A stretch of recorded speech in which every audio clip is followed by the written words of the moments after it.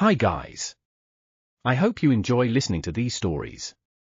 Don't forget to leave a comment, hit that like button and subscribe if you haven't already. Chapter 251, There are people we need to teach a lesson, meow. TL, Hangak. So you're telling me that Gaggle's people are attacking you because they're trying to plant strange plants on the 4th floor of the tower, meow? Yes. That's correct. They have already conquered the 2nd and 3rd floors of the tower and said they would continue ascending after conquering the 4th floor. Hack! Hack! Unforgivable, meow. I'll teach Gaggle a lesson, meow. Theo, having heard the words of the black skeleton Onik, snarled in anger. It was because Gaggle dared to try to conquer the tower. The tower is already conquered by Chairman Park, meow. To Theo, the highest rank in the tower belonged to Sejun. Therefore, Gaggle's actions were an invasion of the tower conquered by Sejun. And that's an insult to me, Theo Park, the golden cat and right-hand man of Chairman Park, meow. It was absolutely unacceptable for them to disrespect Sejun and him and try to take over the land arbitrarily. Hack! Hack! While the furious Theo struggled to calm his emotions, there was another enraged being. It was Iona, who had been quietly listening from Theo's tale. How dare they mess with Sejun Tildenim? In Iona's view, the highest rank in the tower belonged to the great black dragon, Eileen. Although Iona didn't see Sejun as the highest authority in the Black Tower like Theo, messing with Sejun meant messing with Theo, Sejun's right-hand man. And messing with Theo means messing with me. The more she thought about it, the angrier she got. As Iona's anger level rose, what's that sound? Parku suddenly asked another monster about the noise that had just started. This is the 3rd stage of Q of Rage. We're all doomed. A monster, terrified, pointed at the small white hamster on Theo's tail and responded. Q of Rage? Hey, why are you freaking out over one hamster, huh? A white hamster making a Q sound. Parku belatedly realized what the Q of Rage meant. It was the sound made by Iona, the Wizard of Destruction, when she became angry. The 3rd stage of Q of Rage could at least destroy a city. Rabbit City was a metropolis, so it wouldn't be entirely destroyed. However, since they were right next to her, there was no chance of survival for them. At that moment, go! The magic of the angry Iona began to affect the surroundings, and small stones started to levitate. Shiver shiver. We're all going to die. As the monsters resigned themselves to their fate, meow. Iona, calm down, meow. Yes. Fortunately, Theo, sensing something was wrong, calmed Iona down. And then, Onik, come with me, and the rest of you wait here, meow. Yes. The monsters, happy to be able to distance themselves from Iona, responded. Clatter. Clatter. Only Onik, trembling with fear, followed Theo and Iona towards the White Castle. Our Quenji ate a lot. As Sejun took out a carrot cake, Krueng. Quenji will enjoy this meal. Thump. Thump. Swoosh. The carrot cake floated in the air and entered Quenji's mouth. Nom. Ku hey hey hey. Krueng. He he he. It's delicious. Quenji was happy eating the carrot cake. Really fascinating. Try eating another one, Quenji. To observe Quenji's ability, Sejun kept offering more food. Quenji, who had been in a semi-conscious state adapting to his new power, woke up and unlocked a new talent. That ability was telekinesis. Thump. Thump. Thanks to this, Quenji could now lift the carrot cake into his mouth without touching it. And then, Vitality. You have used Vitality LV1. It rapidly digests the food in your stomach. All stats increase by 1% for 60 minutes. Sejun was feeding Quenji while digesting the Eileen's healthy meatball. Although there was a limit to the maximum amount of food he could digest, requiring him to use the skill every hour, it was a minor inconvenience. However, thanks to the Vitality skill, Sejun was now able to eat up to 5 of Eileen's healthy meatball per day. At that moment, your proficiency in Vitality LV1 has been filled, and the level has increased. The proficiency of the Vitality skill was filled, increasing its level. Skill, Vitality LV2, quickly digests the remaining food in the stomach to gain vitality. The speed of food digestion is doubled, and strength, stamina, agility, and magic power are increased by 2%. The duration is determined based on the amount of food remaining in the stomach. Maximum 70 minutes. Thanks to the enhanced vitality skill, the amount of food Sejun could digest increased, and now it seemed he could eat 10 of Eileen's healthy meatball per day. Sejun wasn't concerned about the 2% stat increase. After all, a slight increase in already weak stats would hardly make a noticeable difference. He. Almost finished eating them all, Sejun looked at the remaining Eileen's healthy meatball. There were 19 left. Once he ate all of them, he would be free from Eileen's healthy meatball, and all his stats would increase by 100. He. Coo hey. Thus, Sejun and Quenji laughed for different reasons. When Quenji had eaten a few more carrot cakes, thud. Krueng. Quenji is sleepy. Quenji, rubbing his eyes, snuggled up to Sejun. Still not accustomed to using telekinesis, Quenji quickly felt tired. Shall we sleep then? Feeling full, Sejun quickly picked up Quenji and lay down on the bed, making a pillow with his arm for Quenji. A little while later. Snore. Kurong. The room was filled only with the snoring sounds of Sejun and Quenji. Creak. The door opened, and someone entered. Meow. Chairman Park, are you sleeping? Meow. It was Theo. Kayut, Vice Chairman Theo, we're sleeping too. Iona, whose original goal was to sleep, said. Poohoo hut. Let's do that, meow. Theo, whose life goal was to claim Sejun's lap, quickly took his place on Sejun's lap following Iona's words. Snore. Gororong. Kurong. Kairong. The room was now filled with everyone sleeping snores. Clatter. Black skeleton Onik, left alone, carefully moved to lie on the floor without making noise. And then, sneakily, Sejun's shadow began to move. All right, Kurong. Sejun, waking up, carefully lifted Quenji's head resting on his arm and got up. Gororong. Kairong. Huh? Theo and Iona? He heard the snoring sounds of Theo and Iona. As Sejun's gaze turned towards his lap, he saw Theo sleeping on his lap and Iona curled around Theo's tail. Where did he pick this up from? Theo's fur, which was yellow before sleep, had turned black. As Sejun reached out to inspect what was on Theo's fur, slither. The black substances that Sejun touched started to be absorbed into his hand. More precisely, they merged with his shadow. What's this? While Sejun hesitated in confusion, sneakily, small blobs of shadow about 5 centimeters in size began to detach from Sejun's shadow, and began to stick back onto Theo's fur one by one, and the shadow blobs touching Theo's fur. They moved somewhat cutely as they wriggled.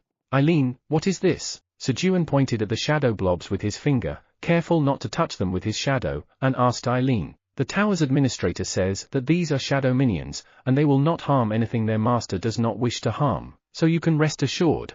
Eileen explained the nature of the shadow blobs. Are these shadow minions? But wasn't it said that summoning was impossible due to a lack of magic power? Shadow minions. Sejun attempted to summon the shadow minions again. However, you lack the magic power to summon shadow minions. The summoning failed again. Then what are these ones out here? As Sejun wondered, the tower's administrator says that according to Grandpa, Dark, God of Darkness, was a cat lover. The tower's administrator says that the shadow minions influenced by God of Darkness seem to be mimicking Dark's behavior. So, they are like this because he liked cats? Eileen clarified Sejun's question. And then, so even without enough magic power, I can summon shadow minions. Hi there, guys. Sejun, happy to have found a way to summon shadow minions without using magic power, greeted them, but the shadow minions ignored Sejun's words. Do they not understand me? As Sejun observed the shadow minions clinging to Theo, meow.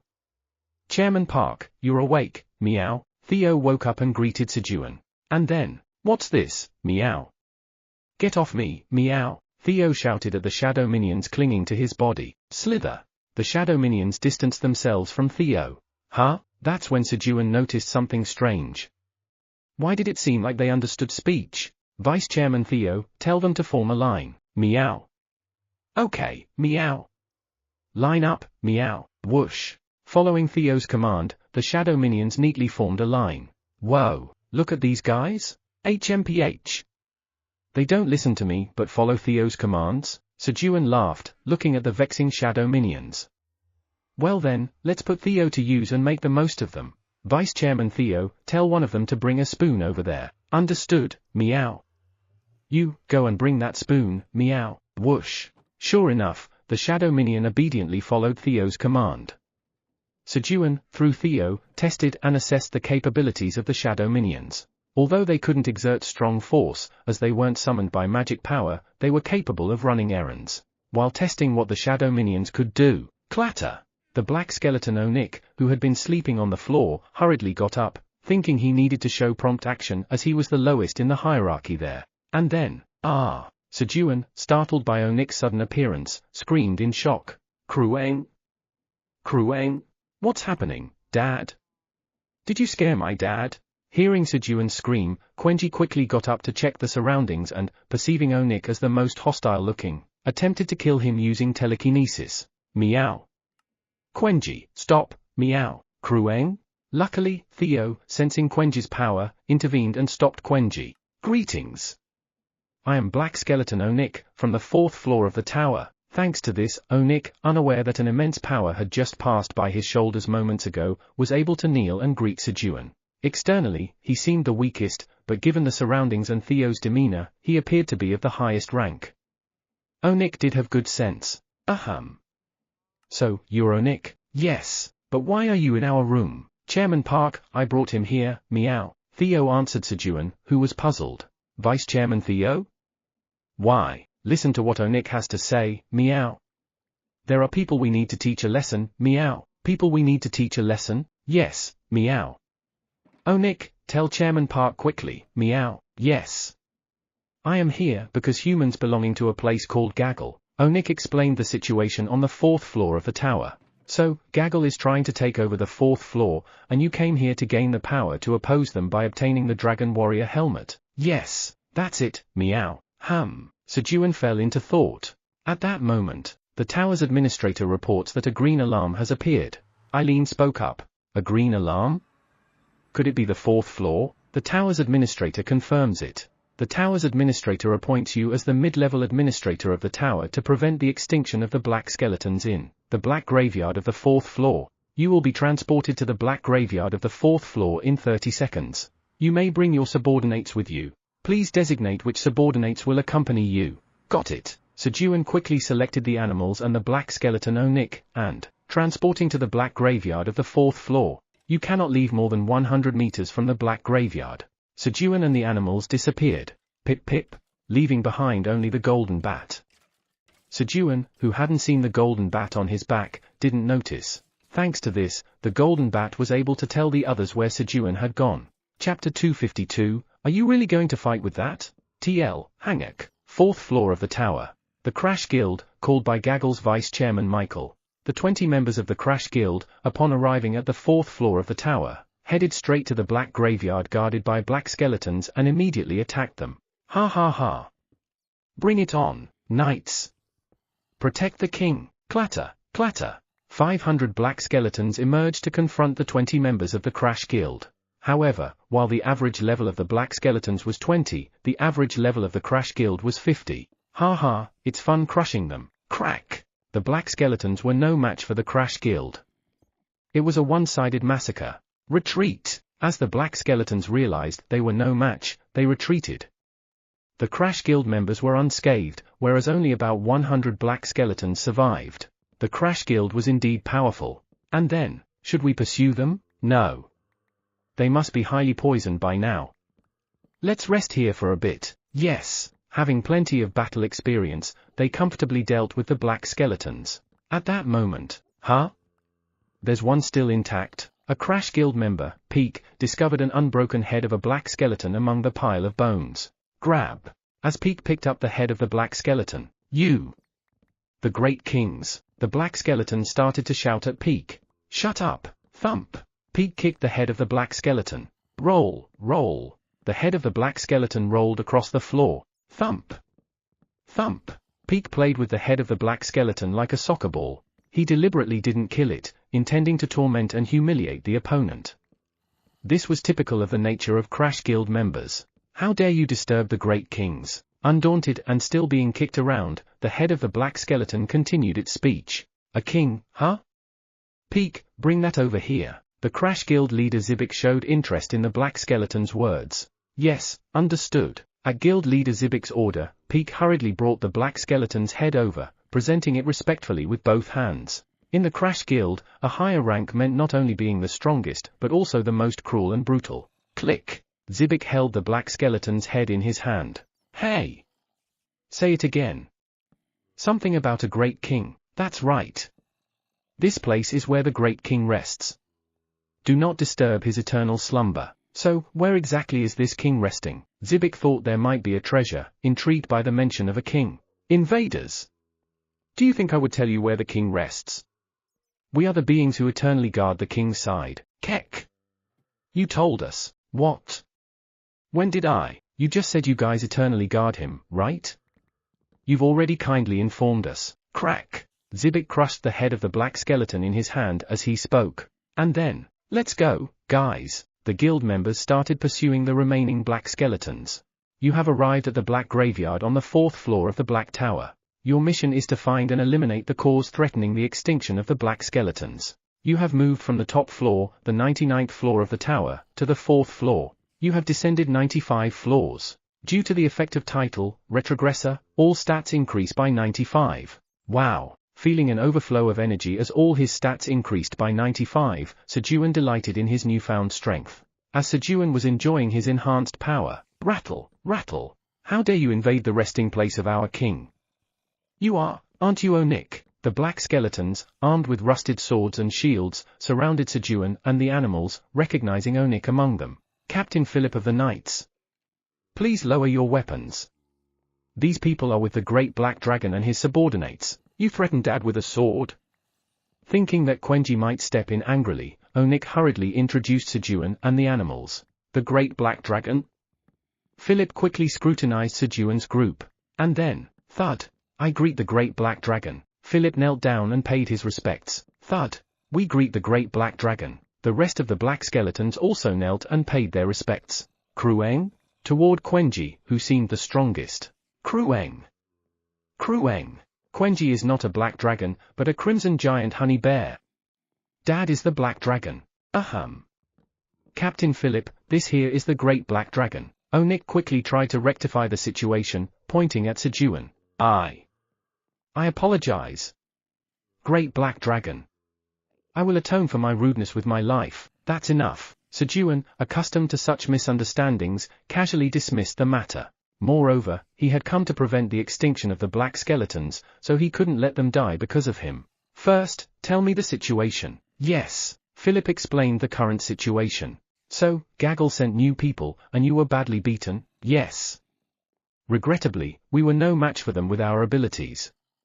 So we hastily retreated to protect the king's tomb. Philip explained the battle with the Crash Guild and their subsequent defeat. Upon hearing Philip's explanation, you have identified the cause of the black skeleton's extinction on the black graveyard of the 4th floor. A mid-level administrator quest has appeared. Mid-level administrator quest, eliminate or drive away the 20 members of the Crash Guild on the 4th floor. Crash Guild 0 or 20. Reward, 100,000 experience points, 1,000 tower coins. Failure, you cannot return to your original place until the quest is completed. The quest appeared. 20 members of the Crash Guild? Sejun spoke as if it was nothing. The reward alone showed that it wouldn't be a difficult task for Sejun. Furthermore, Sejun, who had fought strong hunters on the 44th floor of the tower, knew he was a formidable force on Earth, though not so much on the 99th floor. You guys destroy Gaggle's experience farm. I'll handle the rest. Sejun, unable to leave the 100m radius of the black graveyard, was unable to attack Gaggle's experience farm.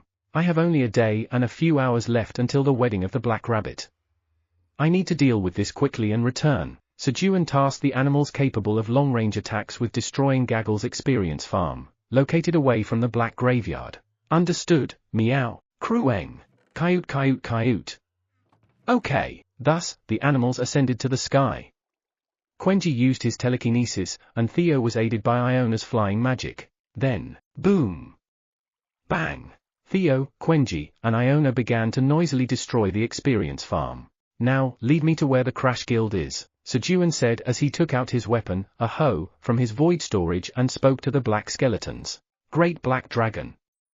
Are you really going to fight with that? Philip, seeing Sejun's weapon, asked in disbelief. The weapon seemed too unimpressive. Yes, let's go quickly. A slightly embarrassed Sejun hurriedly took the lead. If he had known this would happen, he would have brought the amplifying greatsword.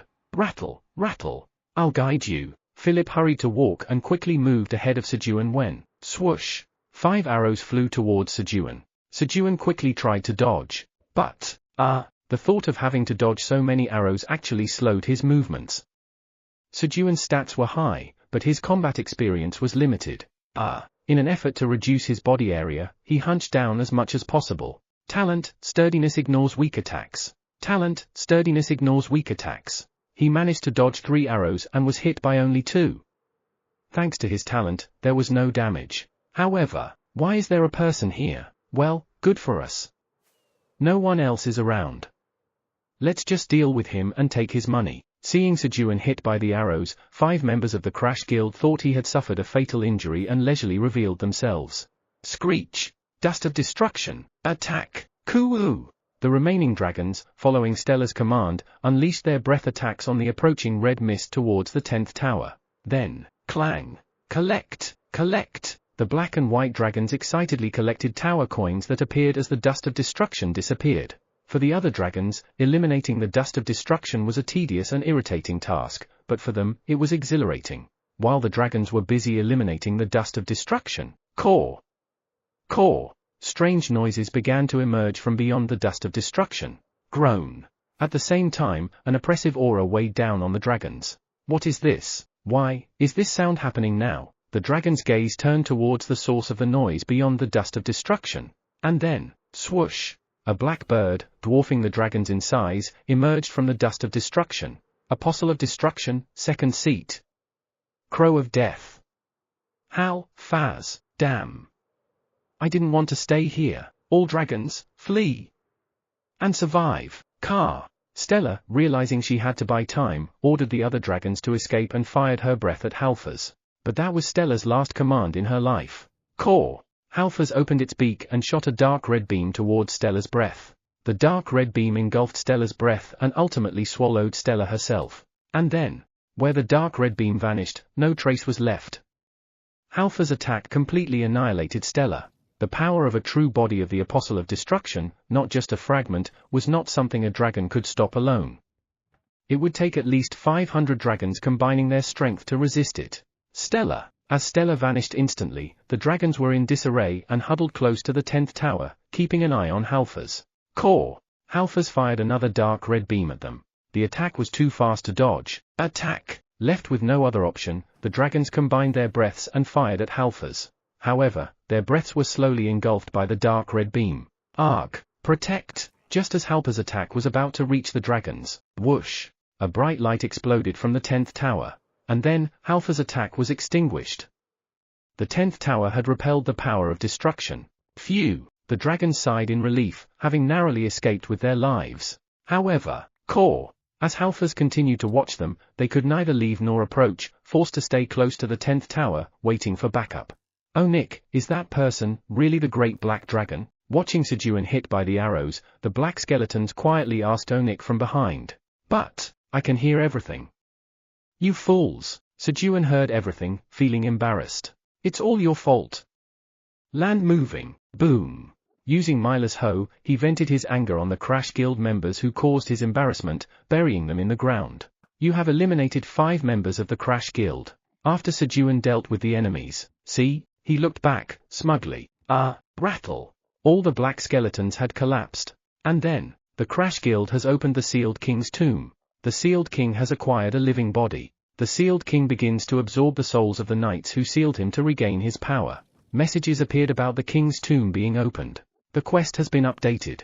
Mid-level administrator quest. Defeat the Sealed King on the 4th floor of the tower before he fully regains his power and save the souls of the black skeletons. Reward, 100 million experience points, 50 million tower coins, salvation of the black skeletons. Failure, you cannot return to your original place until the quest is completed.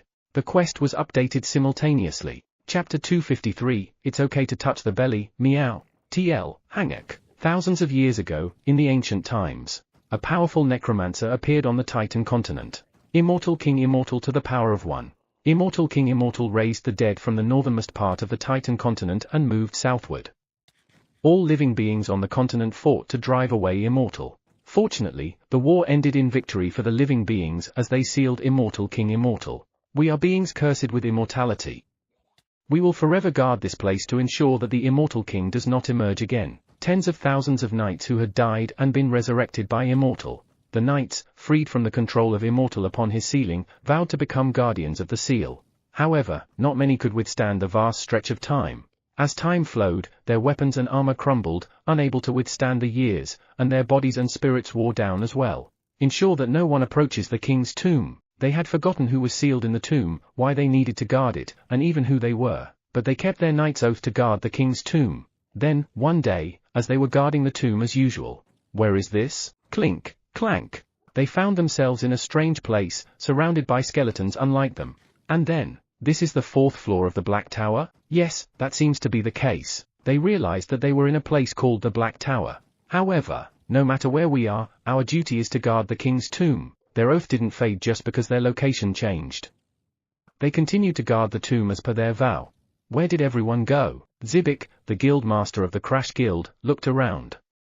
There were no black skeletons in sight. This was because all the black skeletons had gathered where Sejun was. Maybe they went to the other guys? Seems like it. Zibik thought that the black skeletons were lured to another team as he had divided his men into groups of 5 to find the king's tomb. During their search, is this the place? Zibik discovered a giant door engraved with strange characters.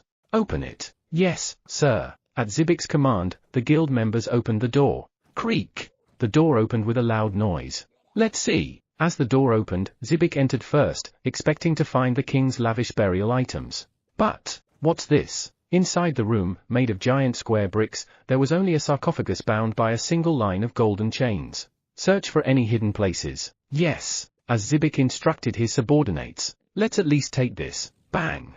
Zibik cut the golden chain around the sarcophagus with his axe. And then, maybe there's something inside? Scrape. Zibik pushed the lid of the sarcophagus, opening it since he had already broken the golden chains. There was no body inside the sarcophagus, only tattered and decayed pieces of cloth. What kind of king's tomb is this? Zibik wasn't curious why there was no corpse, he was just disappointed that there were no valuable items inside. This looks somewhat expensive. Zibik noticed a golden necklace with a red gem among the cloth pieces and reached out to grab it. Just then, puff, puff. Red smoke began to emanate from the red gem and started to envelop Zibik's body. Huh? Why did the rewards suddenly get so much better? This is worrying, isn't it? Sejun felt uneasy as the quest updated with better rewards. Bigger rewards usually meant more difficult quests. Then, Chairman Park, Krueng. Dad, Quenji is here. Theo and Quenji came looking for Sejun and clung to his knees. They had returned to protect Sejun as they sensed an unusual atmosphere around. Feeling the comforting weight on his legs, Sejun felt reassured. With Theo and Quenji by his side, he felt ready to face any foe. What about Iona? Iona will come after burning down the experience farm, meow. Really? Looking up at the sky, a tremendous number of flames filled the air, falling towards the ground. Judging by the firepower, it seemed Iona would return soon. Guys, we need to find the sealed king first. Pooh hut. Leave it to me, meow. Guys, come out, meow. At Sejun's words, Theo puffed up with pride and spoke to Sejun's shadow. Then, slink, slink. Shadow minions began to detach from Sejun's shadow and cling to Theo. Go and check if there's anything suspicious, meow. Theo ordered the shadow minions to scout around. Nod, nod. Swoosh. The shadow minions nodded at Theo's command and scattered in all directions. I'm jealous, even though they were his shadow minions. Sejun felt a bit sad that he could only watch Theo command them. But then, no. If it weren't for Theo, I couldn't have summoned them. This is better. Squish, squish. Sejun quickly adopted a positive mindset and pinched Theo's cheeks. He. The soft, mocha-like texture lifted Sejun's spirits. There were absolutely no other emotions involved. Meow. Chairman Park, let go of my cheeks, meow. Struggling to escape from Sejun's grasp, Theo wriggled about, and then, Krueng. Dad, Quenji wants his cheeks touched too. Feeling left out as Sejun only touched his big brother's cheeks, Quenji pushed his face forward, asking for his cheeks to be touched as well. All right. Letting go of the reluctant Theo's cheeks, Sejun proceeded to touch Quenji's cheeks when, swoosh. Theo, lying on Sejun's lap, stealthily pulled Sejun's right hand towards his belly. It's okay to touch the belly, meow. Got it. As Sejun petted Theo's belly and Quenji's cheeks, swoosh. The shadow minions returned and clung to Theo again. And then, thank you, meow. Chairman Park, over there is someone emanating a strange aura, meow. Theo, having received the report from a shadow minion, raised his paw to point the way. Cough. Why? A subordinate, who was searching for hidden places on Zibik's orders, died with a puzzled look, a sword plunged into his side. Soul drain. Zibik, or rather Immortal King Immortal, who had possessed Zibik's body, watched the subordinate coldly, reciting the spell with eyes dyed bright red. Puff, puff. White smoke escaped from the corpse and was absorbed into Immortal's mouth. Sigh. How long has it been since I tasted a soul steeped in despair? It's delicious. Immortal, having absorbed the soul, showed an ecstatic expression, overwhelmed with joy. Then, Boss, what's going on? Boss, why did you kill Royce? Feeling the strange atmosphere, the subordinates who found Immortal next to their dead colleague approached him. Boss? Ah. Is that what you call this body? What does that mean? But how rude. To not bow your head in the presence of the Immortal King, Immortal. I'll have to cut off your heads. Arise, my first sword. Boom, boom. At Immortal's command, the ground split open, and a black skeleton appeared. You called, Immortal King. The king's first sword greets you. Thump. The black skeleton, equipped with a thick full-body armor emitting a dark sheen and a black sword radiating a deadly aura, kneeled and paid respects to Immortal. It looked different from when it was with Sejun. Yes, it has been a long time, my first sword. Immortal King, give me your command. Cut off their heads. Yes, as the king commands. As the first sword stood up to carry out Immortal's order, the boss is acting weird. Let's subdue him. Got it. The members of the Crash Guild, despite their grand words, relaxed their guard upon seeing just one black skeleton clad in armor and attacked it. But then, scrape. What? The Crash Guild members couldn't even see the swing of the black skeleton's sword before they saw their bodies falling to the ground. Soul drain. Thus, Immortal King Immortal absorbed 4 souls from the head severed by his first sword. Arise, my swords. Having regained strength by absorbing souls, Immortal summoned 5 more armed black skeletons. And then, detect life. Over there. He began to hunt, sensing the presence of living beings nearby. To the left, meow. Following the guidance of the shadow minion, as relayed by Theo, Sejun moved in that direction. Huh? Is that the sealed king? Soon, they could see Immortal King Immortal, protected by 30 armed black skeletons. While Sejun was assessing his opponent. What are these animals? Kill them. Immortal ordered the death of Theo and Quenji. Due to his talent of being an insignificant presence, Sejun was not noticed by Immortal. Yes, as the king commands. The black skeletons began to draw their swords to attack Theo and Quenji. But then, Krueng. Dad, Quenji will protect you as the king of gluttony. Quenji announced his own royal title upon facing the Immortal King. And then, click. With Quenji's cry, the black skeleton swords were forcefully sheathed back into their scabbards. Quenji had used telekinesis to resheath the knight's swords back into their sheaths, preventing Sejun from getting caught in the attack. In the meantime, Chairman Park's enemies will be punished by Vice Chairman Theo, the Knee King, meow. Theo, also mentioning his own royal title, swung his front paw. Without any sound or wind, Theo's magic claws slashed through them. Guard Theo has defeated the first sword of the Immortal King Immortal. You have gained 500,000 experience points, 50% of what Guard Theo earned. Clatter! The black skeletons were split into 6 parts and crumbled away. However, there was no message about defeating Immortal. And then, meow, coo coo coo coo. Not bad. Immortal laughed while regenerating his wounds. Arise, my swords. Immortal raised the black skeletons again. That moment, coo hey hey hey. Krueng. Hee hee hee. Big brother can't fight well. Smack. Quenji laughed at Theo and clapped his hands. Boom. Simultaneously, Immortal and the black skeletons were crushed. Quenji had used his telekinetic powers. Herbalist Quenji has defeated the 10th sword of the Immortal King Immortal. You have gained 100,000 experience points, 50% of what Herbalist Quenji earned. But again, there was no message about defeating Immortal. Crack! Coo coo coo coo. That hurt a bit. Immortal's pulped body began to regenerate again. Krueng? Quenji was taken aback to see Immortal reviving even after his attack. Meow. Chairman Park, what should we do? Meow. Krueng? Dad, what should we do? Theo and Quenji, having never encountered an enemy that didn't die from their attacks, were perplexed and turned to Sejun for guidance. It's okay. Quenji, make sure he can't move. Krueng. Understood. As Quenji used his telekinesis to restrain Immortal, throw thunder. In the meantime, Sejun, who had conjured dense thunder clouds in the sky, struck Immortal's regenerating body with lightning. Boom! Ah! Immortal screamed as his body was scorched by the lightning. Had he been in full strength, he might not have been affected, but in his weakened state, Sejun's skill could inflict damage. Hurts, doesn't it? So, quickly summon more black skeletons. Hearing Immortal's earlier comment about pain, Sejun pressured him to summon black skeletons while inflicting pain. The black skeletons provided experience points even after being killed and resummoned. Sejun planned to find a way to defeat Immortal while simultaneously earning experience points by defeating the black skeletons. If I can't resolve the situation by the time of the Black Rabbit's wedding, I'll just freeze him into an ice cube and send him to Eileen. Unaware that the Holy Stone ice cube was on the verge of being crushed under Eileen's foot, Sejun pondered his next move. TL Notes. 1. Immortal King. Immortal. Here, the author has used the title Immortal King, which is in Korean, but used the name Immortal, which is in English. So, to a Korean reader, this might not seem strange, but in English, it feels a bit odd.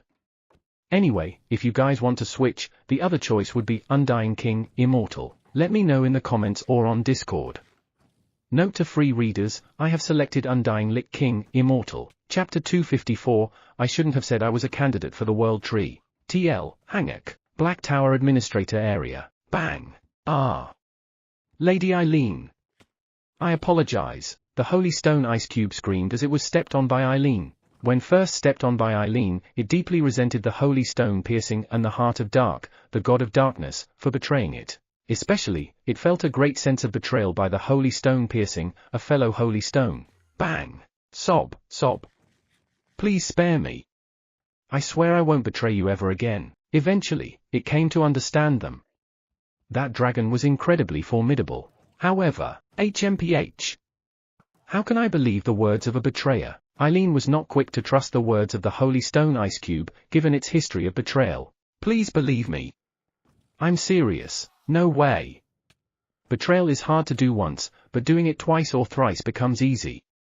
And you've already committed that difficult betrayal once.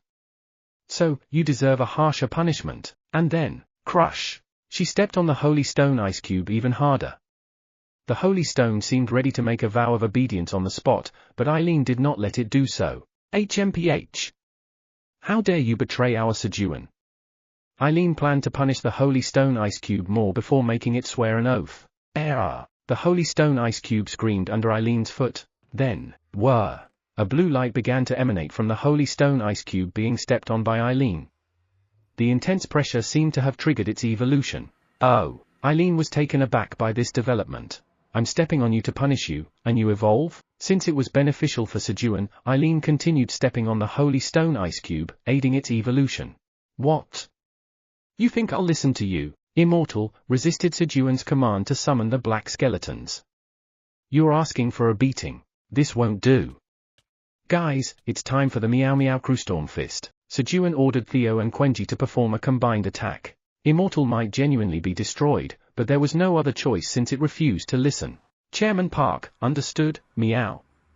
Quenji, are you ready meow? Click. Theo responded and placed his front paw on Sejun's knee. Krueng. Ready. Quenji also responded, placing his front paw on Sejun's knee.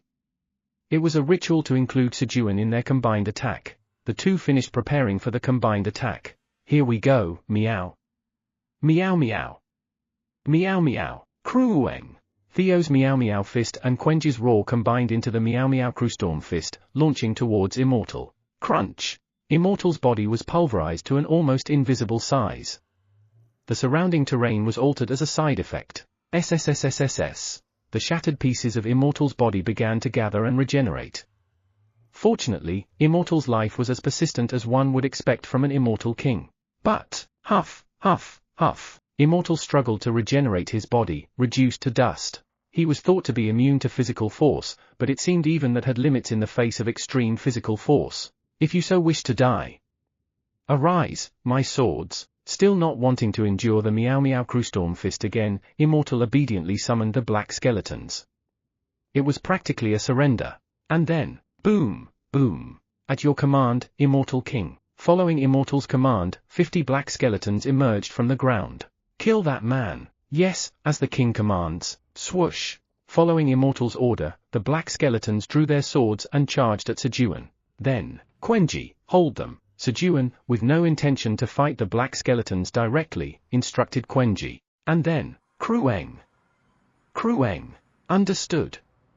Holding them, Quenji stretched his front paws forward and used telekinesis to immobilize the black skeletons. Rainfall. In the meantime, Sejun soaked the ground sufficiently to ensure good electrical conductivity. Thunder throw. Thunder throw. After dropping lightning on the black skeletons summoned by Immortal 10 times. Boom. You have defeated the 50th sword of the Immortal King Immortal. You have gained 20,000 experience points. The weakest black skeleton began to fall. Thunder throw. As Sejun continued to defeat the black skeletons and gain experience, your proficiency in Rain Thunder LV3 has increased, leveling up the skill. The Rain Thunder skill leveled up. And then, Thunder throw. When Sejun used the leveled up Thunder throw, boom! The power of purification contained within the thunder cleanses forces that defy the natural order. The soul control exerted by Immortal King Immortal over Onyx souls weakened slightly. SSSSSS. With the message, black smoke slightly escaped from the bodies of the black skeletons hit by the thunder and disappeared. The Rain Thunder skill had reached level 4 and was now imbued with the power of purification. Huh? Upon seeing the names in the message, Sejun realized that the black skeletons he was attacking were, until recently, his allies, and that his attacks were actually helping them. Guys, I'll help you attain Nirvana. Originally planning to just fight moderately and leave it to Theo and Quenji, Sejun got enthusiastic and used his skill. Hey! Summon more! Thunder throw. Thus, Sejun continued to drop thunder more vigorously. 2 hours later, huff, huff, huff. I'm tired. Let's take a break. After defeating all 50 black skeletons and using about half of his magic power, Sejun gasped for air. Compared to the past when he would faint after using Thunder Throw 3 times, this was indeed a remarkable improvement. Clank! Immortal was temporarily placed in the void storage to prevent him from escaping. Just as Sejun was about to take a break after putting Immortal in the void storage, crack! Sejun heard a breaking sound in his ear. Huh? Turning towards the source of the sound, Ku-hey-hey-hey. Quenji was chewing on the bones of a black skeleton. Quenji, who told you to eat that? Spit it out right now. That's dirty, Sejun sternly scolded Quenji. Queuing. Krueng. Sorry. Quenji was just hungry and wanted to taste it. Quenji looked pitiful and whimpered, noticing Sejun's angry expression. Despite feeling soft-hearted seeing Quenji like this, Sejun maintained a stern expression. It was time to be strict, or Quenji might eat human bones next time. If you're hungry, tell Daddy. Here, eat some honey. Don't eat such things again, okay? Sejun gave Quenji some honey he had taken out when confining Immortal. Krueng. Krueng. Okay. Quenji was wrong. Quenji, realizing Sejun was no longer angry, rubbed its face against Sejun's knee and said, Ku-hey-hey-hey. Lick, lick. Quenji sat on Sejun's lap and began eating the honey. After a while, when Quenji finished the honey, hey! Summon them again. Sejun took Immortal out of the void storage and had him summon the black skeletons again. Eek! I'm not going to do whatever you say. Immortal seemed to have quickly forgotten the pain he just experienced and resisted again. But, guys, meow meow crew, no. I'll summon them. Arise, my swords. Immortal eventually had to summon the black skeletons again. It would have been so much easier if he had just complied from the start. Thunder throw. Sejun continued to defeat the black skeletons and gain experience points. Boom! As Sejun continued to rain down thunder on the black skeletons, SSSSSS. The power of purification contained within the thunder cleanses forces that defy the natural order. The soul control exerted by Immortal King Immortal over Sis's soul is completely released. The soul of Sis, under the control of Immortal King Immortal, is liberated. With the message, black smoke slightly escaped from the weakest black skeleton's body, and its black bones turned pure white. The power of purification had completely liberated the soul from Immortal's control. And then, thank you for granting me peace. The only thing I can offer to you, Sejun, is the modest enlightenment of my sword.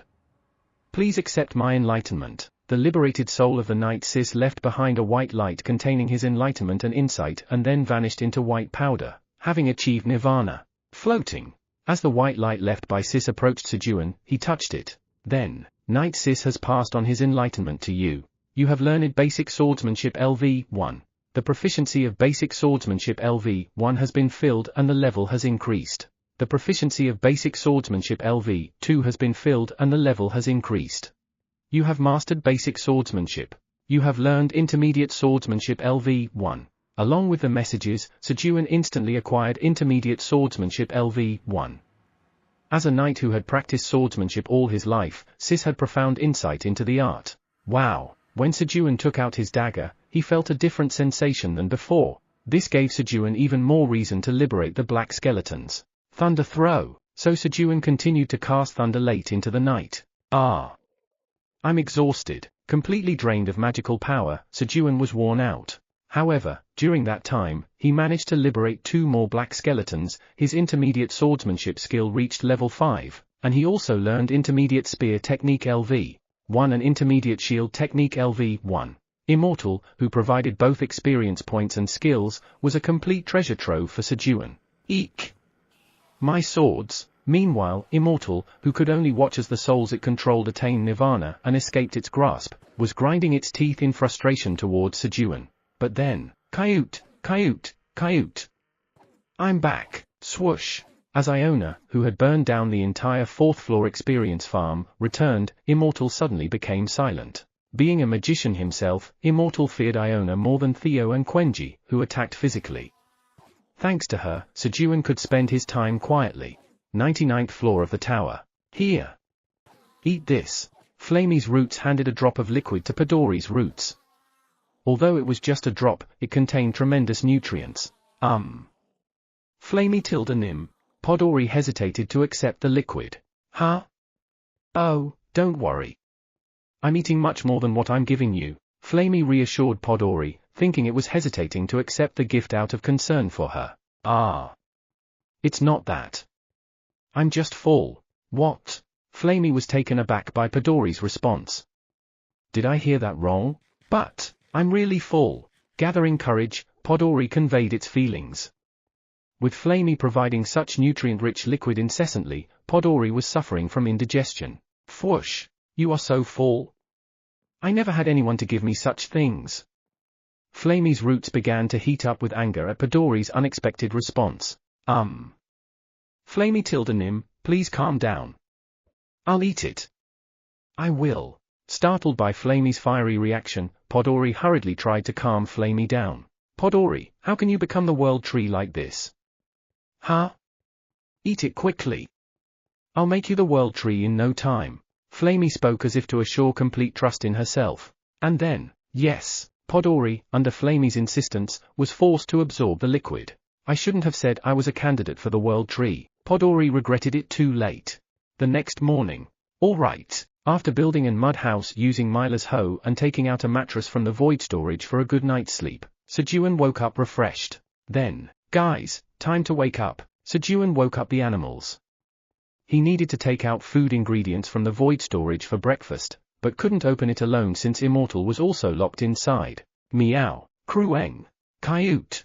After spending 10 minutes waking up the animals, Pooh Hut. Leave it to me, meow. Krueng.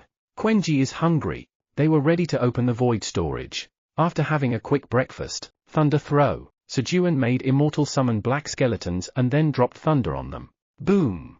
Sejun started off with a strong thunderbolts, using a lot of magic power. Although this method quickly exhausted his magic power, this time he had something to rely on. Coyote! Power of magic, heed my command and transfer my magic power. Magic power transfer. Iona used her own magic power to replenish Sejun's. Although it was an inefficient spell, consuming 100 of her magic power to restore only 5 of Sejun's, efficiency 5%, it was perfectly suited for the situation. Thanks to Iona's help, Sejun could use his skills liberally without worrying about his magic power. Your proficiency in Rain Thunder LV4 has increased, leveling up the skill. The level of the Rain Thunder skill increased again, strengthening the power of purification in the thunder and weakening Immortal's soul control more rapidly. Day 356 of being stranded.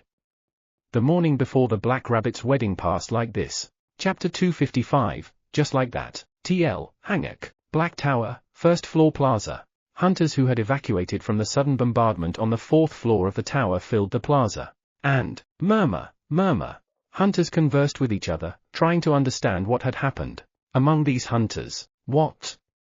You're saying a cat swung its paw in the sky and turned dozens of kilometers of experience farms to dust? Yes. I saw it from the top of Mount Kaisal. I saw a yellow cat and a brown baby bear in the sky, swinging their paws and destroying the farm. A bald hunter, over 2 meters tall and muscular, gesticulated wildly, describing the scene he had witnessed on the 4th floor. However, what? A cat? A baby bear? That's nonsense. This guy has lost his mind. Lexton, get a grip. It's true. His peers ignored and mocked Lexton's claims. It was fortunate they didn't see Iona on Theo's tail. If Lexton had said that a small, cute, white hamster created a giant firestorm and wiped away the experience farm, he would have been ridiculed even more. Actually, he might have been completely dismissed as a liar and ostracized by the other hunters. It's really true. Disheartened by the dismissal of the surrounding hunters, Lexton quietly closed his mouth when, could you tell me more about what you said earlier?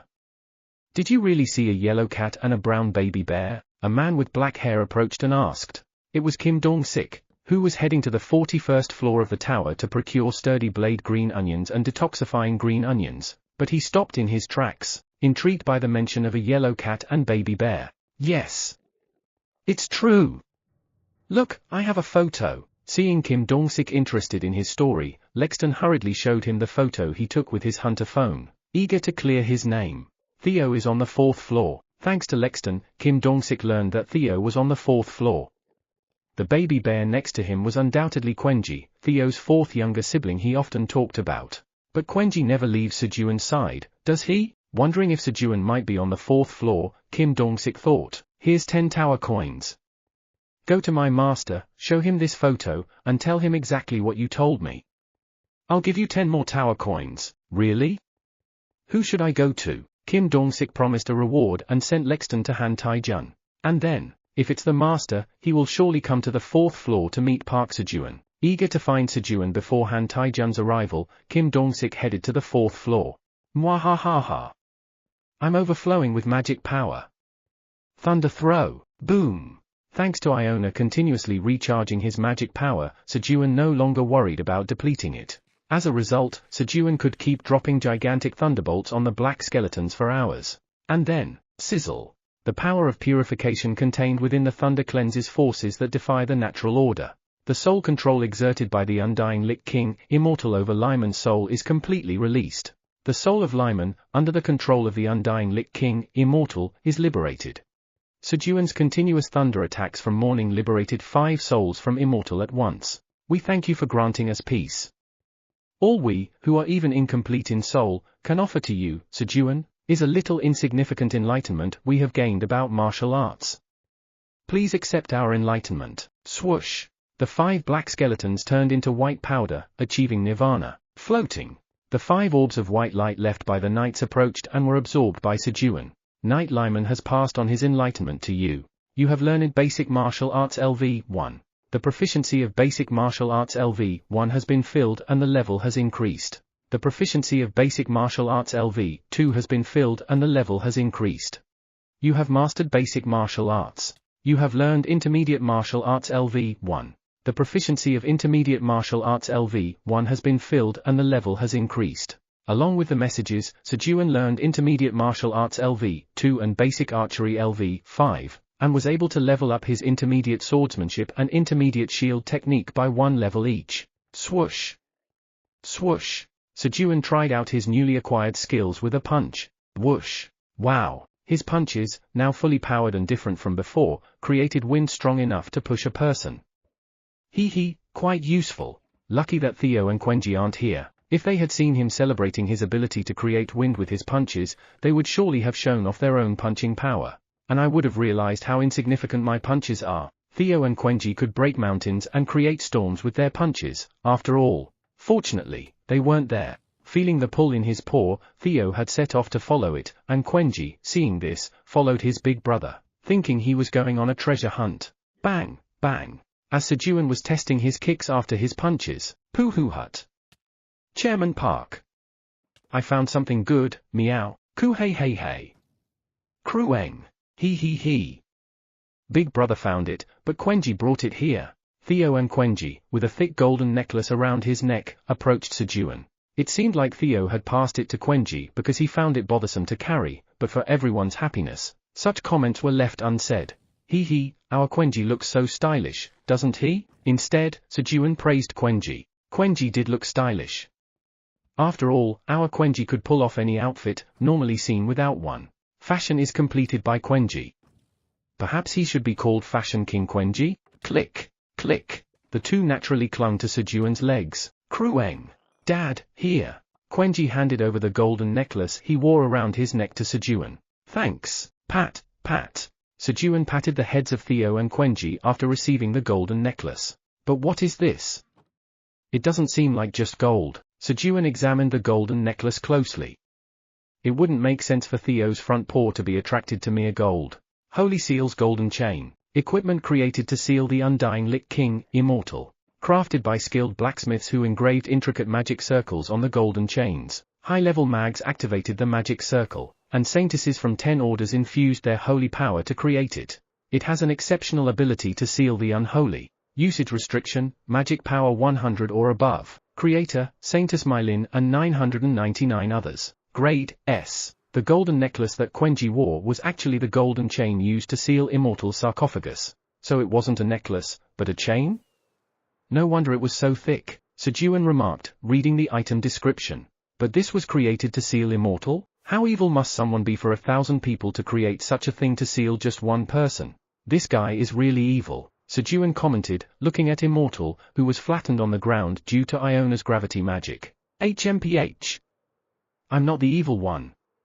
Those weaklings who died by my hand are the evil ones. What? So you're saying I'm evil? Sejun, who often felt weaker compared to others and was treated as the underdog, was angered by Immortal's response. And then, hey! Summon the black skeletons. Sejun decided to quickly liberate the souls under Immortal's control and deal with Immortal himself. According to Iona's assessment, once all souls under Immortal's control were freed, his immortality would disappear. Create thunderclouds. Rainfall. As Sejun was getting ready to attack the black skeletons again. Gurgle, gurgle. A rumbling sound came from his legs. Huh? Sejun looked down. Ku hey. Quenji looked up at Sejun with an expectant expression. Quenji is hungry. It was indeed time for lunch. As always, Quenji's belly clock was accurate. Just wait a bit, Quenji. Thunder throw. Sejun intermittently dropped thunder on the black skeletons while preparing lunch. 99th floor of the tower. Okay. Okay. The monkeys respectfully delivered the completed samyangju to the dragons. Oh. Is it all done? Specifically, to Kaiser, who had reserved the samyangju in advance. Kaiser joyfully collected 1,000 bottles of samyangju. And then, SSSS. Kellyan and Ramter, who had to wait a few more days for their reserved samyangju, enviously watched Kaiser's bottles of samyangju. Ramter had already replaced his armor with a new red dragon statue crafted by Udon. He had casually discarded his old armor in the farm. Coo. Pop. Feeling the envious gaze of the two, Kaiser smugly opened a bottle of samyangju. The exquisite aroma spread as soon as the bottle was opened. Want some? Kaiser asked, noticing the two unable to take their eyes off the bottle. Yes. Yeah. Nod. The two eagerly nodded in response. Coo. All right. I'll generously share some. Just as Kaiser was about to share the samyangju. What? Dragons in the 10th tower? The Apostle of Destruction in the 10th tower? Halfas? All three simultaneously received reports about the situation in the 10th tower. And then, see you in a moment. Right. Let's meet outside. To rescue the dragons in the 10th tower and fight Halfas, leaders of each dragon tribe led 100 elite dragons each to the 10th tower. Thunder throw. After lunch, Sejun had been attacking the black skeletons for about 2 hours. Boom! The power of purification contained within the thunder cleanses forces that defy the natural order.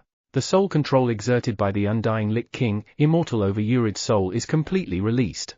The soul of Urid, under the control of the undying Lich King, immortal, is liberated. 20 souls were simultaneously liberated from immortal, a result of the continuous weakening of immortal's control by the power of purification. Swish! As Sejun absorbed the white orbs left by the knights, he learned basic axe technique, leveling it up to 7. You have mastered intermediate swordsmanship.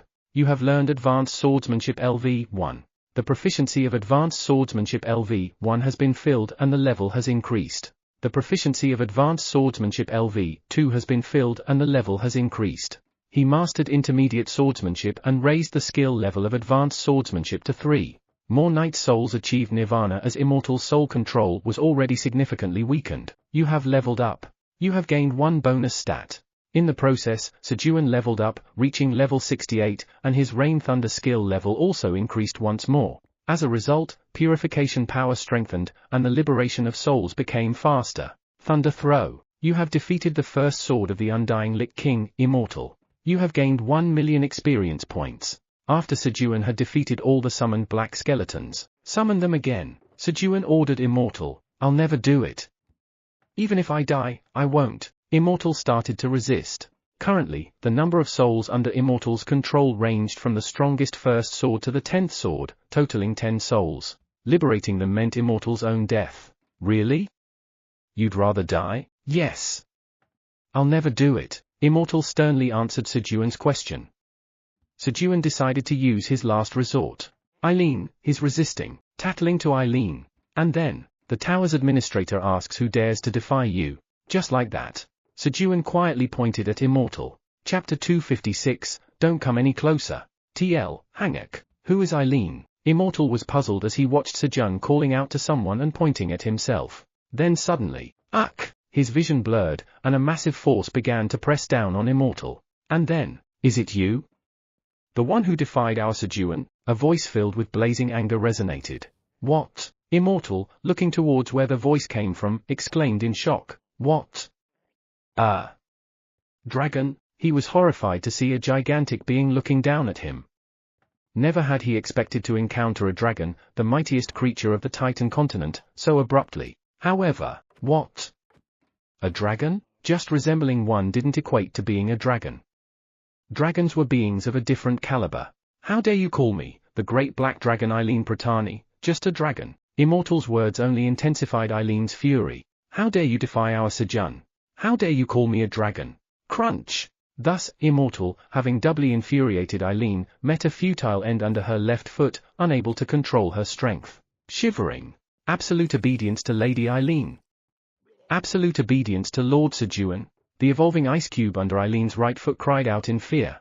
4th floor of the tower. Not long after Immortal's demise, the tower's administrator, the great black dragon Eileen Pratani, has annihilated the Undying Lich King. The mid-level administrator quest has been completed. Messages appeared indicating the completion of the quest appeared. As expected of Eileen, she seemed to have dealt with Immortal right after taking him away. He. You should have listened to me. Sejun was mourning that liberated.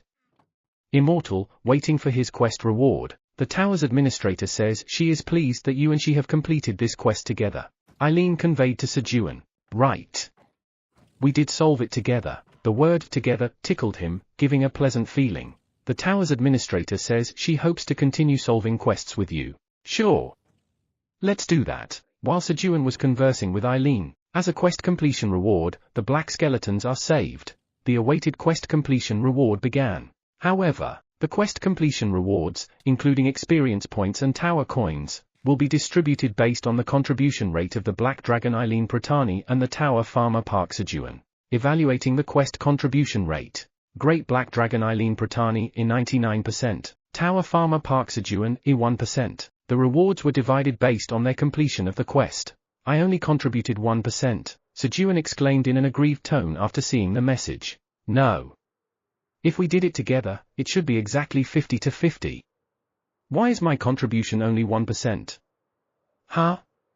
How hard I mean, we worked. Conscious of the animal's help without which Immortal could never have been captured, Sejun couldn't claim to have done it alone. And then, you have acquired 1 million experience points as 1% of the quest completion reward. You have acquired 1.5 million tower coins as 1% of the quest completion reward. Regardless of Sejun's feelings, the rewards were distributed. At that moment, Chairman Park. Your face is getting ugly again, meow. Theo, quick to notice Sejun's frustration showing on his face, swiftly climbed onto his shoulder and started, press, to push on Sejun's face with his front paws. Don't worry, meow. I'll quickly restore your face to its normal state, meow. No, P2E. My face isn't rotten. Sejun tried to deny it while spitting out Theo's fur that got into his mouth, but, thump. Thump, meow. Chairman Park, stay still, meow. Your face is getting more ugly, meow. Press. Press. Theo kneaded Sejun's face fiercely, pressing hard on it. Sigh. All right, do what you want, Pooh Hut. Just wait a little, meow. Press. Press. While Sejun was receiving Theo's massage, the tower's administrator says she's sorry for taking all the rewards. Eileen, who had inadvertently taken 99% of the quest rewards, apologized to Sejun.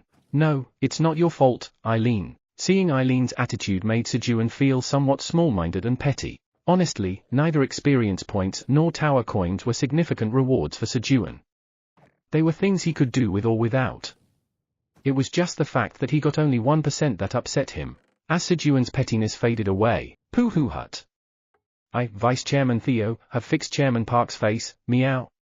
Now, Chairman Park's face is no longer ugly, meow. Click. Theo patted his forehead with his front paw, hanging from Sejun's leg again with a proud expression. Then, the tower's administrator says this item, which emerged after she killed Immortal, will be given to you.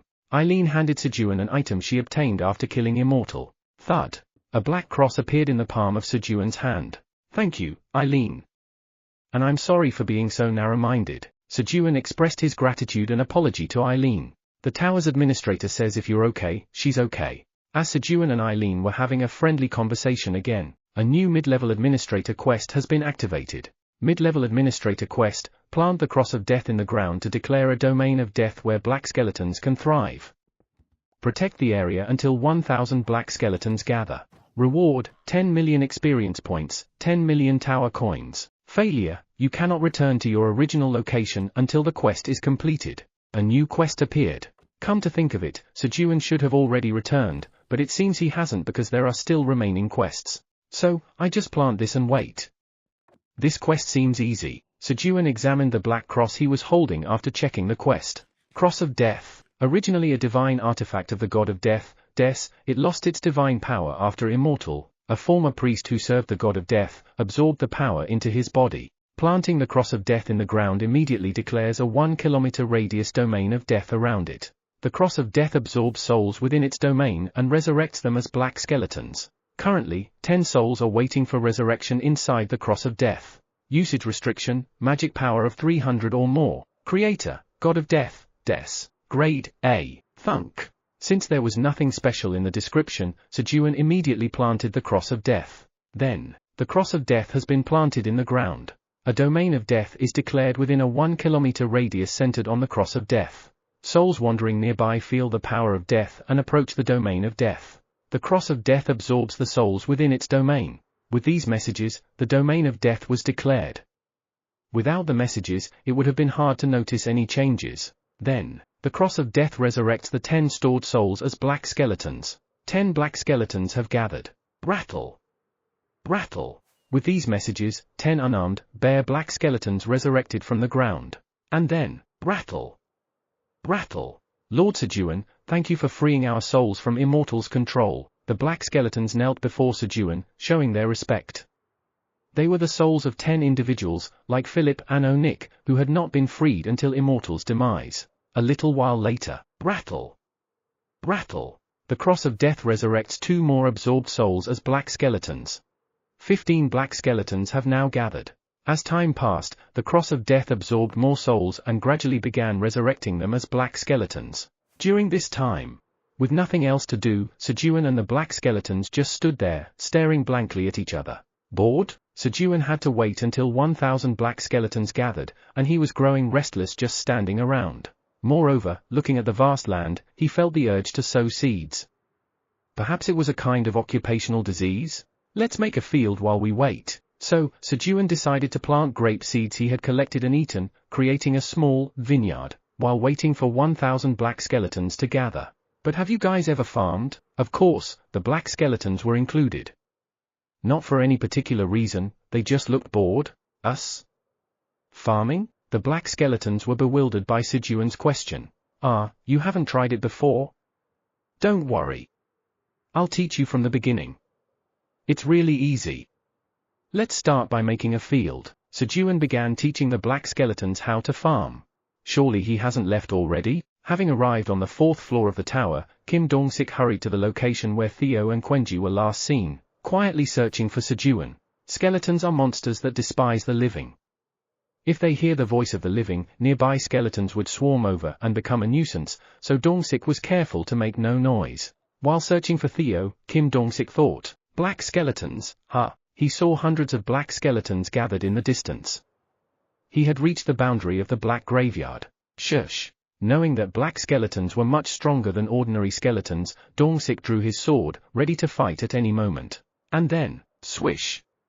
Swish! He quietly moved towards the black skeletons. However, what's this? As Dong-sik approached the black skeletons, an overwhelming sense of oppression weighed down on him. The cross of death resurrects absorbed souls as black skeletons. 700 black skeletons have now gathered. As another black skeleton rose, "Come here, rookie. I am the first hoe, Philip. From now on, I will teach you the basics of farming, starting with field making and planting." Philip, who had transformed from a sword to a hoe, began teaching the new black skeleton how to farm. After teaching the black skeletons how to make fields and plant seeds, Sejun delegated the task of instructing the newcomers to those who understood his instructions best.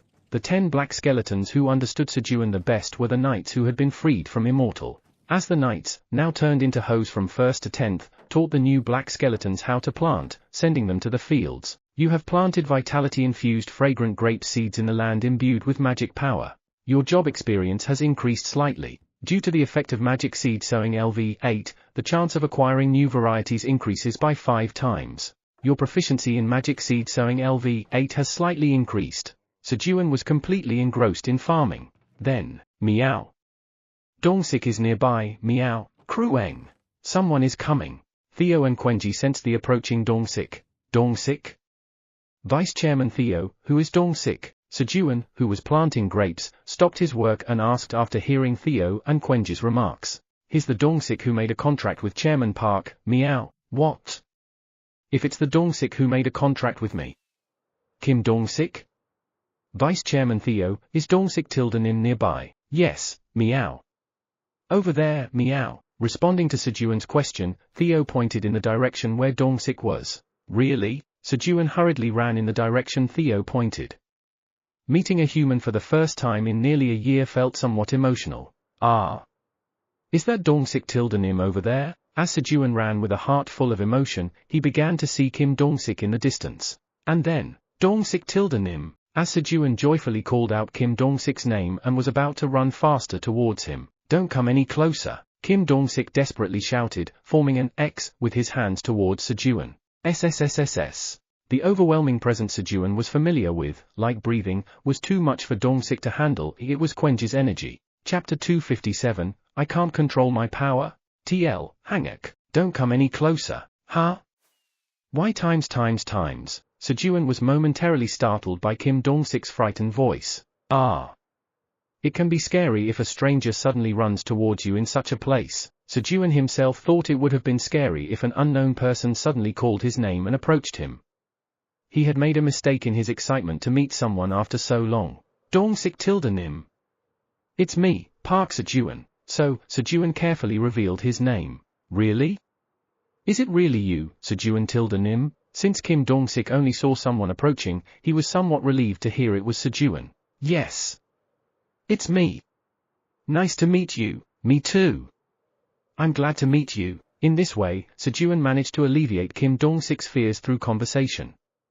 Surely, this should be enough to dispel his wariness. Dong-sik Tildenim, let's talk more as we get closer. Sejun tried to approach Dong-sik again. However, no. That won't do. Please don't come any closer. Sejun Tildenim, let's talk from this distance. Kim Dong-sik once again made an X with his arms to prevent Sejun from approaching. His voice was still filled with fear. What? Why? Sejun couldn't understand Kim Dong-sik's reaction. Hunters aware of Sejun's existence had one question in mind. Why doesn't Park Sejun come out of the tower? Thanks to Sejun's crops, patients on the brink of death were revived and thwarted attacks from earth-threatening locusts. If Sejun wished, he could enjoy immense wealth and honor. However, for some reason, Sejun, despite having such wealth and honor, had not stepped out of the tower. There were various speculations about the reason, but none were convincing due to the lack of information about Sejun. And then, so this was it. Having met Sejun, Kim Dong-sik understood why Sejun hadn't left the tower.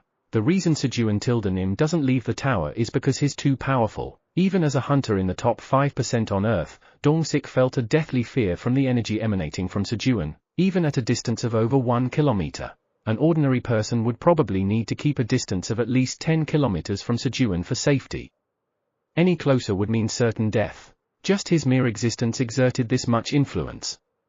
If Sejun were to get even slightly excited and intensify his energy, the consequences would be unimaginable. Sejun is staying in the tower to protect us. He must be aware that leaving the tower could cause immense human casualties. Thus, unbeknownst to Sejun, a plausible reason for his staying in the tower was formed.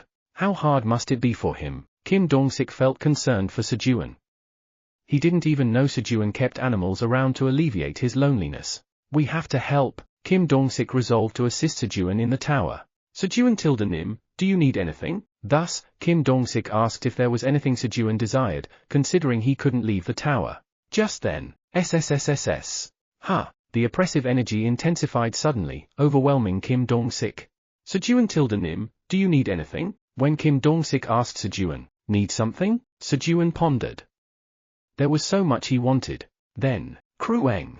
Quenji wants to eat the kimchi stew made by Quenji's grandma. Quenji exclaimed excitedly, inadvertently increasing the intensity of his energy. Should we?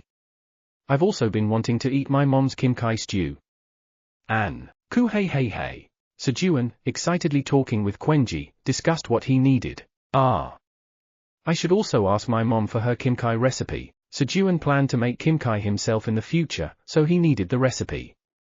After all, the taste of kimchi stew depends largely on the kimchi. In other words, if Sejun fermented kimchi using the same recipe as at home, he could enjoy kimchi stew in the tower just like he would at home. This will certainly upgrade my diet a bit more. As Sejun was happy about the increase in his food options. Chairman Park, Dong-sik is running away, meow. Theo alerted Sejun, noticing Kim Dong-sik trying to create distance by running away. What? Dong-sik, where are you going? Sejun hurriedly chased after Kim Dong-sik. Why is he running away? Sejun ran, wondering why Kim Dong-sik was fleeing. Sejun's agility was several times higher than Kim Dong-sik's, so he quickly closed the distance between them. And then, thud. As Sejun got closer, Dong-sik, unable to withstand Quenji's energy, fainted. No. Why? What did I do to make him faint? This was typically what the animals thought when they saw Sejun faint, but Sejun had no idea about it. Dong-sik, come to your senses. As Sejun rushed to check on the fainted Kim Dong-sik, twitch. Kim Dong-sik convulsed, trembling as he struggled unconsciously in a desperate bid for survival. Why is Dong-sik like this? Sejun grew even more worried and approached Dong-sik. Chairman Park, stay here, meow. Vice Chairman Theo, will handle it, meow. Theo stopped Sejun. Why? I'll go too. No, meow. Chairman Park can't control his power, and it will worsen Dong-sik's condition, meow. I can't control my power, that's right, meow. Chairman Park, stay back, meow. But I'm weak, aren't I? Sejun, the weakest on the 99th floor of the tower, was confused by Theo's unexpected comment. However, like Quenji, Sejun was also unable to control his power, unlike Theo and Iona. That's because Sejun constantly emitted his energy at maximum capacity, unknowingly, to withstand the energy of the tower's 99th floor animals. Sejun only knew how to emit energy to counteract the surrounding energy, he didn't know how to conceal it. Being able to emit energy strong enough to withstand the energy of the 99th floor monsters was an impressive feat. However, this was the reason Sejun couldn't approach Kim Dong-sik. Therefore, if Sejun, who was recklessly emitting energy, got close to Kim Dong-sik, who was severely internally injured by Quenji's energy, the situation could only worsen. All right. Vice Chairman Theo, please take good care of Dong-sik. Oh, and make sure to deliver my message. Sejun entrusted the fainted Kim Dong-sik to Theo and asked him to convey his need for his mother's kimchi stew recipe and other essentials. Understood, meow. With that, Sejun left the unconscious Kim Dong-sik in Theo's care and returned to where Quenji and the Cross of Death were set up. Then, slap. Wake up, Dong-sik, meow. Once Sejun had left, Theo started tapping Kim Dong-sik's face with his front paws, trying to wake him up. The kind gentle kneading that Theo used when Sejun's face was ugly was absent this time. Still, Theo used healing magic to help Kim Dong-sik regain consciousness quicker. Thanks to this, Kim Dong-sik gained a slight improvement in his appearance. A little later, Vice Chairman Theo? Kim Dong-sik regained consciousness under Theo's care. That's right, meow. It's me, meow. Where's Sejun Nim? As soon as he came to his senses, Kim Dong-sik, still fearful of Sejun's energy, immediately checked for Sejun's location. Chairman Park went back because Dong-sik is too weak, meow. Oh, I see times. Realizing that he couldn't even withstand the energy Sejun casually emitted, Kim Dong-sik wore a bitter expression upon hearing Theo's words. Then, he quickly checked his body. To think it would be this bad. Just being exposed to the energy, his body's abilities had dropped by about 50%. Every movement caused pain throughout his body. Chairman Park. To Kim Dong-sik, who was in this state, Theo conveyed the message from Sejun, and then, Iona, please heal Dong-sik, meow. Theo asked Iona, who was resting on his tail, to heal Kim Dong-sik. It was necessary for Kim Dong-sik to recover quickly so he could carry out Sejun's orders. Coyote. Okay. Power of magic, restore this body to its original state. Recovery. Iona, accepting Theo's request, healed Kim Dong-sik's body with magic. Swirl. A yellow light seeped into Kim Dong-sik's body. Oh. Thank you. Kim Dong-sik, amazed at the instantaneous healing of injuries that would have normally required 3 months of recuperation, was about to pat Iona's head in gratitude when, swoosh. What? Theo and Iona suddenly disappeared, leaving Kim Dong-sik swiping at thin air. It was so cute, too bad. Kim Dong-sik, unaware that he had just narrowly avoided losing his wrist, regretted not being able to pat Iona's head. This isn't the time. I need to quickly convey Sejun Nim's message to his mother. Kim Dong-sik got up and hurriedly moved towards the waypoint. While Sejun was returning after meeting Kim Dong-sik, rattle. The cross of death resurrects absorbed souls as black skeletons. 850 black skeletons have gathered. The cross of death continued to resurrect black skeletons by absorbing wandering souls around it. Just a little longer and I can go back. Toryong. Sejun called Toryong, who was playing underground with him, as he might have to return before the grape farm was completed. Kuwong. Master, did you call me? Toryong quietly poked its head out in response to Sejun's call. Yeah. Please level the ground for me. Yes. Sejun had Toryong level the ground and started planting grape seeds in earnest. Pitter-patter.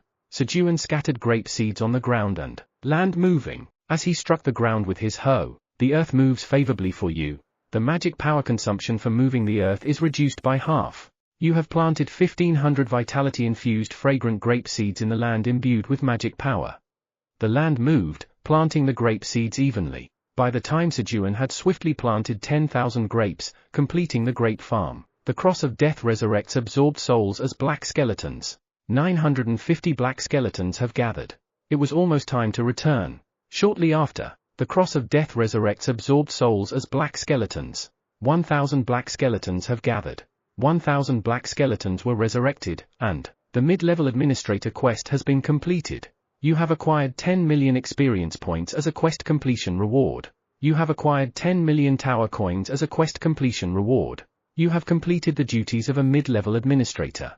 You will return to the 55th floor of the tower in 30 seconds. With the message that the quest was completed, Sejun returned to the 55th floor of the tower where he originally was. And then, Payak, uncle. Thank goodness.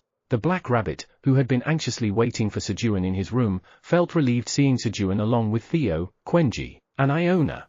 Day 356 of being stranded. On the evening before the black rabbit's wedding, Sejun safely returned to the White Castle. Have you been well? It's been a long time. The Apostle of Destruction, the Crow of Death, Halfas, spoke leisurely, surrounded by the 9 dragon clan leaders and 900 dragons. HMPH. Acting all relaxed, are you? Chrysella Hizron, the leader of the Silver Dragons and the one in charge of this matter, scoffed at Halfas. Even though an Apostle of Destruction was incredibly powerful, if 3 of the 9 dragon clan leaders joined forces, they could defeat him. Besides, Halfas was currently in a weaker state than when they had previously confronted him. Is this really being relaxed? What? Chrysella felt something was off seeing Halfaz so relaxed. Then, creak! 2 additional eyes opened around Halfaz's eyes, and, grrr! Suddenly, Halfaz's power doubled. However, even that wasn't enough to stand against the dragons. Was that what made you so confident? Chrysella, seeing Halfaz's hidden trump card, felt reassured when, not yet. Creak! Another pair of eyes opened on Halfaz, and his power doubled again. Twice the power, then twice again. Halfaz's strength increased 4-fold in an instant. Rumble. Halfaz began to emit a tremendous power that overwhelmed the dragons surrounding him. Gasp! How can this be? As the dragons panicked under Halfaz's overwhelming power. I'll handle this. Gulp. Kaiser spoke to the other dragons and swallowed 4 beans. Chapter 258, Time to Wash the Scruffy Ones. TL, Hangak. After Sejun went to attend the Black Rabbit's wedding, Kaiser took care of the farm at Sejun's request. The mushroom ants were so diligent and competent that there wasn't much for Kaiser to do, but occasionally, quack! What? Fire ants are invading again? He had to fend off fire ants that occasionally came to kidnap the mushroom ants. Go back. The day before he was to leave for the 10th tower, Kaiser, as usual, sent the fire ants back to their nest and settled back at the fountain. Then, quack! One of the mushroom ants cautiously brought something to Kaiser, holding it with its front teeth. Again? Enough. Give it to Sejun. Every time he chased away the fire ants, the mushroom ants brought him something like an elixir as a token of gratitude, so Kaiser intended to send it back as usual. The effects of the elixir mushroom were too insignificant for Kaiser, and besides, he didn't like mushrooms. However, quack! Unlike usual, the mushroom ant did not retreat and stood firm with its antennae held high, showing strong confidence. All right. What is it? Kaiser agreed to take the item, thinking of quickly accepting and sending it back. Thud. The mushroom ant placed a single black bin in front of Kaiser and looked at him with eyes full of expectation. HMPH. No matter how sincere you are, I'm not going to pretend to be surprised by such a trivial item. Kaiser spoke loudly to the mushroom ant while examining the black bean.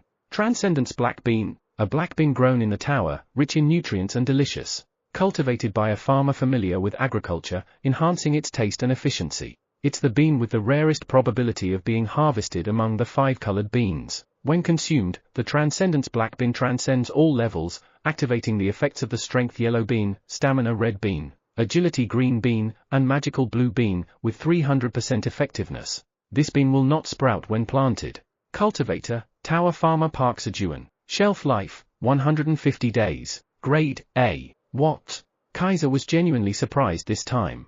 The description indicated that it transcended all levels and activated the effects of other beans at 300% effectiveness, sending shivers down his spine. Kaiser had previously eaten the magical blue bean harvested by Sejun from the 5-colored beans. However, the effect was very minimal, increasing Kaiser's magic stat by only 0.5%. Normally, it should have increased the magic stat by 100%, but Kaiser's level was too high for the bean's effect to be fully realized. So, he had completely ignored them thereafter, but things would be different with this Transcendence black bean. If I eat this. Thinking about the effects of eating the beans, Kaiser's heart swelled with excitement, inevitable for a dragon. It would multiply his already greatly enhanced abilities several times. The Transcendence black bean was indeed an incredible item. It's truly amazing. Quack! As Kaiser acknowledged the greatness of his gift, the mushroom ant chirped happily and confidently went back down. Then, quack! Quack! The mushroom ant received congratulations from its peers. In their culture, being acknowledged by a great being for a gift brought them recognition among the mushroom ants. For them, having their gift accepted by the great black dragon was an incredible achievement. I should keep this and get permission from Sejun later. Recognizing its immense value, Kaiser decided to keep the black bean and pay Sejun properly later. Thus, Kaiser kept the Transcendence black bean and a snack of 4-colored bean roast with him as he hurriedly headed to the 10th tower. When Kaiser ate 4 beans, tiny compared to his true size, looking almost like dust, Halfaz watched with a tense gaze, while the dragons observed with anticipation. They thought Kaiser must have something up his sleeve seeing how confident he was. However, contrary to his confident demeanor, Kaiser's power increased only very slightly. It was such a minor change that no one would feel wronged if asked what had changed. Caw! Caw! Halfaz mocked Kaiser for his apparent failure. Then, it's not over yet. Gulp! In front of everyone, Kaiser swallowed another bean, a black bean. It was the Transcendence black bean. And then, Rumble. The Transcendence Black Bean transcended all levels, activating the effects of the yellow bean for strength, red bean for stamina, green bean for agility, and blue bean for magic power that Kaiser had eaten earlier, and then enhanced their effects by 300%. What? What is this all of a sudden? How could? Kaiser, not only Halfers but also the dragons on the same side were astonished by Kaiser's sudden increase in abilities. Currently, Sejun's beans, classified as A grade, had an effect that increased all stats by 300% for 1 minute. That meant all stats were increased by 4 times, 1-3. And the effect of the Transcendence Black Bean activated the 4 colored beans effects at 300%. In other words, it increased all of Kaiser's already tremendous stats by 12 times, multiplying them 4 times and then 3 times. Moreover, I'll show you hell for 3 minutes. The duration also increased by 300% from 1 minute to 3 minutes. Let's see you struggle. Kaiser instantly moved beside Halfers and began his attack, targeting his neck. It would have been a hellish 3 minutes for Halfers, but, crack, ha, cuck. To be defeated so easily. Kaiser's overwhelming strength, which he hadn't yet adapted to, led to a mistake. He instantly snapped Halfers's neck, killing him. Suruk. Halfers's dead body turned into red mist and flew towards the direction of destruction. Then, clink. Black coins and tower coins fell from where Halfers died.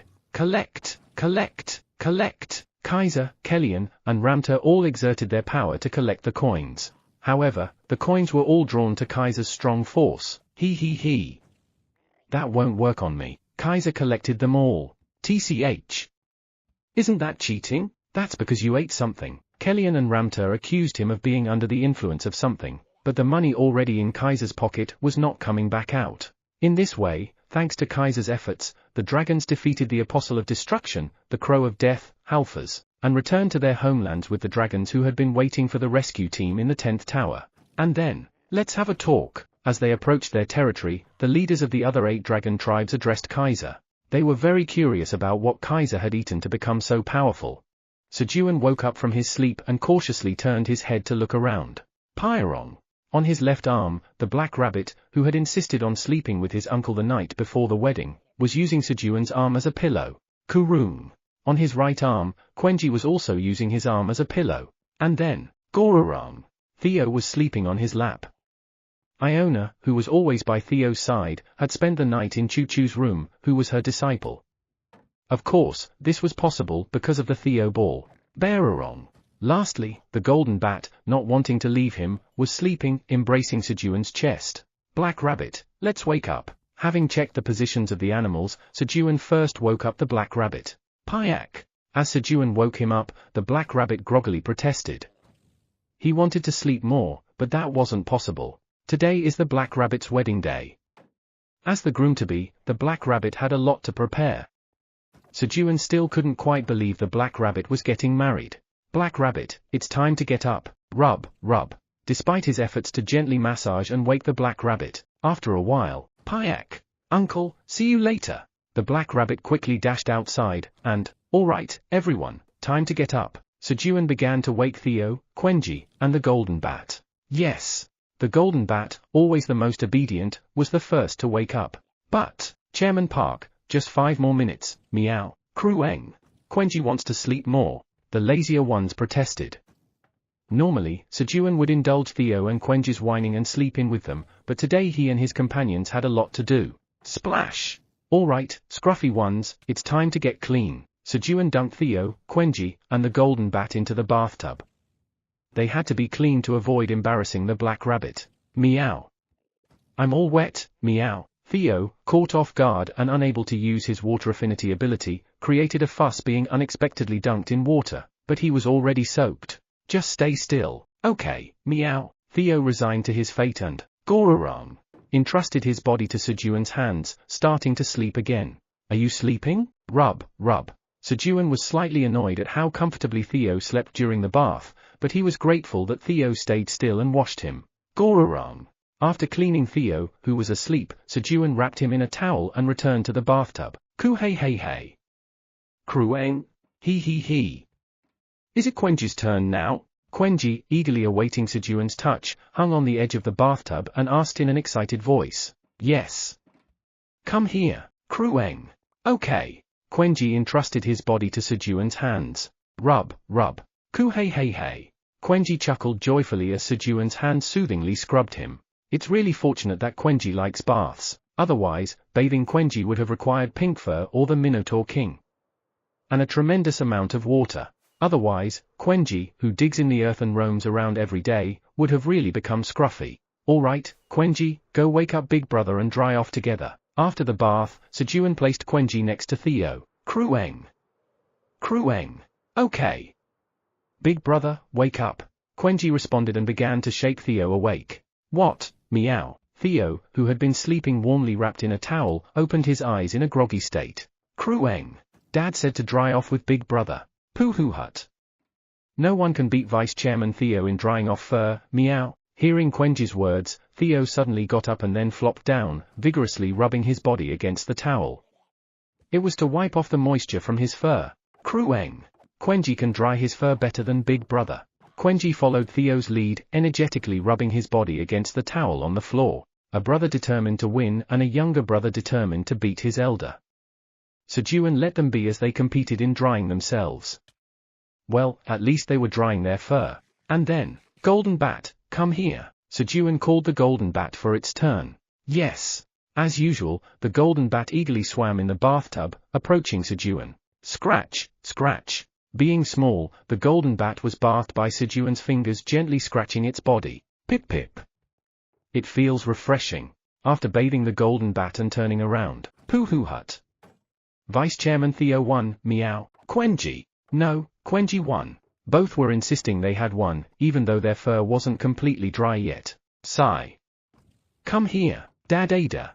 In the end, Sejun had to dry Theo, Quenji, and the Golden Bat himself and barely managed to take a shower himself. Payak, payak. While Sejun was showering, the attendants brought in suits for Sejun and the animals to wear at the wedding. Unlike Sejun's suit, the animals only had jackets and bow ties. This was the best choice for the animals, as wearing anything more would be uncomfortable for them. Suruk. Suruk. Sejun dressed first. It fits perfectly. The attendants had taken his measurements upon his arrival, so the suit fit Sejun's body perfectly. After getting dressed, now, retract all your claws. Sejun asked the animals to retract their claws to prevent the clothes from tearing. Suruk. Suruk. And then helped them into their jackets. It's stuffy, meow. Krueng. It's uncomfortable. Pip. The animals, wearing clothes for the first time, seemed uncomfortable. Wow. Our kids look great in their outfits. Sejun soothed and reassured them. Pooh hut. I, Vice Chairman Theo, look good in anything, meow. Krueng. Quenji looks good too. Pip pip. Do I look okay too? The animal's mood improved thanks to Sejun's encouraging words. Good. Let's go, Pooh hut. Let's go, meow. Ku hey hey hey. Pip pip. Filled with confidence from Sejun's coddling, the animals followed Sejun out of the room. Day 357 of being stranded. Finally, the Black Rabbit's wedding was about to begin. Chapter 259, Do you know who I am? TL, Hangak, Black Tower first floor. Kim Dong-sik hurried to the first floor of the tower to convey Park Sejun's words to Sejun's mother, Kim Mi-ran. At that moment, Dong-sik, someone called out to Kim Dong-sik. It was a familiar voice. Master, it was Han Tai-jun, who had just heard about it from Lexton, who was sent by Kim Dong-sik and was about to leave for the fourth floor of the tower. Dong-sik, have you not found Sejun Tildenim? Well, I did meet with Sejun Tildenim, but... Kim Dong-sik spoke about what happened with Sejun. You mean you fainted because you couldn't withstand Sejun Tildenim's energy? Yes. Even though I was more than 1 kilometer away from Sejun Tildenim, I fainted after suffering internal injuries due to his energy. Sejun Tildenim is that powerful. Han Tai-jun was greatly surprised upon hearing Kim Dong-sik's words. It had been roughly a year since Sejun entered the tower. In such a short time, he had reached an overwhelming realm that no one could approach. Han Tai-jun, who had been thinking of asking Sejun for a sparring match, quickly dismissed the idea. He would faint even before getting close. Let alone sparring, even a face-to-face meeting seemed difficult. Anyway, it turns out that Sejun Tildenim has secluded himself in the tower to avoid harming others. Master, we must help ensure Sejun Tildenim doesn't have to leave the tower. If Sejun Tildenim leaves the tower, yes. We must help him. Han Taijun responded, recalling how the Three-Head Society had once targeted Sejun's family. If the Three-Head Society had not been stopped and Sejun's family had been killed or kidnapped, Sejun would surely have left the tower, and humanity would have faced a tremendous disaster. It's a huge relief. Han Taijun felt relieved that such an incident didn't occur. And then, did Sejun Nim need anything? He asked, looking to take care of Sejun's needs. Actually, Sejun Nim, Kim Dong-sik told Han Taijun what Sejun had requested. Of course, a Korean needs Kim Kai. Han Taijun was extremely pleased to hear that Sejun had requested Kim Kai stew and Kim Kai. Dong-sik, quickly convey Sejun's message to Miran Nim and then come to me. Why? Feeling a sense of foreboding at Han Taijun's instruction to come to him, Kim Dong-sik asked in a quiet voice. Why?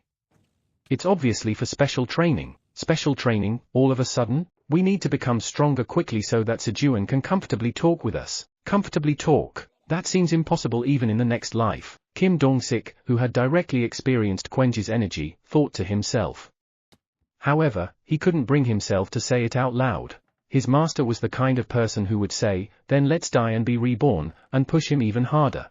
Give me 5 hours. Stop talking and hurry up and go. Yes. Thus, Kim Dong-sik, with a special training session reserved for him in 5 hours, quickly headed to Sejun's house. At least I'll get to see my family's faces before I go. Kim Dong-sik thought it was really fortunate that his house was next door to Sejun's family's house. On the way from the room to the dining area. Sniff sniff. Krueng. Dad, Quenji smells something delicious over there. Quenji, who had been clinging to Sejun's left leg, got excited upon smelling food. Let's go quickly, meow. I'm hungry too, meow. Pip pip. Me too. The other animals also got excited. It made sense they were hungry since they had gotten up and even taken baths. Especially Quenji, who had really been patient. And Sejun felt the same way. He was very hungry after bathing the animals. Let's go quickly. Sejun hastened his steps toward the dining area. As the hungry Sejun and the animals arrived at the dining area, slurp, coyote coyote coyote. Good morning, everyone. Iona, who had already finished her meal and was drinking coffee, greeted Sejun and the animals. Iona was adorably dressed in a pumpkin-colored dress, wearing a red ribbon around her neck. At the wedding, the dress code was black neckties or ribbons for the groom's side, and red for the bride's side. At that moment, rumble rumble. Krueng. Quenji's hungry. Quenji grumbled, clearly hungry. Let's have whatever comes out the fastest for now. Quenji, eat this first. While Sejun was stalling time by giving honey to Quenji to prevent him from turning from a cute animal into a fierce beast, the servants quickly started bringing out the food. Shortly after the hectic breakfast ended, now, let's go to the wedding venue. Sejun, with the animals, headed to the wedding venue of Black Rabbit and Choo Choo. Thud, thud. On Sejun's shoulder was the golden bat, and clinging to his leg were Theo, Quenji, and Iona. As long as Sejun walked, everyone could move together. Arriving at the wedding venue, there was a grand stage with hundreds of tables arranged on either side of the aisle through which the bride and groom would enter. The venue could accommodate about 3,000 people. Of course, there would be more than 3,000 guests for a royal wedding. This place was for important figures only, and outside the city, in several squares, there were spaces capable of accommodating hundreds of thousands more. So many have already arrived. Although there was still quite some time left before the wedding, more than half of the tables were already filled. As there hadn't been such a large-scale event in the Black Tower recently, many emerging forces seeking to expand their networks were participating. Where is our table? I'll guide you. At Sejun's words, Coco, the leader of the Hidden Guard, appeared and guided Sejun.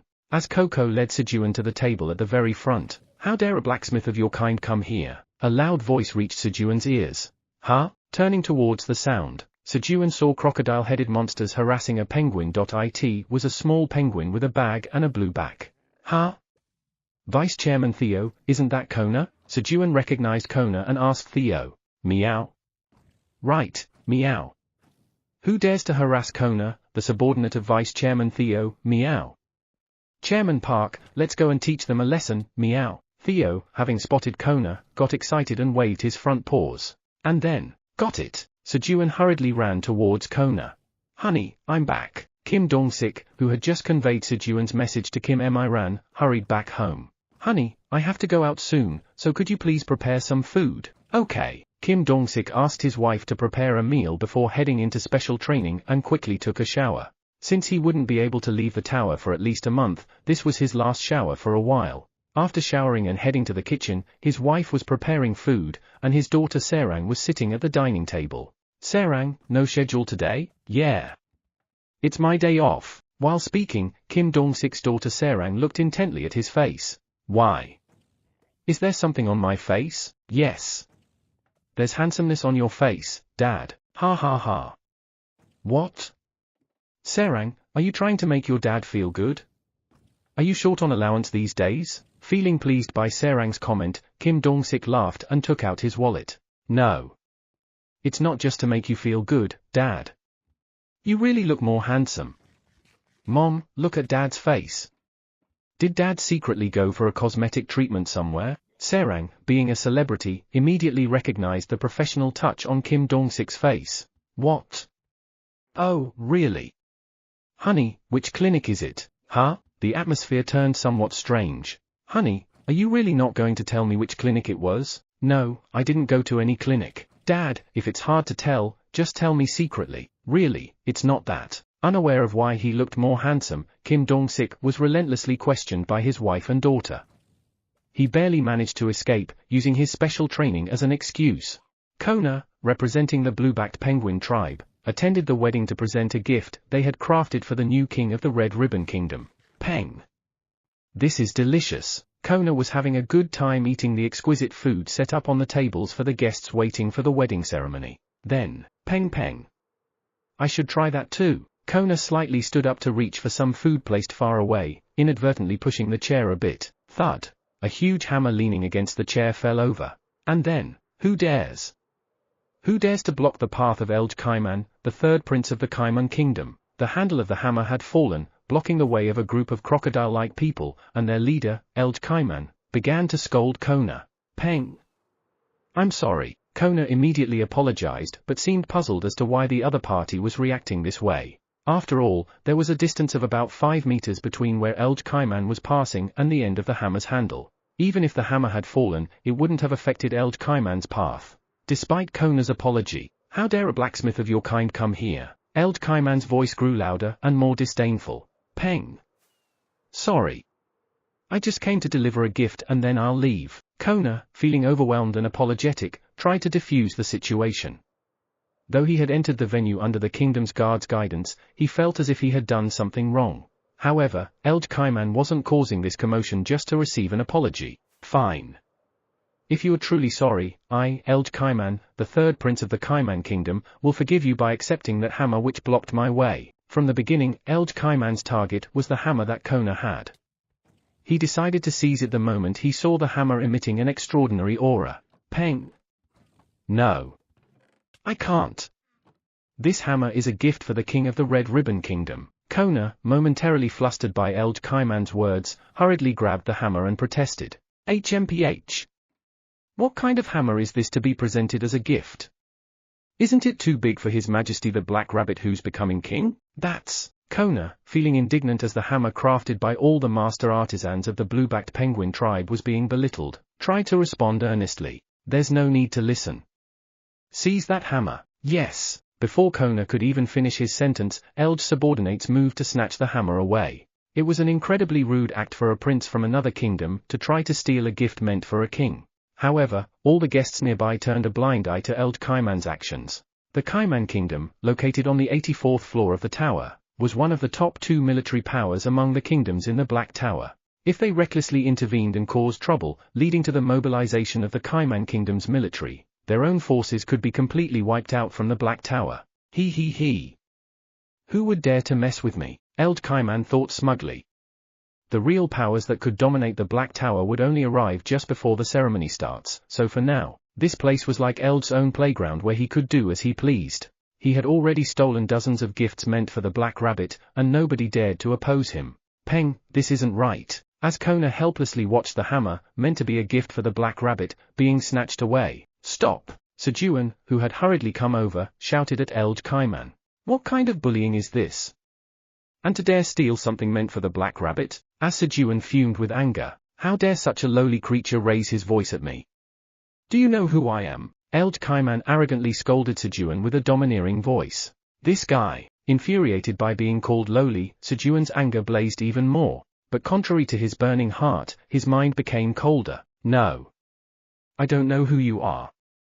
But do you know who I am? Sejun asked back, his voice cold and composed, facing Elj Kaiman. Chapter 260, Vice Chairman Theo, don't make the same mistake twice, meow. TL, Hangak. While Sejun was engaged in a nerve-wracking standoff with Elj Kaiman. Kona, are you alright, meow, Peng.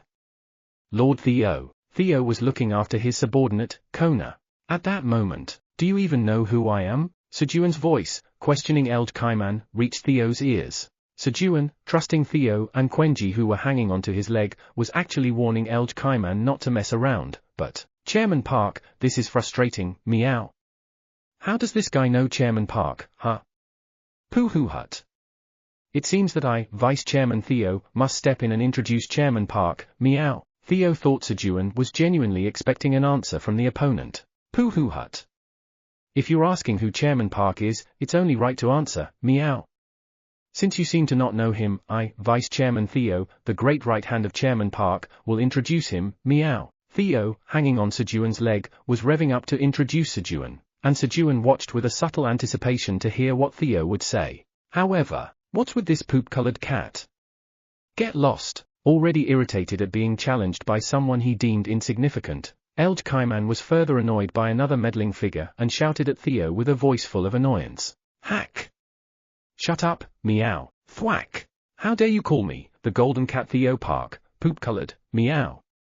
Enraged, Theo moved swiftly and knocked out Elj Kaiman with a blow to the face after being called poop-colored. Chairman Park is none other than my master, the great black dragon subordinate, the deadly dragon-clawed, golden cat Theo Park, meow. Theo proudly introduced Sejun to Elj Kaiman's guards. Ta-da! While pointing at Sejun with his two front paws, Theo signaled his siblings to do the same. Join in, meow. Krueng. Following Theo's lead, Quenji pointed at Sejun with his front paws, and the golden bat did the same with its wings. This certainly made Sejun stand out more than before, introducing someone not as someone's right hand, but as the right hand someone. This unique introduction method could only be used when the right hand's reputation was high. After hearing Theo's words, Elj Kaiman's guard still knew nothing about Sejun. But, Golden Cat Theo Park? They clearly heard the term, Golden Cat Theo Park. A hot new star in the Black Tower recently, known for resolving the merchant passageway disappearance case and saving the life of the legendary merchant Uran. But more impressive than that was the vast network of Golden Cat Theo Park. Friend of the 99th floor boss of the tower, the Minotaur King. Lover of the great wizard of destruction, Iona. Benefactor of the legendary merchant Uran. Each connection in his network was truly incredible. Moreover, there was a recent rumor that one of the top 3 beauties of the Black Tower, the legendary merchant Mima, offered her fur to get closer to Golden Cat Theo Park. If such Golden Cat Theo Park is the right hand of that man, Elj Kaiman's guards realized something was terribly wrong as they looked at Sejun. At that moment, Chairman Park, here it is, meow. Theo, who had swiftly obtained Elj Kaiman's thumbprint, brought a blank contract to Sejun. Huh? This is Vice Chairman Theo, well done. Sejun praised Theo upon seeing the contract. Pooh hut. Of course, meow. I am an excellent vice chairman, meow. While Theo, pleased with Sejun's praise, nuzzled his face into Sejun's lap. SSSSH. Sejun began to fill out the blank contract. While Sejun was writing on the blank contract brought by Theo, you guys, it would have been better if he had stayed unconscious. Elj Kaiman woke up, thanks to the protective items he was wearing. Do you realize what you've done? How dare you mess with the third prince of the Kaiman kingdom? Do you understand? This means war. Elj Kaiman, unaware that his slave contract was being processed, began to spout as soon as he stood up. Your Highness. The guards hurried to shut Elj Kaiman's mouth, but, let go. I need to show these brats what fear is. Elj Kaiman was already blinded by rage. But in reality, it seemed like they, the guards of Elj Kaiman, were the ones about to witness something terrifying. Meanwhile, growling. As Elj Kaiman emitted a murderous intent towards Sejun and the animals, he only aggravated the situation. Gulp. Exposed to Elj Kaiman's murderous intent, Sejun inadvertently swallowed his saliva, showing his discomfort. It was bearable, but unpleasant. And as Sejun showed his discomfort, meow, Krueng, Pip, Kiu dash. the animals sensitively reacted to Sejun's state and emitted their own killing intent. Of course, having learned through much experience to always take care of Sejun, the animals ensured that Sejun was not exposed to their killing intent. Press. Theo placed one of his front paws on Sejun's leg and continued to heal him with healing magic. Whir. Quenji enveloped Sejun's surroundings with telekinesis. The golden bat emitted an incredibly high-frequency sound, inaudible to Sejun, to protect him. Barrier. Iona used magic to block the murderous intent directed at Sejun. Thanks to them, Sejun was in a state as peaceful as if he were wearing noise-cancelling headphones, but, shiver, shiver, shiver. Elj Kaiman, the focus of the animal's killing intent, couldn't even faint due to his high-quality protective gear and shook uncontrollably, wetting his pants. That's the great wizard of destruction Iona. Elj Kaiman, who belatedly noticed Iona on Theo's tail, realized something had gone terribly wrong.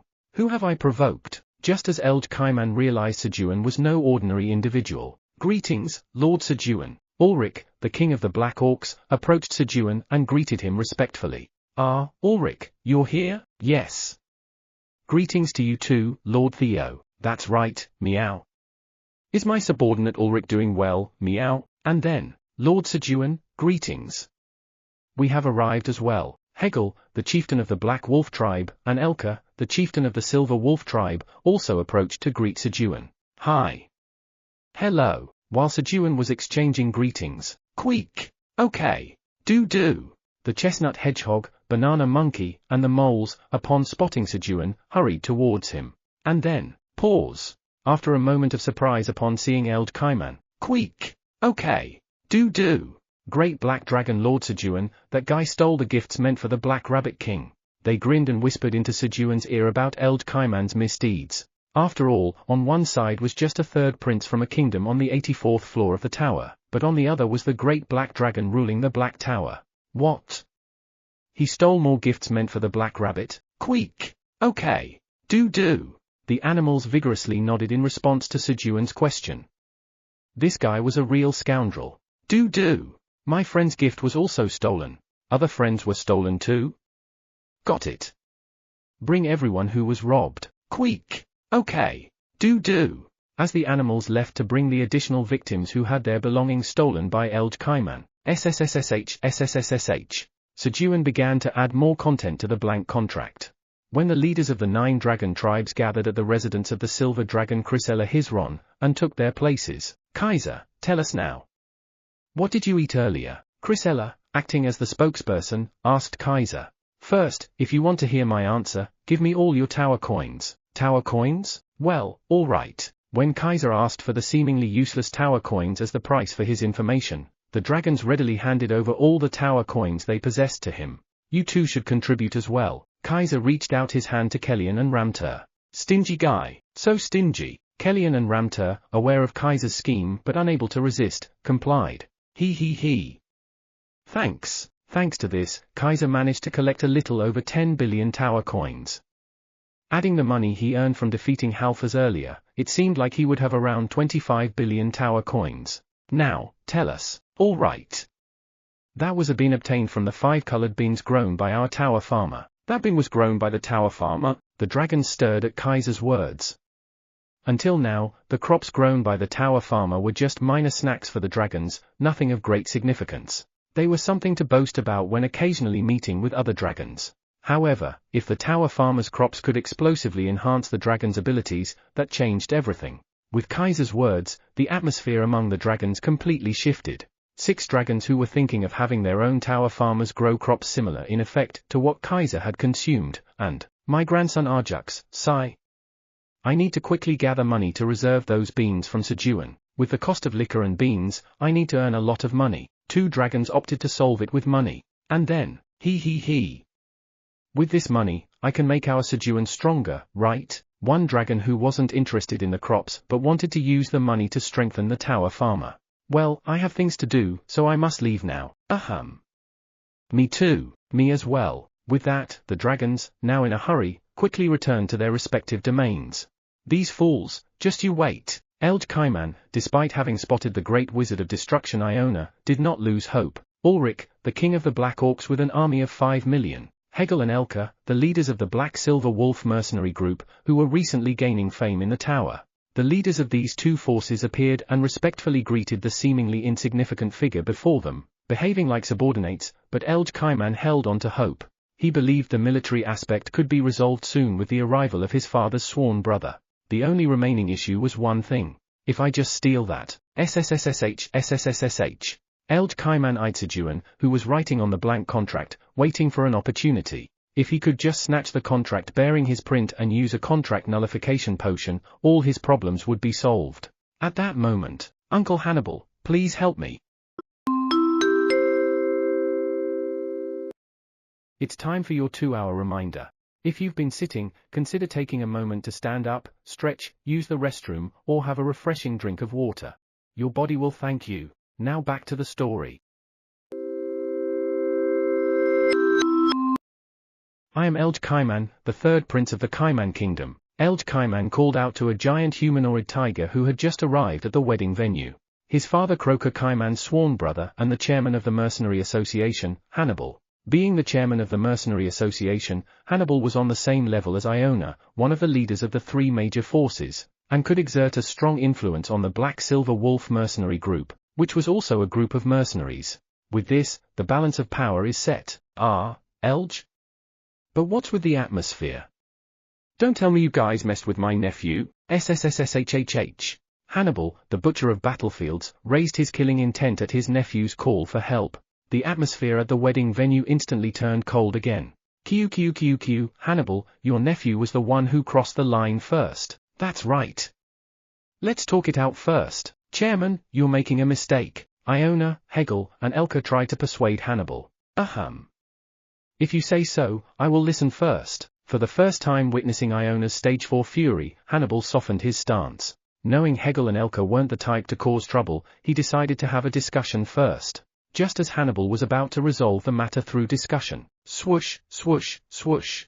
Elj Kaiman, seizing the moment, used a teleportation item to move beside Sejun and poured the contract nullification potion on the contract. The effectiveness of a contract nullification potion decreases with the higher status of the contract holder, and the longer duration of the contract. However, the rank of the opponent was low enough for him to feel insignificant, and the contract duration was short, as it was made just a moment ago. The chance of nullifying the contract was 100%. However, swoosh, swoosh, swoosh. The contents of the contract did not disappear. What?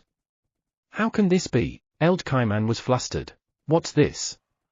Why are there two names? Party A, Eileen Pratani, Park Sejun. Party B, Elj Kaiman. He belatedly discovered there was another name in the Party A section of the contract. Theo, having been tricked once by Mima, had learned his lesson. Eileen, please sign this, meow. Before handing over the contract to Sejun, Theo had obtained Eileen's seal. With Eileen's exalted status, the chances of the contract being nullified were almost zero. Pooh hut. Vice Chairman Theo, don't make the same mistake twice, meow. Theo, placing his front paws proudly on his waist, laughed triumphantly. Chapter 261, You've crossed the line. TL, Hangak. Elj Kaiman, having failed to invalidate the contract, was completely resigned, his spirit seemingly shattered. And then, Kona, take him as your subordinate, meow. Theo pointed at Elj Kaiman and instructed Kona. Yes. Lord Theo. Peng. Peng. Come here, Peng. Kona tried to show some seniority by stomping the ground with her feet and shouted threateningly at Elj Kaiman. However, to be a subordinate of such a lowly creature, this thought made Elj Kaiman feel even more miserable. He was furious. How could he, the third prince of the Kaiman kingdom, become a subordinate to someone he was just extorting? Hannibal, uncle. Elj Kaiman, as a last resort, looked at Hannibal for help, hoping to rise to a higher position than such a person with his uncle's assistance. But, cough, Hannibal turned away from Elj Kaiman. I should have just stayed quiet instead of doing something weird. Hannibal was thinking of helping his nephew a bit, but after seeing Elj's petty actions, he decided not to interfere. What a disappointment, meow. This made Theo, who was about to get another good subordinate, pull out the contract in disappointment. Hannibal was almost dragged down to the abyss with Elj Kaiman. Uncle. Elj Kaiman, cut off even by the uncle he trusted, was about to give up everything when, thump. Thump. Moo. The strongest being on the 99th floor of the tower, the Minotaur King, entered the wedding hall with massive footsteps. We greet the Minotaur King. The beings around kneeled and paid their respects to the Minotaur King. Then, thump! Thump! The Minotaur King, ignoring their greetings, hurriedly walked towards where Eld Kaiman was. The Minotaur King has recognized me. Eld Kaiman felt moved as he saw the Minotaur King approaching. King Croker Kaiman of the Kaiman Kingdom had recently received a request from the Minotaur King to explore the 84th floor of the tower. Since there were rumors that those who refused the Minotaur King's requests no longer existed in the Black Tower, Croker Kaiman readily accepted the request. Furthermore, Croker Kaiman sent his 5 princes, including Elge, to guide the Minotaur King and serve him. The hope was to create a bond between at least one of the princes and the Minotaur King. Naturally, as the 3rd prince, Elge Kaiman was also a guide for the Minotaur King and had exchanged a few words with him. At that time, he resented his father for forcing him, but now it seemed like a way out of this situation. "Thank you, father." As the Minotaur King approached him, Elge Kaiman thanked his father in his heart. "Shake, shake." Theo shook his head, seeing Elge Kaiman thinking of escaping again.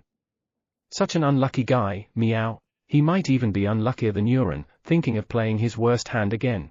I should tell Chairman Park, meow. With that thought, Theo looked at Sejun to tell him about Eld Kaiman's other intentions. He. Sejun, who was already aware that Eld Kaiman was up to something, chuckled sinisterly. He knew such tricks needed to be dealt with. It was like being trapped in Buddha's palm. Snap. He. Poo-ha-ha. So, Theo also hung onto Sejun's leg, eager to witness Eld Kaiman's last struggle. In the meantime, we greet the Minotaur King. Thump. Thump. The Minotaur King, receiving the respects of the surrounding monsters, was gradually approaching. Hannibal, the chairman of the Mercenary Association, also bowed his head in respect. And then, "Long time no see, Minotaur King Nim. I am Eld Kaiman, the 3rd prince of the Kaiman Kingdom, greeting the Minotaur King." Eld Kaiman, trying to get help from the Minotaur King before Sejun could talk to him, greeted the Minotaur King loudly. At that moment, Krueng! Bang! A baby bear, who had been hanging onto the leg of the insignificant person and eating food brought by a golden bat, suddenly lunged at the Minotaur King and headbutted him. Everyone was frozen in shock at the sudden attack. Bang! Bang! The baby bear continued to attack the Minotaur King with its front paws, seemingly in a frenzy. The Minotaur King, however, remained unfazed by the baby bear's attacks. The impacts appeared to have no effect on him. Ka-ha-ha!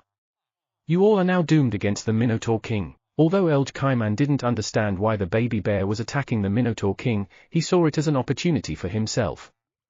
The bear was attacking the Minotaur King on its own accord. Eld Kaiman internally rejoiced at this situation that seemed too advantageous for him. And then, "Minotaur King Nim, are you all right? These scoundrels! How dare they attack the strongest being of the Black Tower, the Minotaur King? Please be careful, Minotaur King Nim. They are very evil beings." Pretending to be concerned for the Minotaur King, Eld Kaiman provided a pretext for the Minotaur King to attack Sejun and his group. His goal was to kill Sejun and invalidate the contract. Eld Kaiman hoped to use the Minotaur King to carry out a murderous scheme against Sejun. The Minotaur Kingdom, behind these people, there is an evil villain named Eileen Pratani. Since both names written in the contract had to die for it to be invalidated, Eld Kaiman also mentioned Eileen's name. He intended to use the Minotaur King as a game-changer to completely turn the tables. Coo. Now, I just need to find Eileen Pratani. The contract hasn't been made long ago, so she must be nearby. Thus, Eld Kaiman, not realizing he had crossed a line he shouldn't have, was elated at the thought of finding freedom. Quenji, go and ask the Minotaur King to play with you. Krueng. Understood. Following Sejun's instruction, Quenji used telekinesis to charge toward the Minotaur King. To an outsider, it looked like a fight, but this was actually Quenji and the Minotaur King's way of playing. Sejun thought this would make Eld Kaiman act more rashly. Bang! Despite the massive explosion, the surrounding area was not greatly affected. The Minotaur King absorbed all the shock with his abs to prevent any harm to Sejun nearby. Krueng? Uncle Minotaur King, have I become much stronger? Moo! Indeed. You're becoming a bit hard for me to handle now. Bang! Bang! Quenji kept hitting the Minotaur King's abs, and the Minotaur King continued to absorb the impact. While the two were playing and chatting, "Are you all right, Minotaur King Nim? These scoundrels! How dare they attack?" As Sejun predicted, Eld Kaiman acted out his plan. In his haste, Eld Kaiman did not fully assess the situation between Quenji and the Minotaur King and simply pushed his own agenda. He would have been let off with just being Kona's subordinate for 100 years. The Minotaur Kingdom, behind these people, there is an evil villain named Eileen Pratani, but he crossed the line by mentioning a name that should not have been uttered. How dare you bring up Eileen's name?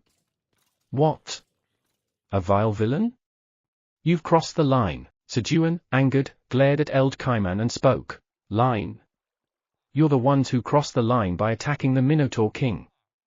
Eileen Pratani and all of you, it's the end for everyone now. Eld Kaiman shouted arrogantly, completely oblivious to the actual situation and having utterly crossed the line.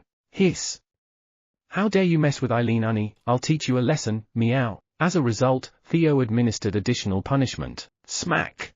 Eld Kaiman, who was rapidly hit by Theo's right and left front paws, fainted again. One hit for daring to mention Eileen Unni, and another for talking back to Chairman Park, meow. Theo, feeling proud after administering the punishment, looked down at Eld Kaiman. Thump! And this one, for making me, Vice Chairman Theo, take action, meow. Theo delivered one more blow to the back of the head of the unconscious Eld Kaiman. Then, rustle!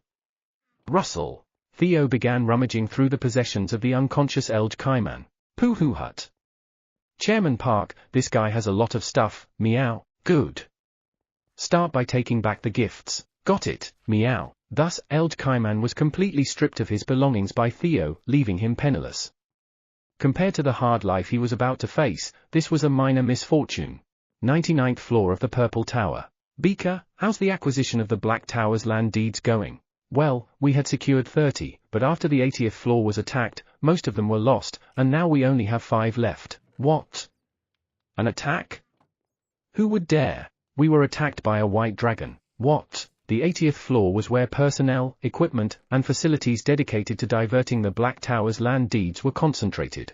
If it had been the Black Dragon, it would have been understandable, but a white dragon?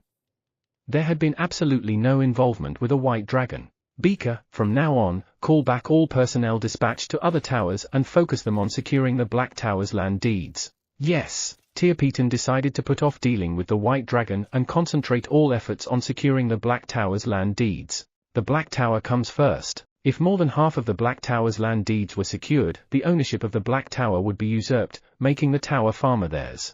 Then, the crops grown by the tower's farmer, including the beans Kaiser had eaten, would also belong to him. And Beaker, from now on, you start cultivating crops. Tirpeton wanted to obtain other crops as well, so he instructed his tower's farmer to begin farming. Me? But, Beaker was taken aback by Tyr's instruction, as her main task until now had been securing land deeds from other towers, not farming. Yes. Cultivate crops that can even affect dragons. Crops that can affect dragons? Are there even such crops? There are. The Black Tower's farmer has cultivated them. So you two figure out a way to do it too. Tirpeton, recalling his moment of powerlessness when Kaiser easily defeated Halfers, shouted in anger. Okay. Thus, Veronica, the Dark Elf Tower farmer of the Purple Tower, began her farming. TL, it seems the real full name of the Purple Tower farmer is Veronica, but so far the shortened name used has been, which is translated as Beaker or Becca. Therefore, I will continue using Beaker where the shortened name is used and use Veronica where the full name is used. However, why aren't they growing? Finding crops that could grow in poisoned land was the first challenge.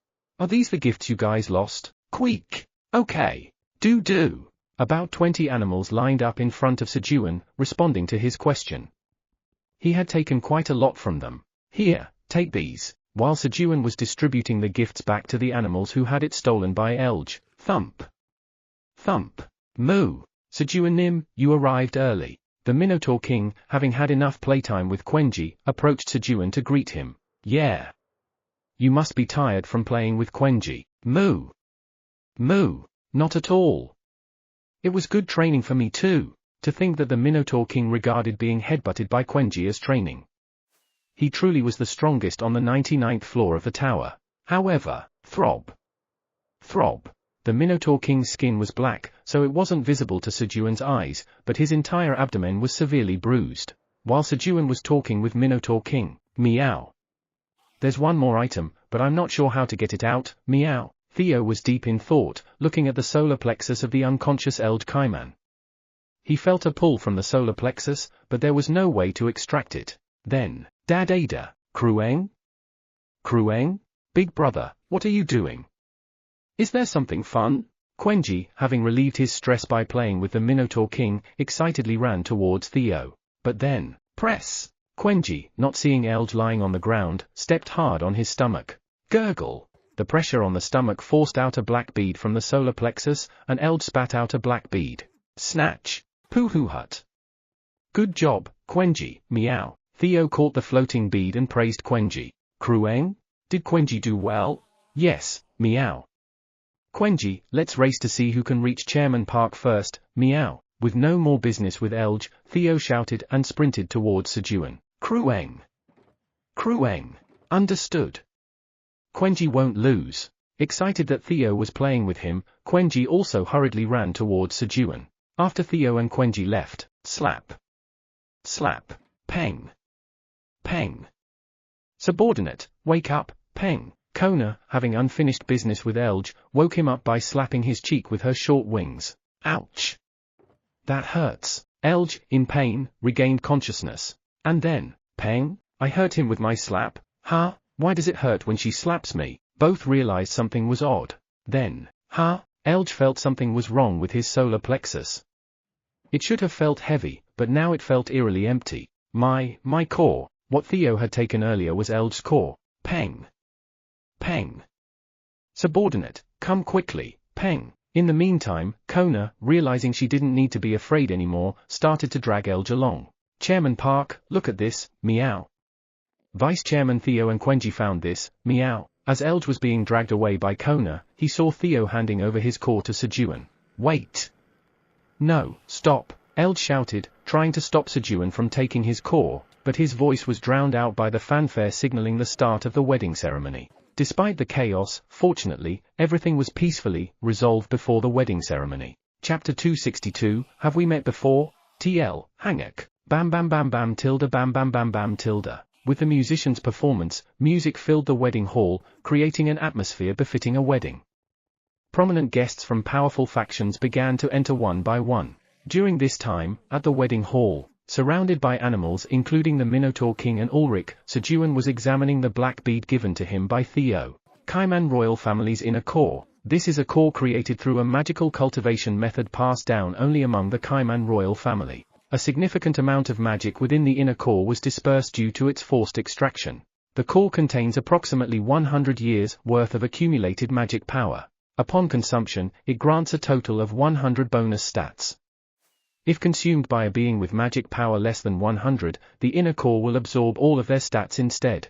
Usage restriction, LV 50 and above, magic power 100 and above, grade S. While Sejun was examining the inner core, Pooh-hoo-hut. How do you like the bead I found, meow? Ku-hey-hey-hey. Krueng. He. Dad, Quenji stepped on it and out popped the bead. Theo and Quenji, with their bellies out and front paws on their waists, boasted proudly and laughed. That's great. Good job. Sejun put the inner core in his pocket for now and, squeeze, stretched out his arms to embrace the proud Theo and Quenji. He decided to think about what to do with the core after the wedding ceremony. The wedding ceremony of bride Choo-Choo Tildenim and groom Black Rabbit Tildenim will commence shortly. I ask Iona Tildenim, who will officiate the ceremony, to come to the podium. It seemed like the wedding was about to start, as the announcer, through a magical loudspeaker, called for Iona. Kayut. I'll be back soon, okay. Do well, meow. Kayut. Yes. With Sejun and Theo's encouragement, Iona flew towards the podium. Shortly after, now, the groom shall enter. Dun dun dun dun tilde dun dun dun dun tilde. Payak. Following the announcer's words, the wedding march played, and the Black Rabbit, dressed in a white tuxedo, made a grand entrance. Our Black Rabbit looks so cool, Sejun said, watching the Black Rabbit. You're a grown-up now. As Sejun was lost in his thoughts watching the Black Rabbit walking toward the podium, Chairman Park. Look at me, Vice Chairman Theo. I'm even more cooler, meow. Krueng. No, Quenji is the coolest. The two still immature attention seekers clamored for Sejun's attention. Just stay still, Sejun said sternly to Theo and Quenji, and then, whoosh, embraced them both, turning his attention back to the Black Rabbit's wedding. Snap. As the Black Rabbit stood in front of the podium where Iona was, next, the bride shall enter. Dararanran. In contrast to the earlier music, soft and gentle tones began to play as Choo-Choo, dressed in a beautiful white dress adorned with a red ribbon, entered the wedding hall. Choo-Choo, with her pure white fur, looked radiant in her white dress, as if brightening the entire world around her. "It's a carrot flower," Sejun remarked, seeing Choo-Choo holding a bouquet of carrot flowers as she slowly walked towards the podium. The symbolism of the carrot flower was perfect for their wedding. Nothing is too precious, not even life itself. It signified a willingness to sacrifice one's life for a loved one. Of course, if such a situation ever arose, Sejun would step in to solve it himself. He wouldn't let anyone make our Black Rabbit and Choo-Choo unhappy. As Sejun was making this resolve, Sarak, the long train of Choo-Choo's white dress swept the floor of the podium. It was several meters long. Just as all the guests thought it might be difficult for Choo-Choo to reach the podium without attendants, zing! A transparent gem embedded in the center of the dress's bodice started to glow. Whoosh! And a wind arose, causing the train of the dress to flutter beautifully behind Choo-Choo. Wow! The guests were in awe as they watched Choo-Choo. She seemed like the goddess of the wind descending upon the world. Snap! As Choo-Choo stood in front of the podium, the wind subsided, and the train of her dress neatly settled down behind her. Once Choo-Choo stood beside the Black Rabbit. Coyote, coyote, coyote. These two rabbits. Iona began her prepared wedding speech. But, snore. Snore. Some guests started dozing off, finding Iona's speech boring. Kiu, kiu. Everyone, wake up. Iona, angered at the guests not paying attention to her painstakingly prepared speech, entered her second stage of fury. Hey! Wake up. If you sleep, you die. Thanks to her, no one dared to sleep or leave their seat until Iona's speech was over. As Iona's speech was nearly concluding, "Lastly, I will bestow the great black dragon's blessing and gift upon the couple who are to be married." What? The great black dragon? The guests started murmuring upon hearing Iona's words. Receiving the blessing and gift from the great black dragon had significant implications. This was because the two were soon to hold a founding ceremony and become the king and queen of the Red Ribbon Kingdom. It meant that meddling with the Red Ribbon Kingdom would invite the wrath of the great black dragon. Amidst the murmurs of the guests, coyote, coyote, coyote. First, I will bestow the great black dragon's blessings. Iona used the black dragon's scales to engrave dragon tattoos on Choo-Choo and the Black Rabbit. Although they already had tattoos, they were removed and redone for the wedding guests to see. Coyote, coyote, coyote. And this is the gift from the great black dragon. Swoosh! Iona removed a white cloth covering something in a corner of the wedding hall, revealing a searchlight. The searchlight, made by Kaiser for Eileen. Since Eileen's heart had recovered and it was no longer needed, she had modified it and sent it as a gift through Iona. Click! Coo-oo! As the searchlight switched on, an image of the great black dragon appeared and roared in the sky. Even though it was a magical illusion, its overwhelming presence left no one in doubt that it was a gift from the great black dragon. The wedding of Choo-Choo and the Black Rabbit left the guests in tremendous shock. Finally, we will begin the bouquet toss.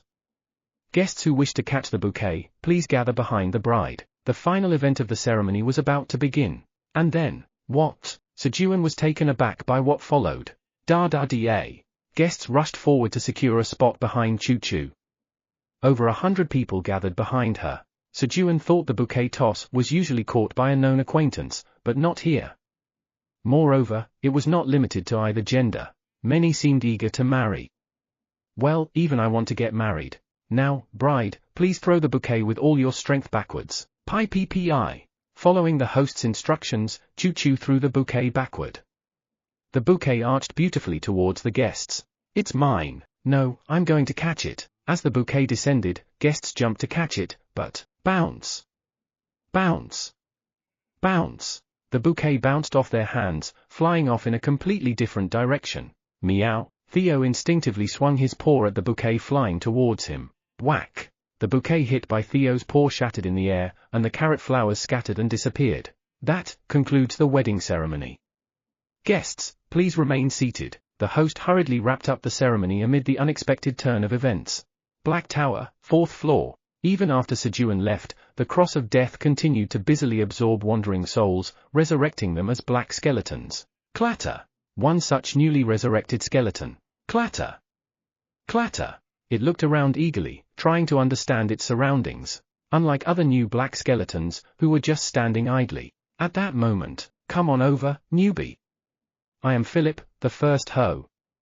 From now on, I'll teach you the basics of farming, starting with making and planting fields. As Philip approached the bewildered new black skeleton to teach it farming. Ha! Thud. Thud.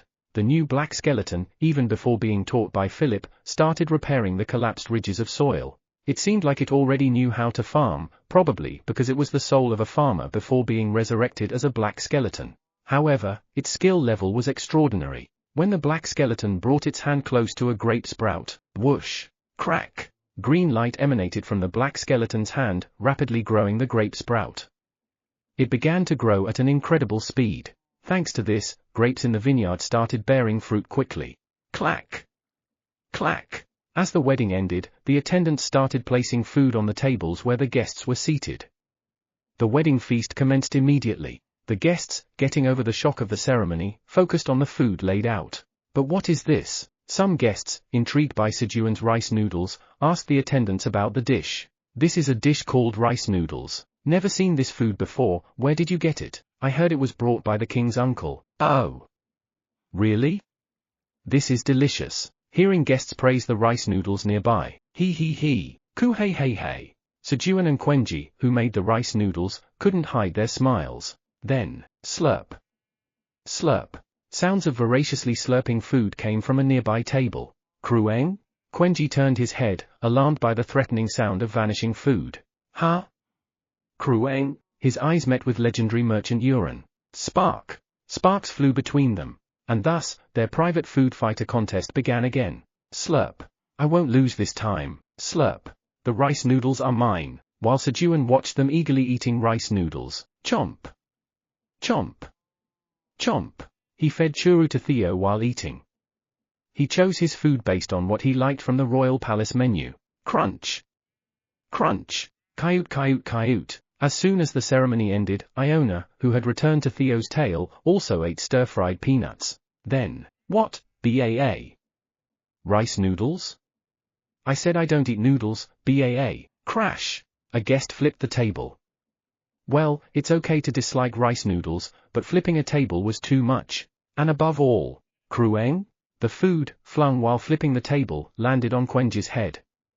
How dare they disrespect our Quenji? Sejun was about to confront the table flipper when, Krueng? You mean you won't eat the rice noodles Dad and Quenji made? Quenji, angered at a strange point, grabbed the person's collar. Bara, Krueng? Have we met before? Despite seeing the face for the first time, the voice sounded familiar, so Quenji asked. No. No, Baa. I've never seen you before, Baa. Shake. The person, still grabbed by the collar, shook their head vehemently. Krueng. Krueng. No, it's definitely a familiar voice. But, that can't be, Baa. Their voice became smaller, trying to disguise it. This only made them more suspicious. Sniff. Sniff. Krueng. Krueng. The smell is familiar too. We have met before, Quenji insisted, confident after sniffing the person. Then, coyote. Of course. That's legendary merchant Mima. Iona, who had seen Mima's bare face before, spoke up. Mima was currently completely shaven after being sheared by Theo. Meow. You're Mima? Upon hearing Iona's words, Theo quickly pulled out a contract and sent it to Eileen. Pooh hut. This time you can't escape, meow. While Theo was getting Eileen's stamp. Why am I so unlucky, Baa? Mima, whose collar was grabbed by Quenji, felt like crying. Krueng. Krueng. There's no way this isn't delicious. Let's eat it quickly. Quenji forced Mima to sit down and offered her the rice noodles. Once she tries it, she'll change her mind. Baa. Slurp. Under the threatening atmosphere, Mima reluctantly began to eat the rice noodles. And then, Mima's eyes widened. Delicious. The noodle evangelist Quenji had led the lamb Mima into the world of noodles, and thus, a noodle enthusiast, Mima, was born. Chapter 263, He. Resolver Park. Sejun steps in. TL, Hangak, Black Tower Administrator Area. Is this how it's supposed to be? Eileen was squatting down, picking up carrot flowers one by one to make a bouquet. These were the carrot flowers that had fluttered down from the 55th floor of the tower, gathered by Eileen. But, SSSRSS, the carrot flowers wilted quickly. They were too frail to withstand Eileen's overwhelming energy. SSSSSS. Eventually, the carrot flowers couldn't resist Eileen's energy and crumbled beyond wilting. Keck! This is all because of that stupid poop cat Theo. Eileen, looking at the powdered carrot flowers, vented her annoyance at Theo. A little while ago, when Choo-Choo threw the bouquet. Hee. If Sejun catches this, he'll propose to me, right? Eileen was watching the scene through a crystal ball, preparing herself. And then, using the newly unlocked administrator ability interference from the growth of the dragon heart, she subtly sent the bouquet towards Sejun without being noticeable. With her current magic power, she could only exert a little force, but with intense concentration, she accurately calculated the trajectory, and thanks to that, the bouquet moved exactly as Eileen had planned. Hee.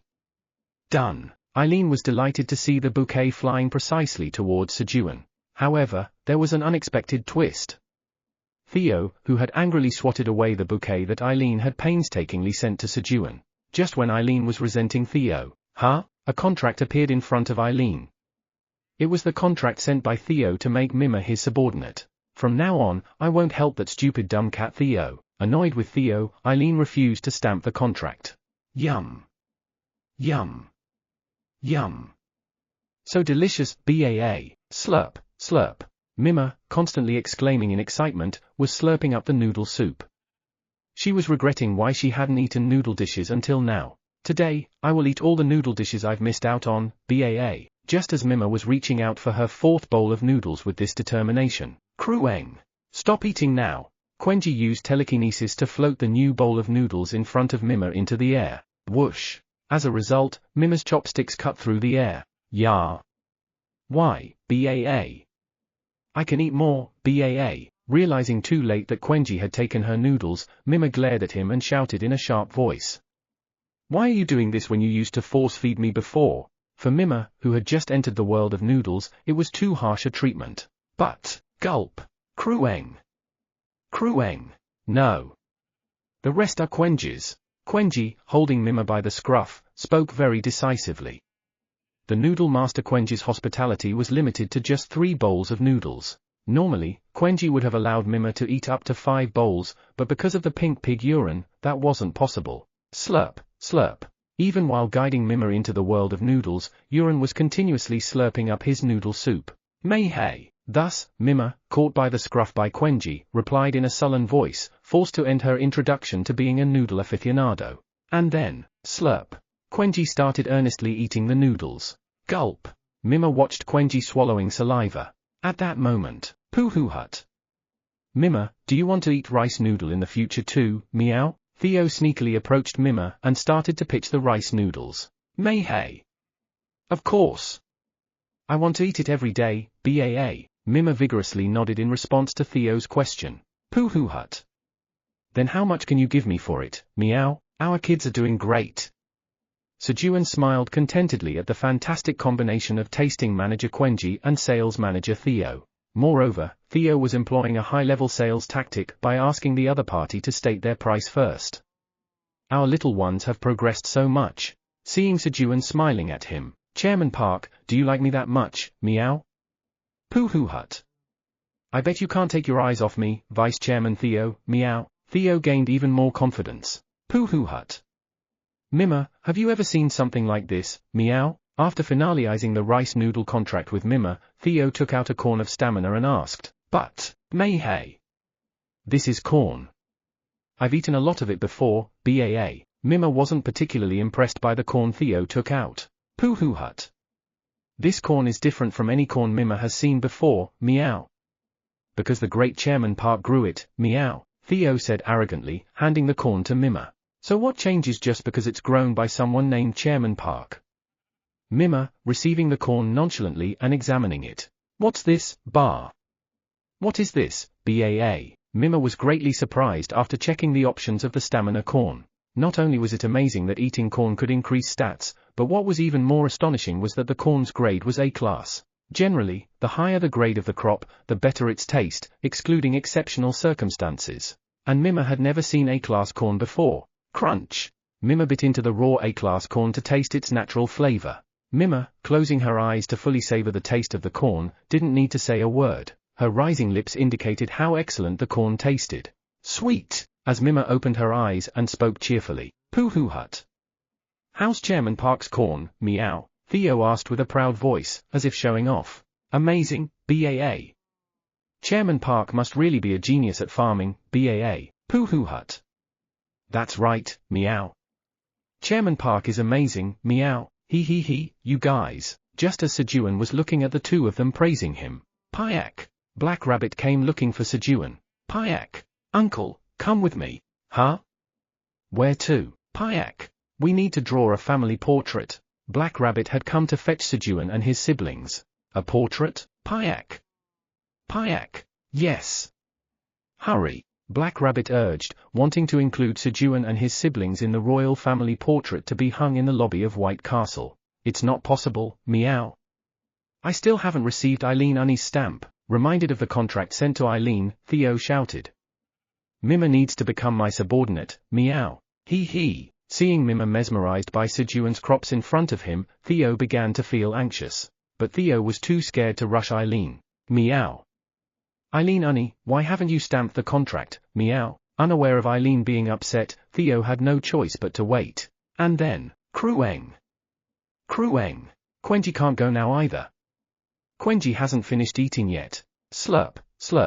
Quenji, still eating the rice noodles, also said he couldn't go. Payak.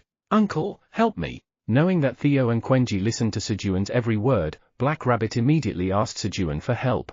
And then, all right. Vice Chairman Theo, what's the problem? Heh. Resolver Park. Sejun steps in. Sejun started to resolve Theo's problem first with an arrogant voice. Chairman Park. Eileen Unny, the contract? You sent a contract to Eileen? That's right, meow. Theo looked at Sejun with sparkling eyes. With the great Chairman Park stepping in, now Eileen Unny will stamp the contract, and Mima will be my subordinate, meow. Just a moment. Eileen, did you see the contract Theo sent? The tower's administrator says that she saw it a short while ago and is currently stamping the contract. Reluctantly, Eileen stamped the contract in response, unable to resist Sejun's words. Okay. Thanks. The tower's administrator feels embarrassed and says there's no need to thank her for this matter between you. The tower's administrator says she's finished educating the Holy Stone and sends it with you. Along with Eileen's words, a contract and absolute obedience to Sejun Nim. An evolved Holy Stone ice cube with a newfound discipline shone in Sejun's hand. Vice Chairman Theo, here. Pooh-hoo hut. As expected, Chairman Park is great, meow. As Sejun handed Theo the contract stamped by Eileen. Click. Theo quickly placed the contract down next to Mima. And then, he. Mima, move over a bit, meow. Mima, still distracted by Sejun's crops, was nudged towards the contract. May he. BAA. Following Theo's direction and sensing something odd, Mima looked down at the floor. Press. Precisely her hind foot landed on the blank space of the contract. Consequently, the contract was completed. Pooh-hoo hut. Now Mima is my subordinate, meow. Eek. I told you that wouldn't work on me. Swoosh. Anticipating Theo's trickery, Mima, who was already prepared, sprayed a contract nullification potion on the contract Theo was shaking. However, what? Why isn't it being erased? The content in the contract remained due to the vast difference in power levels. Tap. Pooh-hoo hut. Subordinate, I'm counting on you from now on, meow. Theo spoke, patting the dispirited Mima on the shoulder. While Theo was making Mima, a legendary merchant, his subordinate. Quenji, you can eat that later, let's eat honey first. Sejun tempted Quenji with honey, planning to move while feeding him. But, Krueng. No, Quenji is in the middle of a contest. Can't stop now. Slurp. Quenji said this while looking at Uran, who was eagerly eating noodle soup on the other side. Vice Chairman Theo, leave it to me, meow. I'll handle it, meow. Sejun sent Theo to stop Uran from eating more noodles. Pooh-hoo hut. Let's go, meow. Krueng. Now Quenji can go. As Theo and Quenji agreed to follow Black Rabbit. Payak. Follow me. Black Rabbit led Sejun and the animals to the room where the painters were waiting. At the destination followed by Black Rabbit, there was a grand throne with two smaller thrones placed in front of it. Piyak. Around, Black Rabbit's parents and other family members who had already arrived were gathered. Payak. Uncle, you can sit at the back. Black Rabbit guided Sejun to the grand throne. Thump. As Sejun sat on the throne, this is my place, meow. Krueng.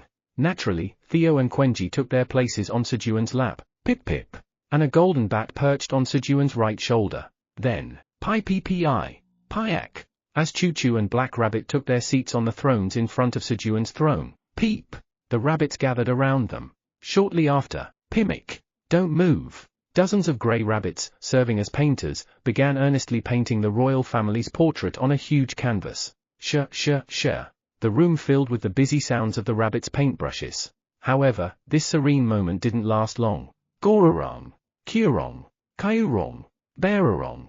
Starting with someone snoring, sleep contagiously spread until eventually, a catastrophe occurred with everyone falling asleep. Pimmick. Pimmick. Unable to wake the royal family, the artist rabbits hurriedly tried to recall their appearance before sleep and continued painting. In the dense red mist of the outskirts of destruction. How pathetic. To be defeated by just a dragon and return. Crew! If only that thing hadn't swallowed something strange. Halfers spoke bitterly in response to the other's words. A dragon swallowed something strange? Yes. It was round. After eating it, it became stronger than me, even though I had unlocked the second level of my seal. Did you say it was a black dragon? Yes.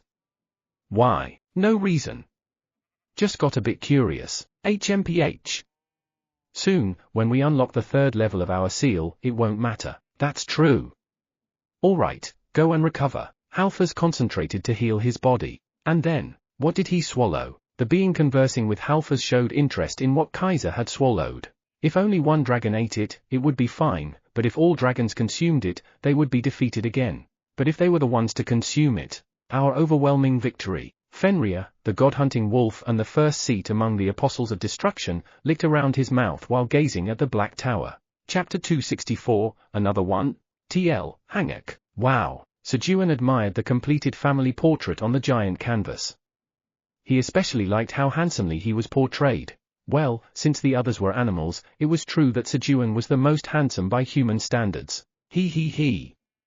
Am I not overly beautified here? Sejun, still not accustomed to his face beautified by Theo's massage, asked with a shy voice. Then, peep, we didn't do anything. It's because His Majesty's uncle has such a splendid appearance. He. Well, I guess I am that splendid. The representative of the painter rabbits, skilled in social etiquette, complimented Sejun's appearance once more, making him feel even better. No, well, it's just a bit. Alright, you've worked hard. Here's your payment, go and enjoy some good food. Thanks to this, they earned a generous amount for a celebratory meal. A little later, peep, move the painting. The servants carefully moved the completed royal family portrait to the White Castle lobby. And then, Payak. Uncle, I'll be busy for a while due to the founding ceremony of the Red Ribbon Kingdom happening in 3 days. Black Rabbit and Choo-Choo had to leave for the preparation of the founding ceremony right after their honeymoon. Let's go home for a bit. No matter how delicious the royal food and how comfortable the servants made things, it wasn't as relaxing as being at home. Let's go quickly, meow, Krueng. Even Quenji wants to go home. Theo and Quenji seemed eager to go home just like Sejun. However, Kayut. I have work left here and can't go. Iona emerged from Theo's tail, taking out a Theo ball, and spoke in a gloomy voice. Iona, the master of the Black Tower's Wizard Tower, had meetings scheduled with other faction leaders at the tower. Such an opportunity for all faction leaders to meet wasn't easy to come by. Okay, then. Let's meet again in 3 days. Kiu. Yes. See you then, Vice Chairman Theo. Understood, meow. Having said goodbye to Iona, Sejun moved to the plaza in front of White Castle, where the waypoint to the 55th floor of the tower was. Alright, get inside. Clank. Sejun put the animals into the void storage and placed his hand on the red crystal. Loading waypoints to other floors. A message appeared along with the waypoints to the floors Sejun could travel to. Stored waypoints, 99th floor of the tower, 85th floor of the tower, 83rd floor of the tower. Sejun chose the 99th floor to return home. Arrived at the 99th floor of the Black Tower. Bang! With the message of arrival at the 99th floor, there was a loud noise from behind Sejun. Startled by the loud noise, Sejun quickly turned his head to look back. A toad? Beyond the ice wall created by Ice Cube for Sejun's protection, he saw a giant toad. In the absence of the Minotaur King, some strange creature had taken over the waypoint. That was a close call. Currently, Theo, Quenji, and the Golden Bat were all inside the void storage. Without the ice cube, he might have been directly attacked by it. Well, with the black dragon's scales and the power, indestructible body, he wouldn't have died. But considering the guts and power of the creature that had taken over the 99th floor waypoint, it would have been quite dangerous. Summon void storage. As Sejun was about to open the void storage to call the animals, slurp. The toad, having failed its initial attack, stuck out its tongue again to attack Sejun.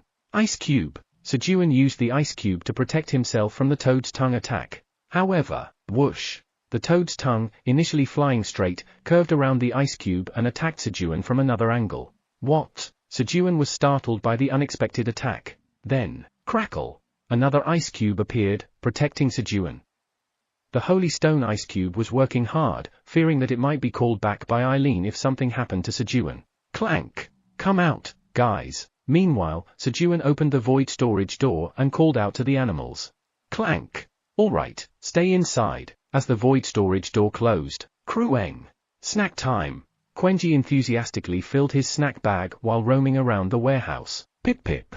And the golden bat, having returned to its old home after a long time, settled down in its usual spot and closed its eyes. Then, Chairman Park, when are you coming? Meow. Eager to see Sejun's lap as soon as possible, Theo waited in front of the void storage door, ready to rush out at any moment, while making biscuits. As time passed, clank. The void storage door opened, revealing Sejun's face.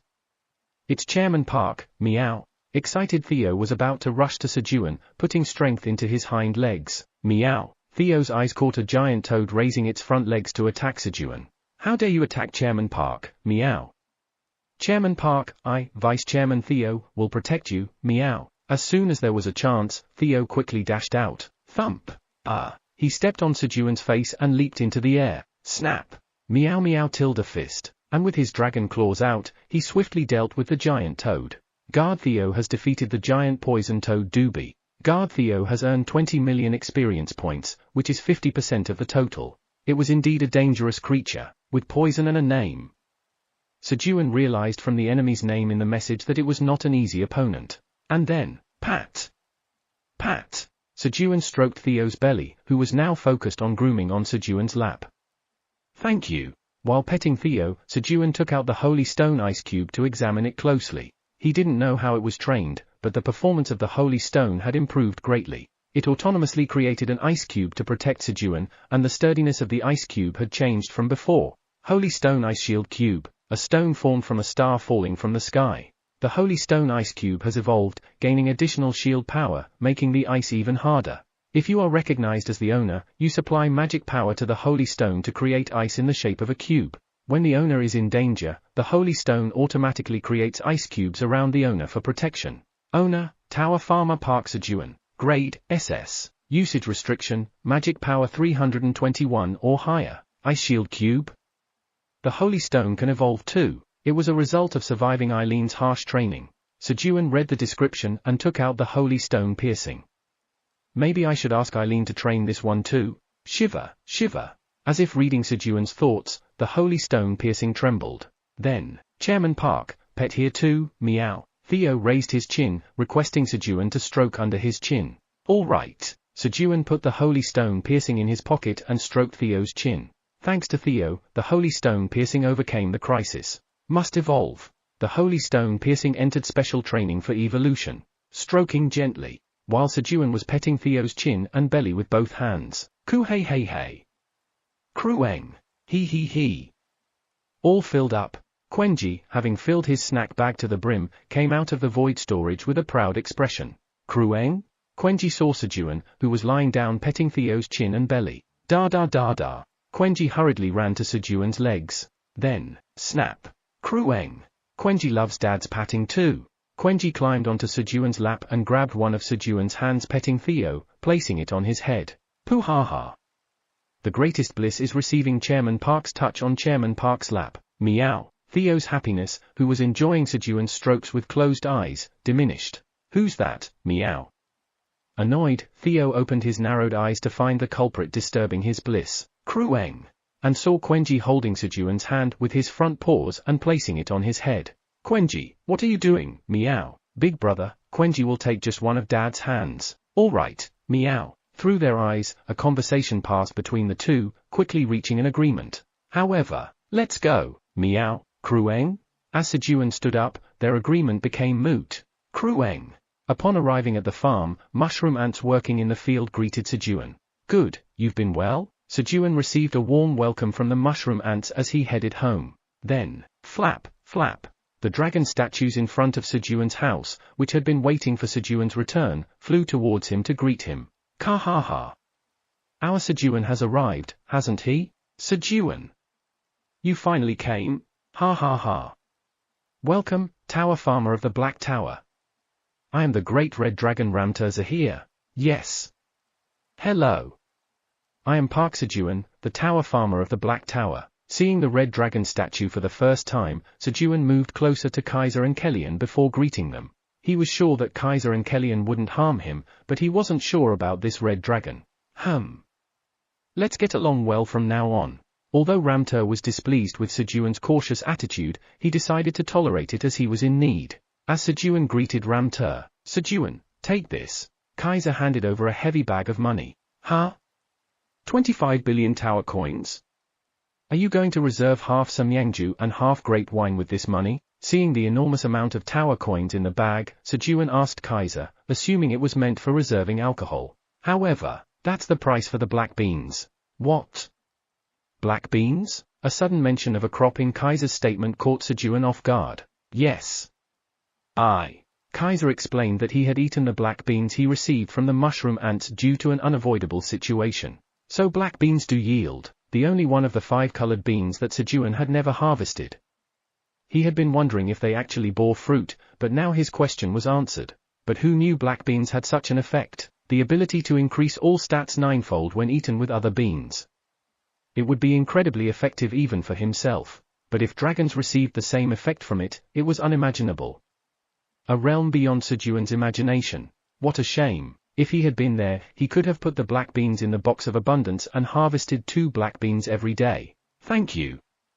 I'll use it well. It was already a thing of the past. Sejun put his regret behind him and took the money. Right. Next time there are black beans, I'll be the first to buy them. That's not fair. Right. We need to discuss this amongst ourselves. Kellyan and Ramter protested Kaiser's statement. As the dragons argued over who would buy the black beans, swoosh, Sejun quietly stood up. They always end up drinking together after such fights. No point in staying and getting caught in a dragon fight. He. I'll use this money to ask Eileen for powers. As Sejun distanced himself from the dragons and was about to call Eileen, quack. The mushroom ant that had gifted the black beans to Kaiser approached Sejun confidently with its antennae raised. Then, thump. It placed a single bean on Sejun's palm. What's this? Sejun was surprised to see the black bean on his palm. There's another one. Quack. The mushroom ant looked smug at Sejun's expression. It hadn't harvested just 1 black bean. There was 1 extra, so it had gifted 1 to Kaiser. Chapter 265, Why does my body feel so heavy? TL, hangak, click. Mushroom ant. Well done. Sejun praised the mushroom ant as he placed a black bean into the golden box of abundance. Thanks to this, he could now obtain 2 black beans per day starting tomorrow. Quack. In response to Sejun's praise, the mushroom ant straightened its antennae more proudly and showed its back. Why are you showing your back when there's no mushroom? Confused by the mushroom ant's behavior, which lacked any mushrooms on its back. Quack. The mushroom ant couldn't speak but seemed frustrated. If it's not the mushroom. Sorry. Is this what you want? Sejun then took out the black dragon's scale. Quack. The mushroom ant quickly nodded its antennae and responded in a cheerful voice. What it wanted was a symbol of being Sejun's subordinate, the black dragon tattoo. Here, when Sejun used the black dragon scale to engrave a black dragon tattoo on the mushroom ant's back. Quack. The mushroom ant greeted Sejun and hurried back to its nest where its kin were. It wanted to show off its new black dragon tattoo. As the mushroom ant left, Eileen, show me the powers I can buy with my money. Sejun called Eileen. Sejun currently had about 26 billion tower coins, including 25 billion given by Kaiser and his original funds. The tower's administrator asks you to wait a moment. Shortly after, grantable powers, power, blessing of fire, power, blessing of water, power, blessing of light, power, blessing of darkness, power, blessing of life, power, blessing of death. Enhanceable power. power, mighty strength, power, mighty agility, power, mighty magic power. Eileen showed Sejun the powers he could buy with his money. So many? Sejun was surprised to see the number of available powers. There were almost 100. However, the tower's administrator says that if you choose one attribute blessing, you cannot choose the opposing element, so choose wisely. Since choosing one attribute blessing meant you couldn't choose the opposite, the actual number of powers available was less than 50. Still, it was a significant number. Eileen, how much for the attribute blessing powers? The tower's administrator says each attribute blessing power costs 20 billion tower coins. Then, one blessing of life and enhancing 3 other powers would be just right. Always prioritizing survival, Sejun naturally chose the blessing of life, which seemed related to survival. Having finished his calculations, Eileen, I choose the blessing of life. Foo-hoo hut. Chairman Park, I have money, meow. While Sejun was shopping, Theo, who had been otherwise occupied, pulled out a money bag from his bundle and exclaimed, "It's okay." Eileen, Sejun, having already decided what to buy, was about to purchase the powers. But then, Koong!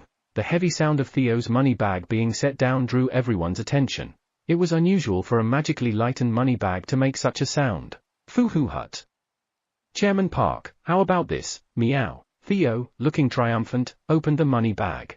And then, wow! Sejun exclaimed in awe upon seeing the contents of the money bag. As Sejun had guessed, the money bag contained an enormous sum of money, a staggering 100 billion tower coins. Half of it, 50 billion tower coins, was from selling Sejun's crops to Mima and agreeing to provide a lifetime supply of rice noodles. The rest, another 50 billion, was from selling a golden plate received from Uran to Mima. Eileen, show me the powers again. With that, the level of power Sejun could buy drastically increased. The tower's administrator says okay. And Eileen was equally thrilled. Hee. Theo, you annoyed me earlier, but now you're doing something commendable. Eileen, who had been upset with Theo, smiled and scrolled up the list of powers displayed in the crystal ball. Swoosh!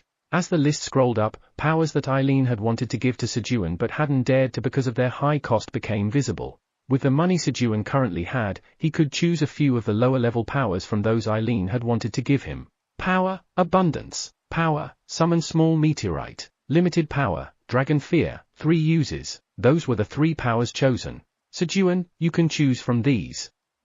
Each one costs 125 billion tower coins. Eileen showed Sejun the powers. Sejun pondered over the powers shown by Eileen.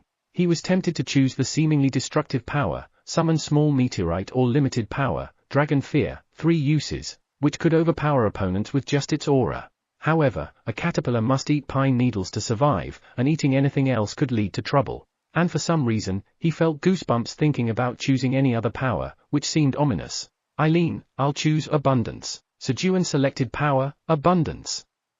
Unknowingly, it was the best choice among the 3. Power, summon small meteorite required enormous magic power, and using it even once with Sejun's magic power could lead to death due to magic depletion. Limited power, dragon fear, 3 uses, didn't protect the caster, meaning Sejun had to withstand the dragon fear himself. In other words, using dragon fear would kill Sejun first, the caster. As Eileen herself was a dragon, this was something she hadn't considered. Ultimately, choosing any power other than power, abundance, would have either killed him upon use or been a waste of money without use. The tower's administrator says she will now start bestowing the power. Okay, Sejun responded, his face full of anticipation. And then, 125 billion tower coins will be deducted from your seed bank. The tower's administrator bestows power, abundance, onto your mid-level administrator Mark. A green light seeped into the back of Sejun's right hand. Fortunately, there was no pain. Shall we see what kind of power it is? Sejun checked his newly acquired power. Power, abundance. Everything you touch becomes abundant. An unhelpful description. Everything I touch becomes abundant? To test it, Sejun reached towards a 5-colored beanstalk in front of him. Then, power, abundance is applied to the 5-colored beanstalk. The amount of next produce from the 5-colored beanstalk will double. A message appeared. Double? With just one touch, the amount of beans doubled? Sejun excitedly used the power on the crops in the surrounding fields. An hour or so after using the power on the crops. Why does my body feel so heavy? Sejun suddenly felt a decline in his physical condition. It wasn't sudden, his condition had gradually worsened while using the power. But, engrossed in the joy of doubling the harvest, Sejun had only now realized his body's condition was deteriorating. Why is this happening? Sejun wondered, having never experienced this before, when, "Hello, Sejun-nim." Podori greeted Sejun as he passed by. "Hey, Podori, you've been well, right?" "Yes, of course." Sejun approached Podori, engaging in conversation. "Wouldn't it be great to double the grapes too?" Seeing Podori, Sejun felt a desire for grapes. Snap! Sejun placed his hand on Podori's branch and used the power. And then, power, abundance, is applied to the grapevine Podori. Sejun fainted while standing. To use power, abundance, life energy was required, and Sejun, unaware, had recklessly used his life energy. That was the reason for his deteriorating physical condition. Moreover, the last entity Sejun used his power on, Podori, was a candidate for the world tree. To double the harvest of grapes, a tremendous amount of life energy was required. All of Sejun's life energy began to be infused into Podori's body, leading to Sejun's fainting. A caterpillar must eat pine needles, but eating too much can kill it. Wow! I feel energized. Podori, unaware that it was absorbing Sejun's life energy, was excited to draw in the energy. However, something feels off. Suddenly, it felt a strong sensation. Therefore, Podori quickly checked the source of the energy and, Sejun-nim. There was Sejun, whose life energy was diminishing and who was withering away in real time. Sejun-nim. You can't die. If Sejun died, Podori too would face consequences from both Eileen-nim and Flamin-nim. Hurriedly, Podori began rain-fusing life energy into Sejun, aiding his recovery. But then, thud! Sejun collapsed, and contact with him was lost. No, this can't happen. Podori was unable to continue supplying life energy. Though the explanation is lengthy, this all happened in a mere moment. Meow. Chairman Park. Snap out of it, meow, slap. Slap. Theo, equipped with a Sejun radar, quickly detected Sejun's distress and began administering treatment. And then, Kueng. Quenji also realized that Sejun's condition wasn't good. Kueng. Dad, you can't die. Quenji, with tears and snot running down, hurriedly massaged Sejun's body. Kueng. Kueng. Massage. Massage. With each rub of Quenji's front paws on Sejun's body, a faint blue light appeared and disappeared.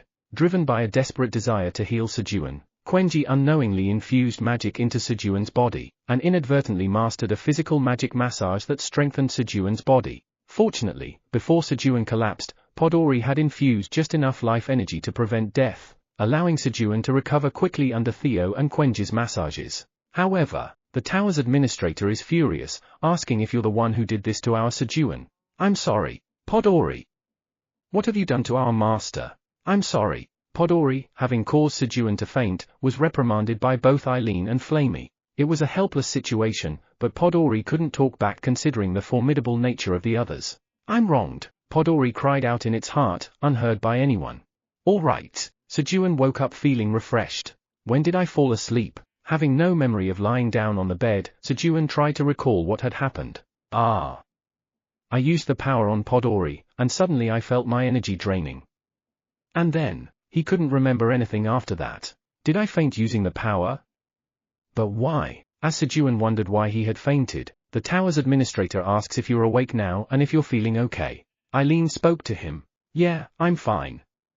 Eileen, but why did I faint while using the power? Sejun asked Eileen about what he was curious about. The tower's administrator says that power, abundance, is a power that uses life energy. The tower's administrator apologizes for not informing you about this in advance. No, it's okay. These things happen. Unaware of how close he had come to death, Sejun coolly responded, trying to look unfazed. And then, me-oh. He lifted Theo, who was hanging onto his knee as usual, and attached him to his leg. Swoosh! He marked the date on the bedroom wall. It's already the 358th day. In just a week, it would be a year since he was stranded. Time had passed so quickly. It was really scary back then. Sejun recalled the moment he first arrived at the tower. Kueng? Dad, are you okay? Quenji, along with Pinkfur who had just woken up, came looking for Sejun. Yeah, I'm fine now. Kueng. That's a relief. Quenji expressed relief and clung to Sejun's leg. Let's go have breakfast. Sounds good, meow. Kueng. Kueng. Great. Quenji is hungry. With Theo still half asleep responding and Quenji excited at the thought of eating, Sejun headed to the kitchen with both of them clinging to his legs. Day 358 of being stranded. A peaceful morning began on the 99th floor of the tower. Chapter 266, looks like I got an SS grade item after all. TL, Hangak, How do I get in there? Fenrir, the god-hunting wolf and the first seat among the apostles of destruction, gazed at the black tower, lost in thought. To find the item that enhanced the abilities of the dragon swallowed by Kaiser, the leader of the black dragons, he needed to enter the black tower, but there was no obvious way in. Of course, there was a method used by the other apostles of destruction, which involved sharing their power with a being capable of entering the tower and parasitizing them with a fragment of themselves to gain access. But that was too lowly a method for a noble wolf like himself. Then, I can use Jormungandr. Fenrir recalled Jormungandr, the world-devouring serpent disguised as a passageway hunting around the tower. And, Jormungandr, Fenrir called out to Jormungandr and began devising a plan to enter the black tower. Click. After breakfast, Sejun opened the golden box of abundance, and inside were 3 black beans neatly placed. He. Sejun chuckled as he took out 2 black beans from the box, then, click. He closed the golden box of abundance. Now, when he will check it tomorrow morning, the remaining black bean would magically become 3. It's a pity I can only put in 1 bean, Sejun said in a regretful voice, looking at the golden box of abundance. Well, being able to increase the number of black beans in this way was something to be thankful for, but still, the more, the merrier. The 2 obtained black beans were secretly stored in the void storage along with the golden box of abundance, unbeknownst to the dragons. There were 3 dragons and 2 black beans. If he started selling the black beans now, a tremendous fight would break out among the dragons over who gets to have them.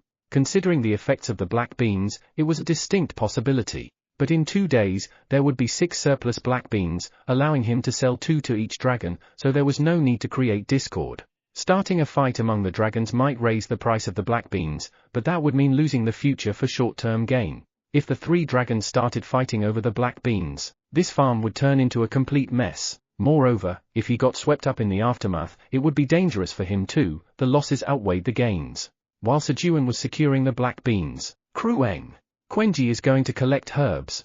Okay, take care. After a hearty breakfast, Quenji headed to the western forest where kudzu was planted. Having been away for a few days, he expected to find more herbs than usual today. I should get to work too. After Quenji left, Sejun also got ready to work. There was a lot to do. He had to bottle the finished wine, brew new wine in the empty jars, and make rice noodles for Mima as Theo had promised. Additionally, he needed to use power, abundance, to double the harvest yield. Vice Chairman Theo, it's time to work. Tattle tattle. Sejun shook his leg, looking at Theo, who was obliviously clinging to it. If the chairman works, you should too. Work, Vice Chairman Theo. But, no, meow. Chairman Park works too hard, meow. Squeeze. Theo, unwilling to let go of Sejun, clung even tighter in protest. Working hard is why I'm the chairman, Vice Chairman Theo. Meow. That's true, meow. Theo had an epiphany from Sejun's offhand remark about work. The hardest worker is the chairman, meow. Then as the vice chairman, he too must work harder, meow. Otherwise, he could lose his position as vice chairman, meow. Chairman Park. I'll work hard and come back, meow. Theo, determined not to lose his position as vice chairman, hurriedly descended the tower to work. But did he take the crops in his bundle? Sejun spoke in a worried voice, looking at Theo, who had already gone far enough to be out of sight. If Theo hadn't refilled his bundle with crops after selling them to Mima, it would be empty now. Well, if he didn't, he'll come back midway. Sejun, watching the direction Theo went, quickly walked towards the brewery. Tower 4th floor. Trudge. A group of 10 novice hunters, who had easily cleared the 2nd and 3rd floors of the tower where the experience farm was located, cautiously moved through the 4th floor in search of their prey, skeletons. Having ascended the 2nd and 3rd floors with ease, it was their first hunt, and everyone was tense. Apart from the sound of footsteps, there was no conversation among them. After 3 hours of searching for skeletons, they had moved quite a bit, but they hadn't seen a single skeleton.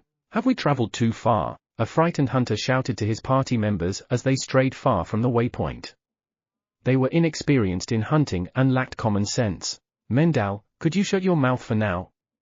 At this rate, your noise will attract all the skeletons. Sorry. Realizing his mistake, Mendel quietly responded. Then, sniff. Sniff. Doesn't it smell like grapes around here? Stefan, leading the group, took a deep breath and commented. Oh. You're right. As they moved a bit further, the other party members also smelled the strong scent of grapes. Where is this smell coming from? Let's follow the smell. Tired of searching for skeletons, the weary hunters decided to follow the grape scent. They were a bit hungry, and the scent of grapes was too fragrant to resist. But, what? Rattle! Rattle! The hunters, who had followed the sweet grape scent, suddenly found themselves surrounded by over 50 black skeletons. Drop your weapons and follow us. At the command of a talking black skeleton, the novice hunters had no choice but to comply. They were just relieved not to be killed on the spot. As they followed the black skeletons, the scent of grapes grew stronger. A little later, wow, the hunters saw a vast vineyard laden with bunches of grapes. And, what am I looking at? Are skeletons farming grapes? The hunters witnessed the bizarre sight of black skeletons and regular skeletons harmoniously harvesting grapes. Then, pluck! Pluck! Go and pick them. The black skeletons pushed them into the vineyard and instructed. Here's the samyangju. Sejun bottled today's batch of samyangju and distributed 20,000 bottles, giving 10,000 each to Kaiser and Kellyan. Ha ha ha. Just looking at it is satisfying. Indeed. We won't run out of booze for a while. Kaiser and Kellyan were delighted to receive 10,000 bottles of samyangju each. But, Ramter could only watch enviously. He had been completely stripped of his tower coins by Kaiser. Although Ramter had been diligently accumulating tower coins, it was still nothing compared to the wealth of Kaiser and Kellyan. He couldn't afford to buy samyangju since buying black beans was the priority. Then, hey Ramter Tildenim, try some of this leftover samyangju. Sejun offered Ramter 5 bottles of samyangju. After bottling, exactly 20,005 bottles of samyangju were produced, and Sejun kept 5 of them for himself, to drink or use in cooking later. However, seeing Ramter unable to take his eyes off the samyangju, Sejun felt a pang of sympathy. One of the saddest things in the world is not being able to eat what you desire. It seemed dragons were no different. Sejun, thank you. Ramter was touched by Sejun's gesture. It's nothing much, but take this. To express his gratitude, Ramter gave Sejun the red full-body armor he had brought with him. Really? Sejun was delighted at Ramter's offer. The red full-body armor was standing like a scarecrow in the middle of a sweet potato field. Sejun had been eyeing the armor since yesterday, but since he wasn't close to Ramter, he only peeked at it from a distance. He couldn't believe he was being offered such armor. Yes. Now it's yours. With Ramter's words, the usage restrictions on the armor were lifted. Thank you. Upon hearing Ramter's words, Sejun hurried to the sweet potato field with excitement and examined the armor.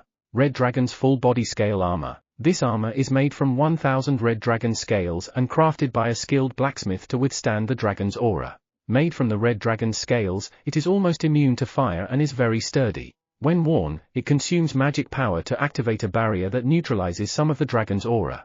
Usage restriction, strength over 1500, stamina over 1500, magic power over 1000, recognized by Ramter Zahir, creator, Udon, tower farmer of the Red Tower, grade, SS. Strength and stamina over 1500, and magic power over 1000, the usage restrictions were tremendous. What a pity, the fact that he couldn't wear such a magnificent armor, nor use the barrier that neutralizes the dragon's aura. Looks like I got an SS grade item after all. Disappointed for a moment, Sejun carried the armor next to the Creator God's tablet signpost and, click. Click. He adjusted the armor's joints to make it kneel beside the signpost with its right hand making a V sign. He. Nice. Sejun, pleased for some reason, displayed the red dragon's full-body scale armor in front of the Creator God's tablet. Now, off to make more booze. Sejun headed back to the brewery to make another batch of 20,000 bottles of samyangju, as he had sold that much today. He. Sejun was excited about the prospect of sweating and working hard. Indeed, such laborious work suited Sejun, but, he. I need to make booze quickly to earn money. Sejun simply loved making money. Meow. Vice Chairman Theo is working hard again today, meow. Theo, having had a great realization from Sejun's words, was using the merchant passage to descend the tower when, what, meow, he came upon a fork in the road. And, foo-hoo-ha. This way, meow. Following the pull in his paws, Theo headed down the left path. Whether the path was right or wrong didn't matter. Theo had the ability to turn even a wrong answer into the right one. A little later, thud, the left path closed, and the face of a snake appeared. It would be nice if his tasty, a fragment of Jormungandr, the world-devouring snake, was pleased to swallow Theo. But Theo was a strong cat who could tear open Jormungandr's fragment's belly and escape whenever he wanted. Scratch! Scratch! Meow meow meow. The pull is stronger, meow. Something good is ahead, meow. Vice Chairman Theo, the right hand of Chairman Park, is on the move, meow. Garen, pick them up, meow. Yes. Theo, humming a tune, defeated the white snakes and spoke to Garen on his head. Swoosh! Swoosh! Garen diligently picked up the white coins with his tongue, following Theo's instruction. Then, P.O. P.O. The sound of a bird's cry was heard. Theo intuitively felt that the source of the allure was in the direction of the sound. Over there, meow. Theo quickly ran towards the source of the sound. Swoosh! P.O. There, Theo saw a small bird fighting, surrounded by white snakes. The bird's cries were loud, but it seemed tired from the prolonged battle, its wing beats weakening, and its altitude gradually decreasing. If it dropped just a bit more, it risked being swallowed by the snakes. Swish! Swish! Theo swiftly intervened and dealt with the snakes. And then, pooh ha ha ha. Since I saved your life, you need to stamp here. Press. Twinkle. Twinkle. The bird, looking at Theo with eyes full of admiration, quickly stamped the contract Theo presented. P.O. P.O. Thank you for saving me. My name is Pirururu Yotra from the white-headed long-tailed tit tribe. Pirururu Yotra introduced itself to Theo. Pooh ha ha ha. Your name is P.O., meow? P.O., you are now my subordinate, so you must listen well to me, meow. Swipe. Swipe.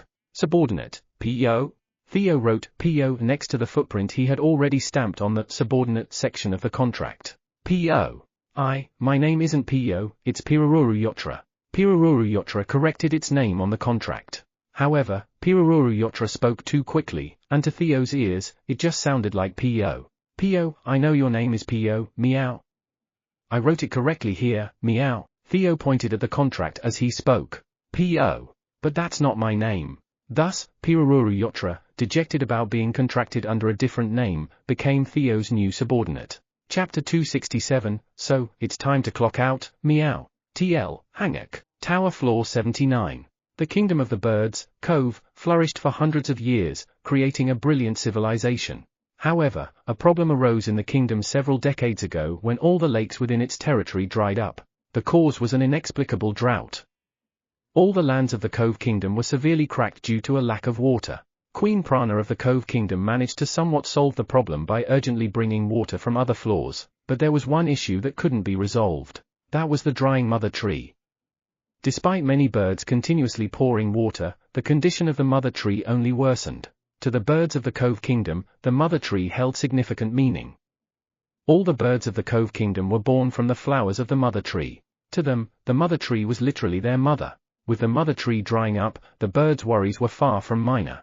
The biggest problem was that as the mother tree dried, the number of birds being born was gradually decreasing. Since last year, the chirping of baby birds had almost disappeared in the Cove Kingdom. As a result, the once lively capital of the kingdom now lay in a deep state of despair. In the center of such a capital stood a lone mountain. Atop the mountain was a beautiful rainbow-colored castle, the Rainbow Castle of Cove that had stood its ground for hundreds of years. Prana, will the messenger birds find someone to save the mother tree this time? Louis, we must believe. They are the children chosen by the priestess of the tree. They will surely find someone to save the mother tree. Queen Prana of the Cove Kingdom answered with a voice full of unwavering conviction, addressing her husband's concerns. The priestess of the tree who could hear the mother tree's voice. Every year, the priestess of the tree appointed birds chosen by the mother tree as messengers to go outside the kingdom, and find a hero who could cure the mother tree.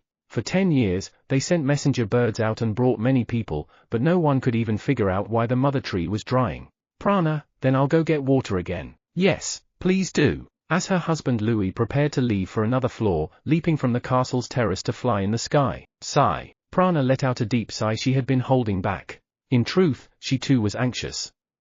She just didn't show it, fearing that the kingdom would waver if she, too, appeared shaken. I hope this year, someone will surely. Prana gazed at the distant mother tree, fervently praying that one of the messenger birds would bring someone who could save it. Pooh hut.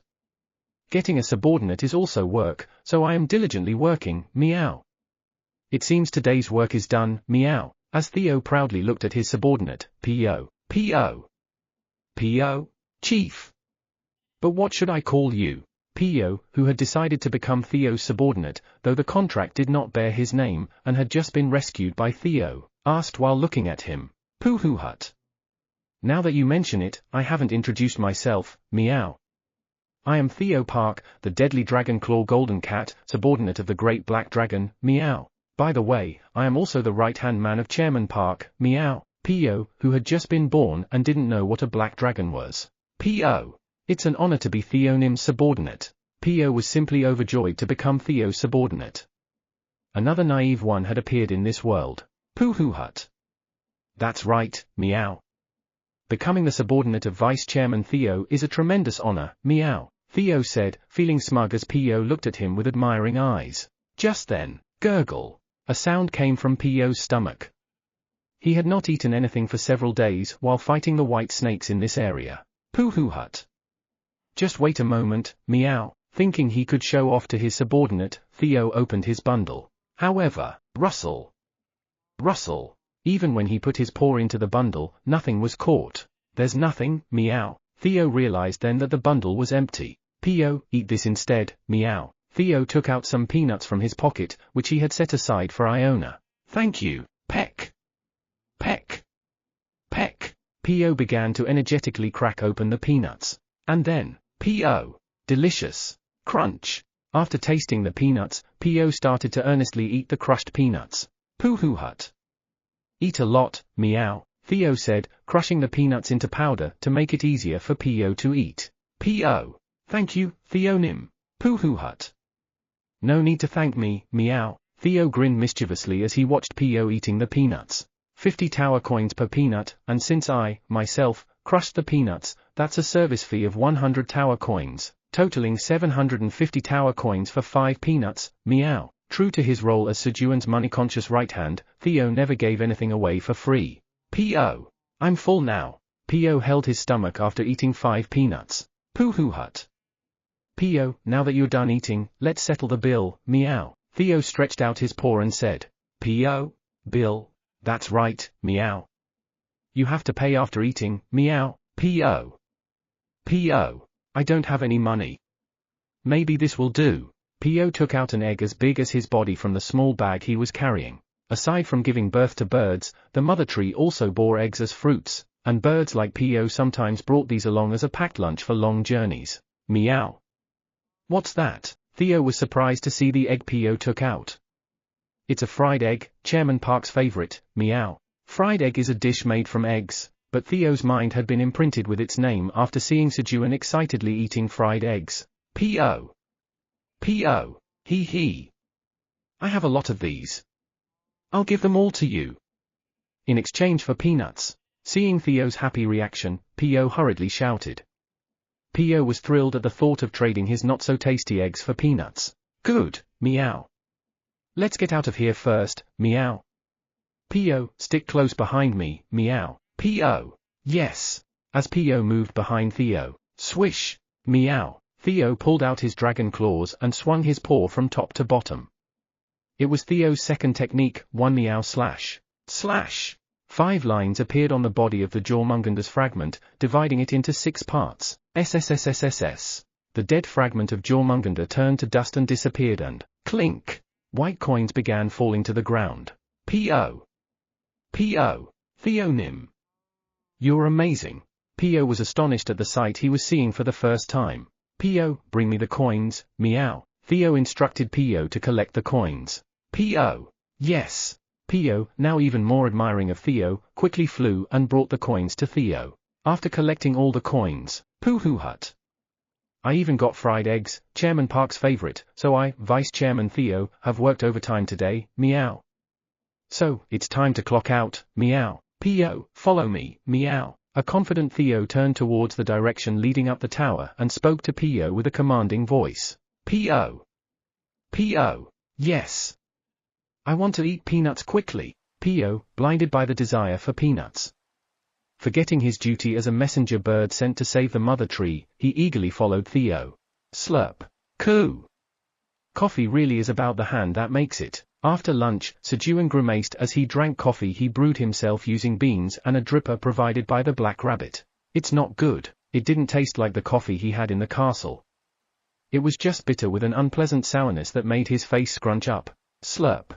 Still, needing his caffeine fix, Sejun drank the coffee while enduring the bitterness. After finishing the bitter coffee, you have consumed a bitter medicine. Talent, a medicine that's bitter is good for stamina is activated. Stamina increases by 3.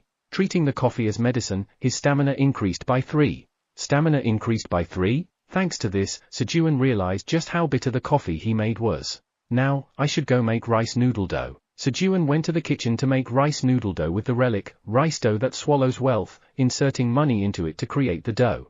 Thump. Thump. As he was busy kneading the dough, Krueng. Dad, Quenji is here. Quenji, who had been gathering herbs in the western forest, returned. Quenji, did you gather a lot of herbs? Krueng. Krueng. Yes. Quenji brought lots of herbs. Ta-da. In response to Sejun's question, Quenji showed his snack pouch. Inside the snack pouch were 20 sweet blue kudzu roots and 3 extremely bitter white kudzu roots. And then, there was one green kudzu root that Sejun hadn't seen before. Krueng. Krueng. This one smells really sour. But smelling it makes my mouth water, Quenji said, looking at the green kudzu root. Really? Hearing Quenji's words, Sejun sniffed the green kudzu root. Oh. It does smell like lime here? He naturally salivated at the fresh scent. Thankfully, it's not bitter. Sejun examined the green kudzu root more closely, feeling relieved. Overabundant magic power kudzu root. Unlike other kudzu roots that absorb vitality from living hosts, this kudzu root absorbs magic power from surrounding kudzu. Absorbing the magic power of dozens of kudzu roots with strong vitality, its medicinal properties are enhanced. When consumed, it either increases magic power by 50 or potential magic power by 25. Low chance of awakening a talent related to absorption upon consumption. Has a strong sour taste. Cultivator, Tower Farmer Park Sejun. Shelf life, 210 days. Grade A. Tonight's dinner will be grilled fish. Smelling the lime scent, Sejun wanted to sprinkle the juice of the overabundant magic power kudzu root, which has a lime scent, on grilled fish. Krueng. That sounds great. Quenji cheered at Sejun's words. Daddy's cooking is always good. Then, Daddy will make grilled fish, and Quenji, eat this and help with the rice noodles, Sejun said, giving Quenji 5 honey jellies to eat. Ku hey hey hey. Krueng. He. Okay. Quenji put the honey jellies in his mouth, took down the black noodle maker hanging on the kitchen wall, and put Sejun's rice noodle dough into it. Quenji. And began pressing the dough to make noodles. Meanwhile, clank. Sejun took fish out of the void storage, skewered them, and started grilling. As Sejun had grilled about 300 pieces of fish, you have completed grilled piranhas. Your proficiency in cooking LV 7 slightly increases. Your proficiency of cooking LV 7 has filled, and the level increases. Messages appeared announcing the increase in cooking level, and Sejun's cooking skill level rose to 8. Just then, Chairman Park, I'm back, meow. Theo flew towards Sejun, shouting. Swoosh. As usual, avoiding Sejun's hand. Wham. Theo hugged Sejun's face with his body. Tooey. Tooey. You're back? Thanks to that, Sejun had to spit out Theo's fur again. Looks like he'll have to make another Theo ball. Pooh hut. That's right, meow. You look too happy for someone who went out with nothing in his bundle. Did you work hard, Pooh hut? Of course, meow. Vice Chairman Theo, worked incredibly hard and even brought back a subordinate, meow. Theo proudly spoke and turned to introduce P.O. Krueng? Who's that? P.O. P.O. Hello, Great Black Dragon Chairman Park. I am P.O., Theonim's subordinate.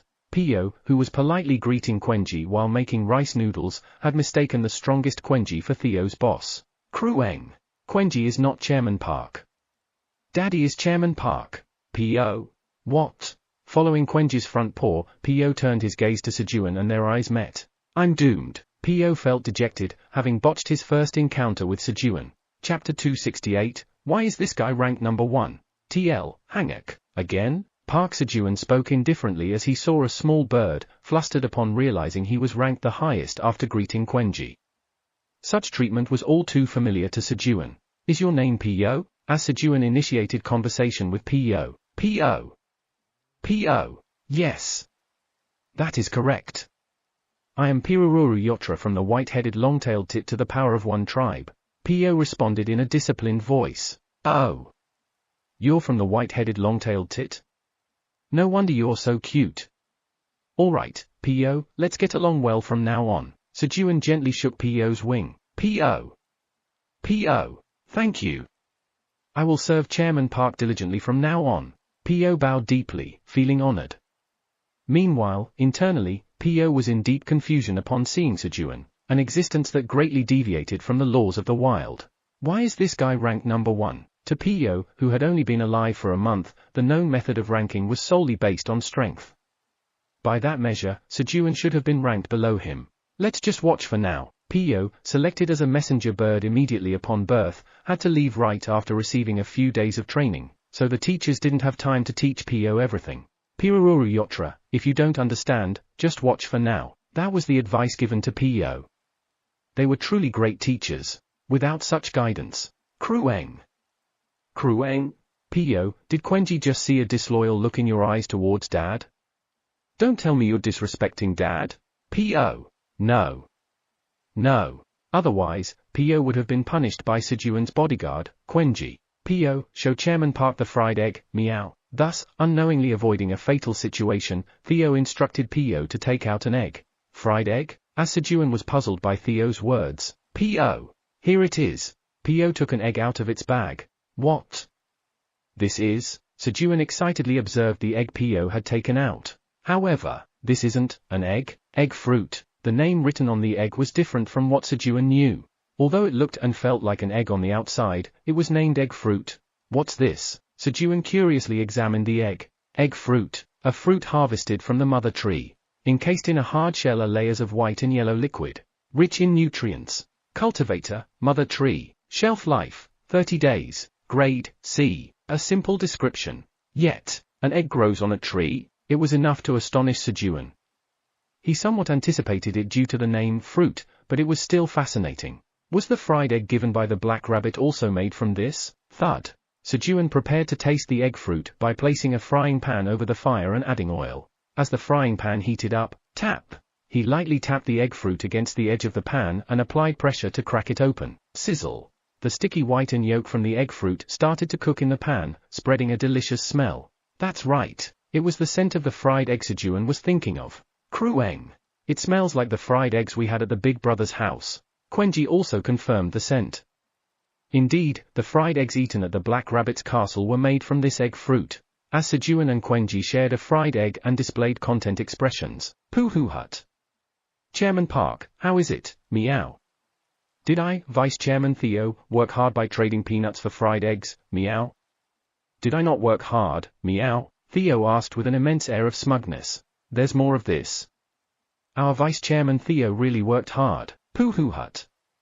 Of course, meow. I'm Vice Chairman Theo, so I work hard, meow. Having received Sejun's approval, Theo was completely over the moon. He lifted his head and looked at Quenji and P.O. with a smug expression. You guys are way behind me, meow. Pooh hut. This is what it means to be a vice chairman, meow.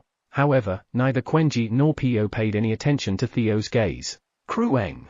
Daddy Quenji is hungry. Especially Quenji, who was only upset that the grilled fish was getting cold.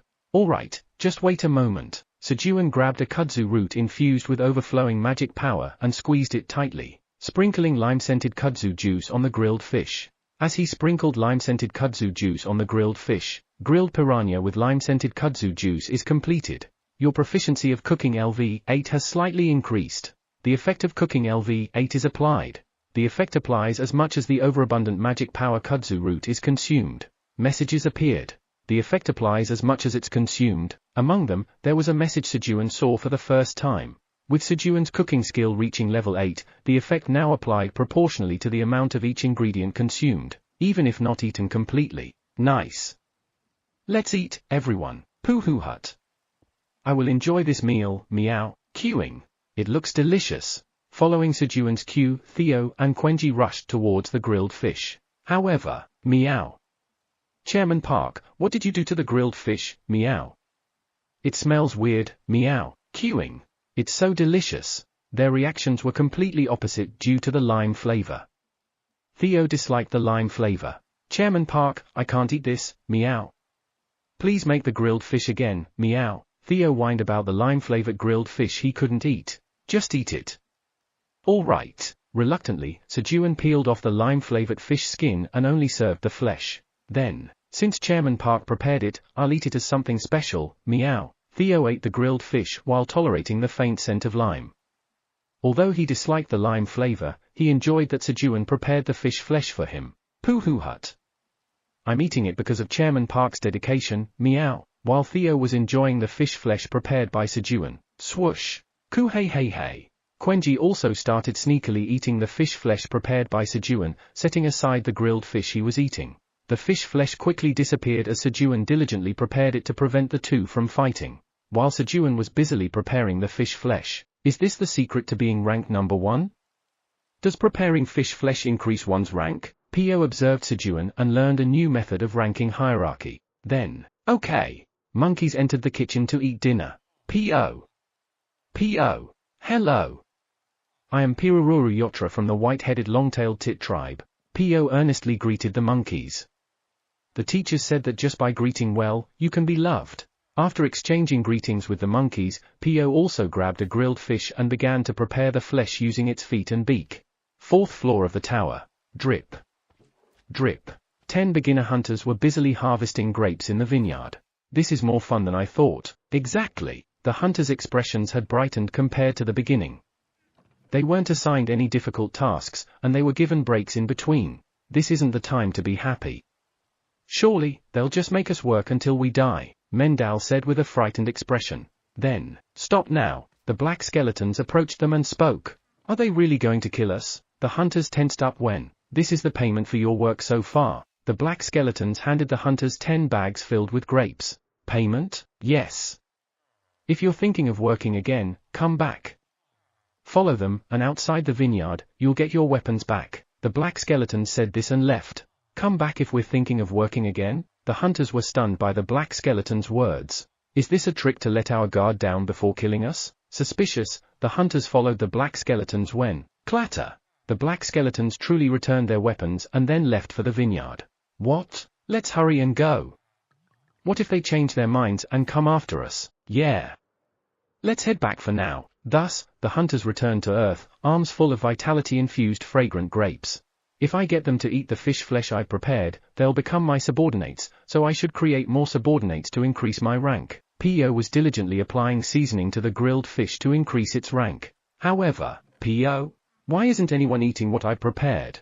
Since Po had almost crushed the fish flesh to a powder, nobody wanted to touch it. For the tiny Po, it was a manageable size, but not for the other animals. Po. Raising my rank isn't as easy as I thought.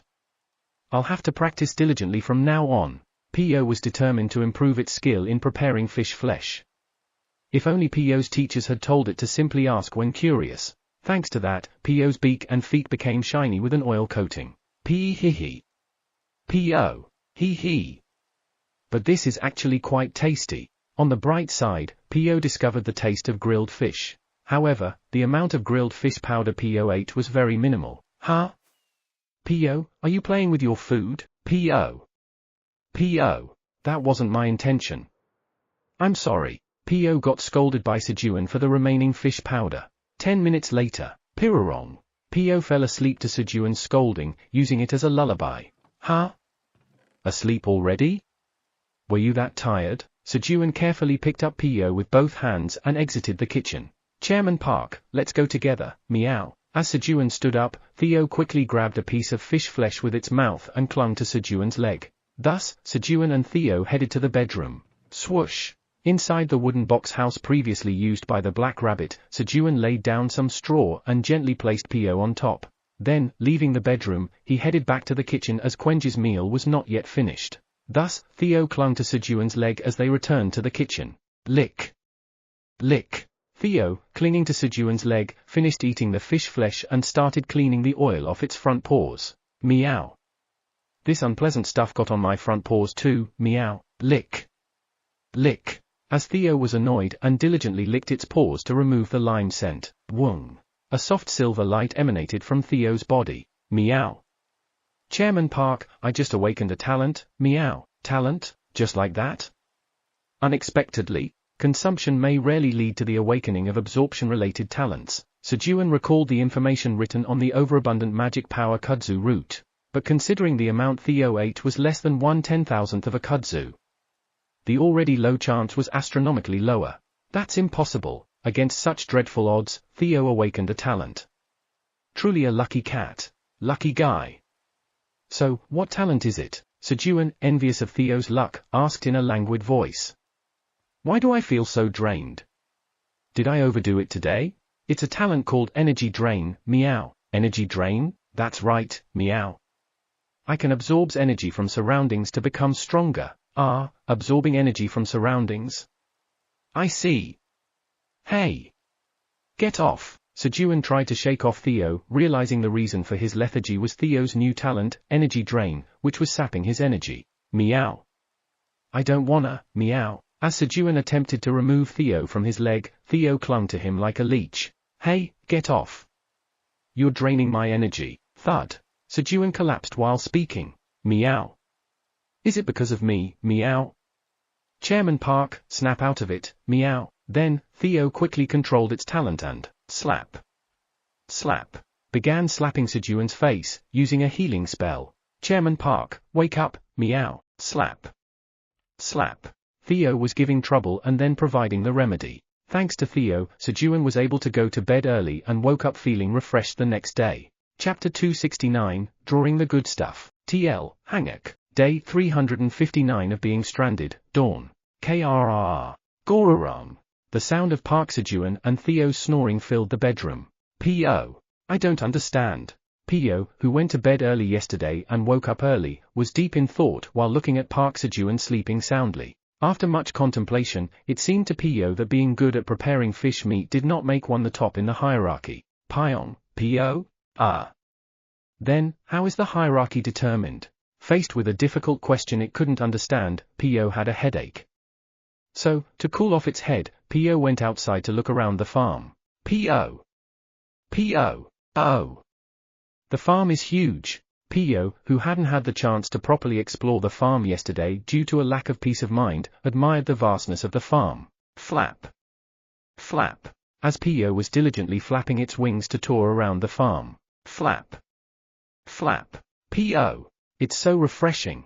After touring the farm, it took a refreshing bath at the fountain, wetting its body. And then, chuck. P.O. I'm the highest up here. While P.O. was drying off its fur, feeling good about looking down from atop the head of a black dragon statue in the center of the fountain. How dare you climb on my head? The eyes of the black dragon statue started to glow and move. P.O. Flap. Flap.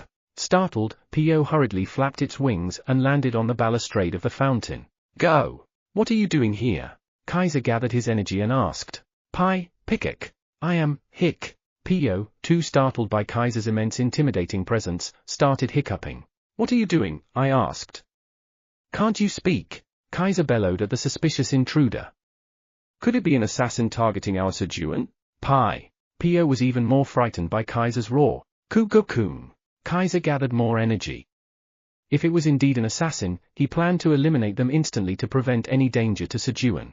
As the intimidation grew stronger, P.O. wanted to answer somehow, but fear had frozen his body, making it impossible for P.O. to open its mouth. Then, Kaisernim, please calm down.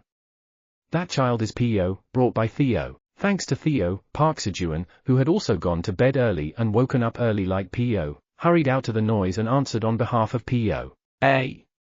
Ka-ha-ha. If Theo brought him, then you should have said so. Why keep your mouth shut? I almost killed you. Kaiser, slightly embarrassed by Sejun's appearance, laughed heartily. P.O. P.O. was terrified by Kaiser's casual mention of killing. This place is scary. Flap. Flap. P.O. flew quickly towards Sejun. The only one who can protect me here is Sejun Tildanim. It's no wonder he's the top of the hierarchy. Were you scared? Sejun asked Po in a warm voice, extending his hand. Po. Yes. I was so scared. Po sat on Sejun's finger, vigorously rubbing its head against his as it replied. And then, he's got guts. Po realized why Sejun was the top of the hierarchy. Despite being weaker, enduring such immense intimidation and talking casually with such a terrifying being was something ordinary guts couldn't achieve. It was a hidden talent of Sejun, specialized towards enduring numerous amounts of energy until passing out. Of course, even so, enduring the energy Kaiser deliberately gathered was absolutely impossible with Sejun's abilities. Theo, that guy, has learned something strange again. The more I see, the more fascinating it is. Meow. Theo, while asleep, used his talent, energy drain, to absorb only Kaiser's energy, allowing Sejun to be comfortable. I'm going to develop guts like Sejun Tildenim too. Naturally, Po, unaware of this fact, looked up to Sejun with admiration and began to make another strange misconception on his own. Christie's auction house in the USA. So, this is an agricultural product item brought out from the tower? Yes. And it's from the crops grown by Tower Farmer Park Sejun? Yes. The people answering the auctioneer's questions were hunters who had received grapes as payment from a black skeleton on the 4th floor of the tower. They had run frantically towards the waypoint on the 4th floor, and only after reaching the 1st floor did they check the options of the grapes. And then, huh? The grower of these grapes is Park Sejun? Upon confirming the name Tower Farmer Park Sejun as the grower of the grapes. Oh my god, we're rich now. They embraced each other and cheered. The popularity of Sejun's crops on Earth was tremendous right now. Due to their popularity, Sejun's crops were mostly being sold at high prices in auction houses these days. Of course, the effects of the vitality-infused fragrant grapes were somewhat ambiguous, but these were Sejun's crops that had never been sold before. Just the fact that they were grown by Sejun made it highly likely they would sell for a high price. That's how they ended up at Christie's auction house to sell the vitality-infused fragrant grapes. A few hours later, yes. A bunch of vitality-infused fragrant grapes grown by Tower Farmer Park Sejun has been sold for $100,000. The auction started, and they made a total profit of 10 billion. Divided by 10 people, that's 1 billion each. Considering they had worked for about 10 hours at the grape farm, they had done work worth 100 million per hour. Listen, everyone. For the time being, only we should know where we got the grapes. Got it? Of course. Let's keep it among ourselves. Good. Then let's meet at the tower entrance in 3 hours. Got it. When the 10 novice hunters had finished discussing to meet in 3 hours and go to the grape farm, we got Park Sejun's crops. We're rich now, sure. Quiet. Someone might hear us. 5 hunters, holding a sack similar to the one they received from the black skeleton, passed by them and entered the auction house. The fragrant grape scent wafting from the sack. It was the smell of the vitality-infused fragrant grapes. We weren't the only ones working there. The novice hunters were shocked. Upon reflection, it was obvious. They wouldn't have been the only ones to pass through there. As other hunters who worked at the grape farm sold their grapes, the market price for grapes could only decrease. No rest. We're heading to the tower right now. Got it. The hunters hurried off to the grape farm. Click. Park Sejun opened the golden box of abundance stored in the void storage, took out 2 black beans like yesterday. Click. And closed the box again. Now there are 4, Sejun said, looking at the 4 black beans carefully placed next to the golden box of abundance. Tomorrow, there would be 6 black beans. Clang. Having obtained the black beans, Sejun closed the door of the void storage and came outside. And then, Po, can you give me some egg fruits? Here, have some peanuts. Po. Yes. Here you go. Upon receiving a handful of peanuts from Sejun, Po gave him 100 egg fruits. Is it okay to give me so many? Po. Yes. There are lots at home, Po said, spreading its wings as wide as possible. But since they were smaller than the span of Sejun's hand, it was slightly ambiguous whether there were really a lot. He. That many? Still, thinking there would be more than 100, Sejun asked with a smile. Po. Yes. Everyone hates egg fruits, so unless they go out like me, no one eats them. A lot of them are thrown away. Po chattered excitedly, happy to have gotten a lot of peanuts. Just as Po said, the birds did not like egg fruits. Leaving the fruits grown on the mother tree as they are would lead to them rotting and emitting a foul smell. making egg fruits a troublesome fruit for the birds to deal with. You're throwing this away, so I can take them all? P.O. Then bring a lot next time. I'll buy them all. P.O. Yes. Here's an advance. Sejun made about 10 peanut pouches, each capable of holding a handful of peanuts, and handed them to P.O. They were sized to match the maximum load of P.O.'s bag. P.O. P.O. Thank you. I'll bring them all. P.O., with its bag full of peanuts, happily responded. All right, then take a rest. He. I should have omelets for breakfast this morning. Holding the egg fruits, Sejun hummed a tune on his way to the kitchen. Upon arriving at the kitchen, tap. Tap. Sejun placed the contents of 50 egg fruits into a bowl and added water. Then, chop chop chop. He vigorously stirred with chopsticks until the egg mixture lost its viscosity, turning into a pale yellow as the yolks and whites mixed. Additionally, chop chop chop. He chopped green onions and carrots to add in, along with some salt for seasoning. Next, sizzle. He poured the egg mixture into a preheated frying pan in a thin layer just enough to cover the bottom of the pan, and when the eggs were cooked to a certain extent, he started to roll them up with chopsticks. Sizzle. Sejun poured more egg mixture onto the end of the omelette and continued to extend it by rolling it up. While Sejun was preparing breakfast in the kitchen, P.O. P.O. I'll grow guts like Sejun Tildenim and become the right-hand man of Theo Tildenim. Then I'll be the right-hand man to Sejun Tildenim's right-hand man. P.O. imagined itself sitting on Theo's right front paw, which was hanging on Sejun's right leg. PFFFT. How cool. And then, peck. Peck. P.O. pecked at the red dragon's full body scale armor set up in front of the creator's tablet as part of its special training, because it gave off a feeling similar to the intimidation it had received earlier from Kaiser. At that moment, Krueng. P.O., are you messing with Dad's toy? Quenji, who was sluggishly walking towards Sejun, spotted P.O. attacking the red dragon's full body scale armor. P.O. No. P.O. answered while glaring at Quenji with determination. I'll suppress you with my gaze. I'll show you the result of my training. But its enthusiasm was too much from the start. Quenji was Sejun's left-hand man. He had picked too strong an opponent. Krueng. P.O., your gaze was impure again. P.O. P.O. Me? Absolutely not. Quenji, on the verge of becoming a fierce beast due to hunger, slightly narrowed his eyes, and P.O., overwhelmed in an instant, quickly removed the intensity from its gaze. And then, pine, P.O. Hieng, it's so scary here. P.O. hurriedly flew to the kitchen where Sejun was. P.O. had been getting into trouble and getting knocked about since the morning. Shortly after, guys, let's eat breakfast. Sejun called the animals over. Here.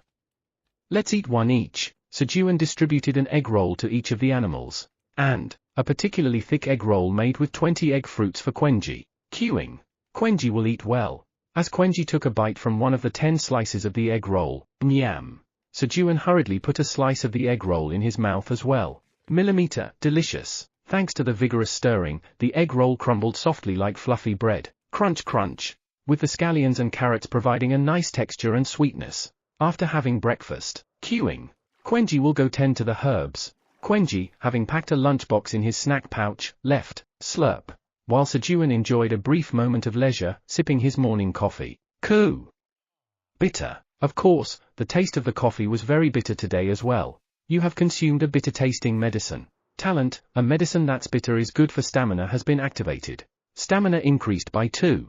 Less bitter than yesterday, which was somewhat comforting. Let's work hard today as well. As Sejun got up after drinking his coffee. Pooh hut. P.O., do you want to become my right-hand man, meow? P.O. P.O. Yes. I want to be your right-hand man, Theonim. If you want to be my right-hand man, you need to work hard, meow. P.O. P.O. Yes. I'll work hard. Just tell me what to do. Pooh hut. Then follow me, meow. P.O. P.O. Yes. Let's go. Flap. Flap.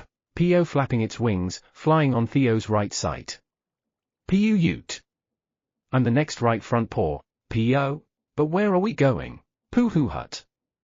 We're going to the 75th floor of the tower, meow. Chairman Park, we'll be back, meow. All right. Bring back something good, Pooh hut. Just trust me, meow. Theo greeted Sejun and went with Pio to do some drawing on the 75th floor of the tower. Chapter 270, All I Need Is This Dish and You. TL, Hangak, U.S. Naval Command Operations Room. So, this means these are the grapes brought from the tower by the hunters? Chief of Naval Operations, Samuel Harrison, examined the grapes brought in by the operations officer. Yes. They are precisely called vitality-infused fragrant grapes, right? They do smell good, as the name suggests. But why did we bring them here? Samuel Nim, please look here. This is the detailed description of the vitality-infused fragrant grapes. Since ordinary people cannot see item descriptions, the operations room displayed the detailed description confirmed by the hunter on the monitor. Vitality-infused fragrant grapes. The scent of fragrant grapes can attract monsters that like the smell of blood. The scent spreads even further when made into wine. Cultivator, Tower Farmer Park Sejun. Shelf life, 90 days. Grade, C. Current market price, $50,000 till $60,000. The current market price of the vitality-infused fragrant grapes was also listed, showing that the price had significantly dropped from the initial amount as hunters continued to sell the grapes they farmed. Aho! It can attract monsters that like the smell of blood, Samuel exclaimed in a pleased voice upon reading the detailed description of the vitality-infused fragrant grapes on the monitor. If the description was accurate, it might provide a clue to eradicate the leeches occupying Hawaii. Currently, the Navy was constantly pouring vast amounts of livestock blood in Hawaii to prevent the giant leeches from moving towards the mainland, but the situation was worsening. The number of leeches was increasing as they fed on the blood, leading to an increase in the amount of blood being dropped over Hawaii. Thus, the Navy was desperately searching for a way to reduce the number of giant leeches. Chief of Naval Operations, I think it's worth a try. The operations staff cautiously suggested to Chief of Naval Operations Samuel Harrison to consider using the vitality-infused fragrant grapes in their strategy. Even other crops cultivated by Sejun, like the sturdy blade green onions, did not specifically mention that they could kill locusts anywhere in their description. Yet, sturdy blade green onions have become an indispensable crop in saving the earth from locusts. All right. Let's secure about 1 ton of the vitality-infused fragrant grapes for a simple test. Can we contact Park Sejun, listed here as the cultivator, to purchase in bulk and negotiate the price? Given the high cost of the operation, Samuel wished to meet with Sejun to negotiate a lower price. Well, that's... The operations officer appeared troubled by Samuel's question. Currently, almost no information was available about Sejun. Recently, reliable individuals Han Tae-jun and Kim Dong-sik had distributed information about Sejun to various countries, but Park Sejun is too strong to approach within 5 kilometers. The information seemed too absurd to take at face value. Han Tae-jun and Kim Dong-sik had informed all countries of Sejun's strength as it is, before undergoing special training to prevent any disaster from happening when Sejun left the tower. However, intelligence agencies worldwide deemed their information excessively exaggerated and did not trust it. Thus, Han Tae-jun and Kim Dong-sik's efforts ended in vain. First, secure the vitality-infused fragrant grapes and see where the hunters got them from.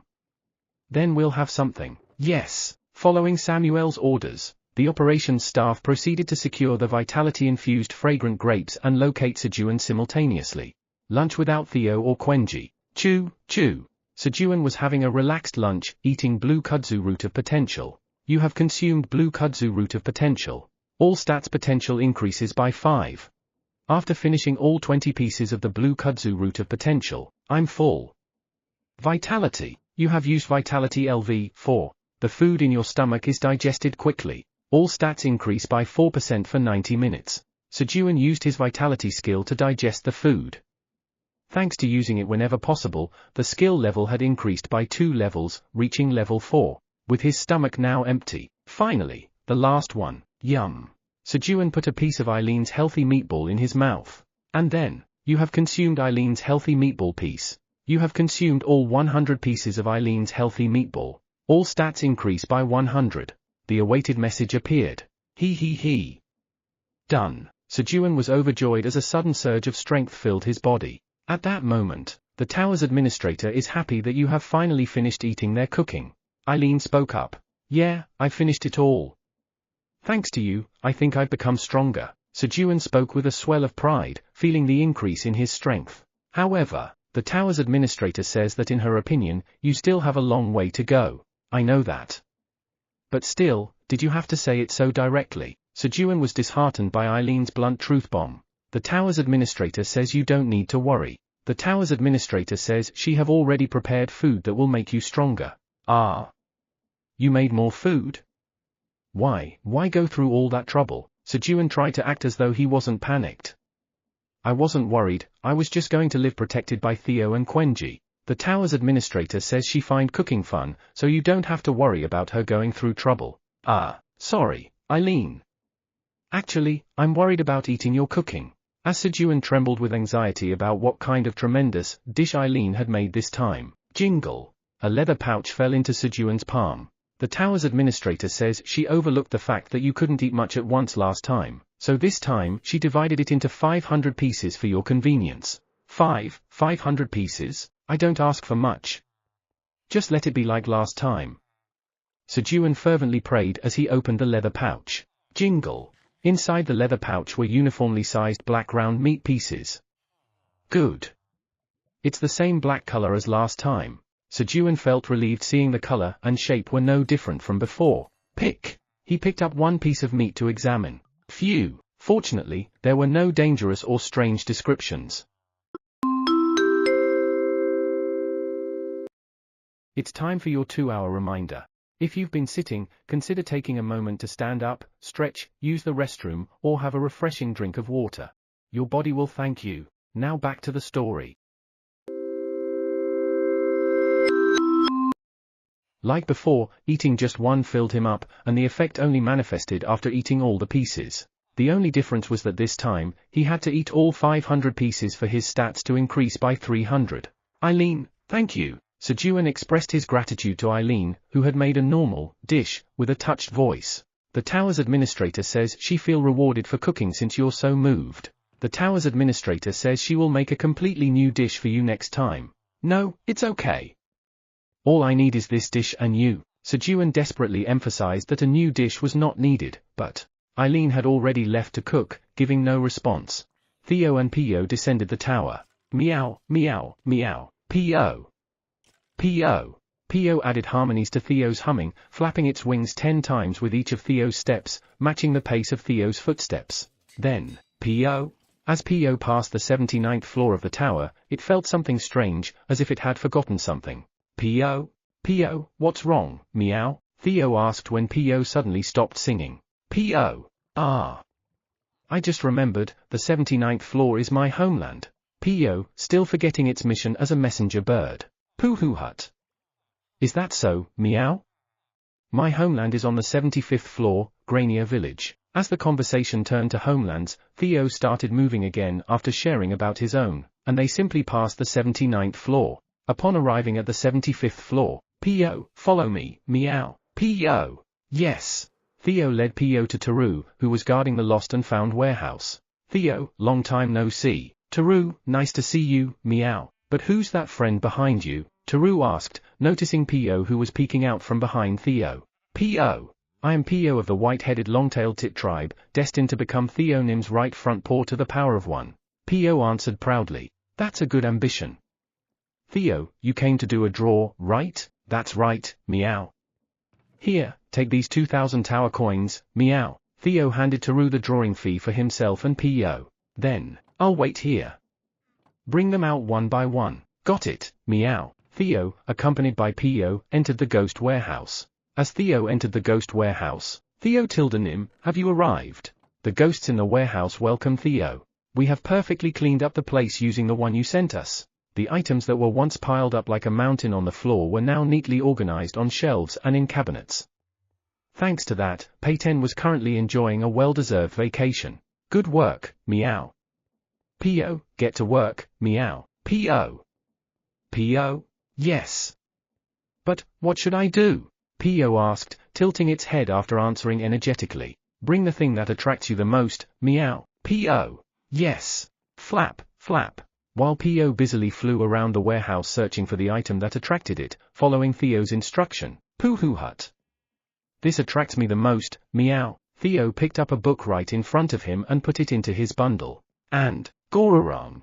Theo took a quick nap while Pio was still diligently choosing items. After a while, meow. Theo woke up to find a massive pile of garbage blocking his view. Then, P.O. P.O. Theo Tildenim, you're awake? I brought everything that attracted me. P.O. proudly showed Theo the items it had gathered. The massive pile of trash was P.O.'s doing. Of course, none of the items were any good. P.O. was incredibly unlucky with its choices.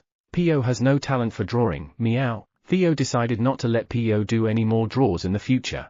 Bring that one with you, meow. Theo reluctantly had P.O. carry one of the items he was attracted to. And, we need to clean up again. Let's call the youngest. Peyton, who had been enjoying a rare vacation, was called back by the ghosts to reorganize the warehouse. Meow, meow, meow, P.O. P.O. Theo and P.O., oblivious to having interrupted Peyton's vacation, happily hummed tunes as they ascended the tower again. Pooh-hoo hut. Since P.O.'s home is on the 79th floor of the tower, let's stop by on the way and pick up some fried eggs that Chairman Park likes. Meow. Since the items they got from the ghost warehouse drawing were the ones with weaker attraction, Theo decided to also pick up some egg fruit to earn more praise from Sejun. Pooh-hoo hut. Look, Chairman Park, meow. I, Vice Chairman Theo, am working overtime today too, meow. P.O. P.O. Yes. Just follow me. P.O. led the way, guiding Theo to the Kingdom of Cove on the 79th floor of the tower.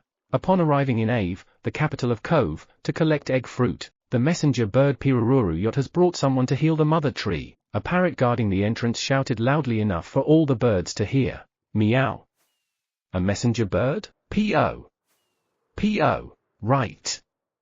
I was a messenger bird. P.O. finally remembered its mission. What's a messenger bird? Meow. P.O. A messenger bird is meant to heal the mother tree. While P.O. explained the mission of a messenger bird it had learned. Caw. Chirp. Coo. Birds began to gather around them one by one. Then, thud. A giant eagle, whose wingspan was about 10 meters wide, descended from the sky. It was Louis, the king of the birds. Welcome. Since you've heard the explanation from the messenger bird Pirururu yacht, I will guide you to the mother tree. Pooh-hoo hut. Let's go, meow. Having somewhat grasped the situation after listening to P.O.'s explanation, Theo quickly climbed onto Louis's back. Pooh-hoo hut. I'll heal the mother tree with my healing magic, meow. And in return, Pooh-hoo hut. I feel a strong attraction over there, meow. While Theo laughed, looking at the rainbow-colored castle atop the mountain in the center of the capital. P.O. P.O. I need to grow quickly to carry Theo Tildenim. I'll have to double my food intake from now on.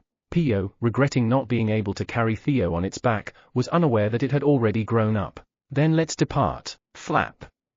Flap. Louis took off with Theo on his back, heading towards the mother tree. Chapter 271, I'll bring Chairman Park, the expert, meow. T.L., Hangak, Tower 43rd floor. Kuik. Dozens of wild boars, engulfed in flames, were chasing after a human. The burning wild boar was once the boss of the 53rd floor of the tower. However, everything changed due to the commotion of the black minotaurs moving down the tower in search of Sejun, who had been moved because of the 77th floor's land deed document. Scared by the descent of the black minotaurs, the monsters of the upper floors also moved to lower floors, pushing the burning wild boars down to the lower floors. Thus, the burning wild boars settled on the 43rd floor after moving down 10 floors. And, Master! Master, where are you? The human being chased by the burning wild boars was Kim Dong-sik, who was undergoing special training with Han Tai-jun. Master! Kim Dong-sik desperately called for Han Tai-jun, having brought the burning wild boars to the agreed location, but Han Tai-jun was nowhere to be seen. Da da da da. In the meantime, the burning wild boars rapidly closed the distance with Kim Dong-sik. And, whoosh! A fireball, the size of a head, brushed past Kim Dong-sik. Quong! The fireball that brushed past Kim Dong-sik exploded upon hitting a rock, creating a huge explosion. Ha! Master, where are you? Startled, Kim Dong-sik called out for Han Tai-jun once more when, Dong-sik, dodge! Magic missile, quagwagwang!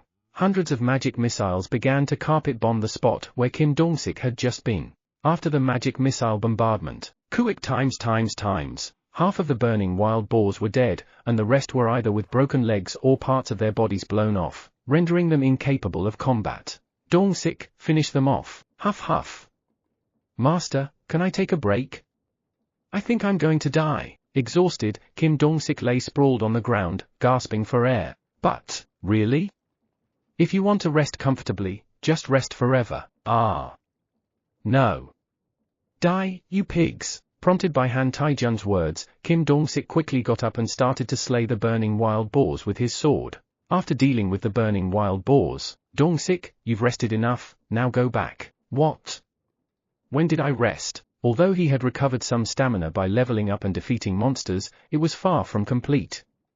Moreover, there was the mental fatigue. However, you just rested. To his master, this was considered a break. Yes. Knowing that arguing would only lead to more trouble, Kim Dong-sik resignedly began to run again to lure the monsters. 99th floor of the tower. Goo goo gum. Hum hum hum. Sejun was moving to the eastern region of the forest where the poisonous queen bee resided, riding on To-young. He. I wonder what she wants to give me, Sejun said excitedly. 30 minutes ago. Weeing. Sejun Nim, hello.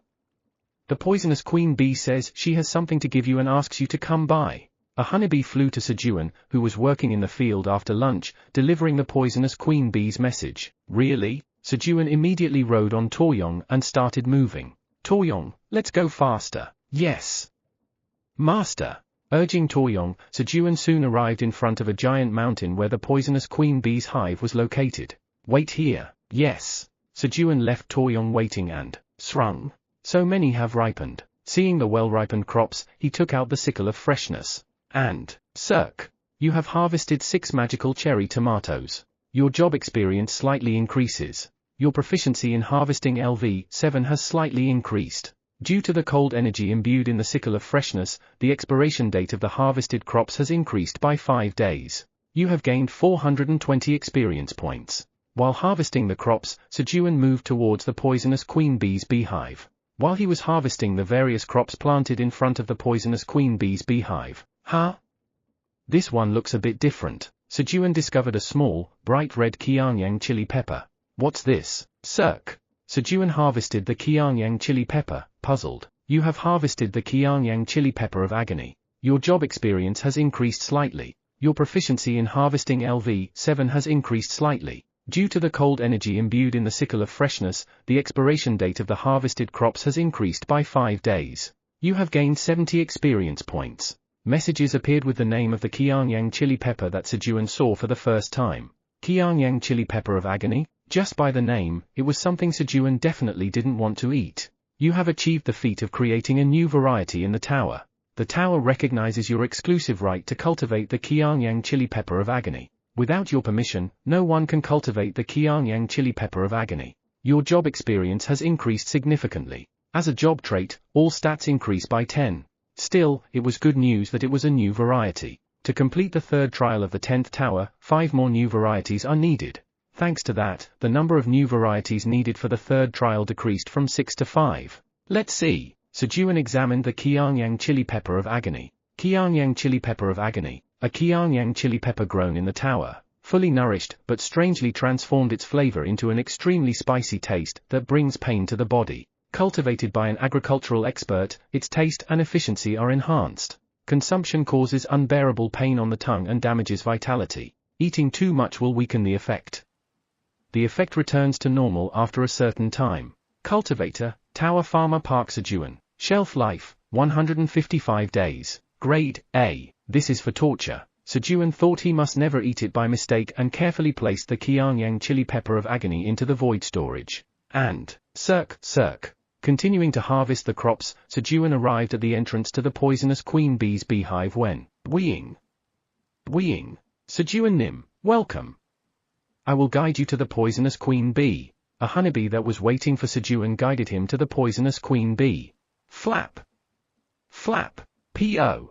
I'll come too. Following Theo on King Louis's back, P.O. energetically flapped its wings. However, the distance between Louis and P.O. only grew. P.O.'s small and fragile wings couldn't keep up with Louis's much larger and stronger wings. P.O. Theo tilde Nim. As P.O. looked forlornly at the diminishing figure of Theo. P.O. Suddenly, Theo's figure began to grow larger. P.O. Hurry up and get on, meow. After telling Louis to turn around, Theo stretched out his front paw towards P.O. P.O. Yes. Delighted that Theo was looking out for him, P.O. happily. Flap. flapped its wings powerfully and landed on Theo's right front paw. Shortly after, here we are. In just 10 minutes, Louis traveled tens of kilometers to arrive in front of a giant tree over 100 meters tall and about 50 meters wide. The tree was huge but lifeless, with only bare branches remaining, the mother tree. Dozens of egg fruits hanging from its frail branches seemed to indicate that the mother tree didn't have much time left. Louis, don't forget the promise, meow. Yes. I will give you anything if you just heal the mother tree, Pooh Hut. All right, meow. After discussing the rewards for healing the mother tree during their journey, Theo once again confirmed the promise with Louis and confidently stepped forward. And, thump, thump. Using his front paws, Theo pressed on the mother tree and used his healing power. Thump, thump, thump, thump. Theo diligently massaged the mother tree. P.O., P.O. In the meantime, P.O. diligently picked the egg fruits that had grown on the mother tree and placed them in a bag. 1 hour later, pop! A small leaf sprouted on the branch of the mother tree, which had received Theo's healing power. This is unbelievable. Louis, who was about to suggest leaving, was astonished to see the green leaf on the branch. Honestly, Louis hadn't expected much from Theo, who was brought by P.O. Many messenger birds had brought individuals claiming they could heal the mother tree, but none had made any progress. Moreover, P.O. was still a naive chick. Though it was sent out by the tree's priestess as a messenger bird out of necessity, Louis thought it would be fortunate enough if P.O. returned unharmed. When P.O. not only remembered its mission to find a being that could heal the mother tree but also safely returned with someone, how commendable! Louis personally took action to transport Theo, brought by P.O., to the mother tree, admiring P.O.'s diligence. The intention behind leaving P.O. behind was to spare it from potential disappointment. But then, Pirururu Yotra, you've done a great job, Pirurong. Louis looked proudly at P.O., who was nodding off on Theo's bag while they were talking. Then, meow. I can't do it anymore, meow. Theo collapsed on the ground, exhausted from pouring an immense amount of magic power into the mother tree for an hour. Theonim, are you all right? If there's anything you need, please let me know. I'll prepare everything you wish for so that you can recover quickly. After healing the mother tree, Theo's treatment was suddenly elevated to that of a VIP in the Kingdom of Cove. However, P.O., wake up, meow. Let's go, meow. P.O. Yes. Theo, preparing to leave with P.O., didn't have Sejun there. Chairman Park's lap is needed. Theo planned to return to the 99th floor of the tower to rest in Sejun's lap. What? Where are you going? Louis asked urgently upon hearing Theo's words. They had just found the being capable of healing the mother tree. Pooh Hut. Louis, don't worry, meow. This isn't my area of expertise, meow. I'll bring Chairman Park, the expert, meow. Theo told Louis he would bring Sejun, realizing that healing the mother tree was something Sejun was better suited for than himself. Oh. There's someone even more specialized than Theonim, Pooh Hut. Yes, meow. So, give me the land deed document of the 79th floor, meow. The land deed document of here? Yes, meow. That's necessary for Chairman Park to come here, meow. Well, it's not difficult to give it to you, but that area is the territory of mantises. Louis spoke hesitantly. Mantises, resembling praying mantises, occasionally invaded the Kingdom of Cove in large numbers to prey on birds. In the past, they conducted annual mantises hunts to decrease their numbers, but recently, the birth rate of birds decreased, reducing the number of soldiers available for the hunts. The last mantises hunt was 5 years ago. Over those 5 years, the mantises increased their numbers and expanded their territory, making the land of the deed documents farm fall within their domain. Pooh Hut. That's a good thing, meow. Give me the land document, meow. Theo, excited at the thought of leveling up Sejun, stretched out his paw to request the land deed document from Louis. If you insist. Here it is. Please make sure to bring Chairman Park, the expert. Get on.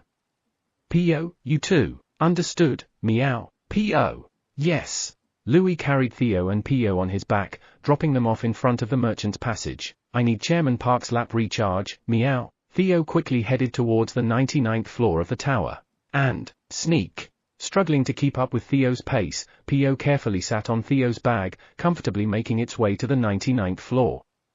Pooh Hut.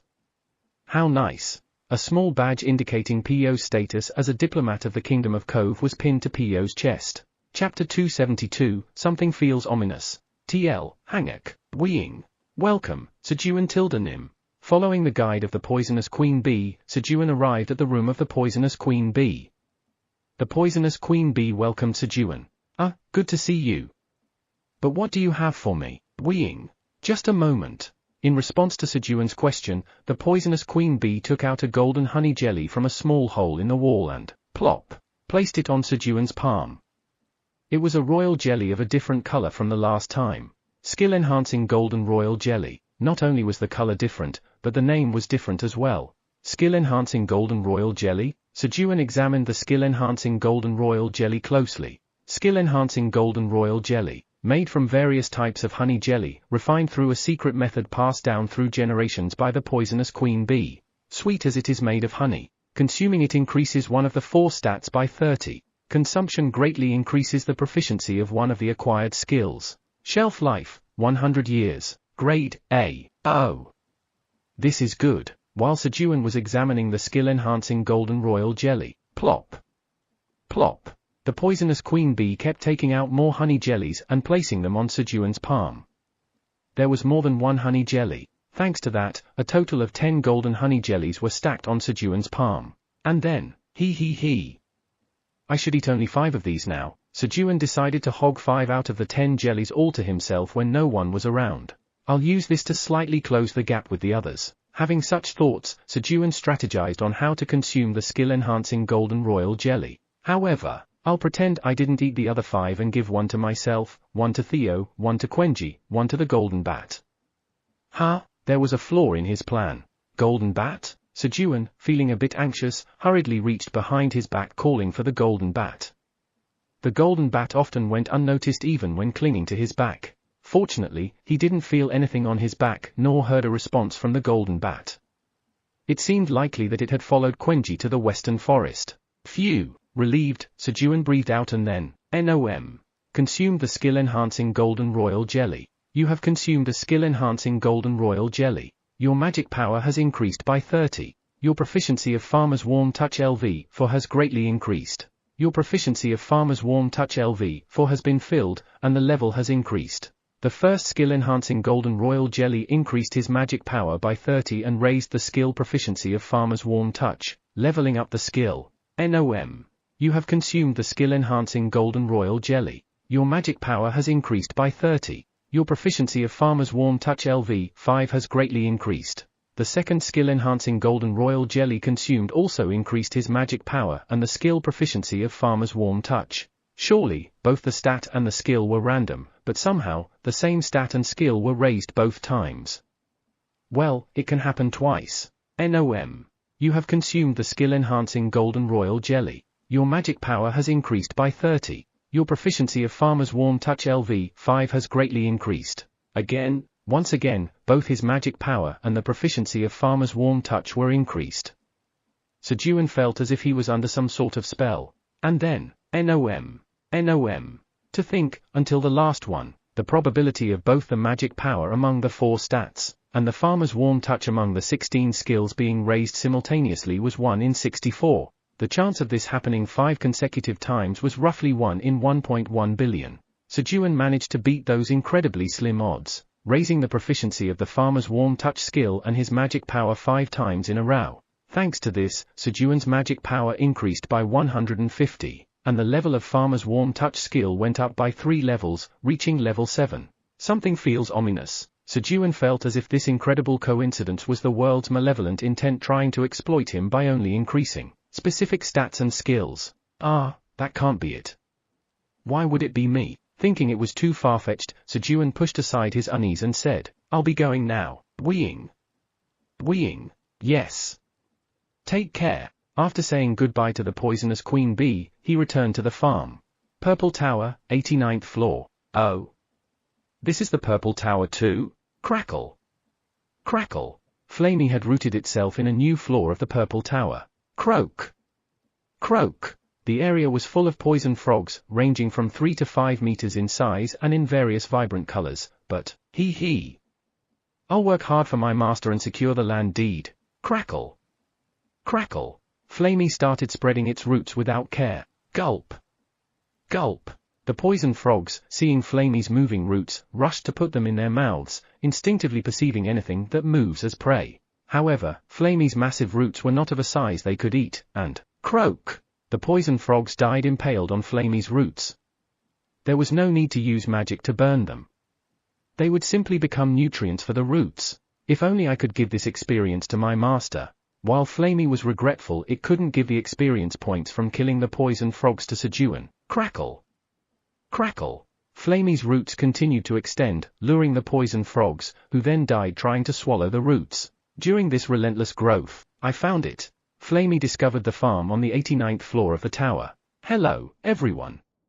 I'm Flamey. As Flamey greeted the plants on the farm, Flamey, please, help us. The farm's plants, suffering from the surrounding poison, asked Flamey for help. Got it. Just hold on. Yup. Crackle. Crackle. Flamey wrapped its roots around the farm, blocking the poison from entering, and used its first leaf's ability, the flame of purification, to purify the land of the farm. Thank you. Flamey. The plants expressed their gratitude to Flamey. And then, plop. Once again, the land deed for the 89th floor of the tower fell in front of Flamey. Great! This makes 3 purple tower land deeds I've acquired. Flamey protected the farm's plants and continued to spread its roots. Then, what?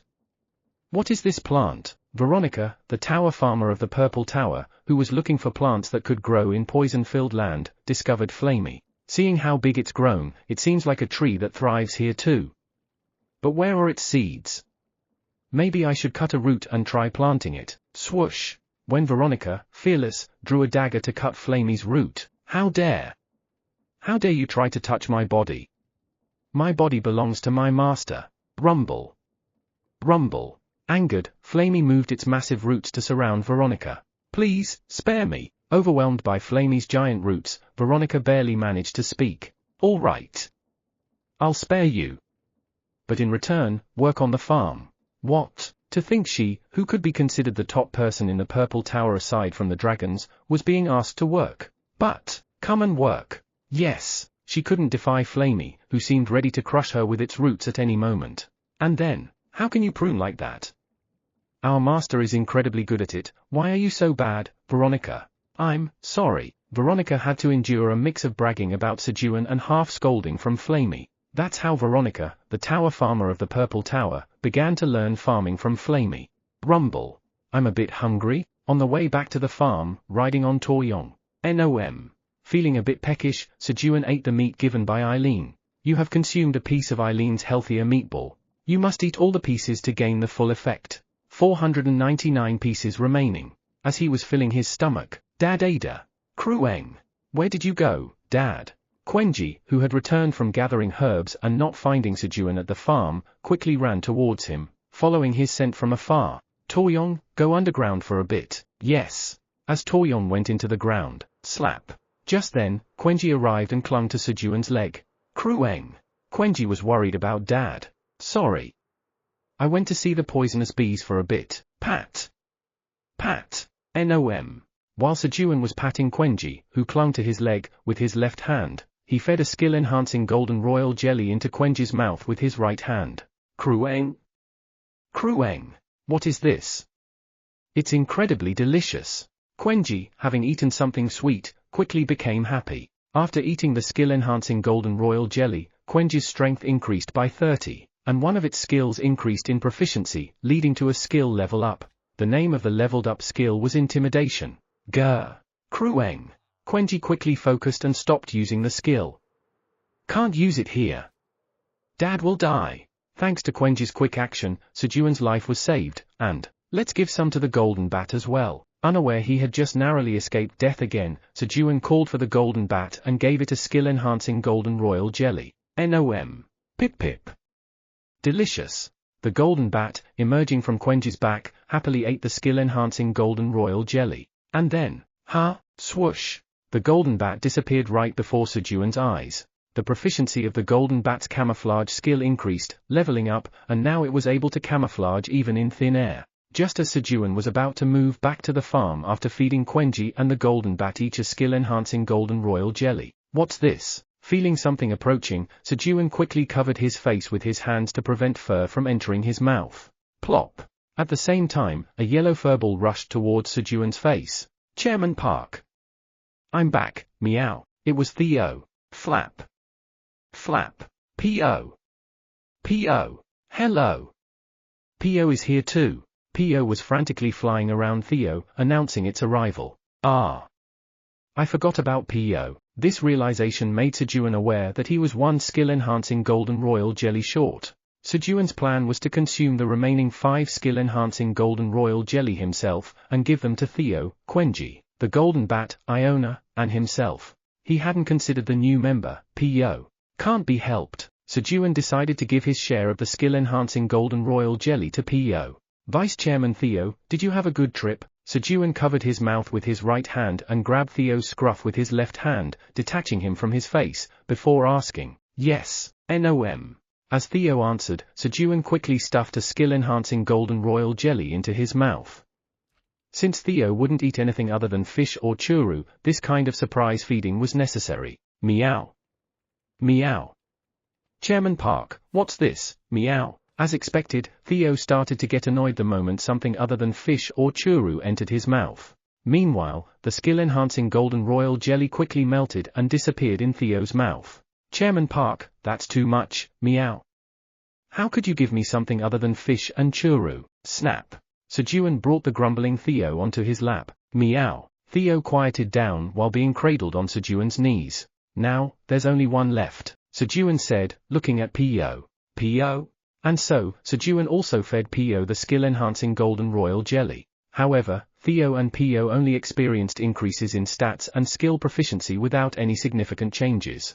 Theo, give the last remaining one to Iona. Got it, meow. As Sejun handed the last skill-enhancing golden royal jelly to Theo and was about to head towards the farm. Boom. Quenji looked at Sejun with suspicious eyes. Dad wouldn't just not eat any himself. Given Sejun's actions so far, it was a perfectly reasonable suspicion. Sniff sniff. Quenji climbed up Sejun's body and began to sniff around his mouth. Why, Quenji? Sejun remained calm in the face of Quenji's actions. He. Knowing this would happen, I've already rinsed my mouth clean. Sejun had already eliminated any evidence. However, Krueng.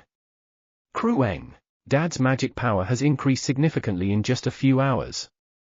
Very, very suspicious. While the smell could be hidden, the changes in the body could not.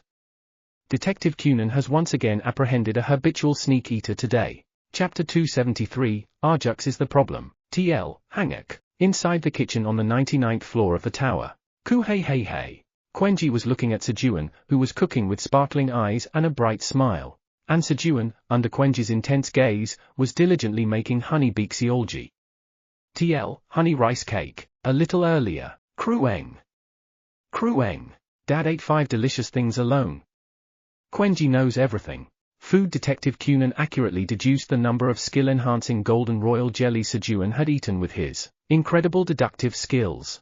Krueng. Quenji feels left out. Seeing Quenji taking out an enhanced branch of a corrupted ent from his snack pouch. Quenji, I'm sorry. Instead, I'll make you honey beexiolji. Krueng. That sounds good. Sejun had peacefully settled the matter with Quenji by offering to make Quenji's favorite food, honey beexiolji. Click. Thus, Sejun put a huge steamer over a pot emitting steam to steam the honey beexiolji. You have harvested 9 magical cherry tomatoes. Your job experience points have slightly increased. Your proficiency of harvesting LV7 has slightly increased. Due to the cold energy imbued in the sickle of freshness, the expiration date of the harvested crops has increased by 5 days. You have gained 540 experience points. And went to the cherry tomato farm to start harvesting cherry tomatoes, intending to make cherry tomato juice to go with the honey beexiolji. While Sejun was harvesting the cherry tomatoes, the temporary storage of the White Tower has been filled with 5,000 elixir, cherry tomato imbued with powerful magic power. The White Tower's temporary storage is full. Since the temporary storage can no longer hold crops, the harvesting order to Arjux Mamib, the tower farmer of the White Tower, has been terminated. Nearly 2 months had passed since the last message that the White Tower's temporary storage capacity was full appeared. When the magical cherry tomatoes were first planted, the concentration was high due to the magic power continuously emitted by Arjux on the 99th floor of the tower. However, as the cherry tomatoes absorbed the magic, the concentration of magic power on the 99th floor of the White Tower gradually decreased. This caused the growth speed of the cherry tomatoes to slow down, And now it almost took 2 months to harvest 5,000 elixir cherry tomatoes. The growth speed has slowed down too much. The core of the problem was Arjux. If Arjux was just slacking off, it would be easy to scold him to increase the harvesting speed, but Arjux has been diligently working recently. This was a problem that could only be solved if the amount of magic power Arjux emitted increased. What should I do? As Sejun pondered, the rank of the tower farmer has increased, allowing you to expand the temporary storage size to twice its size for 500 million tower coins. Would you like to expand? Additional messages appeared asking if he wanted to expand the temporary storage. The maximum transport capacity between towers was 100 kilograms. Until now, Sejun had been transporting up to 50 kilograms through inter-tower transport due to the small size of the temporary storage. If the size of the temporary storage doubles, it means that he could use the maximum transport capacity of 100 kilograms between towers. However, I won't do it. Sejun decided not to expand the temporary storage. It wasn't because he didn't have the money. After purchasing the power abundance, he had about 1 billion tower coins left, so money was not an issue. It was simply unnecessary. Even if the temporary storage size doubled, the slow growth rate of the cherry tomatoes made it meaningless. It already takes 2 months to harvest 5,000 cherry tomatoes. Filling the double-sized temporary storage would take twice as long. That means I'd have to wait more than 4 months. That was too long. Since the cherry tomatoes for Eileen would run out before then, whether the temporary storage was full or not, he would have to use inter-tower transport soon anyway. Arjux is the problem. Ultimately, the problem was Arjux's weak, magic power. If Arjux knew he was being treated this way by Sejun, he might have stormed into the Black Tower again. Of course, he would probably be scolded by Eileen before that. Then, the tower's administrator asks if Arjux Opera is not listening to you again. The tower's administrator says if you summon Arjux Opera again, this time she'll give him a real beating. Eileen, hearing Sejun's words, became angry, thinking Arjux was causing trouble for Sejun again. For Arjux, who had not been causing any trouble and had been working hard lately, this was quite unfair. It's not like that, Eileen. Sejun calmed Eileen down and said, transport. Sejun paid 1 million tower coins for the inter-tower transportation fee and moved 5,000 cherry tomatoes to the Black Tower. Shortly after, poof! Elixir, cherry tomato imbued with powerful magic power, 5,000 pieces, 50 kilograms, have arrived. As 5,000 white cherry tomatoes appeared in front of Sejun, forming a small mountain, Eileen ran out of cherry tomatoes? Eat these. Sejun sent 3,000 cherry tomatoes to Eileen. Eileen eats about 50 cherry tomatoes a day. With 3,000 pieces, that was enough for 60 days, roughly 2 months. The reason Eileen only eats 50 cherry tomatoes a day is that any more would exceed her magical potential. Eileen's magic power had already reached its potential. However, as Eileen was in her growth phase, her potential increased day by day. Sejun's honey jelly also greatly helped increase her potential. The increase in Eileen's magical potential was about 50 a day. Considering the effect of elixir cherry tomatoes is a 10 increase in magic power, it was odd. Eating 50 should increase her magic power by 500. That's strange. Sejun initially found this odd. According to his common sense, eating beyond one's potential should lead to a bathroom visit. But there was something Sejun didn't know. Eileen wasn't fully benefiting from the effects of the cherry tomatoes. The elixir cherry tomatoes were far from matching Eileen's stature, so their effects weren't fully realized. When Eileen ate 1 cherry tomato, her magic power increased by 1. Thus, Eileen was increasing her magic power by 50 a day, 1,500 a month. According to Kaiser, there are no cases of hatchlings of Eileen's age increasing their potential this rapidly. The tower's administrator says thank you. Eileen, having received the elixir cherry tomatoes, was moved by Sejun's thoughtful gesture. Kihihihi. Sejun, I'll repay you with a more delicious dish. Since Sejun would worry and strongly advise against it whenever she mentioned cooking, Eileen decided to cook in secret. Unaware of Eileen's intentions, Sejun packed some elixir cherry tomatoes into a bowl. Vice Chairman Theo, please pack these. Got it, meow. He had Theo pack the remaining elixir cherry tomatoes into a bag. This was because a large quantity of elixir cherry tomato imbued with powerful magic power together could create an effect similar to a blue moon. Once the elixir cherry tomatoes were organized, I should send some honey jelly to Arjux to make him stronger. Eating honey jelly slightly strengthens magic-related talents, so it should help. Sejun sent Arjux 10 bottles filled with honey jelly and the seeds of elixir cherry tomato imbued with powerful magic power. And then, squeeze! Squeeze. Sejun went to the kitchen to press the cherry tomatoes and start making cherry tomato juice, using the elixir, cherry tomato imbued with powerful magic power. Currently, Sejun's magic power stats and potential are, magic power, 581 and 708. Sejun was no longer the old self who would need to visit the bathroom after eating a few elixir cherry tomatoes. He. I'm not who I used to be. Sejun made the elixir cherry tomato juice with a confident expression. A little later, guys, let's eat dinner. Sejun had dinner with the animals. Ku hey. Krueng. He. It's delicious. Quenji, holding honey beaxiolji in his front paws, ate joyously. Quenji, you should drink while eating. Otherwise, you might get a stomachache. Sejun brought a cup filled with cherry tomato juice to Quenji's mouth. Gulp. Gulp. Quenji quickly drank the juice, perhaps because his throat was dry. And then, wharp. Wharp. Once his throat was no longer dry, Quenji quickly started eating honey beaxiolji again. At that moment, thump. Thump. A yellow paw hit Sejun's arm. Chairman Park, pay attention over here too, meow. Theo, who had already finished the churu Sejun had spooned out for him, spoke in a sullen voice. Our Vice Chairman Theo, you've already finished eating? Pooh hut. Yes, meow. Vice Chairman Theo is good at eating fish and churu, meow. Sejun praised a bit, and Theo, quickly becoming proud, boasted in a pompous voice. Here, Sejun spooned out some homemade churu for Theo. Slurp slurp slurp. Theo started eating eagerly again. Peck peck peck. P.O. Delicious. Beside them, P.O. happily pecked at the peanut powder Sejun had ground up for him. Thus, everyone enjoyed a happy dinner, ending the day on a joyful note. From the Black Tower to the White Tower, 30,000 elixir, cherry tomato imbued with powerful magic power seeds and 10 bottles of honey jelly have been sent. Huh? What's this? Arjux, wearing a straw hat and boots, holding a scythe, was puzzled by the arrival of something other than cherry tomato seeds. Huh? Honey jelly? Although Sejun sent it with the intention of making Arjux stronger and increase the harvest of cherry tomatoes, it seems the human feels sorry for me. Arjux misunderstood, thinking Sejun sent the honey jelly as an apology for making him work hard. HMPH. Do you think I'd be happy with this? Arjux's lips slightly curled up in a good mood. Click. Pretending otherwise, Arjux opened a bottle of honey jelly. Yum. I definitely won't enjoy this. He was a great white dragon. He wouldn't fall for such food. With that firm resolution, Arjux ate the honey jelly. But then, Sararuru. What? What's this? It's too delicious. The rich honey flavor of the honey jelly melted in his mouth like cotton candy, lowering Arjux's defenses. HMPH. I'll eat it, considering the human's sincerity. Yum. Yum.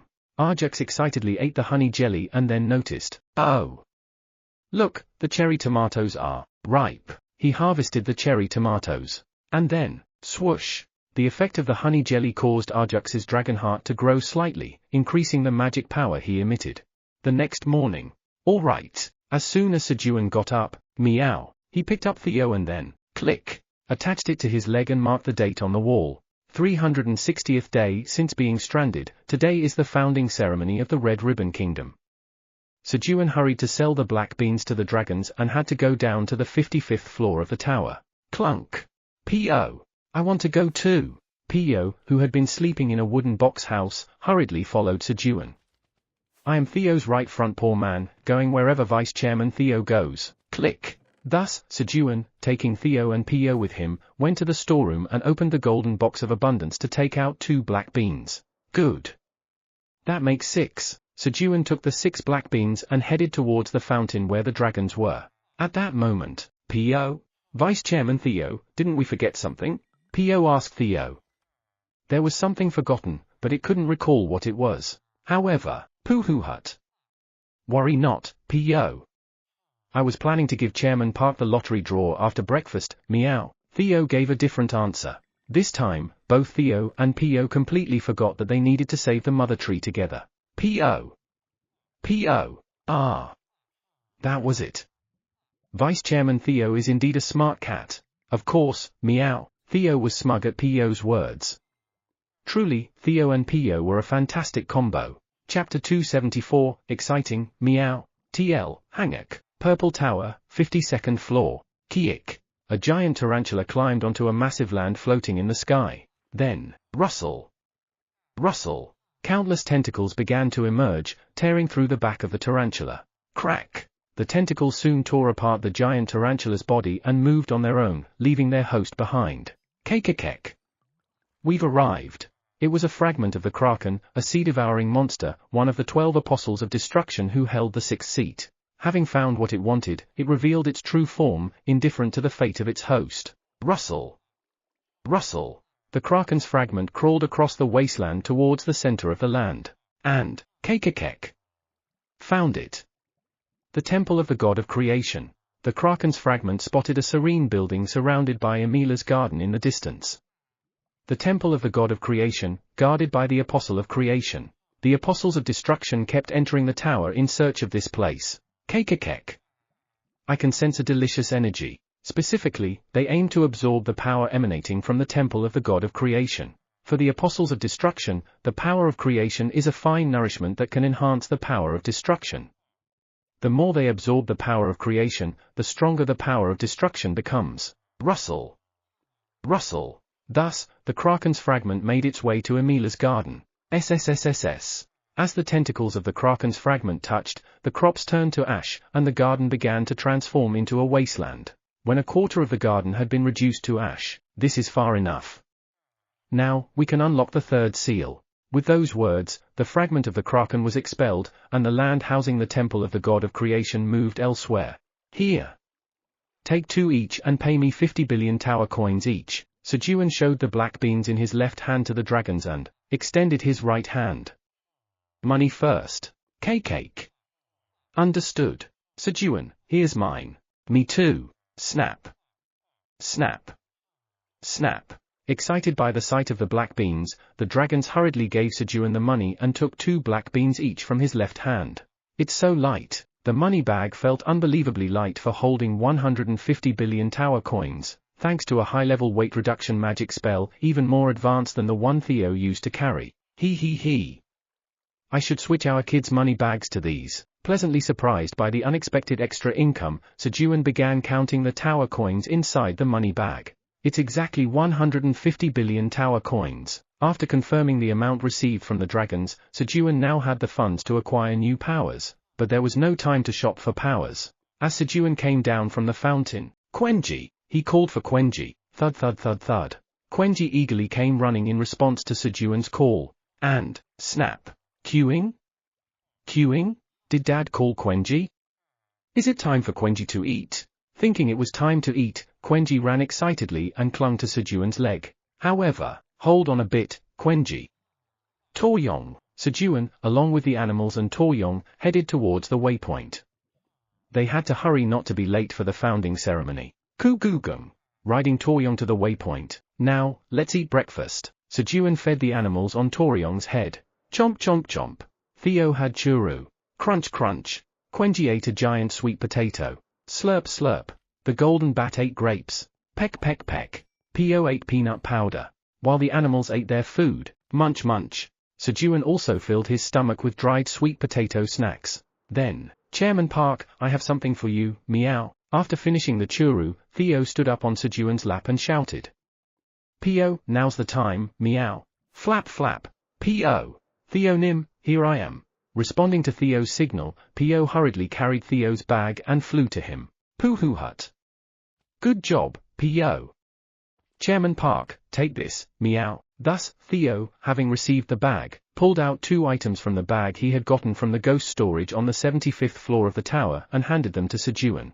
One was a book with a tattered leather cover, and the other was a wooden stick. Book. Usage restriction, magic power 50. Creator, anonymous. Grade, B. Staff. Usage restriction, none. Creator, anonymous. Grade, D. Since they were unappraised items, the inside of the book was blank, and the staff seemed ordinary. Eileen, please appraise these for me. The tower's administrator says to leave it to her. While Sejun was asking Eileen for an appraisal, meow, while organizing the bag, Theo found an item.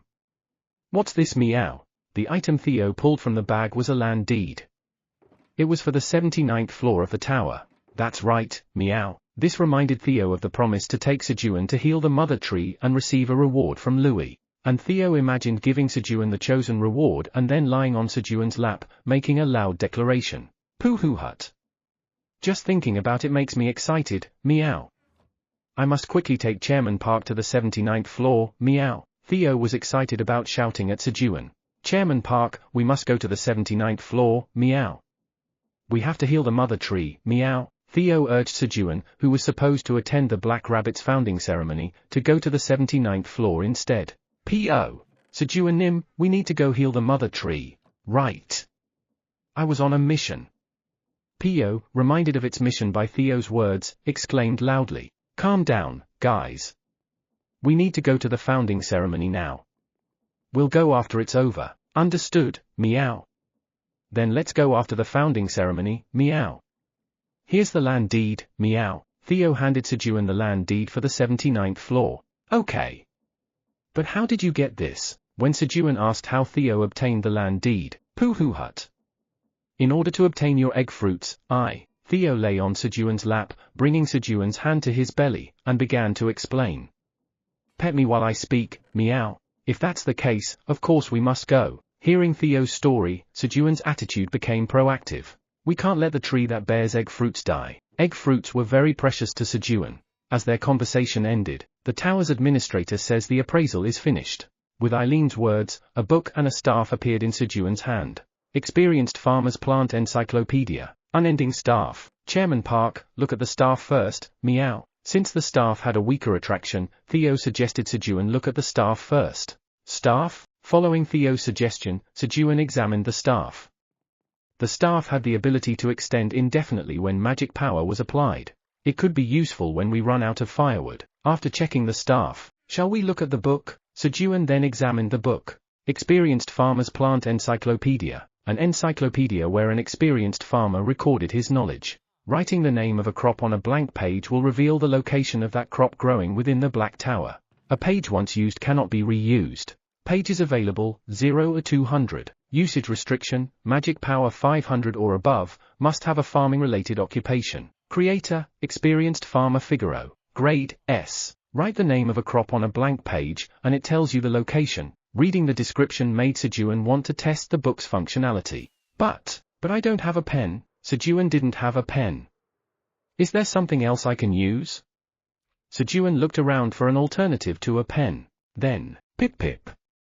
The grape seeds are for Sejun Nim. Throw away the grape skins. Sejun spotted the golden bat separating seeds from a grape after finishing the grape juice. That's it. Golden bat, give me the grape skin. Yes. Without hesitation or question, the golden bat brought over the grape skin at Sejun's request. Squeeze. Sejun squeezed the grape skin with all his might. Drip. Drip. 2 drops of red juice fell. Good. Sejun dipped his index finger in the red juice and began to write on the book. Sweet potato. He chose a crop he knew well to verify the accuracy of the information.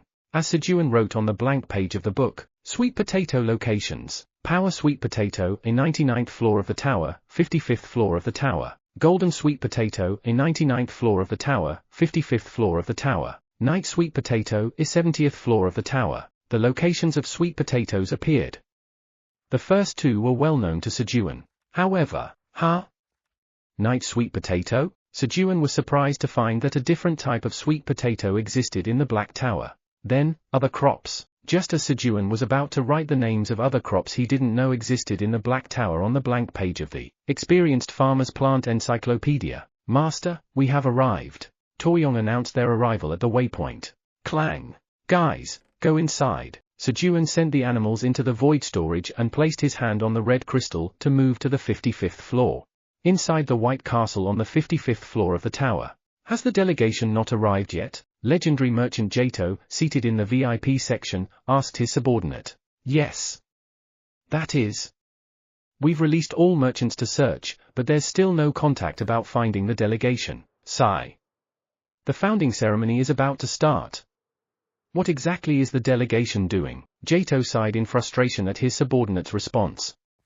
There really wasn't much time left until the start of the founding ceremony. The delegation Jato was waiting for was from the Kingdom of Cove, and as a native of Cove Kingdom, Jato was responsible for the delegation's gifts. Still, just in case, have some merchants wait at the entrance of the kingdom. Yes. Following Jato's orders, his subordinate left. We need a plan. Jato began to think of what to do if the delegation didn't arrive. However, no suitable plan came to mind.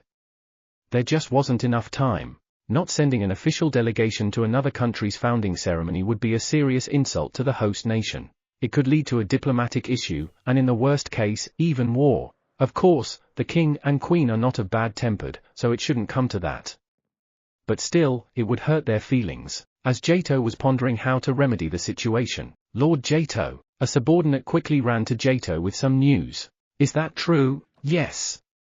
They were definitely wearing the badge of Cove Kingdom's chief diplomat. Good. Lead the way. Yes. Jato hurriedly followed his subordinate.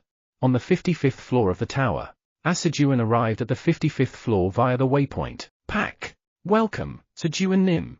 Coco, the captain of the escort squad waiting at the waypoint, greeted Sejun. Right. We're not late, are we? Pak. Pak. Pak. No. There's plenty of time. Please, follow me. Just a moment. Guys, come out. Sejun quickly called out the animals from the void storage. Meow, pip pip, P.O. As soon as Sejun called, Theo, the golden bat, and P.O. emerged from the void storage. However, Quenji hadn't come out because he was busy filling his snack pouch. Quenji, Dad will give you something delicious later. Let's fill the snack pouch later. Queuing? Reluctantly, Sejun went into the void storage to coax Quenji and came out holding him in both hands. Let's go, Pak. Yes.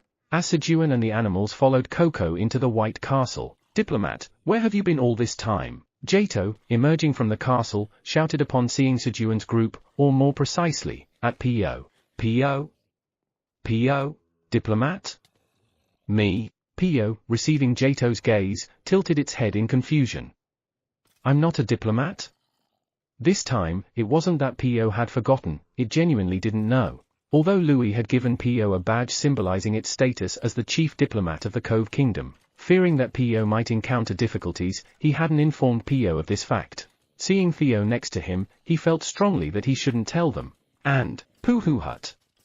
Jato, nice to see you, meow. But if I'm a diplomat, what can I receive, meow? As Louis feared, Theo, with eyes full of anticipation, wagged its excited tail and asked Jato. Pooh Hut.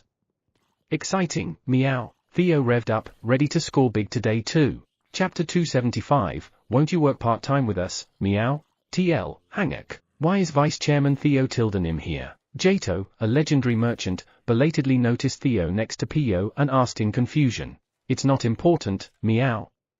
What are you going to give to our P.O., huh? Theo, demanding as if entitled to receive something, boldly stretched out his front paw towards Jato. P.O. is his subordinate. Thus, if P.O. receives something good, it belongs to him. And if I give that to Chairman Park, I'll get to lie on Chairman Park's lap and be adored. Pooh Hut. Knee fanatic Theo Park, all about being on Sejun's lap. And then, P.O. P.O. Please give me mine quickly. I'll give it to Vice Chairman Theo Tildenim. P.O., the self-proclaimed right front paw man of Theo. Overjoyed to have something to give to Theo, P.O. quickly babbled to Jato to give him his. Just calm down. Jato, troubled by the insistent demands of Theo and P.O., wore a troubled expression. Then, swoosh. Queuing. Why aren't you giving it? It's not Quenji. Put it away. Sejun hurriedly stopped Quenji, the apostle of justice, from taking out the stick of justice from his snack pouch to help Theo and P.O. Queuing? Is it not the time for Quenji to punish the bad guys? Yeah, not now. Come here. Sejun opened his arms wide, and Quenji jumped into Sejun's embrace, and Sejun hugged him. Coo-hey-hey-he. Queuing. He. Daddy's chest is so fluffy. Quenji buried his head into Sejun's chest and rubbed against it happily. Eh? It's not that fluffy, is it? Shocked by Quenji's comment, Sejun asked seriously. But, queuing. No. Dad's chest is really fluffy, Quenji replied honestly, without any pretense. I'll start working out from now. Sejun resolved to work out diligently from now on to build firm muscles. While Sejun and Quenji were talking, give it here, meow. P.O. Hand it over. Theo and P.O. were still pestering Jato. Guys, stop it. We'll be late for the founding ceremony. Eventually, Sejun stepped in to stop them. Che. It's a failure, meow, P.O. P.O. Che. What a failure. Disappointed by Sejun's intervention, Theo and P.O. pouted briefly before coolly turning back. Then, excuse me. Are you perhaps the Great Black Dragon? Jato cautiously asked, observing Sejun giving orders to Theo. Theo is a subordinate of the Great Black Dragon. Thus, Sejun, who was giving orders to Theo, must be either the Great Black Dragon himself or a subordinate higher in rank than Theo. Of course, from the outside, it seemed like neither was the case. However, if he's not the Great Black Dragon, it doesn't make sense. Seeing Sejun holding a bear filled with tremendous energy without showing any energy himself, Jato was convinced that Sejun was indeed the Great Black Dragon. Pooh hut. Chairman Park's lap energy is good, meow. All the energy released by Sejun was being absorbed by Theo due to Theo's energy drain, but Jato was unaware. Pooh hut. That's right, meow. Chairman Park is the Great Black Dragon, meow. And I, as Theo began to introduce himself under the guise of introducing Sejun. Payak. We need to go now. Coco intervened at the right moment to cut it off. All right, let's hurry. Sejun hurriedly moved on, and Jato followed Sejun for the time being. So, Sejun and the animals arrived at a giant hall under Coco's guidance. Unlike the wedding that had taken place outdoors before, the founding ceremony was to be held indoors this time. Click. Upon Sejun's arrival, Ulrich, the king of the Black Orcs, Uran, the legendary merchant, and Mima, another legendary merchant, stood up from their seats and bowed their heads in greeting to Sejun. Then, Kayut, Kayut, Kayut. Welcome, Sejun Tildanim. Iona quickly flew to greet Sejun and then, zipped into Theo's tail. And then, P.O. P.O. P.O. Hello. I'm Pirururu Yotra from the white-headed long-tailed tit tribe, and I'll be Vice Chairman Theo's right front paw man. But who are you? P.O., greeting Iona whom he had never met before. Oh my. Jato was horrified to see P.O., oblivious to the fact that he was speaking to Iona, the Tower Master and the Wizard of Great Destruction. He thought they needed to intervene quickly, just as Jato was about to step in to prevent the situation from escalating. Kayut, Kayut, Kayut. Yes. P.O., nice to meet you. My name is Iona. Do your best to become a good right front paw man for Vice Chairman Theo. P.O. P.O. Yes. I will work hard. Kayut, Kayut, Kayut. Okay, Iona was seen encouraging P.O. A grumpy wizard offering encouragement? Is it because they're in front of the Great Black Dragon? Or because she's beside her lover? While Jato was amazed to see a gentle side of Iona. Bam bam bam. The founding ceremony began with the sound of trumpets. And then, thump. As the giant doors of the hall opened, Pi-pi-pi, Payak. Choo-Choo and the Black Rabbit, wearing a splendid golden crown, walked towards the throne and took their seats. The delegation envoys congratulating the Red Ribbon Kingdom on its founding may now enter. Various organizations and country delegations began entering, presenting greetings and gifts to Choo-Choo and the Black Rabbit. While the delegations were taking turns greeting Choo-Choo and the Black Rabbit, P.O. Vice Chairman Theo, should I join the delegation or not? P.O., having heard from Jato about representing the Kingdom of Cove delegation, asked Theo. Pooh hut. Nothing comes for free. Theo was obviously aiming to make a profit from this opportunity. But, of course, you should. Sejun spoke up, silencing Theo. It seemed like an important matter, considering Jato's urgency. Oh. Thank you. Oh Great Black Dragon. Jato expressed his gratitude to Sejun for stepping in. Just call me Sejun. Yes, Lord Sejun. Thus, P.O. agreed to become a delegate. However, P.O. was too small to carry the gifts Jato had prepared, and it didn't look dignified enough for a delegation. Then, Pooh hut. Jato, need a part-timer, meow. We'll become the delegates as part-timers, meow. Theo extended his front paw towards Jato again, implying to pay up for the part-time job. Jato was considering whether to accept this offer when. That's a great idea. Sejun was excited at the thought of putting beaks and wings on Theo and Quenji. It sounded fun. Thus, Theo and Quenji became part-time delegates. Shortly after, the delegation from the 79th floor of the tower, the Kingdom of Cove, will now enter. With the crier's announcement, for delegates from the Kingdom of Cove entered. P.O., leading the way, walked forward with dignity. However, tip-tap. Tip-tap. Tip-tap. Due to his short legs, despite his efforts, his walking speed was quite slow. Following Pio, Theo and Quenji, adorned with beaks and wings made of green onion leaves, slowly trailed behind. Pooh-hoo hut. I'm not a cat, I'm a bird, meow, coo hey hey he. Queuing. He he he. Quenji can fly. Theo and Quenji, flapping their makeshift wings earnestly as they walked. Guys, be gentle. The wings might tear if you're not careful, Sejun whispered as quietly as possible from behind Theo and Quenji. Originally, he had planned to send just Theo and Quenji. Meow. Isn't Chairman Park going to work part-time with us? Meow. No. I'm not going to. That's not acceptable. Meow. We are one. Meow. Queuing. Queuing. Quenji wants to work part-time with Dad too. We are one.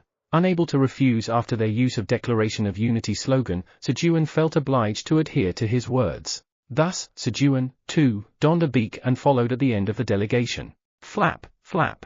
The roll of the wings was taken on by the golden bat attached to Sejun's back, and thanks to that, they received the wages for 4 people. Tip-tap. Tip-tap. Tip-tap.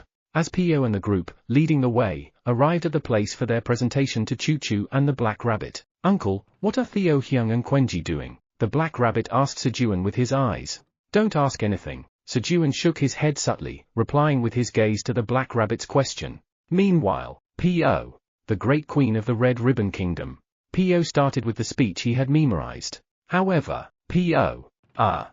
began to stumble from the first line. A delegation not knowing the name of the opposing kingdom's queen? It was a massive blunder. What was the queen's name again? P.O. looked at Sejun with eyes almost welling up. No choice.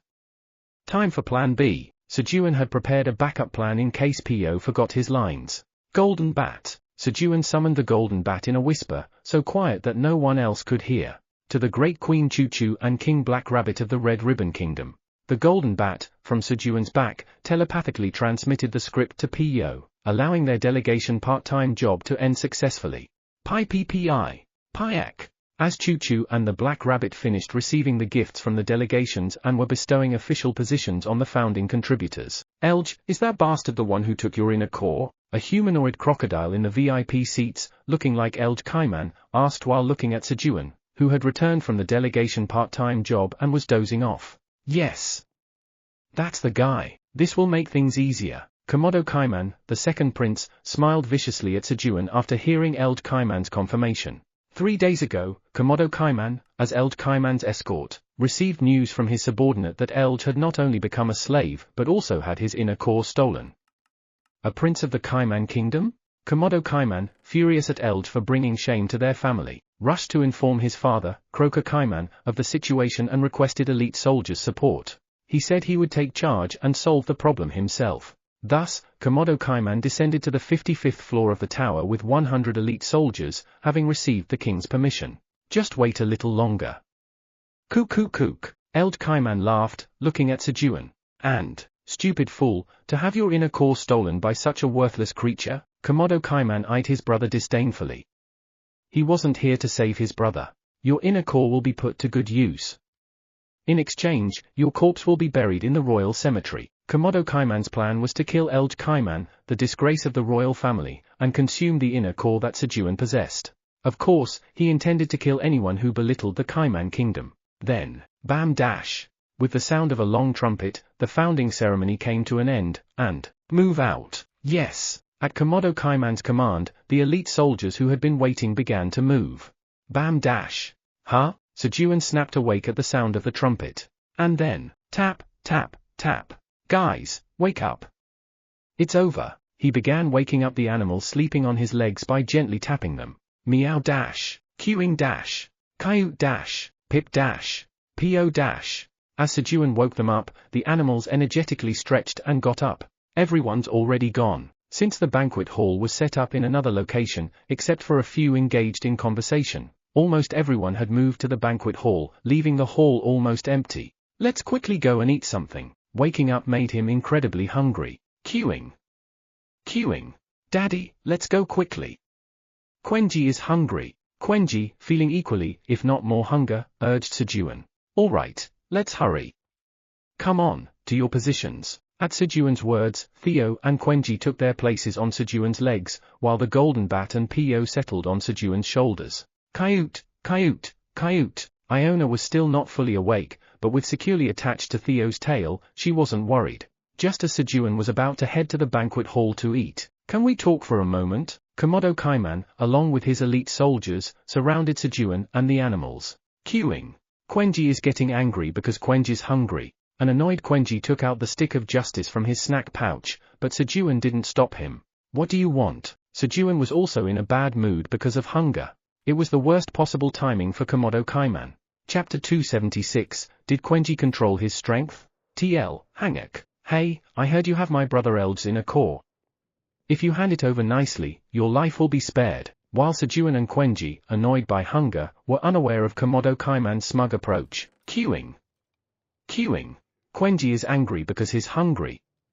"Quenji will show you the justice of Quenji." Whoosh. Quenji swung his stick of justice towards Komodo Kaiman and the elite soldiers blocking his way. To Quenji, there was no greater injustice than hunger. Boom! A massive explosion and shockwave occurred, creating winds so fierce that it was impossible to open one's eyes. And then, "It's all over." Sejun belatedly realized that this place was the royal palace. "I'll rebuild a stronger building for you guys." Sejun apologized to Black Rabbit and Choo Choo inwardly. After the wind settled, Sejun opened his eyes to see the extent of the damage to the royal palace. However, it's intact. Contrary to Sejun's expectation, the royal palace was still standing. Not a single crack was on the hall's walls, and only Komodo Kaiman, the elite soldiers, and some furniture were cleanly gone. Did our Quenji control his strength? When Sejun looked at Quenji, queuing? Why didn't it break? Anyway, that's a relief. Quenji, who, just like Sejun, was relieved that the building hadn't been destroyed, was seen. It wasn't just Quenji. Then, coyote, coyote, coyote.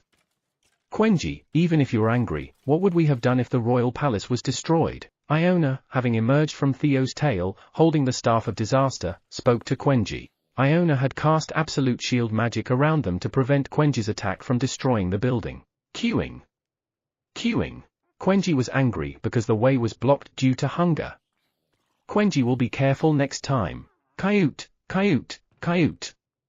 "Try to control your strength a bit more in the future." Iona telling Quenji to control his power was ironic, coming from a wizard of destruction. While Sejun's gaze was on Quenji and Iona, rumble, rumble, meow, Theo picked up a black orb that rolled towards him. Pooh hut. The front paws being attracted to it means it's a good thing, meow. Later, after eating, I should give this to Chairman Park and ask for a belly rub, meow. Theo, smirking, put the black orb into his bag. Thus, Komodo Kaiman's inner core ended up in Sejun's hands. In the end, Quenji and Iona did all the work, but Sejun and Theo reaped the benefits. With Iona's help, the incident was resolved without major damage. "Quenji, let's go eat." Queuing. Good. Click. Quenji, his mood slightly improved after swinging the stick of justice, quickly clung to Sejun's leg. "Let's go." Sejun moved towards the banquet hall. In Hawaii, USA. Headquarters, we've reached the destination. AC-17 transport aircraft appeared over Hawaii. Drop them. Roger that. Following the headquarters command, the pilot opened the rear door, and soldiers dropped boxes containing 100 kilograms of vitality-infused fragrant grapes each. Thump, thump. The boxes fell to the ground, and the vitality-infused fragrant grapes inside burst from the impact. Shortly after, gulp, gulp. Drawn by the dense fragrant grape aroma spreading around, giant leeches approached. The scent was so strong that all the giant leeches within a 5 kilometers radius of the boxes gathered. And the giant leeches close to the boxes started sucking the juice of the vitality-infused fragrant grapes. Headquarters, the leeches are responding to box number 1. Good.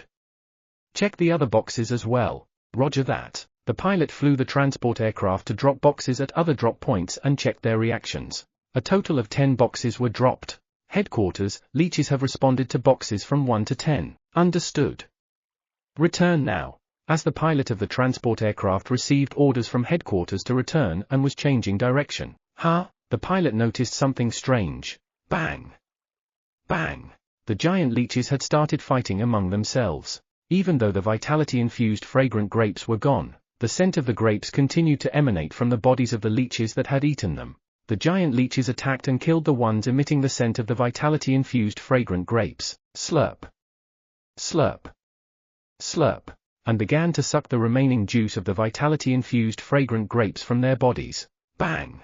The giant leech that killed its kin and consumed the juice of the vitality-infused fragrant grapes became a target for the other leech's attacks. This cycle continued for about an hour before stopping, and the Naval Command received reports for the first time that the number of giant leeches had decreased. And then, they said they give vitality-infused fragrant grapes for working on the grape farm on the 4th floor of the tower, right?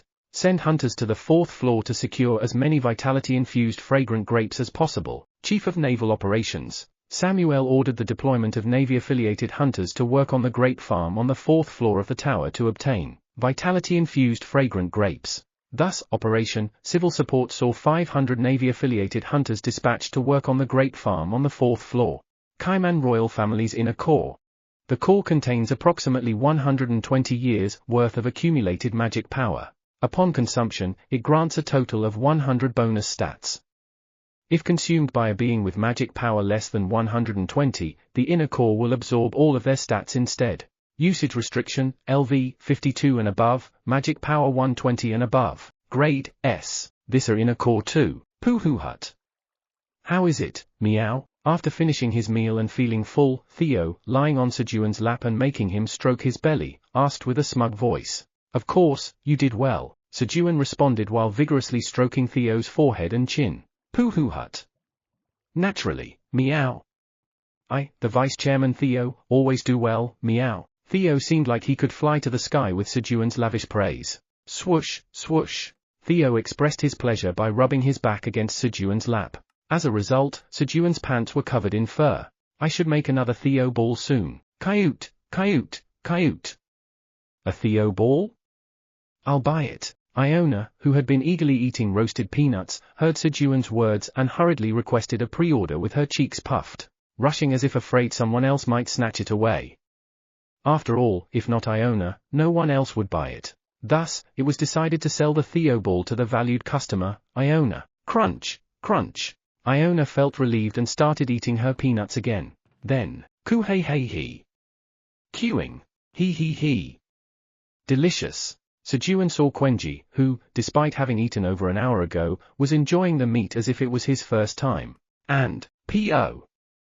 P.O. I'll eat a lot and grow big enough to carry Master Theo on my back. P.O. won't lose to fullness. P.O., who had returned after emptying its stomach. Peck, peck, peck. Inspired by Quenji's hearty eating, P.O. emptied his stomach for the 10th time and started eating peanut powder again. It's still a long way to go. Watching them eat, it seemed like he would have to wait even longer for the meal to end. Theo, hold this for a moment. Sejun handed the inner core to Theo and, swoosh, pulled out Elg's inner core from the pouch on his waist for comparison. He had kept Elg's inner core without consuming it, intrigued by the explanation that the inner core could be cultivated. As Sejun took out the inner core, meow, an attraction occurred between the inner core Sejun held and the one Theo held, trying to merge with each other. And as Sejun loosened his grip on the inner core he held, the inner core was drawn towards the one Theo held and naturally merged into one like two droplets of water coming together. Oh! Fascinating. Sejun checked the inner core held by Theo and noticed its content had changed to grant 220 bonus stats. Poohoo Hut. That too is because I did well, meow. Theo took all the credit and looked at Sejun. Come on, praise me already, meow. Right. While Sejun was stroking Theo's belly for a while, hello, Theo Tildenim. 5 monsters approached Theo to greet him. They were Goblin Parku and other monsters sent by the bosses of the 50th floor to receive the Dragon Warrior helmet. They had been waiting in the tavern for several days on Theo's instructions, and since Theo hadn't come looking for them, they decided to find him. Scarum? As soon as Sejun saw Parku's face, like Theo, he recalled Scarum. Poohoo Hut. This guy is not Scarum but Scarum's nephew, meow. Theo corrected Sejun's mistake. Nephew? That's right. And now he's my subordinate, meow. Greet him, meow. This is Chairman Park, meow. Yes. Greetings, Chairman Park Tildenim. The monsters greeted Sejun following Theo's words. Ah, nice to meet you. Theo, but what are these monsters here for? Sejun quietly asked Theo after receiving the monsters' greetings. Poohoo Hut. These guys want to receive the Dragon Warrior helmet. Theo explained the monster's circumstances. Is that so? Then, Sejun told Theo about the conditions to receive the Dragon Warrior helmet. And then, Pooh-hoo-hut. Chairman Park said you must satisfy 2 conditions to receive the Dragon Warrior helmet, meow. Theo relayed Sejun's words. 2 conditions? What are they? The monsters hurriedly asked after Theo's announcement. Land deed and an interview, meow. With the Dragon Warrior helmet, there would be almost no adversaries on that floor, so Sejun wanted to interview the bosses to see if they were decent monsters. And for Sejun to interview the bosses, he needed a land deed to move to the floor where the boss was located. Understood. The monsters hurriedly dispersed to convey the 2 conditions mentioned by Theo to their bosses. Thus, rumors that a land deed was necessary to receive the magnificent Dragon Warrior helmet bestowed by the Great Black Dragon began to spread throughout the Black Tower. Thanks to this, Sejun could easily obtain more land deeds. 4th floor of the tower.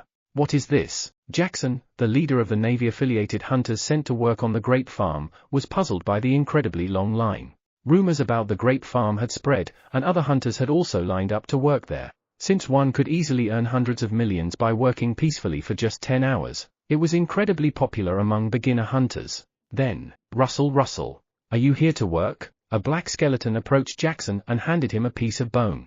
512? Looking at the numbers carved into the bone, Jackson realized it was a number tag, and that there were 511 hunters in front of him. Major Jackson, should we change our strategy? Yes, sir, this is taking too long. Let's just go in. When his subordinates suggested a strategy involving force, boom! A group of intruders attacked the grape farm's warehouse, creating a loud explosion. And then, thud. Thud. Suddenly, 10 3-meter-tall giant skeletons rose and began killing the intruders with overwhelming force.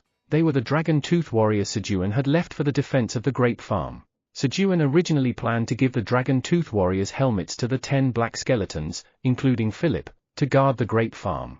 However, the black skeletons couldn't wear the dragon-tooth warrior helmets because they were too weak. So, the dragon-tooth warriors remained in helmet form and only transformed into dragon-tooth warriors when intruders appeared, like now, to deal with them.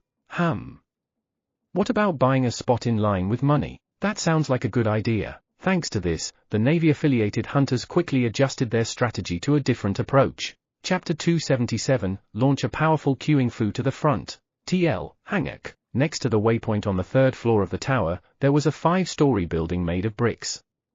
The nameplate on the building read Gaggle, indicating that the brick building was owned by Gaggle. This brick building was an office built by Gaggle to manage the Experience Point farm, with one each next to the waypoints on the 2nd and 3rd floors of the tower.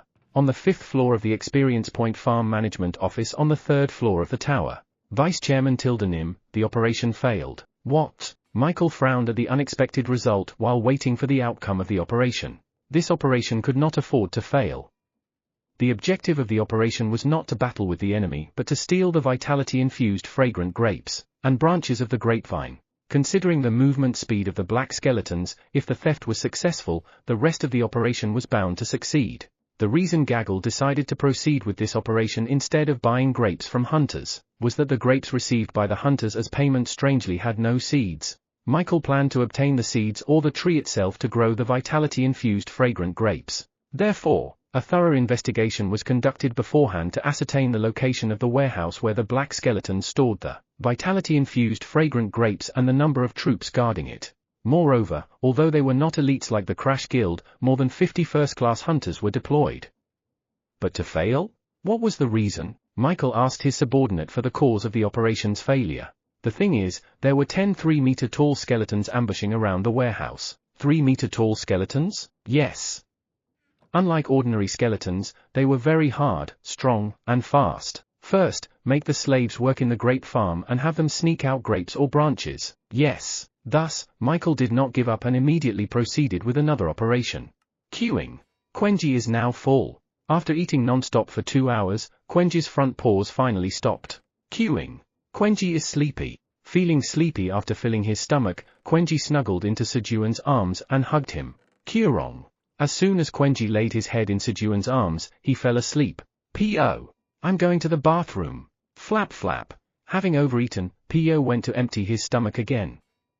Although Sejun stopped counting after the 20th time P.O. went to the bathroom, he wondered if going so frequently would hurt P.O.'s bottom.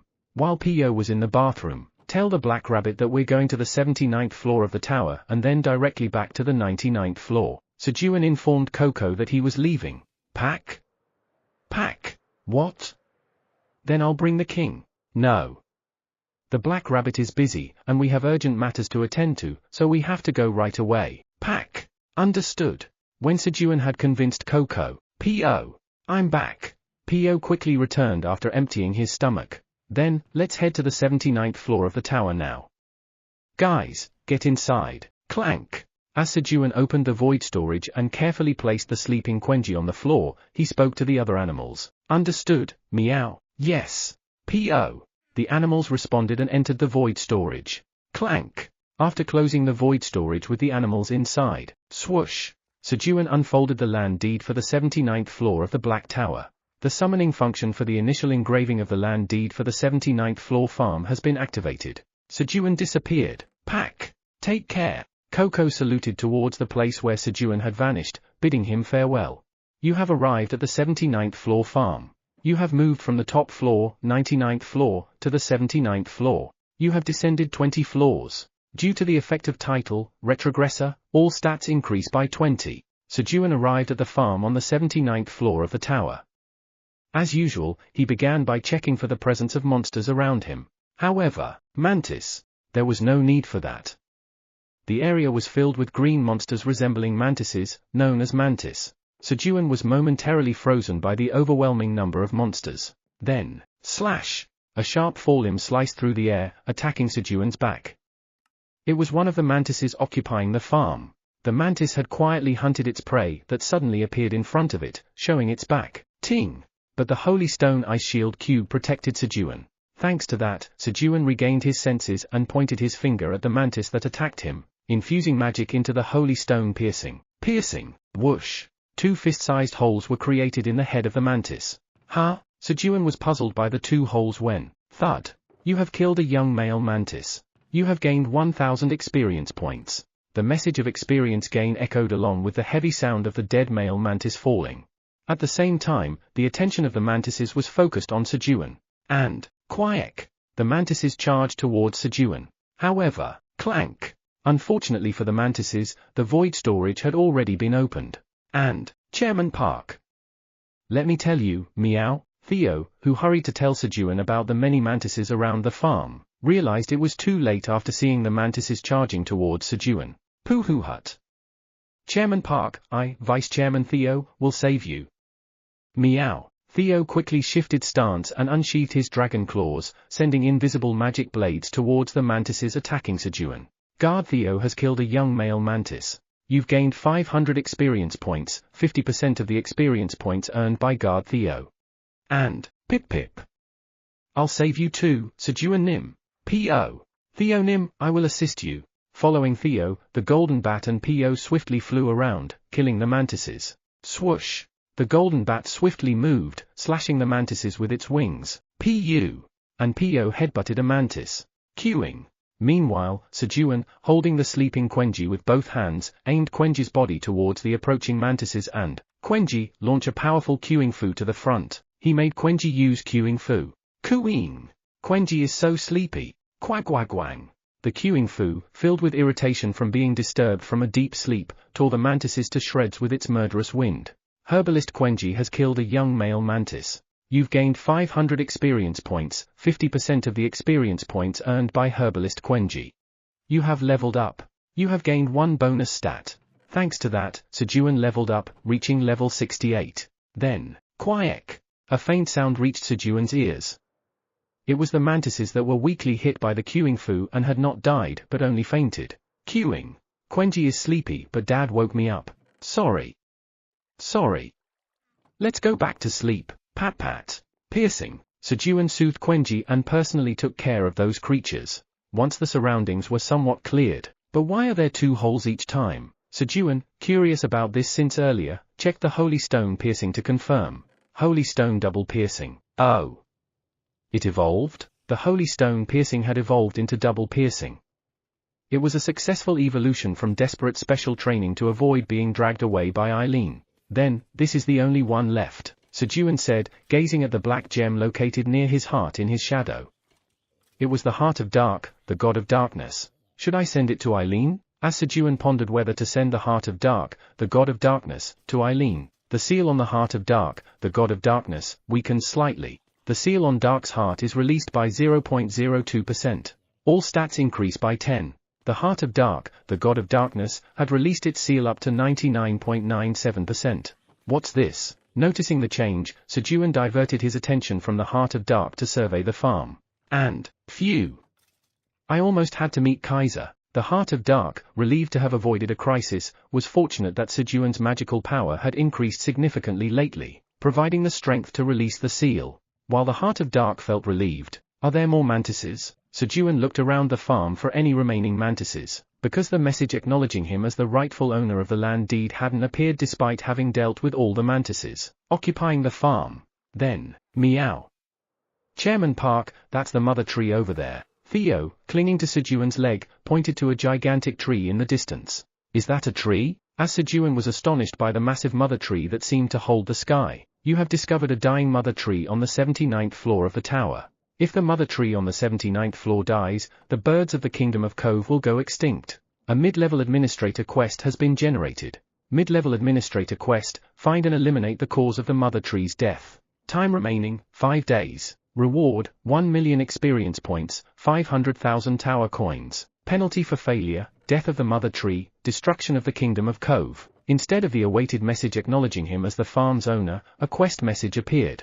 Only 5 days left? Considering the urgency of the mother tree's situation over the farm, Sejun decided to revisit the farm later and hurried towards the location of the mother tree. Then, as a massive shadow formed, Theonim, you've arrived? Thump.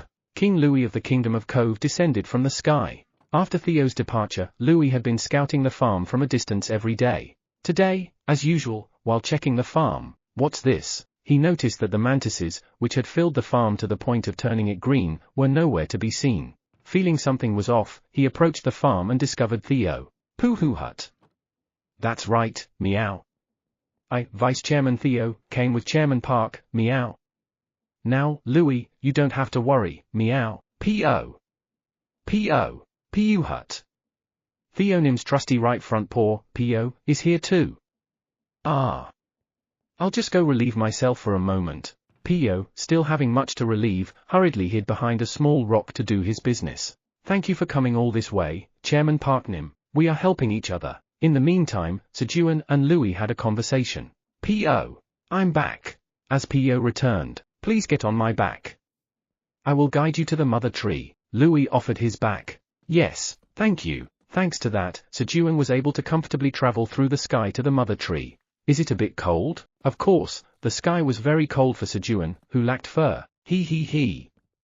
Come here, guys. He overcame the cold by stealing the warmth from the furry ones he held in his arms. After arriving in front of the mother tree, wow, it was impressive from afar, but its size was overwhelmingly more so up close. Let's start the treatment. As Sejun collected his thoughts and spoke. Understood, meow. Yes. The healers, Theo and Golden Bat, responded and each used their own abilities to treat the mother tree. The other 3 animals also had their separate roles. Kyurong, Kyurong, Quenji and Iona, who were asleep, were in charge of destruction. P.O. Sejun Nim, fighting. Theonim, fighting. P.O. was in charge of cheering. Click. Sejun placed his hand on the mother tree to begin the treatment. Farmer's Warm Touch LV7 is activated. The damaged roots of the mother tree are slightly healed while being touched. So the roots are the problem? As Sejun continued to treat the roots of the mother tree, with its roots healed, attempts to move its roots to escape from the entity absorbing its vitality. An entity absorbing its vitality? A message with new information appeared to Sejun. Then, queek! A massive wave of green approached as mantises swarmed towards the mother tree, and, queuing. Quenji just want to get some sleep. QQQ who woke me up? The 2 in charge of destruction woke up extremely irritated by their disturbed sleep. Chapter 278, thanks to all of you, I was never lonely. TL, Hangak, deep underground, where the roots of the mother tree are located. Creak, crack. The mother tree struggled painfully to free itself from the millions of red tentacles that tightly wound around its roots. But the mother tree's resistance was infinitely weak, already exhausted to its limits. While the mother tree resisted, sizzle, sizzle. The hot, red tentacles scorched the roots of the mother tree, creating wounds and, gulp, gulp, sucked the life force through those wounds, supplying it somewhere else. And at the end of these tentacles was a giant red mantis, the queen of mantises, Mantis Queen. The Mantis Queen had long coveted the power of conception that the mother tree possessed. The power of conception is the ability to bring into existence whatever one desires. The fact that the mother tree could give birth to birds from the flowers it blooms was due to this power of conception. Therefore, the Mantis Queen, seeking to obtain the power of conception, used her power of fire to dry up the water on the 79th floor of the tower, waiting for the mother tree to weaken. And as the mother tree weakened, she approached its roots to steal the power of conception. However, the Mantis Queen had been absorbing only the life force of the mother tree for years, unable to obtain the power of conception. The mother tree, even as it was dying, protected the power of conception with its life force, enduring to the last. The recent rapid increase in the number of mantises was due to the Mantis Queen giving birth to many offspring to handle the overflowing life force she absorbed from the mother tree. But this was about to end soon. The moment for which the Mantis Queen had waited for decades was approaching. The life force of the mother tree was nearly depleted. Once the life force was gone, the power of conception that the mother tree desperately protected would become hers. Then, crack! The mother tree, somewhat revitalized by the treatment from Sejun and the animals, began to move its roots. But the roots couldn't budge, entangled tightly by millions of red tentacles. Crunch, crack. Instead, the tentacles tightened even more, solidifying their grip in response to the mother tree's roots trying to break free with greater force than usual. However, creak, creak. Knowing this might be its last chance to do something, the mother tree moved its roots violently with all its might, and, snap. Finally, one of the tentacles wrapping the mother tree's roots broke. Snap, snap. Once the breakthrough was made, more and more tentacles began to break one after another. Queak. Realizing someone was helping the mother tree, the Mantis Queen became enraged. And then, queak. She ordered all mantises to march towards the mother tree. Queak. Following the Mantis Queen's command, 1,000,000 mantises quickly marched towards the mother tree and, cooing. Kiu. The duo responsible for destruction flew towards them, emitting a menacing aura. Shortly after, Kiu Kiu Kiu meteorite. Fall upon the enemy. Meteor. Boom. A meteorite fell from the sky, and, queuing. Queuing. Whoever disturbed Quenji in his sleep. Quenji will punish them. Quagwagwang. A giant club of justice swung from right to left. Crack. And 1,000,000 mantises were annihilated. Guard Iona has killed a male mantis. You've gained 500 experience points, 50% of the experience points earned by Guard Iona. Herbalist Quenji has killed a female mantis. You've gained 2,500 experience points, 50% of the experience points earned by Herbalist Quenji. You have leveled up. You have acquired 1 bonus stat. You have leveled up. You have acquired 1 bonus stat. Thanks to the tremendous experience gained, Sejun leveled up twice. A quest has been generated. Job quest, gather lots and lots of precious seeds. Use the seed harvesting skill 1,000,000 times, 001000000. Reward, unlock level 71, 10 million tower coins, 100 to all stats. Upon reaching level 70, a job quest appeared to advance to level 71. Use the seed harvesting skill 1,000,000 times. This was the third consecutive grind quest following the use of the harvesting skill 100,000 times and planting 10 million seeds. Still, the reward of 100 to all stats was very appealing. A 1,000,000 times seed harvesting? Well, it should be done before I know it. Sejun was moderately motivated upon reading the quest. This level of motivation was just right. If one starts with too much enthusiasm, it tends to wane later on. And now's not the time to be distracted. Click. Farmer's Warm Touch LV7 is activated. The damaged roots of the mother tree are slightly healed while being touched. Sejun placed his hand on the mother tree and began to heal it again. After a while, hum hum hum, as Sejun hummed a tune while healing the mother tree. Thump. Thump. Meow meow meow. Theo naturally needed the mother tree and leaned his bottom against Sejun's leg, humming along. Pip pip. P.O. P.O. Following that, the golden bat and P.O. also climbed onto Sejun's shoulders and sang. The golden bat sang a healing song for the mother tree, while P.O. sang a song of encouragement for everyone. And, queuing. Sleepy. Kiu Kiu sleepy. After dealing with the mantises, Quenji and Iona went to their spots to sleep. Quenji in Sejun's arms, Iona on Theo's tail. Kiurong. Kiurong.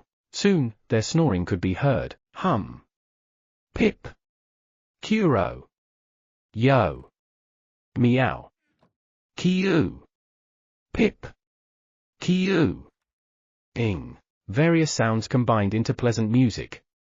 The harmonious sounds deeply immersed Sejun and the animals, who sang vigorously without realizing it. While Sejun was focused on healing the mother tree and humming, the mother tree has completely escaped from the entity absorbing its life force with its roots. A message appeared indicating that the mother tree's roots had completely escaped from something harmful.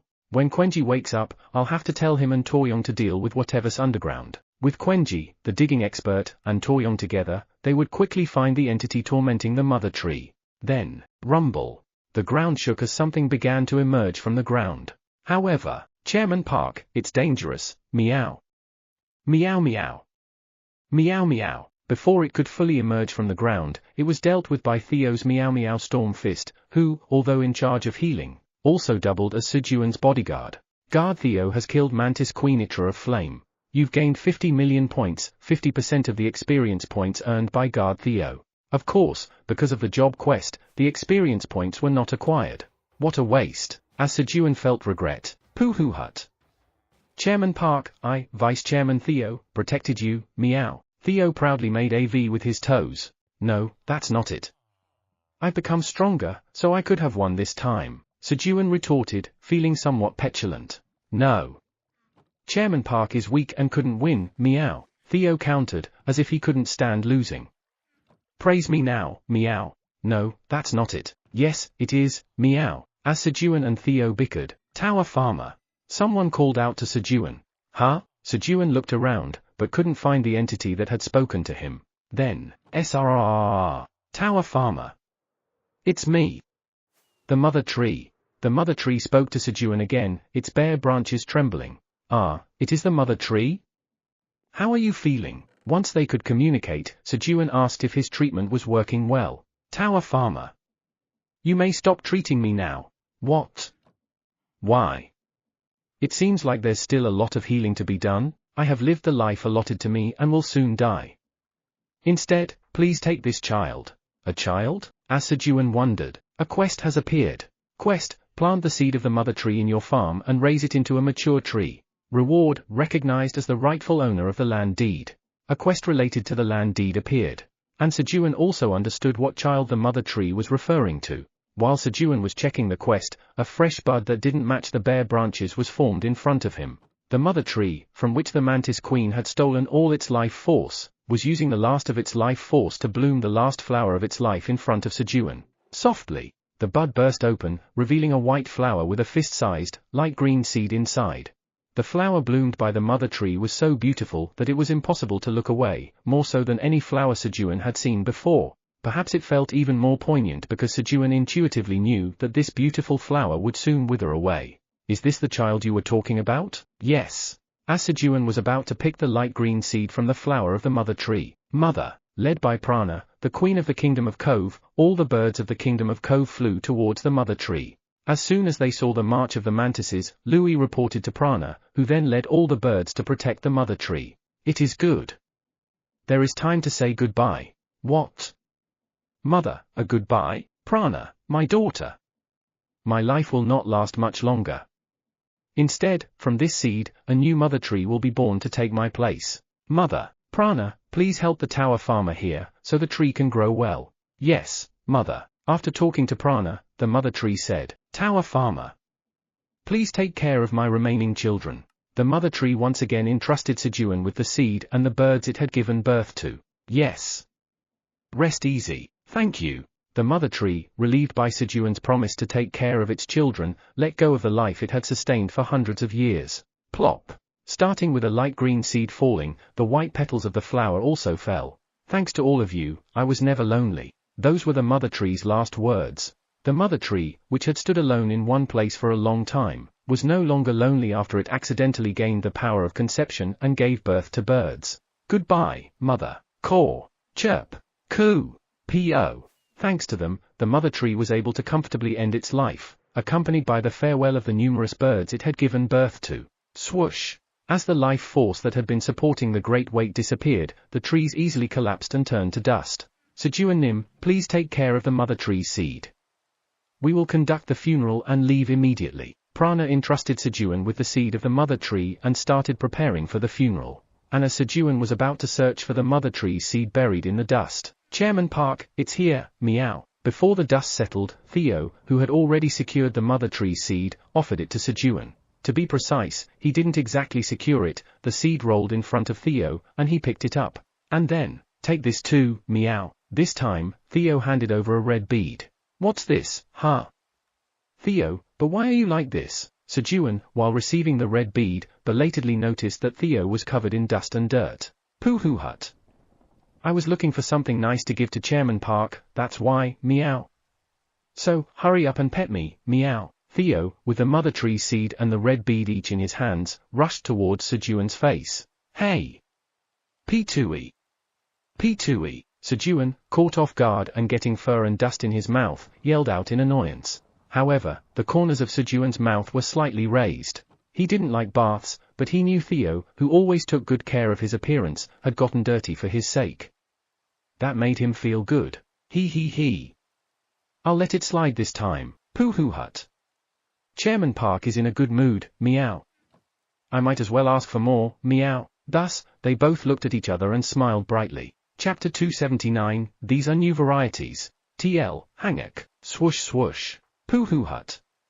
Chairman Park, don't stop petting, meow. Theo urged Sejun to keep petting his belly without slowing down even for a bit. And then, got it.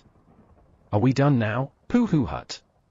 Yes, we're done, meow. Sejun diligently petted Theo's belly without any complaints, following Theo's words. The reason Sejun was pampering Theo like this was because of a red bead that Theo had found covered in dirt. The red bead brought by Theo was left behind by the dying mantis queen. Meow. While Sejun was saying his last goodbye to the mother tree, Theo followed his front paws attraction pull to dig up the ground on his own and found it. He. This cheeky guy, I'll let it slide because of this. Sejun smiled as he looked at the red bead in his hand. Life orb, a bead created by Mantis Queen Itra compressing her life force. It contains a vast amount of life force. You can extract and use as much of the life force within the bead as you want. Usage restriction, stamina over 500, magic power over 500, rank, S, a bead containing a tremendous amount of life force. The life force within the bead was enough to save Sejun's life more than 10 times. Of course, having life force alone doesn't mean one can live, but Sejun, who was always concerned about survival, felt very good about having a life force power bank. Very much so. Chairman Park, it's time for me to eat churu, meow, are you hungry? All right. So Sejun was giving Theo everything he wanted, at least until there were no interruptions. Sniff sniff. Queuing? Where is this delicious smell coming from? Quenji, who was asleep, woke up to the smell of churu. And then, coo hey. Queuing, coo hey.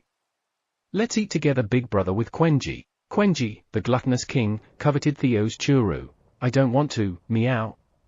This is mine, meow. Queuing. Quenji want to eat too. As the two started to fight, here, Quenji, eat this. Sejun scooped up a spoonful of homemade churu for Quenji with his other hand, naturally ending Theo's pampering session. After eating the churu, let's go to the farm, Toyong. Yes, master. Sejun called Toyong and moved to the farm with the animals.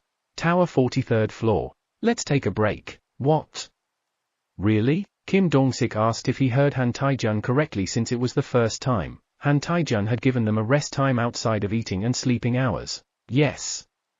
We'll take a break and then attack the boss. Okay. The boss of the 43rd floor was the scorching wild boar. Kim Dong-sik thought they had a good chance if Han Taijun could shoot magic missiles while he blocked. However, that was just Kim Dong-sik's thought. You alone. What? Dong-sik, you will fight the boss alone. Han Taijun had a different idea. Thus began Kim Dong-sik's one-on-one battle with the boss. Thud. I won. After 3 hours of fighting, the battle ended in victory for Kim Dong-sik, who fought while eating Sejun's crops. But it wasn't a complete solo fight. At every dangerous moment, Han Taijun attracted the boss's attention with magic missiles to help. Huff. Huff. Huff. Kim Dong-sik, exhausted, approached the red crystal. He wanted to sit and rest, but he was more eager to check the clear rewards quickly. Click. As Kim Dong-sik finally reached and touched the red crystal, you have received 110,000 experience points, 1,000 tower coins, and a wild boar leather shield as the clear reward for the 43rd floor. The waypoint for the 43rd floor has been saved. Moving to the 44th floor. They moved to the 44th floor. And then, who are you, Peng? They were surrounded by the blue-backed penguin tribe. Riding Toyong to the farm. Gororong, Kurong, Kurorong, Bearorong, Pirorong. The animals were taking a deep sleep on Sejun's lap and shoulders. Seed of the tree-bearing birds. This is a seed of a tree that produces birds instead of fruits through the power of conception. If the soil where it's planted is not rich in nutrients, it may die. Consuming it grants the power of conception. Shelf life, 3 days. Rank, SS. Sejun was lost in thought while examining the light green seed, concerned by the description that it could die without sufficient soil nutrients. Moreover, the shelf life was only 3 days. Can it be used on soil too? Sejun thought about using power, abundance, on the soil to enrich it. While Sejun was pondering, Master, we have arrived. Okay. Thank you. Toyong had arrived at the farm. Click. Sejun got off the head of Toyong and the animals. Guys, could you wake up for a moment? Meow. Coyote. He only woke up Theo and Iona, in case he needed someone to perform emergency measures should he pass out. Pooh hut. Chairman Park, what do you need? Meow. Coyote.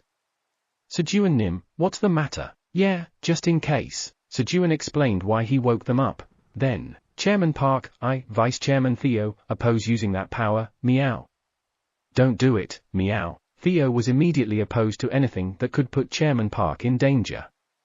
Especially, he disliked anything that could endanger Chairman Park's lap, meow. Coyote. Perhaps if you use the life orb Vice Chairman Theo brought first when using the power, it could prevent any danger. On the other hand, Iona, like a true wizard, found the best solution given the situation. Do you think that's possible? Coyote. Yes. I'll assist you, thanks. As Sejun thanked Iona. No, meow. Theo quickly blocked in front of Iona. Vice Chairman Theo, what do you mean? You're thanking the wrong person, meow. You should be thanking me for bringing the life orb, meow. Ultimately, he meant that Sejun should praise him. I didn't get enough praise earlier, meow. Right. Ogu. Our Vice Chairman Theo did well, as Sejun patted Theo's bottom. Pooh hut. I know, meow. And not there, here, meow. Theo, quickly becoming proud, lay down to show his belly. Got it. This rascal. As Sejun reluctantly petted Theo's belly. Coyote. Pet. Iona subtly joined Sejun in petting Theo's belly. Coyote. Vice Chairman Theo, you're cute. TL. After sufficiently petting Theo's belly. Iona, are you ready? Coyote. Yes. Iona, positioned above Sejun's head, responded while holding the Staff of Disaster. The fact that Iona took out the Staff of Disaster meant she was ready to give her best. One could tell how serious Iona's determination was. However, Iona, don't make a mistake, meow. Theo, clinging to Sejun's leg anxiously, disturbed the concentrating Iona with his noise. Vice Chairman Theo, please be quiet. Right. Vice Chairman Theo, shut it. Meow. Okay, meow. Eventually, after receiving sharp looks from Sejun and Iona, Theo quietly observed. After a while, Coyote. Sejun Nim, I'm ready. Once Iona was ready. Abundance. Holding the life orb in his left hand and touching the soil with his right, Sejun used his power. As the power was activated and Sejun's life force began to rapidly drain through his right hand, by the power of the curse, follow my command and absorb the life force. Life drain. Iona used magic to absorb life force from the life orb and directed it into Sejun's body, replenishing his life force. The farm is affected by power, abundance. The fertility of the farm's soil doubles. Thanks to this, Sejun was able to use the power without risking his life. The life force used just now by the power was 10% of Sejun's own life force. The land was so barren that even after doubling its fertility, not much life force was consumed. Swoosh! Sejun touched the soil with his finger to check its texture. I might have to use the power a few more times. Looking at the dry, crumbly soil, Sejun said. Even though the power had doubled the soil's fertility, it was still barren. Iona, I'm going to do it once more. Coyote. Yes, using the power would double the soil's fertility again, so twice as much life force would be needed. Considering the life force contained in the life orb, it seemed like he could use it about 7 times. Abundance. As Sejun used the power again, life force escaped from his right hand and seeped into the ground. The farm is affected by power, abundance. The fertility of the farm's soil doubles. After the second use of the power, the soil became a bit sticky. Iona, one more time. Abundance. Thus, with Iona's help, when Sejun used the power for the sixth time on the farm's land, the farm is affected by power, abundance. The fertility of the farm's soil doubles. The farm's soil is too fertile to use the power. The message indicated that the farm's soil had reached its peak fertility. Good. This should be enough. After checking the message, Sejun carefully took out the seed of the tree-bearing birds. Thump. He made a hole in the ground with his dagger. Swoop. Inserted the seed into the ground along with putting magic power, and covered it up. You have planted the seed of the tree-bearing birds in soil imbued with magic power. Your job experience has increased slightly. Due to the effect of magic seed sowing LV8, the probability of the seed of the tree-bearing birds taking root increased. Due to the effect of magic seed sowing LV8, the growth speed of the seed of the tree-bearing birds accelerates for 24 hours. Due to the effect of magic seed sowing LV8, the probability of obtaining a new variety increases by 5 times. Your proficiency of magic seed sowing LV8 increases slightly. Due to the effect of proficiency increase LV1, your proficiency in seed sowing LV8 increases by an additional 5%. And then, peak. A shy little sprout broke through the soil. The ample nutrients in the soil seemed to speed up its growth. Oh! It's already sprouting? Sejun sat on the ground and excitedly observed the sprouting bird's bearing tree. Then, wide open. Why? As the sprout opened, Kugugum. With a huge vibration, Sasak. The sprouting bird's bearing tree began to grow rapidly with a strange shout. That's why it dies without nutrients. As Sejun was being dragged into the sky by the clothes caught on the bird's bearing tree. Sejun's eyes caught sight of a vast land floating in the distance. The land was slowly fading and disappearing. Isn't that the garden that was there before? As Sejun recalled Emilia's garden. Sack. Sack. The fully grown bird's bearing tree started making strange noises as its branches began to bud. Pop pop. Between the buds, egg fruits swelled up as if air was being blown into a balloon, and then they opened. Oh! Thanks to that, Sejun's interest quickly shifted to the egg fruits. Pop pop. He began to diligently pick the egg fruits. Then, Sejun's eyes started to spot egg fruits of different colors scattered around. Yellow, red, green, blue, and a fifth egg fruit with stripes of all 4 colors. Thump thump. Thump thump. These are new varieties. Sejun's heart raced as he intuitively realized that these 5 egg fruits were new varieties. Phew. Pluck. After taking a deep breath to calm his heart, Sejun picked the closest red egg fruit. You have harvested an elixir, stamina egg fruit. Your job experience has increased slightly. Your proficiency in harvesting LV7 increases slightly. You have gained 1000 experience points. Messages appeared with the name of the egg fruit, which he saw for the first time. And then, you have achieved the feat of creating a new variety in the tower. Messages announcing the achievement of creating a new variety appeared. It was a new variety, just as Sejun had expected. Great! Sejun hurriedly began to pick the other colored egg fruits. Inside the 10th tower. Where is this? The great silver dragon, Stella Hizron, regained consciousness. Chapter 280, Indeed, our Quenji is a filial son. TL, Hangak, Pluck. When Sejun picked the last, 5th new variety, the 4-colored striped egg fruit, you have harvested the elixir, assorted egg fruits. Your job experience has increased slightly. Your proficiency in harvesting LV7 has increased slightly. Your proficiency in harvesting LV7 has been filled, and the level increases. You have gained 1000 experience points. Messages appeared indicating that the proficiency of the harvesting skill had been filled and had reached level 8. You have achieved the feat of creating a new variety in the tower. Following that, messages appeared about harvesting the new variety. I'm tired of this. It seemed that humans truly are creatures of adaptation. Having waited so eagerly for the harvest of new varieties, doing it 5 times in a row made even reading the messages feel tiresome. But it's almost over now. When Sejun said this, you have achieved the feat of creating 15 new varieties in the tower. As a reward for the feat of the great farmer, the prestige of the Black Tower will increase. The prestige exceeds a certain level, and the number of entrances to the Black Tower increases by 1. The number of entrances to the Black Tower has increased from 103 to 104, and the 104th entrance is created in the safest place. Messages appeared about the creation of the Black Tower's 104th entrance. following the 102nd entrance for the 11th new variety, and the 103rd entrance for the 13th new variety. And then, you have secured 15 new varieties. You have overcome the third trial of the 10th tower.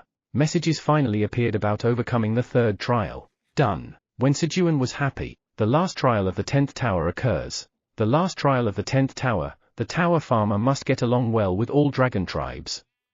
This is because you will need their help when you need extra hands later. Obtain 1 L of dragon blood from each of the 9 dragon tribes to prove your friendship with the dragons. The last trial to prove friendship with the dragons began. Dragon blood? Securing the dragon blood from the black dragon, white dragon, and red dragon was easy.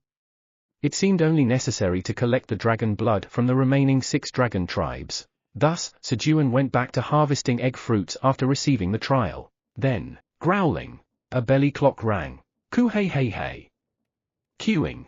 Hee hee hee. Daddy, Quenji is hungry. Quenji's belly clock. Got it. Today's menu is boiled egg fruits. Queuing. Good.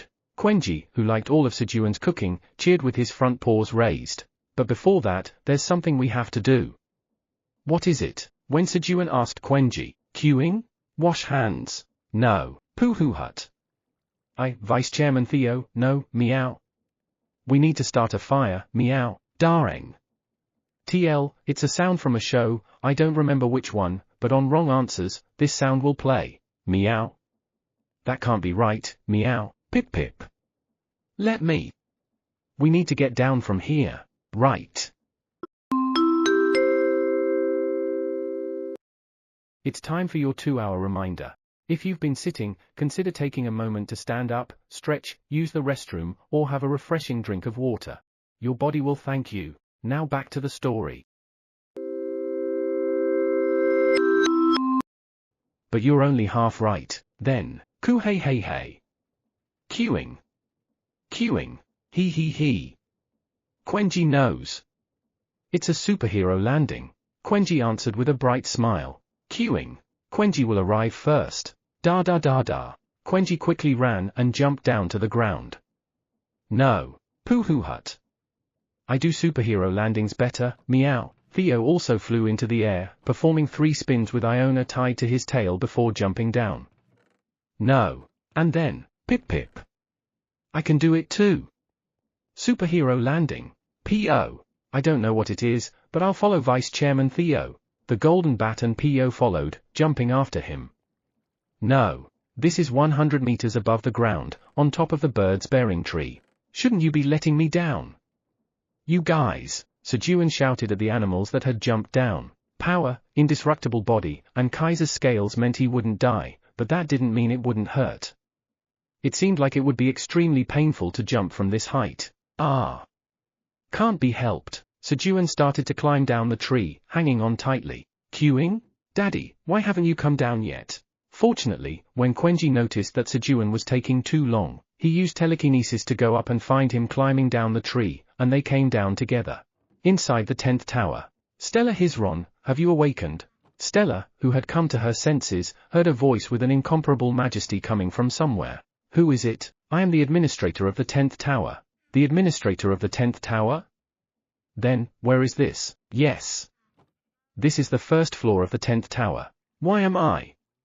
Gasp. Only then did Stella remember that she had lost consciousness right before she was attacked by Halfers, apostle of destruction. And then, thank you for saving me, she expressed her gratitude to the administrator of the 10th tower who had saved her. Cough. Never mind. After all, I needed someone to give tasks to. Tasks? What kind? Since you saved my life, I'll help you with anything. Soon, a being who has passed the trial of the 10th tower will come. Help that being to climb the tower. Yes. But when are they coming? Well, I'm not sure myself. Yes. Stella had to wait for Sejun without any promise of when he would come. Come on, guys, let's eat. When Sejun called the animals over after preparing the food. Queuing. It looks delicious. Quenji got excited seeing the boiled egg fruits in the giant pot. Only Quenji was excited. Chairman Park, where is the grilled fish? Meow. Pip pip. Is there no fruit? Theo and the golden bat consistently searched for their preferred food regardless of what Sejun was making. And then, coyote coyote coyote. That's right. To become Vice Chairman Theo's right front paw, you need to eat a lot. P.O. Thank you for the meal. Iona shared a few peanuts from her peanut pouch with P.O. In the end, only Sejun and Quenji ate the egg fruits. Here, Sejun took out grilled fish and fruits from the void storage for Theo and the golden bat. Iona, P.O., each of you take one of these. Kayut kayut kayut. Thank you, P.O. Thank you, Sejun tilde nim. He gave each of them a pouch filled with peanuts. As Sejun took care of the other animals' meals and approached Quenji, who was eating the boiled egg fruits. Ku hey hey hey. Queuing. He he he. It's delicious. Heaps of egg fruit shells were seen next to Quenji, and the pot was already about half empty. Queuing. Dad, eat the colored ones. Quenji offered the colored egg fruits to Sejun, sharing the elixirs with him. Oh. Thank you. Usually, he would eat all the good stuff himself. What's the occasion?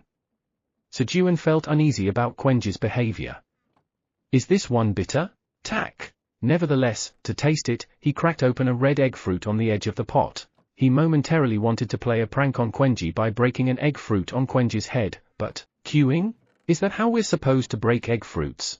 His playfulness quickly faded when he realized that Quenji was going to take the egg fruit and hit him in the head with it. Thus, Sejun, restraining his playfulness for the sake of survival, peeled the egg fruit shell and, pop, salted it, put it in his mouth, and chewed. Chew chew. The blandness and nuttiness almost became too plain, but the saltiness grabbed hold and forcefully carried the flavor, enhancing the taste and stimulating the appetite. Still, the dryness of the yolk couldn't be helped, but after much research, Sejun, the unofficial barista of the Black Tower, managed to make a decent cup of coffee. Slurp. Drinking the coffee, he completely overcame the dryness. Gulp. Ah.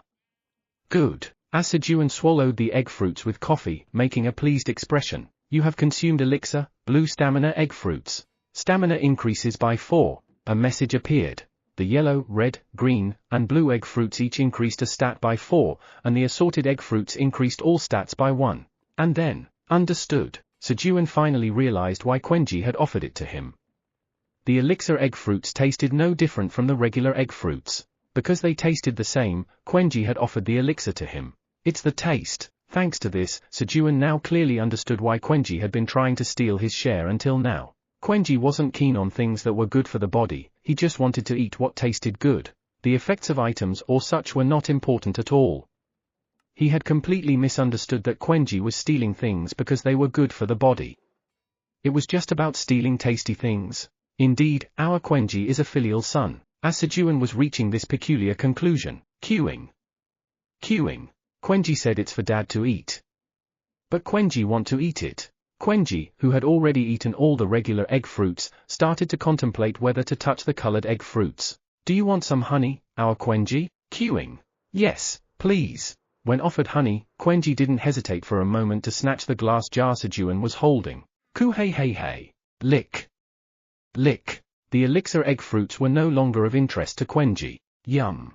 Thanks to that, Sejun could comfortably eat the elixir egg fruits. Korean Awakeners Association. Vice Chairman, what should we do? Control all the news and first, find Master and report to him. Yes. Cha Sai-hyuk, Han Taijun's first disciple and the Vice President, quickly ordered his subordinates. Just when Master isn't here, Cha Sai-hyuk was overwhelmed due to the sudden appearance of 3 Black Towers in Korea. If they had only appeared like the previous 2 Black Towers, it wouldn't have been so chaotic. It would have been enough to control people's access. However, the story completely changed with the appearance of Korea's 4th Black Tower at Wangsimni Station in Seongdong-gu. You have entered a safe area where the beings of disaster cannot enter. This message started appearing to ordinary people and hunters who entered the area connected by a line through the 4 Black Towers. The area between by the 4 Black Towers was designated as a safe zone. It was already a surprising event for the world, but the safe zone expanded even more with the appearance of 2 more Black Towers at Yongsan Park in Yongsan-gu, and the Seoul Arts Center in Seocho-gu. As a result, governments from various countries were requesting meetings with the Korean government. And the Korean government was asking the Korean Awakeners Association to participate in the meetings as advisory members.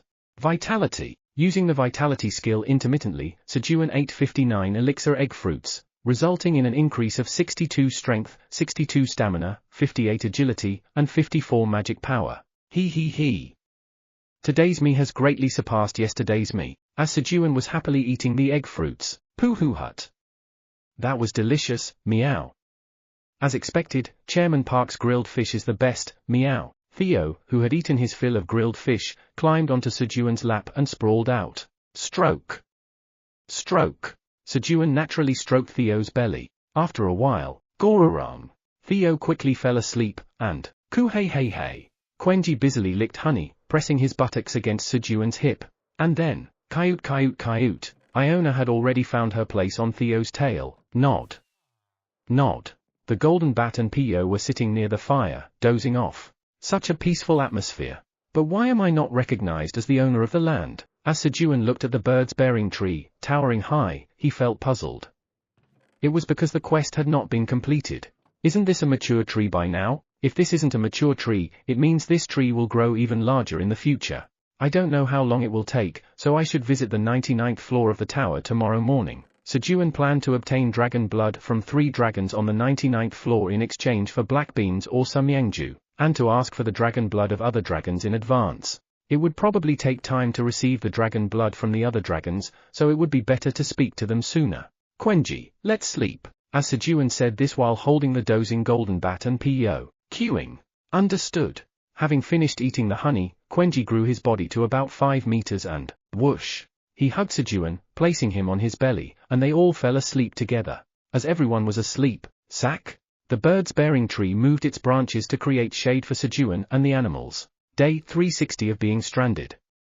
Another hectic day passed safely. Chapter 281, Can I go with you, Master? TL, Hangak, you have arrived at the 99th floor of the Black Tower. Right after breakfast, Sejun and the animals arrived at the 99th floor of the tower through the waypoint on the 79th floor. Toryong, yes, Master. Sejun called Toryong and moved to the farm. As they arrived at the farm on the 99th floor, queuing. Queuing. It's home. Mom, Quenji is back. Da da da da. Quenji hurriedly ran to find Pink Fur. And then, ha ha ha. This tastes great. That's why I said Sejun Samyangju is the best. Agreed. Definitely agreed. Hello there. Sejun went to greet the dragons who were gathered around the fountain, having a drinking party. Yeah, come on over. Want to have a drink, Sejun? Cough. This is for the Samyangju I received last time. Ramter, who received 5 bottles of Samyangju for free last time, handed Sejun 100,000 tower coins. He couldn't accept it for free due to the pride of a dragon. That's too much, ahem. Don't disregard my sincerity. Then, this is my sincerity. Sejun took out 2 sets of 11 different flavored macchioli from the void storage and handed them to Ramter. No, this is. Ramter couldn't refuse because of what he just said. Ahem. Then, I have no choice. Swoosh. He reluctantly took the macchioli, pretending to dislike it. But what brings you here? Kaiser asked Sejun, who seemed to have something to say but was only looking around hesitantly. I have something to ask the 3 of you. What is it? I want to receive dragon blood in exchange for giving you black beans or samyangju. Dragon blood? Go! Kaiser raised his voice and his energy at Sejun's words. Why would you need that? A human asking for. Kellyan and Ramter also shouted, angrily. Ah! Sejun felt intimidated by the dragon's heated reactions. Chairman Park is under my protection, meow. Fortunately, Theo was busily absorbing the dragon's energy with energy drain. Right. Blood has to be drawn by making a wound. He thought it would be easy to ask since they casually gave claws, scales, and teeth before, but asking for dragon blood seemed to have crossed the line. I'm sorry. Sejun apologized first, thinking he had asked for too much. Even though he thought he had gotten quite close to the dragons, their reaction made Sejun feel a bit, quite disappointed. Then, why should Sejun apologize? You. Who made our Sejun apologize? Kaiser angrily grabbed Kellyan by the scruff. No. It wasn't me. Then, is it you? It's not me either. Kaiser's fierce gaze shifted from Kellyan to Ramter, and Ramter quickly shook his head in denial, fearing he might be grabbed next. Actually, Kellyan and Ramter were also quite surprised by Sejun's apology. Why apologize all of a sudden? Their anger wasn't because Sejun crossed a line by asking for dragon blood. It was because weak Sejun asked for it. What's the difference? Dragon blood contains concentrated dragon power, and a weak and insignificant being could perish just by touching it. In other words, touching dragon blood could kill Sejun. Sejun, dragon blood is too dangerous for you. You're too weak, touching our blood could kill you. Play with something else. Weak Sejun dares to ask for what, that's why the dragons were angry. Sejun, who sells them delicious alcohol and black beans needed to fight the apostle of destruction, was too precious to be put in danger. But why do you need dragon blood? As the anger subsided, Kaiser asked in a soothing tone. I'm undergoing the trials of the 10th tower, and I was told to collect 1 L of dragon blood from 9 dragon races. What? The 10th tower? Eek. The dragons were greatly surprised by Sejun's answer and looked at each other. They hadn't found any clues about the 10th tower. It was unexpected that Sejun was undergoing the trials of the 10th tower. Did I do something wrong? Feeling the atmosphere was not normal, Sejun nervously watched the dragon's reactions. Then, tap. Tap. Pooh hut. Chairman Park, don't be scared, meow. I, Vice Chairman Theo, am your right hand, meow. Theo tapped Sejun's leg with his front paws, comforting him. I'm not scared. Sejun, feeling hit where it hurts by Theo's words, retorted. No, meow. I felt Chairman Park's legs trembling because he was scared, meow. No. I was shaking them on purpose. Pooh hut. Chairman Park, you're lying, meow. I should tell Quenji later, meow, ha. Anyway, our Quenji trusts Dad more. No, meow. Quenji trusts his big brother, me. The topic of conversation shifted from whether Sejun was scared to who Quenji trusts more. Thanks to this, Sejun's tension completely disappeared. If the dragons say anything, I'll ask Eileen to chase them away, just as Sejun was firming up his resolve. Ha ha ha ha. That's our Sejun. Don't worry. I'll squeeze out the blood of the 9 dragon races for you. Kaiser loudly declared his cooperation, having finished discussing with Kellyan and Ramtur. Judging by his attitude, he seemed ready to forcibly obtain dragon blood if the dragons refused. Sejun, do you only need to collect the dragon blood? Yes, understood. There was an easy way to collect only the dragon blood. It could be stored in a container that doesn't allow the dragon's energy to leak. Well, for that, they would need to use very durable materials, but dragon bodies are tough. Scales, horns, claws, teeth, and skin could be used as materials to create a container that wouldn't let the dragon blood's energy leak. Then, please, after asking the dragons for their blood, Sejun stopped by the brewery. He had something for the monkeys. Aki. Yes. Guys, you're doing well, right? Sejun received a greeting from the monkeys and said, use this for making alcohol. He handed the monkeys an unending staff. The staff's length could be adjusted at will, making it easier to stir to the bottom of the jars and lighter, thus more convenient than the great sword of amplification for brewing alcohol. Aki. The monkeys were delighted with Sejun's gift. Then, keep up the good work. Sejun left the brewery and headed to Flamey, who was in the cave, intending to use power, abundance. Sejun, who had passed out from using his power on Podori and forgot about Flamey, planned to make Flamey grow significantly today. Flamey, wait. I'll make you grow quickly. Sejun hurried towards the cave. Flamey, have you been well? Yes.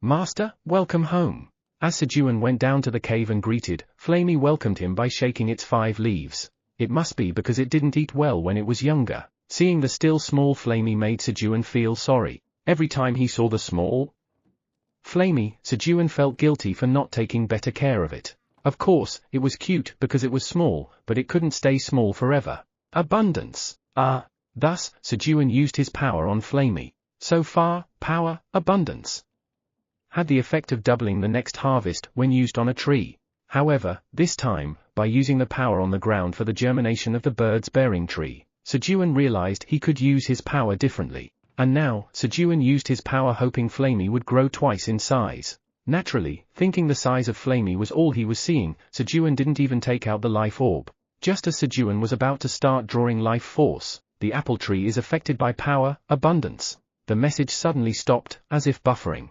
Podori, why haven't you been eating much lately? Huh? What? I've been eating diligently. Startled by Flamey's words, Podori hastily absorbed the nutritional supplements it had been nibbling on. That's better. You should eat like that from the start. Here, eat more. That's how you'll become the world tree faster. Flamey handed over 3 pieces of nutritional supplements after Podori ate one. Tha. Thank you. Podori expressed gratitude to Flamey with a voice that seemed like it was about to cry. It definitely wasn't from being moved. Sigh. I want to give up on becoming the world tree. Had it known it needed to eat this much nutritional supplements to become a candidate for the world tree, it wouldn't have chosen this path. Then, Flamey Tildenim, what's wrong? It's an emergency. With Flamey's urgent voice, its gaze, which had been watching over Podori, disappeared. Master is in danger. As Sejun used his power suddenly without any preparation, snap. Flamey broke off its branch with 5 leaves attached in a rush. It was an instinctive action, not one thought out, to save Sejun. This reduced the range of the power and thus Sejun's life force consumption. The apple tree's leaves are affected by power, abundance. The apple tree's leaves grow twice in size. Huh? Flamey. As Flamey's branch broke and fell to the ground while the leaves were lengthening, Sejun rushed to catch Flamey. Then, click. Flamey landed like a superhero using its 4 leaves as limbs. Huh? Sejun felt something was off from Flamey's actions. However, Master. Not yet understanding the situation, Flamey moved its leaves to stand up. It wanted to die as close to Sejun as possible. Plop. Plop. Plop. Thus, Flamey, who had never walked in its life, awkwardly started walking towards Sejun using 2 of its bottom leaves like legs. Sejun quietly observed Flamey. The superhero landing was odd too. Normally, trees don't walk just because they are broken. Moreover, there was a sense of liveliness rather than fragility emanating from Flamey's body, and he was sure, our Flamey can walk. Hang in there, Flamey. While Sejun was encouraging Flamey's first steps, Flamey too felt something was off. Plop. Plop. Plop. It was moving strangely, and although its body was separated, it could still feel sensations from its other roots. That Podori, messing around again. I need to scold it. Veronica broke another branch. Sigh. She really lacks farming talents. If only she had 1/100th of our master's farming skills, she'd be easier to teach. With such thoughts, Flamey walked towards Sejun, determined to die by his side. Thump. Thump. Thump.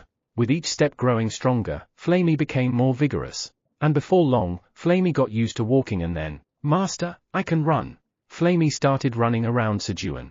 Flamey, are you okay? Yes. Flamey realized it wouldn't die even if it was separated. Thinking about it, Flamey was a being that surpassed even the world tree. It already had the ability to separate flowers or branches, similar to the corrupted Ents. It just didn't know it had this ability because no one taught it. Hee. Master, can I go with you? Of course. Let's go together. Pooh hut. I, Vice Chairman Theo, will specially permit it, meow. Theo added his remark, seeking credit for Sejun's answer. Thank you. Flamey bowed to Sejun and Theo, expressing its gratitude. Let's go. As Sejun extended his palm towards Flamey. Yes. Boing. Flamey used its leaves like springs and jumped onto Sejun's palm. Day 361 of being stranded. Flamey became able to travel with Sejun. Chapter 282, My right knee is yours. TL, Hangak. Phew. I need to digest this quickly. While Flamey's surveillance was gone, Podori began to expel the nutrients absorbed under Flamey's coercion. Although the nutrients were used to produce grapes, there was still a lot left over, so the remaining nutrients were all spread into the surrounding soil. Phew. Now I feel like I can finally live. As Podori relieved itself by expelling the overeaten nutrients. Really? You think you deserve to live after throwing away everything I took care of for you? Podori was startled by the sudden cold voice of Flamey. Flamey's gaze had returned and was glaring at Podori. The gaze was very cold. Whoosh. Conversely, Flamey's roots wrapped in fire became hotter and hotter. Flamey Tildenim. As Podori felt the heat as if it was going to burn to death, it hurriedly begged for Flamey's forgiveness. What are you doing? Draw back in the nutrients you expelled. Quickly. Yes. Thus, Podori absorbed back the nutrients it had spread around to avoid burning to death under Flamey's watch. Then, wow. Master, it's my first time going outside. Really? It's your first time here? Is there anywhere you'd like to go? No. I like being by Master's side the most. Podori noticed a small being chattering on Sejun's shoulder and Sejun. It was Flamey with 5 green leaves moving like its head and limbs. Flamey Tildenim? There was no mistaking it since the energy felt the same. Flamey Nim, you're full of pretense. It's despicable. As Podori spoke while looking at the roots of Flamey in front of it. What? You know what happens if you tell the master. You die. You're going to die. Flamey raised its voice in embarrassment, threatening Podori. In front of the kitchen. Thump. Thump. Thump. Meow. I'm bored, meow. Theo lay in front of the door, waiting for Sejun, listening to the sound of Sejun kneading rice noodle dough. He was banned from approaching during kneading because of his fur. I can't stand this, meow. It was too unfair for Theo to be kept off Sejun's knee because of his fur. Lick. Lick. Lick. So, Theo diligently licked his fur, swallowing it all. And then, poo-hoo-hut. Chairman Park, I won't shed fur anymore, meow. Theo called out to Sejun and scampered into the kitchen. Are you sure, poo-hoo-hut? Yes, meow. Let me see. Swoosh. Sejun ran his fingers through Theo's body, grabbing a handful of fur. There would be no reason to ban Theo if his fur was easy to manage. Swoosh. Swoosh. A clump of fur quickly formed after a few strokes. That's not true. Sejun showed the clump of fur he had caught to Theo. Meow. I definitely ate all my fur, meow. That's strange, meow. Should I eat more, meow? Theo, with his tail and ears drooping, walked out dejectedly. Hey! Why would you eat fur? Come here, Chuck! Sejun's heart softened at Theo's behavior, lifting his right leg and saying, Vice Chairman Theo, my right knee is yours. Poo-hoo-hut. Thump. With Sejun's permission, Theo hung onto Sejun's leg with a beaming smile. But you have to stay still without shedding fur. Got it, Poo-hoo-hut? Understood, meow, as Theo joyously claimed Sejun's knee. P.O. Theo Tildenim, I have returned from scouting. Flap. Flap. P.O., who had been scouting the farm, entered through the kitchen window. Chuck. P.O. There was nothing unusual in the surroundings. P.O., saluting Theo with its wings, reported on the scouting. Poo-hoo-hut. Good job, meow, Poo-hoo-hut. As the future right front paw of Theo Tildenim, I always scout the surroundings for Theonim's safety. P.O. was intoxicated with pride from Theo's praise. Then, hee. The sun feels good. P.O. P.O. saw a strange creature sitting on Sejun's right shoulder, basking in the sun. How dare! That's my spot. You are done now. Even though he had been failing at making subordinates lately, he thought he could manage with a guy like that. Poo-hoo-hut. I, Pirururu Yotra, the future right front paw of Theo Tildenim, will grant you the honor of becoming my first subordinate. Flap. Flap. Excited at the thought of making a subordinate, P.O. climbed onto Sejun's shoulder. Tap. Tap. P.O. P.O. P.O. Do you know whose spot this is? It's the spot of me, Pirururu Yotra, the future right front paw of Theo Tildenim. Move aside quickly, won't you? P.O., trying to sound as intimidating as possible, hit Flamey's shoulder with its wings. Poo-hoo-hut. I'm so scary. What if this guy gets too scared and faints? While P.O. was intoxicated with its own frightening appearance. Slap. A leaf slap flew towards P.O.'s face. Humph, humph, humph, thump. Thump. Thump. Currently, Sejun was immersed in kneading dough and concentrated. Flamey was docile only when Sejun was watching, when not, it was very scary. P.O. P.O., who suddenly received a slap, had tears circling its eyes. P.O. When P.O., feeling wronged, was about to complain about being hit. Chuck! Flamey put up a leaf like a finger and covered P.O.'s mouth. P.O. Why did you hit me? So P.O. asked with its eyes, looking at Flamey. It seemed like making a sound would result in an even harsher beating. Because you're Theo Tilde Oroboni subordinate, I only hit you once, so be careful from now on. TL, Oroboni equals formal way of saying Oppa aka brother. It was a quiet and gentle voice, but, shudder. Shudder. P.O.'s legs, already completely intimidated by Flamey, were shaking severely. Getting the first hit in a fight is important. P.O. learned something new today. Black Tower Administrator Area. Ah. This is hard. Eileen, exhausted from engraving magic into the shard of Kyra's heart with all her might. Hee. But it's almost done. Eileen smiled proudly, looking at the densely engraved magic circles on the shard of Kyra's heart. It seemed like she could give Sejun the gift on the planned date with a few more days of work. Yum. Yum.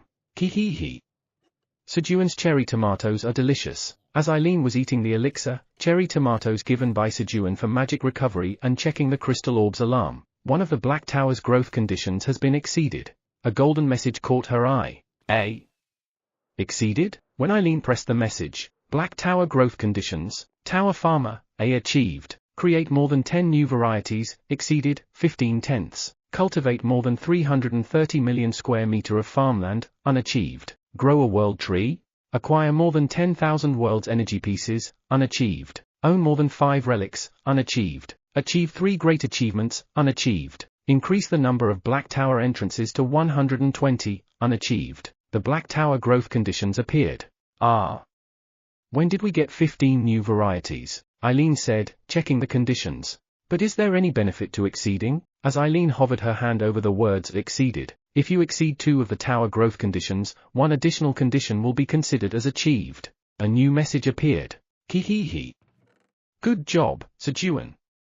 I need to work harder too. Whoosh. Eileen stuffed her mouth full of elixir, cherry tomatoes and began to engrave magic on the shard of Kyra's heart again. Han Taijun and Kim Dong-sik, surrounded by the blue-backed penguin tribe, were trapped in a prison on the 44th floor of the tower. What day is it today? It's May 6th. When Han Taijun asked Kim Dong-sik for the date, Kim Dong-sik checked his hunter phone and answered.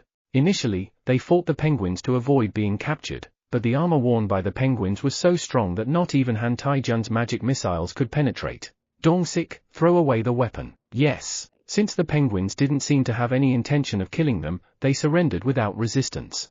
We're running out of time. We need to hurry and deliver the Kimkai to Sejun Tildanim, Kim Dong-sik said in a regretful voice. They had planned an event to deliver Kimkai and other food items to Sejun on May 11th, a year since Sejun's disappearance. And today, under the supervision of Sejun's mother, Kim Miran, the Awakeners Association staff were scheduled to prepare Kimkai and record recipes. Furthermore, 1,000 members of the Earth Defense Force had entered Korea to transport the food made by Kim Miran to the tower. Originally, they would have had enough time in their schedule if they had returned before defeating the boss on the 43rd floor, but this situation arose because Han Taijun insisted on just defeating the boss and leaving. Consequently, the 2 highest commanders of the Kimkai transport operation were unable to lead.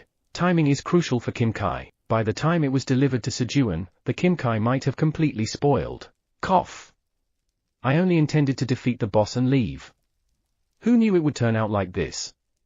Still, the kids will deliver it to Sejun Tildanim on our behalf. Han Taijun, feeling sorry, spoke quietly, a bit unusual from his usual self, where he might have yelled or thrown a punch at Kim Dong-sik's words. Then, do you guys know Sejun Tildanim, Peng? One of the penguins guarding the jail asked them. Dough is done. Sejun stored the completed 1,000 kilograms of dough in the void storage. Since the state is maintained in the void storage, noodles can be made with a noodle machine whenever needed. Pooh hut. Finally done, meow. Yunyanya. At Sejun's announcement of completion, Theo yawned and stretched, having been asleep. P.O., who had been dozing off, leaning its head on Theo's leg on Sejun's instep, also hurriedly stretched its wings following Theo. Having lost its spot on Sejun's right shoulder to Flamey, P.O. settled on Sejun's right instep, allowing it to stay even closer to Theo. Time for a coffee break. For the brief coffee time, DRRRK. Sejun grounded the beans with the millstone. Tap. Tap. And placed the coffee grounds into a black glossy dripper, chorarak, and began pouring hot water, making circles. The dripper, made from dragon scales by Eileen, had a warmth-retaining magic spell, maintaining the water temperature hot. Thanks to this, coffee extraction was faster, allowing for a rich brew. Slurp. Coo. It's strong. As Sejun enjoyed his freshly brewed coffee, sitting at the table for coffee break. Pooh hut. Nice, meow. Theo from Sejun's lap. Hee. It's warm. Flamey from Sejun's shoulder. Hee. P.O., sitting on Sejun's instep, basked in the warm sun along with Sejun. Then, queuing. Dad, Quenji brought herbs. Da. Quenji, having met Pinkfur and visited the herb garden, ran towards Sejun with herbs and, jump, leaped into Sejun's arms. Queuing. Here are the herbs. Quenji, nestled in Sejun's arms, began to take out herbs from the snack pouch. 10 blue kudzu roots with sweet taste, 1 white kudzu root with bitter taste, and 1 green kudzu root with sour taste. Hee. Hello, Quenji. Flap. Flap. Flamey waved its leaves in greeting to Quenji, who had handed over the herbs to Sejun. Queuing? Is it Flamey tilde Nuna? Quenji asked, sensing the unique energy emanating from Flamey. Yes. Now I can travel together. Queuing. Queuing. He. That's great. As the two conversed, let's head down now. Having finished his coffee, Sejun went down with the plants and animals to the 79th floor of the tower. And then, oh. There's also a good candidate for the world tree here? Come forth, my roots. Seeing the birds-bearing tree, Flamey guided its roots to the 79th floor of the tower. Chapter 283, Docking Success. TL, Hangak. Huh? Flamey, what's wrong? Pop pop. Using a leaf like a shovel to dig into the ground. Eye up. Sejun asked as he watched Flamey bury herself in a small hole. He. Because the soil here is good. Flamey answered with an awkward laugh. It was because, contrary to expectations, her roots couldn't find her location, so she had to bury her body in the ground and call for her roots. He. Is that so? The soil is good? Is it because of the power I used? Sejun felt inexplicably happy at Flamey's words. Whoosh. It might get cold, so I'll light a fire for you. He, thank you. Sejun lit a fire next to Flamey, worrying it might be cold. Guys, let's pick some egg fruits before dinner. He called the animals. Queuing. Quenji will lift Dad high. Hold on to Quenji tight. As Quenji said, enlarging his body to about Sejun's chest height and spreading his front legs to the side. Whoosh. Sejun tightly hugged Quenji. Queuing tilde. Docking complete. Let's go tilde. Bang. With Quenji's shout, Sejun and Quenji shot up to the top of the birds-bearing tree at an incredible speed. Of course, the other animals hanging onto Sejun's body were also with them. Once alone. Roots. Over here. Flamey started to call for her roots earnestly, spreading her leaves wide like filling up a Wi-Fi signal to full bars. And then, what's your name? She asked the birds-bearing tree while waiting for her roots. However, SSSRK. The birds-bearing tree was a complete baby tree and didn't know how to speak. SSSRK. Still, happy to meet Flamey, who could listen to its words, the tree chattered energetically. Is that so? Flamey listened as attentively as she could to the tree's story. On the outskirts of destruction. Once Halfaz's recovery is complete, all of you will attack the 9 towers guarded by dragons simultaneously. Yes. The apostles of destruction from the 4th to the 12th seats answered in unison to the command of Fenrir, the first seat apostle of destruction. The 1st, 2nd, and 3rd seats among the 12 apostles of destruction held a much higher rank, allowing them to command the other apostles. And in the meantime, Jormungandr, create a fragment to burn my psyche and infiltrate the Black Tower. Fenrir, why do you insist on infiltrating the tower with a complete psyche instead of a fragment? The 3rd seat apostle of destruction, Jormungandr, the world-devouring serpent, asked Fenrir with a puzzled expression. Entering the tower with a complete psyche meant instant annihilation upon death. It wasn't that they were worried about Fenrir's annihilation reducing their strength. If Fenrir were to be annihilated, another apostle of destruction would be born to replace his position, so there was no loss in their power. However, Jormungandr didn't understand why Fenrir would take such a risk. It's because I am a noble wolf. Times all right. Jormungandr gave up trying to understand and decided to comply with Fenrir's request. Otherwise, he would nag until it was done. Early morning on the 79th floor of the tower. Boo-ha! Sejun stretched as he woke up on Quenji's belly. Meow. Cooing. P.O. The animals stretched too. Quenji, tighten your belly. Queuing. Strength. At Sejun's command, Quenji tightened his belly. Wobble.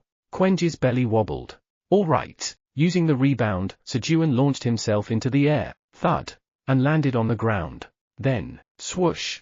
He went over to the extinguished fire from last night, rummaging through the still warm ashes to start gathering the egg fruits. Yesterday, before Sejun went to bed, he had prepared them in advance so that cooking them at high temperatures would cause the Maillard reaction, turning the egg whites brown and creating Maillard eggs. Queuing. It's amazing. The egg fruit was colorless, but now it has color. It's like magic. Quenji was amazed by the brown eggs. He. Quenji, try tasting it. The taste will be amazing too, Sejun said with a smile. Maillard eggs have a different texture and taste compared to regular boiled eggs.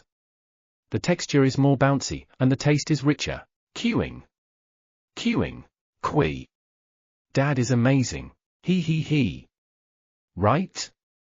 Eat a lot. Sejun's shoulders lifted with pride as he and Quenji earnestly ate the male lard eggs. After Sejun had filled his stomach, "Eileen, was everything okay this morning?" he asked Eileen with a slightly nervous voice. Today marked the 362nd day of being stranded. The 99th floor of the tower saw the blue moon rise and set at dawn. Of course, with Eileen and the dragons, there shouldn't be any big problems, but since it was their first time leaving the farm during the blue moon, Sejun was a bit worried. The tower's administrator says she has taken care of everything itself. Thank you. The tower's administrator says you should continue to trust her with such things. Okay. Eileen, try this. Sejun tried to offer a male lard egg to Eileen, but Eileen suddenly stopped responding. Must be busy. Guys, wake up. Meow. Pu. Sejun put the male lard egg meant for Eileen into the void storage and woke up Theo and Pio to feed them breakfast. Pip pip. It's delicious. Slurp.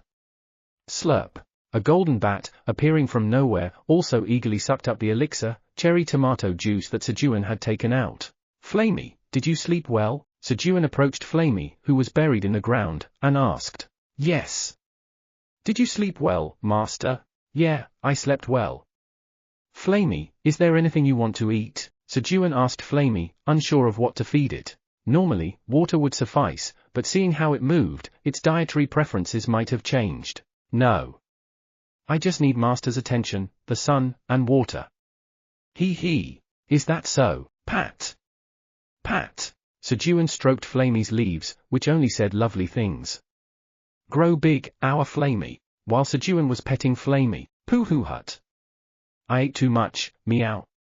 I need Chairman Park's patting on my belly to digest it, meow. Theo, having finished eating the grilled fish, swayed its tail and walked towards Sejun, thinking of getting its belly rubbed. However, what, meow, he found Sejun sitting on the ground, affectionately petting Flamey. That's right, meow. It's Flamey's first time going around with Chairman Park, so I, Vice Chairman Theo, can understand, not, meow. Jealous Theo quickly climbed onto Sejun's lap. Theo, did you finish the grilled fish? Pooh hut. Yes, meow. As expected, Chairman Park's grilled fish is the best, meow, Theo answered while lying sprawled on Sejun's lap. And then, pop pop. Chairman Park, my stomach hurts because I overate, meow. Really? Yes, meow. With a pitiful expression, he started tapping his belly with his front paws, pretending to be sick. However, he. Where did you learn to pretend to be sick? Sejun immediately realized Theo wasn't really in pain because its voice was too energetic. Vice Chairman Theo, if your stomach hurts, it might be indigestion. Then you need to be bled, meow. What's bleeding? It's when you prick here with a needle this big to let out some blood. Sejun spread his arms wide to indicate the size of a gigantic needle, then pointed at Theo's front paw's thumb. Meow. Are you really going to prick my thumb with a needle that big? Then my thumb might disappear, meow. Theo, terrified by Sejun's words, made a scared expression. But it has to be done. If not treated, you might die. Chairman Park, I'm not in pain anymore, meow.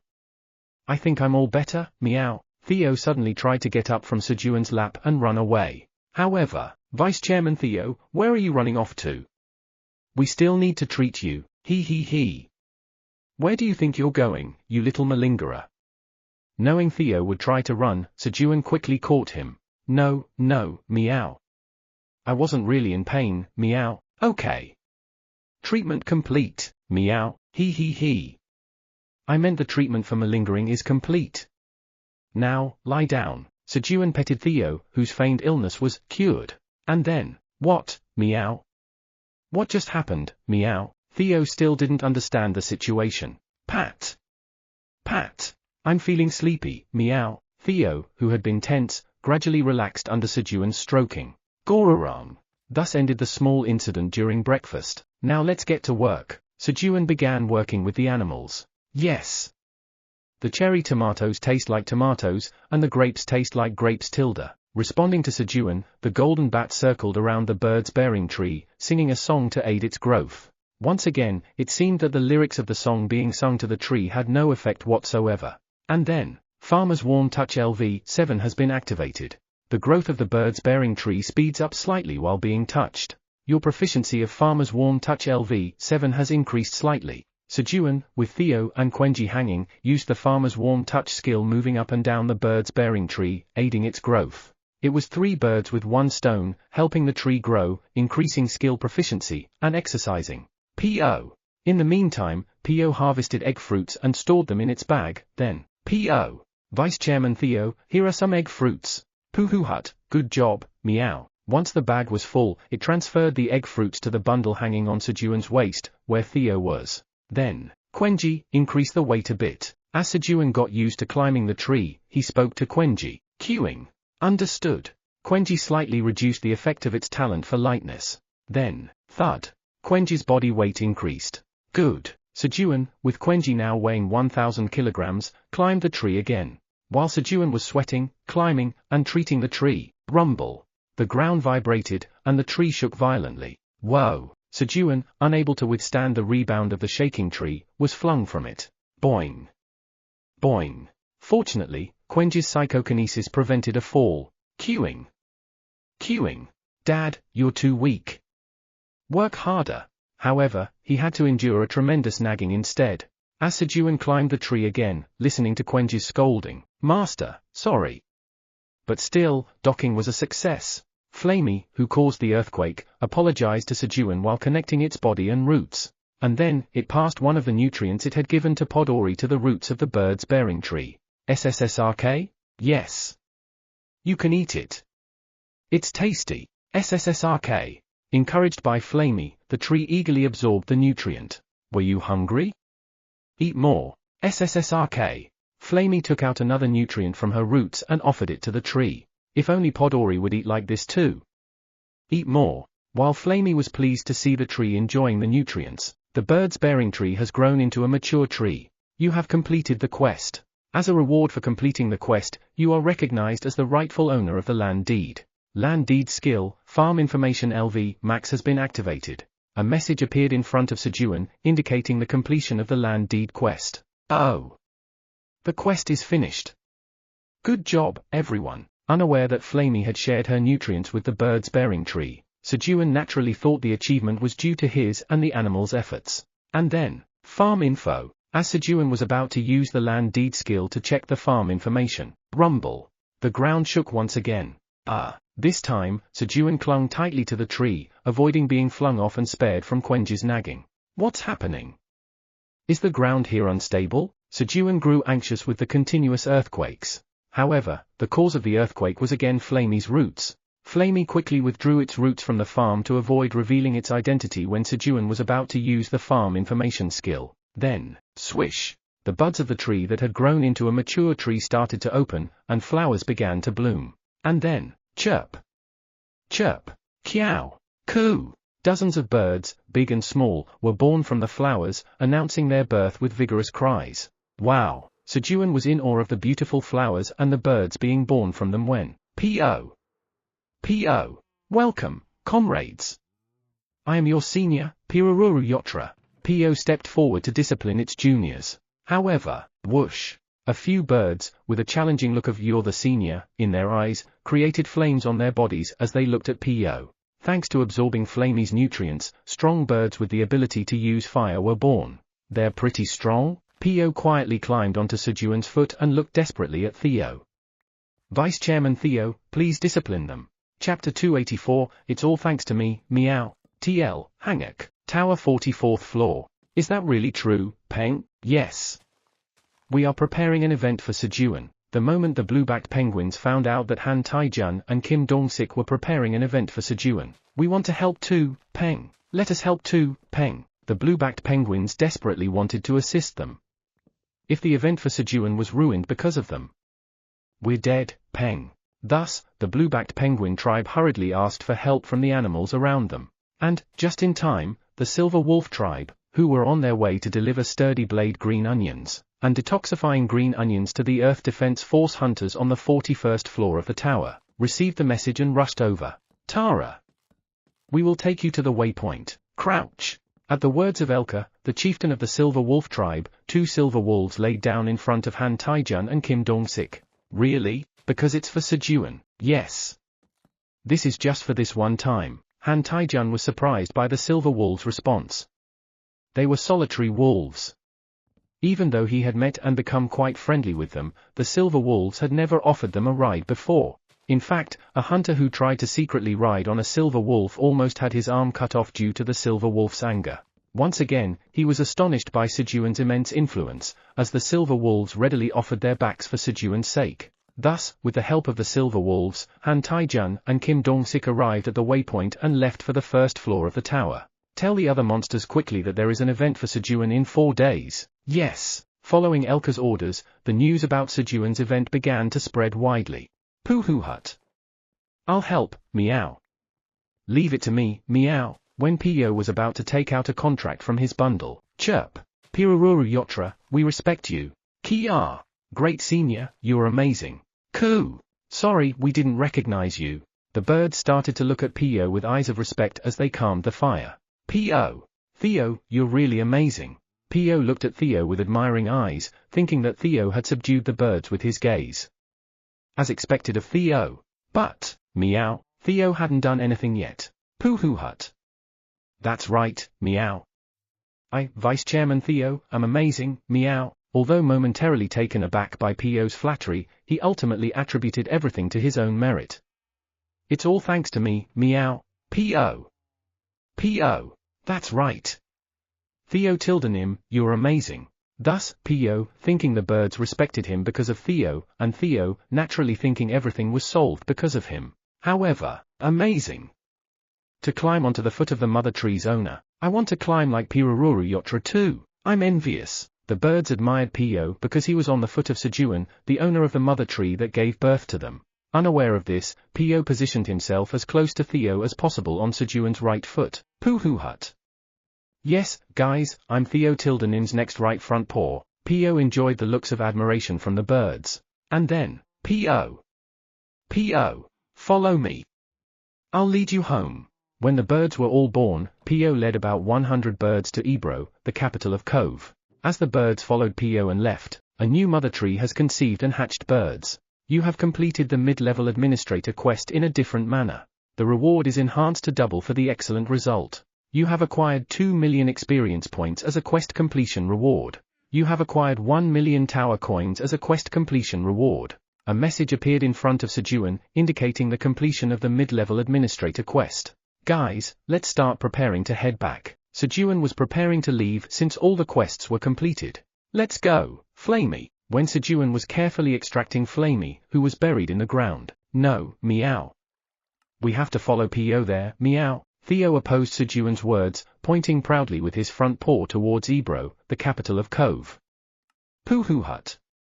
I'm supposed to receive something from Louis, meow. It was time for rewards. Black Tower Administrator Area. It's done. Eileen cheered in triumph, having finally finished engraving magic on the heart fragment of Kyra. Hee.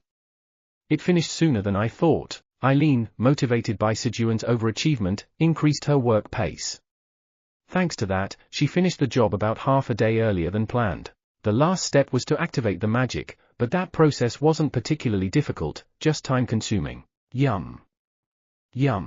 While Eileen was eating an elixir, cherry tomato imbued with powerful magic power to recover her magic for the activation. The crystal ball that informed about the Black Tower's situation vibrated. Yum.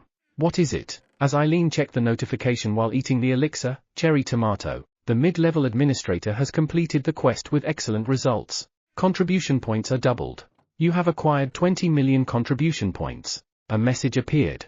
Hee. Did our Sejun do something again? How many contribution points do we have? Eileen started to look through the powers she could give Sejun with the accumulated contribution points. The powers Eileen was looking at were special powers. These special powers could only be bought with contribution points and couldn't be shown to Sejun. Power, banishment, banishes the target from the tower. This one won't work if the opponent is strong, it consumes too much magic power. Misuse could lead to Sejun's death from magic power depletion. Then this one. Eileen examined the next power. Power, Lord of the Floor, appoints the target as the Lord of that floor. This is ambiguous. It was safe but useless. You could just overpower the boss and appoint a new one with strength. Next is power, unending magic power, forcibly implants a mana stream in the body so the magic power never dries up. Sigh. I think Sejun's body can't handle this. The word forcibly looked very dangerous. Implanting a mana stream could result in being swept away by the mana stream, leading to dissipation without a form. As Eileen was looking through the powers, oh, this is good. Eileen found a power that perfectly suited her tastes. Power, extra life, stores 10% of your life force into a life orb every day. Once the life orb is full, you gain an extra life. You can create up to 3 life orbs. A power that stores life force like a battery. Huh? How did I miss this until now? Eileen tilted her head, having enjoyed power shopping for Sejun during her spare time. It was unlikely for her, the great black dragon, to forget something she had seen once. It felt suddenly new. Who cares? It's helpful for Sejun. Hee. Sejun, receive the power. Using the contribution points, Eileen gifted Sejun with power, extra life. Queuing. We're departing now. Giant Quenji, enlarged to 10 meters, spoke while floating in the air in a Superman pose. And on Quenji's back were Sejun, Theo, and Flamey. The golden bat had disappeared somewhere again, but it was probably following them well. As Sejun and the animals were flying towards the Rainbow Castle, the capital of the Cove Kingdom, the tower's administrator grants power, extra life to the mid-level administrator's mark. You have acquired 1 extra life. The power Eileen painstakingly chose was granted to the black dragon tattoo on Sejun's right hand. Getting 1 extra life was the basic option given upon acquiring the power for the first time. Huh? Extra life? Sejun hurriedly examined the power. Store 10% of life force in a life orb, and when it's full, gain an extra life. According to this explanation, it meant gaining an extra life. It was an incredible power. Then, Poohoo Hut. Quenji, increase the speed, meow. Excited at the thought of quickly giving Sejun the item he found with his front paw and receiving praise, Theo urged Quenji. Queuing. Understood. Quenji began to accelerate by increasing the output of his telekinesis. Boom. Quenji broke the sound barrier in no time and flew. Sejun quickly closed his mouth to avoid the sharp wind entering. Quang. In the meantime, Quenji broke the speed of sound. Quang. And reached hypersonic speed. Queuing. We've arrived. Quenji arrived at Rainbow Castle. And, power, indestructible body is activated. Consumes magic power to protect the body from being destroyed. You are critically low on magic power. Dragon race skill Dragon Scales is activated. The scale of the Great Black Dragon Kaiser is destroyed. You have consumed 1 extra life. Experiencing hypersonic speed with his bare body, 1 of Kaiser's scales and 1 extra life were consumed to save Sejun and disappeared without a trace. My life. As Sejun lamented the loss of his extra life and was reinscribing the black dragon tattoo on his left arm. Chairman Park, it's this way, meow. Theo grabbed the hem of Sejun's clothes and hurried him. Got it. Thus, Sejun and the animals freely roamed around Rainbow Castle, following Theo. The birds inside Rainbow Castle were all away for the funeral of the mother tree, so the castle was empty. Then, hurry up. We don't have time. A loud voice was heard from afar. What? Meow. When the sound came from the direction they were heading. Those jerks. That's mine, meow. Worried that the item he intended to give Sejun might be taken, Theo hurriedly ran towards it. Vice Chairman Theo, let's go together. Sejun followed Theo. Hurry up. Pack it quickly. An ostrich shouted towards a group of giant grey mice about 1 meter in size inside the treasure warehouse of the Cove Kingdom. The giant mice were of a species known as giant grey mice, and the entire species operated under the name of the Underworld Mercenary Group, taking on illegal requests to earn money. And the ostrich commanding them was Venus, the priestess of the tree and the client of the Underworld Mercenary Group. To think the Mantis Queen would die so easily. Venus, the priestess of the tree who harbored hatred towards the mother tree for not granting her the ability to fly like it did to others. Thus, Venus had made a pact with the Mantis Queen and helped her steal the power of the mother tree. The agreement was for Venus to possess the wealth of the Cove Kingdom, but everything went awry with the death of the Mantis Queen. There's no time. Soon the funeral will end, and while clearing the mother tree's dust, the secret passage connected to my room will be discovered. The opportunity was only today, while all the birds were away for the mother tree's funeral. Thus, Venus hurriedly called the Underworld Mercenary Group, made a deal, and was robbing the treasure warehouse. However, stop right there, meow. There was already a being who had claimed that treasure as their own. Hack! Hack! It's all mine, meow. I'm going to give it to Chairman Park, meow. Theo threatened the mice moving the treasure with his hissing. Squeak! Squeak! At Theo's hissing, the mice hurriedly called their comrades. Rustle, rustle, rustle. Over 1,000 mice ran out of the treasure warehouse, emitting a foul odor. A cat in front of mice. But the story changes when the number of mice exceeds 1,000. Squeak! Squeak! The mice, trusting in their numbers, boldly approached Theo. And then, Pooh-hoo-hut. Dare to mess with me, Golden Cat Theo Park, meow, swish. When Theo was about to swiftly wield his dragon claws at the mice, squeak, flutter. The mice, waving what would have been a white flag if it weren't so filthy, surrendered. The situation is very different if the adversary happens to be the Golden Cat. Chapter 285, Vice Chairman Theo's paws are worth $1 million. TL, Hangak, hey! Why are you surrendering? Venus, the priestess of the tree, shouted in confusion at the surrender of the underworld mercenaries. Then, squeak! You didn't say that Golden Cat Theo Park was here. Instead, Django, the leader of the underworld mercenaries, scolded Venus with anger. What? Golden Cat? Where's the gold? Are you so incompetent that you can't handle one stupid-looking cat, ready to draw and swing his dragon claw? Meow. This stinks as terrible as Chairman Park's poop smell, Venus exclaimed in an angry voice, seeing Theo rummaging through his bag in disgust due to the stench of the rats. Venus, who had been waiting for the death of the mother tree, had no interest in external news. Thus, she had not heard any rumors about the rising star of the Black Tower, the Golden Cat Theo. Squeak! Squeak! Squeak! Stupid! Watch your words. That person is the great black dragon subordinate, the deadly dragon claw, Golden Cat Theo Park. Django hurriedly explained to Venus about Theo, who was plugging his nose with a nose plug. In their view, Theo and Venus were on the same side. A single word from Venus could have led to the annihilation of everyone present. Squeak! Anyway, we're getting out of here. What? Wait a minute. Thus, Django quickly cut ties with Venus and, squeak, squeak? Great Golden Cat Theo Park, may we leave now? He asked Theo, groveling, but, Pooh-hoo-hut. Of course not, meow. Theo firmly refused Django's request, intending to tell them to refill the treasury before leaving. However, squeak! Squeak! Understood. Then please eat only me. Misunderstanding Theo's words, Django walked forward and lay down in front of Theo, saying, This is the fate of a leader. Thank you, guys, for everything. If my life can save the other rats. Django closed his eyes, preparing to be eaten by Theo. However, why are you lying down, meow? Hurry up and follow, meow. Theo walked past Django towards the treasury. Squeak! Squeak! Yes. Understood. At Theo's call, Django hurriedly ran to Theo's side.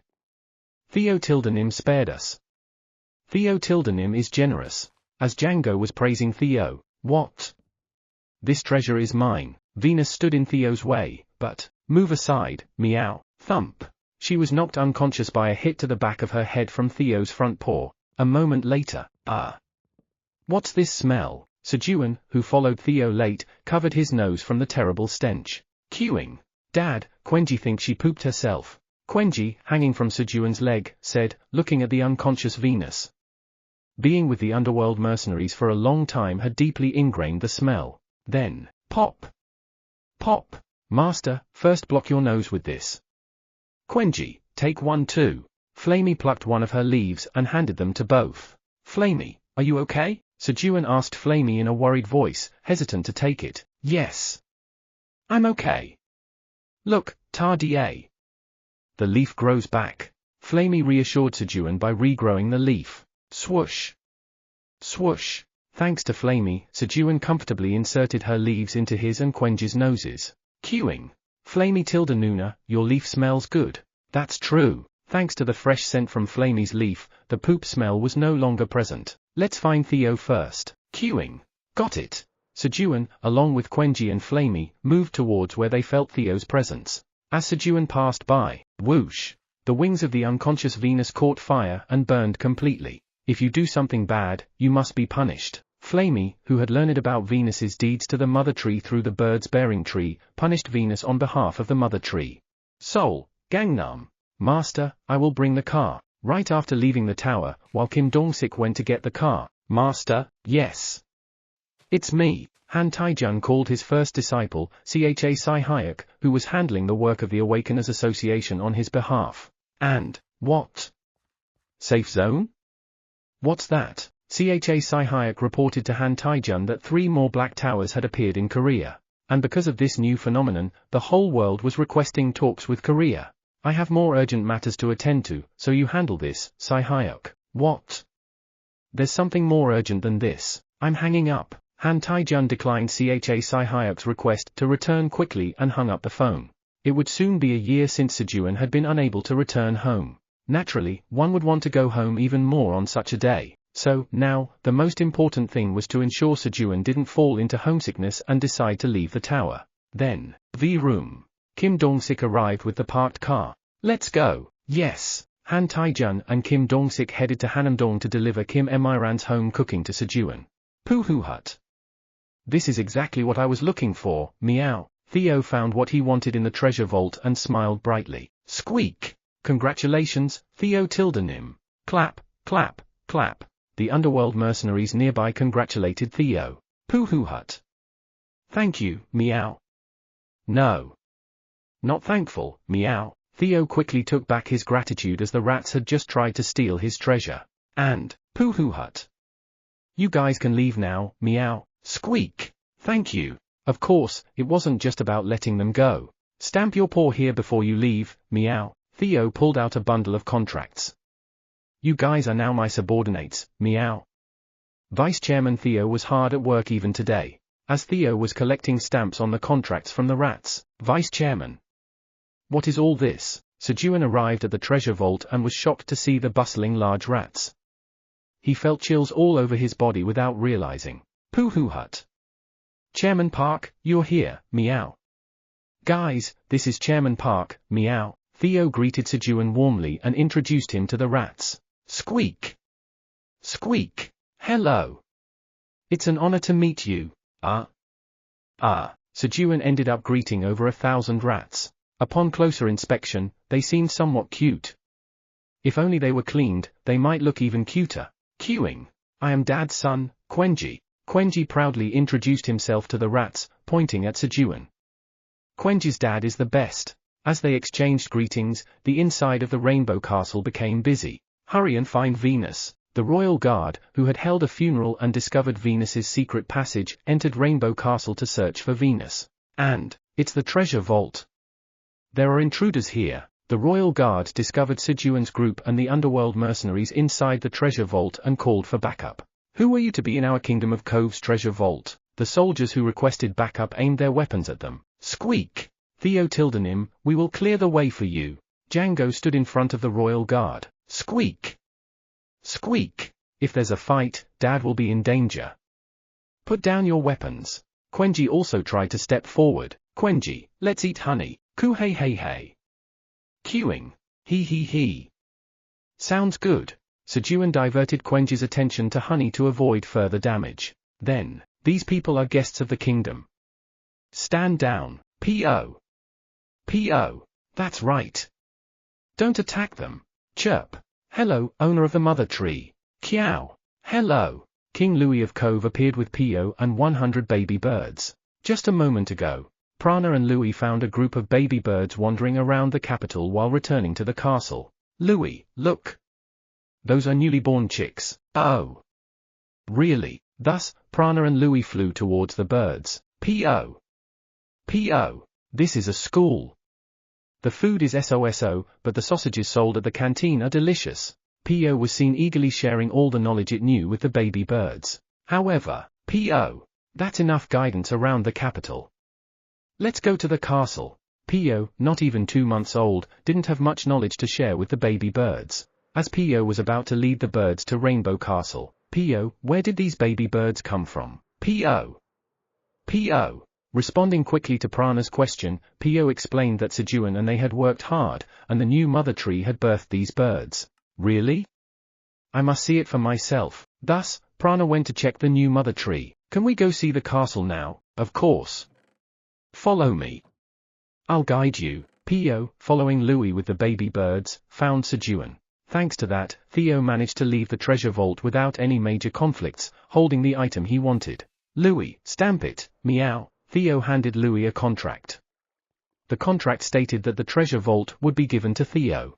Louis, who had promised to give what was requested, saw that Theo wanted all the treasures inside the treasure vault. Though it seemed like a greedy request. Press! Louis happily stamped the contract. If it weren't for Theo, the country would have been ruined, so giving away one treasure vault was more than feasible. Moreover, unbeknownst to Theo, there were several more treasure vaults within Rainbow Castle. Pooh Hut. Now all of this is mine, meow, while Theo was laughing brightly, unaware of the fact. Your Majesty. We have found Venus. A soldier ran to Louis, reporting that they had found the unconscious Venus. Then, I must go as I have matters to attend to. Sejun Tildenim, Theo Tildenim, thank you for nurturing the mother tree. Louis bowed in thanks to Sejun and Theo and hurried off to where Venus was. And, we'll be leaving now, whoosh. The underworld mercenaries also departed. Let's get out of here for now. Sejun moved to a place without the foul smell to head to the 99th floor of the tower via waypoint. Arriving at the waypoint, Sejun asked, Vice Chairman Theo, so did you find what you wanted? Pooh Hut. Yes, meow. Chairman Park, take this, meow. Theo pulled out a bottle containing a teal-colored liquid from his bag and handed it to Sejun. What's this? Sejun moved the bottle around, looking at the liquid that occasionally shimmered with a metallic luster. Pooh Hut. It's something good, meow. Theo, hanging from Sejun's leg, confidently answered with a twinkle in his eye. Praise me, meow. Pet me, meow. Really? Sejun petted Theo's head with one hand while examining the bottle closely. Giant's blood? Giant's blood? Sejun, almost brainwashed by the education that unidentified items are dangerous. Eileen, could you appraise this for me? Sejun quickly asked Eileen to appraise it. Shortly after, the tower's administrator is pleased that Theo has brought an excellent item. Following Eileen's words, the appraised bottle appeared on Sejun's palm. And, as expected of our Vice Chairman Theo. Vice Chairman Theo's paws are worth $1 million. Sejun checked the item and excitedly exclaimed while holding Theo's front paw. Pooh Hut. That's right, meow. My front paws are very expensive, meow. Theo smirked and quietly moved Sejun's hand to his belly. The outskirts of destruction. It seems the recovery has finally ended, Fenrir remarked as he watched the red mist solidify and form a shape. And then, core. As Fenrir thought, Halfaz finished recovering and revealed his form. What's going on? Halfaz asked, seeing that all 12 apostles of destruction were gathered in one place. Halfaz, take command in my absence. What? Get the details from Jormungandr. You all, depart. Yes. At Fenrir's command, the 9 apostles of destruction from the 4th to the 12th seats moved towards the 9 towers guarded by dragons. Let's go too. Understood. Fenrir covertly approached the black tower riding on a fragment of Jormungandr. A moment later, boom! The battle began with the 5th seat of the Apostles of Destruction, the Screaming Banshee, and the Ice Queen Sasha launching an attack that froze the entire Red Tower. Chapter 286, I won't die before then, will I? TL, Hangak, he. Blood of the Bronze Giant. This is the blood drawn from the body of a bronze giant. Upon consumption, both stamina and stamina potential increase by 10% each. The maximum increase in stamina and stamina potential is 100. Upon consumption, you can awaken the talent, Herculean Strength. Once you drink the blood of the bronze giant, drinking it again will not produce any effects. Expiration date, none. Grade, S. Sejun smiled as he held the glass bottle in his hand. The talent, Herculean Strength was unknown, but a 10% increase in both stamina and stamina potential was an enormous number. While Sejun was looking at the options of the glass bottle, Pooh Hut, Theo licked his belly eagerly, waiting for Sejun's touch. Now the fur won't fall out, meow, pop. While Theo was grooming himself, Sejun opened the bottle. A surprisingly not bad scent flowed from the bottle. A bit of a metallic smell with a sweet undertone. It won't taste strange, will it? Usually, if there are distinctive tastes like bitterness or sourness, the description mentions the taste. But since there was no such description here, Sejun boldly one-shot the blood of the bronze giant, somewhat relieved. Gulu. The thick liquid entered his mouth. But, unexpectedly, an indescribably strange taste covered his tongue. Sejun grimaced and hurriedly grabbed some water. Gulp. He swallowed the blood of the bronze giant in his mouth. It was a bizarre taste that couldn't be described in words. Moreover, the worst part was that the liquid was so thick that even drinking water couldn't wash it down well. It's a disaster, meow. Chairman Park, your face is rotten again, meow. Tata. Thump. Theo quickly climbed onto Sejun's shoulder and started kneading Sejun's face. Hey! Don't press down. Sejun desperately covered his mouth with his hand to prevent any of the bronze giant's blood from spewing out, pushed by Theo's kneading. Not a single drop can be wasted. Already having lost his taste, Sejun swallowed it all, feeling wronged. And then, you have consumed the blood of the bronze giant. Your stamina and stamina potential have increased by 10%. Stamina increased by 81. Stamina potential increased by 85. You have awakened the talent, Herculean strength. The message appeared. Fortunately, not a single drop of the bronze giant's blood was wasted, so he received 100% of the item's effect. He. Done. Now to check the talent. Sejun smiled as he checked the content of the talent, Herculean strength. He hadn't expected much from the talent since his stats had already increased significantly. However, talent, Herculean strength, a talent with high potential in strength. Every time you level up, your strength increases by 10. Your strength potential increases by 500. The talent was a jackpot. Oh, Sejun was happy. Pooh hut. Now I've fixed Chairman Park's face, meow. After finishing the kneading with a proud expression, Theo flopped down on Sejun's lap. Pang. Chairman Park, I'm ready now, meow, he said, proudly patting his belly. Okay. Later, meow, clank. Sejun put Theo and the animals into the void storage and moved to the 99th floor of the tower. Thus, Sejun left the 79th floor. Kugung. Flamey moved its roots again and approached the bird's bearing tree. Then, Flamey Tildenim, please give me a name. What? You want me to give you a name? Yes. The bird's bearing tree, now able to speak upon becoming a mature tree, asked Flamey to name it. Since I'm Flamey, let's name you Little Flamey. Thus, the bird's bearing tree on the 79th floor was named Little Flamey. Goo! A demon with a pair of black horns and red wings, engulfed in flames, appeared amidst the swirling red mist. It was Melpheus, the demon of ruin, fourth seat and one of the apostles of destruction. Burn it all! As soon as Melpheus revealed himself, he attacked the blue tower. Whoosh! Huge black flames poured down towards the blue tower like meteors. Block it! Coo! The blue dragons guarding the territory fired their frost breaths, blocking Melpheus's attack. Had the number of dragons guarding their territory not doubled recently due to the appearance of Halfers, they would have suffered significant damage from Melpheus's surprise attack. Light of ruin. In the meantime, Melpheus prepared another attack. Coo! The blue dragons blocked Melpheus's attack with their breaths again. A fierce battle of offense and defense. No, a desperate defense. Huff. Stay strong. We must hold on until our leader arrives. They were growing tired from blocking Melpheus's attacks. Cuck. It would be disappointing if you're already tired. In contrast, Melpheus, who wasn't tired at all. Then, you bastard. How dare you show up here? Mauling Aster, the great blue dragon and head of the Aster family, appeared with all the blue dragons from the territory. Isn't it the place where ice lizards live? Die. Wave of ruin. Black flames rose like a tidal wave, attempting to engulf the dragons. How dare you? Coo! Mauling fired his breath at the approaching black flames. As the leader of the blue dragons, Mauling's breath was of a different caliber compared to the others. Boom! Mauling's breath collided with Melpheus's black flames. However, eek! Mauling's breath was blocked by the wave of ruin, unable to advance further. In the meantime, the blue dragons who appeared with Mauling gave the essence of ice to the dragons fighting Melpheus, helping them recover their strength. The essence of ice was used not only to balance the world but also to restore the strength of the blue dragons. And then, support our leader. Coo! All the blue dragons fired their breaths towards Mauling's breath. Then, naturally, the other blue dragons' breaths merged with Mauling's, growing larger and larger. Bang! With the support of the other dragons, Mauling's breath destroyed the wave of ruin and attacked Melpheus. Cuck! The blue dragon's skills haven't rusted yet. Crack! Melpheus tore off his arm frozen by the blue dragon's breaths and said, "But if that's all you've got, you're all going to die." Melpheus threw his torn arm at them. Boom!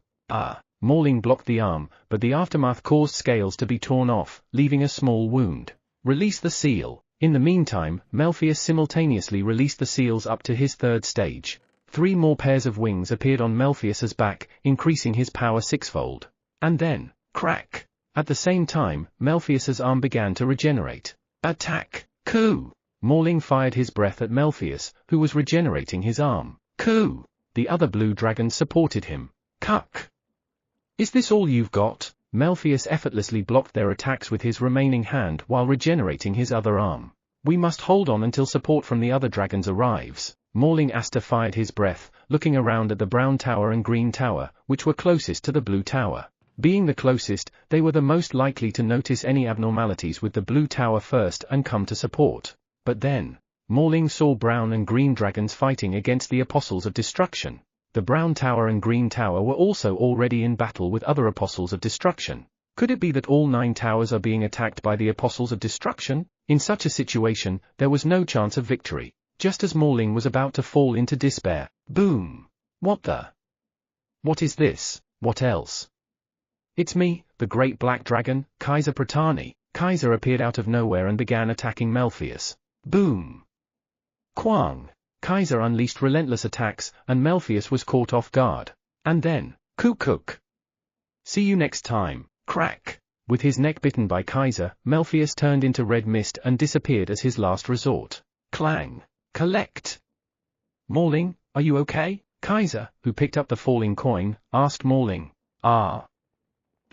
Morling tried to respond calmly. Then, Morling, you're not okay. You're injured? Let me heal you. Kaiser noticed a small wound on Morling's shoulder. Seeing a good opportunity to discreetly collect dragon blood, Kaiser approached Morling with a bright smile. No, I can handle this much. Morling tried to refuse, but, no. You must be tired from the fight, let me heal you. Kaiser pretended to heal Morling's wound. Crick, and yanked out a bunch of scales around Morling's wound. Crunch! And pressed the wound to extract dragon blood. Since the regeneration ability was so strong and the wound had already healed significantly, blood was not flowing out well. Thus, Morling was subjected to a blood donation disguised as treatment. Hey! It hurts. Just heal it with magic, why are you extracting scales and blood? Morling started to get angry as the treatment was much more painful than the wound itself. Right. Healing. After collecting what he needed, Kaiser quickly healed Morling's wound with magic. And the same thing happened in the brown tower and green tower. You guys are injured? Let me heal you. Oh. You're injured? Kellyan and Ramta also collected dragon blood, just like Kaiser. 99th floor of the tower. Goo-goo-gung. On the way to the farm riding Toryong. Swoosh, swoosh. Pooh-hoo hut. Nice, meow. Theo lay sprawled on Sejun's lap, receiving the petting he missed earlier, with a happy smile. And then, Kurong. Pirorong. Quenji lay his head beside Sejun's hip and fell asleep, while Pio lay on Quenji's belly, sleeping. Hee. The sun feels so warm and nice. Lastly, Flamey was photosynthesizing on Sejun's shoulder, enjoying the sun from a higher position than usual with a happy expression. Toryong, let's take a detour and go slowly today. Yes, master. Toryong slowed down and took a curved path instead of a straight one, fulfilling Sejun's desire to enjoy a peaceful time with the animals. A little later. Master, we have arrived. Thus, Toryong announced their arrival at the 99th floor farm, having taken about an hour longer than usual. All right. Vice Chairman Theo, let's get up. Meow. No, meow. Not yet, meow. Theo threw a tantrum, wanting more petting even after nearly 2 hours. Click. It's over. Meow. Sejun, with a firm attitude, grabbed Theo by the nape and geared up on his knees. Let's go. He slid down from Toryong's head, holding Quenji and Pio in his arms. Swoosh! We've arrived. Thus, Sejun stepped onto the ground. Guys, let's eat. They quickly had dinner with fried eggs and dried sweet potatoes and went to bed early. The next morning. All right. Sejun woke up feeling refreshed. Then, you have stored 10% of your vitality during your sleep. 0.1% of the life orb has been completed. Messages appeared in front of Sejun. With 10% of Sejun's vitality, 0.1% of the life orb could be filled. It would take 1,000 days to complete one life orb. In 1,000 days, he would have an extra life. One life every 3 years. It was an incredible benefit, but, I won't die before then, will I? The surrounding environment was not good, so this aspect was not well highlighted. Vice Chairman Theo, let's get up. Meow. He put the whining Theo on his lap and, swoosh. Mark the date on the wall, starting the morning of day 363. And then, I need to take care of the black beans. Clank. The first place Sejun headed to was the void storage. Click. Sejun opened the golden box of abundance, took out 2 black beans, and then closed it again. as Sejun was leaving the void storage with 6 black beans. Ka ha ha. When did our Sejun arrive? Ooh ha ha ha. Sejun. Sejun, you lucky bastard. The dragons flew towards Sejun with happy expressions, carrying hefty money pouches. Chapter 287, Everything has its use once you get its stamp. Meow. TL, Hangak. Let's watch the battle from here. Got it. As they approached the Black Tower, the fragment of Jormungandr camouflaged itself upon Fenrir's order and hid its body. And then, boom! At Fenrir's command, the Hydra, an apostle of destruction with 9 heads, attacked the Black Tower. Block it! The guarding black dragons hurriedly stepped forward to block the Hydra. However, with their strength, they could barely fend off the unsealed apostle of destruction. The black dragons started to get pushed back gradually. At that moment, how dare you raise your heads and push forward here? A black dragon, twice as big as the others, appeared. It's Kaiser! Fenrir focused his attention and observed Kaiser closely, as Halfers had mentioned that Kaiser had swallowed something and suddenly became stronger. After a short while, can you also block this power? As the Hydra released its seals up to the 3rd level and grew gigantic. Ha ha ha. With that level of power, you cannot defeat me. Kaiser stepped forward, swallowed something, and with a booming blast, destroyed the Hydra with 3 attacks and flew off to assist another tower. I found it. Fenrir, who had been closely observing Kaiser, noticed that Kaiser first swallowed 4 round, oval-shaped fruit of red, yellow, green, and blue colors. And then, after swallowing a black round, oval-shaped fruit, his energy was significantly amplified. I need to find that black fruit. Fenrir now knew exactly what he needed to find. Let's go. Got it. Upon Fenrir's order, the fragment of Jormungandr moved towards the Black Tower again. Thanks to the other apostles of destruction drawing the dragon's attention, none of them noticed Fenrir's approach. Here you go. Take 2 each. You know the price, right? Sejun extended his right hand, showing 6 black beans in his left. Ha ha ha. Of course, I know. Ha ha ha. Don't worry. Click. Click.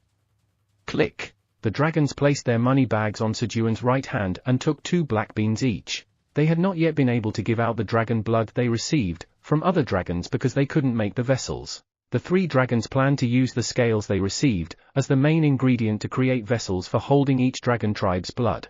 Let me check if the money is correct. Sejun started counting the money in the money bags. Trust is good, but thorough verification is better. Huh? 55 billion tower coins? There's more money here. Turns out, dragons can make mistakes too. Sejun checked the first money bag and said, ha ha ha. Sejun, I put in a bit more. Ramter boasted with a hearty voice. Oh. Really? Thank you. As Sejun expressed his gratitude to Ramter. Ha ha ha. Ramter, you stingy guy. Exactly. Kaiser and Kellyan mocked Ramter. Eek. Then how much did you guys put in? Provoked by their teasing, Ramter raised his voice and asked. -5. -5. Kaiser and Kellyan hesitated, only mentioning the first digit, unable to give a full answer. They didn't want to be teased for putting in less money than the other. Come on, Sejun, hurry and check. Okay. Eventually, Ramter, feeling impatient, urged Sejun. 56 billion tower coins, 58 billion tower coins. Sejun confirmed the remaining money bags. Kaiser grimaced silently at Sejun's words. Ha ha ha. Stingy guys. Kellyan became triumphant and started mocking Kaiser and Ramter in earnest. And then, Sejun, since these guys are stingy, let's just trade the black beans between us next time. You, get out. Yeah. Kaiser, kick him out.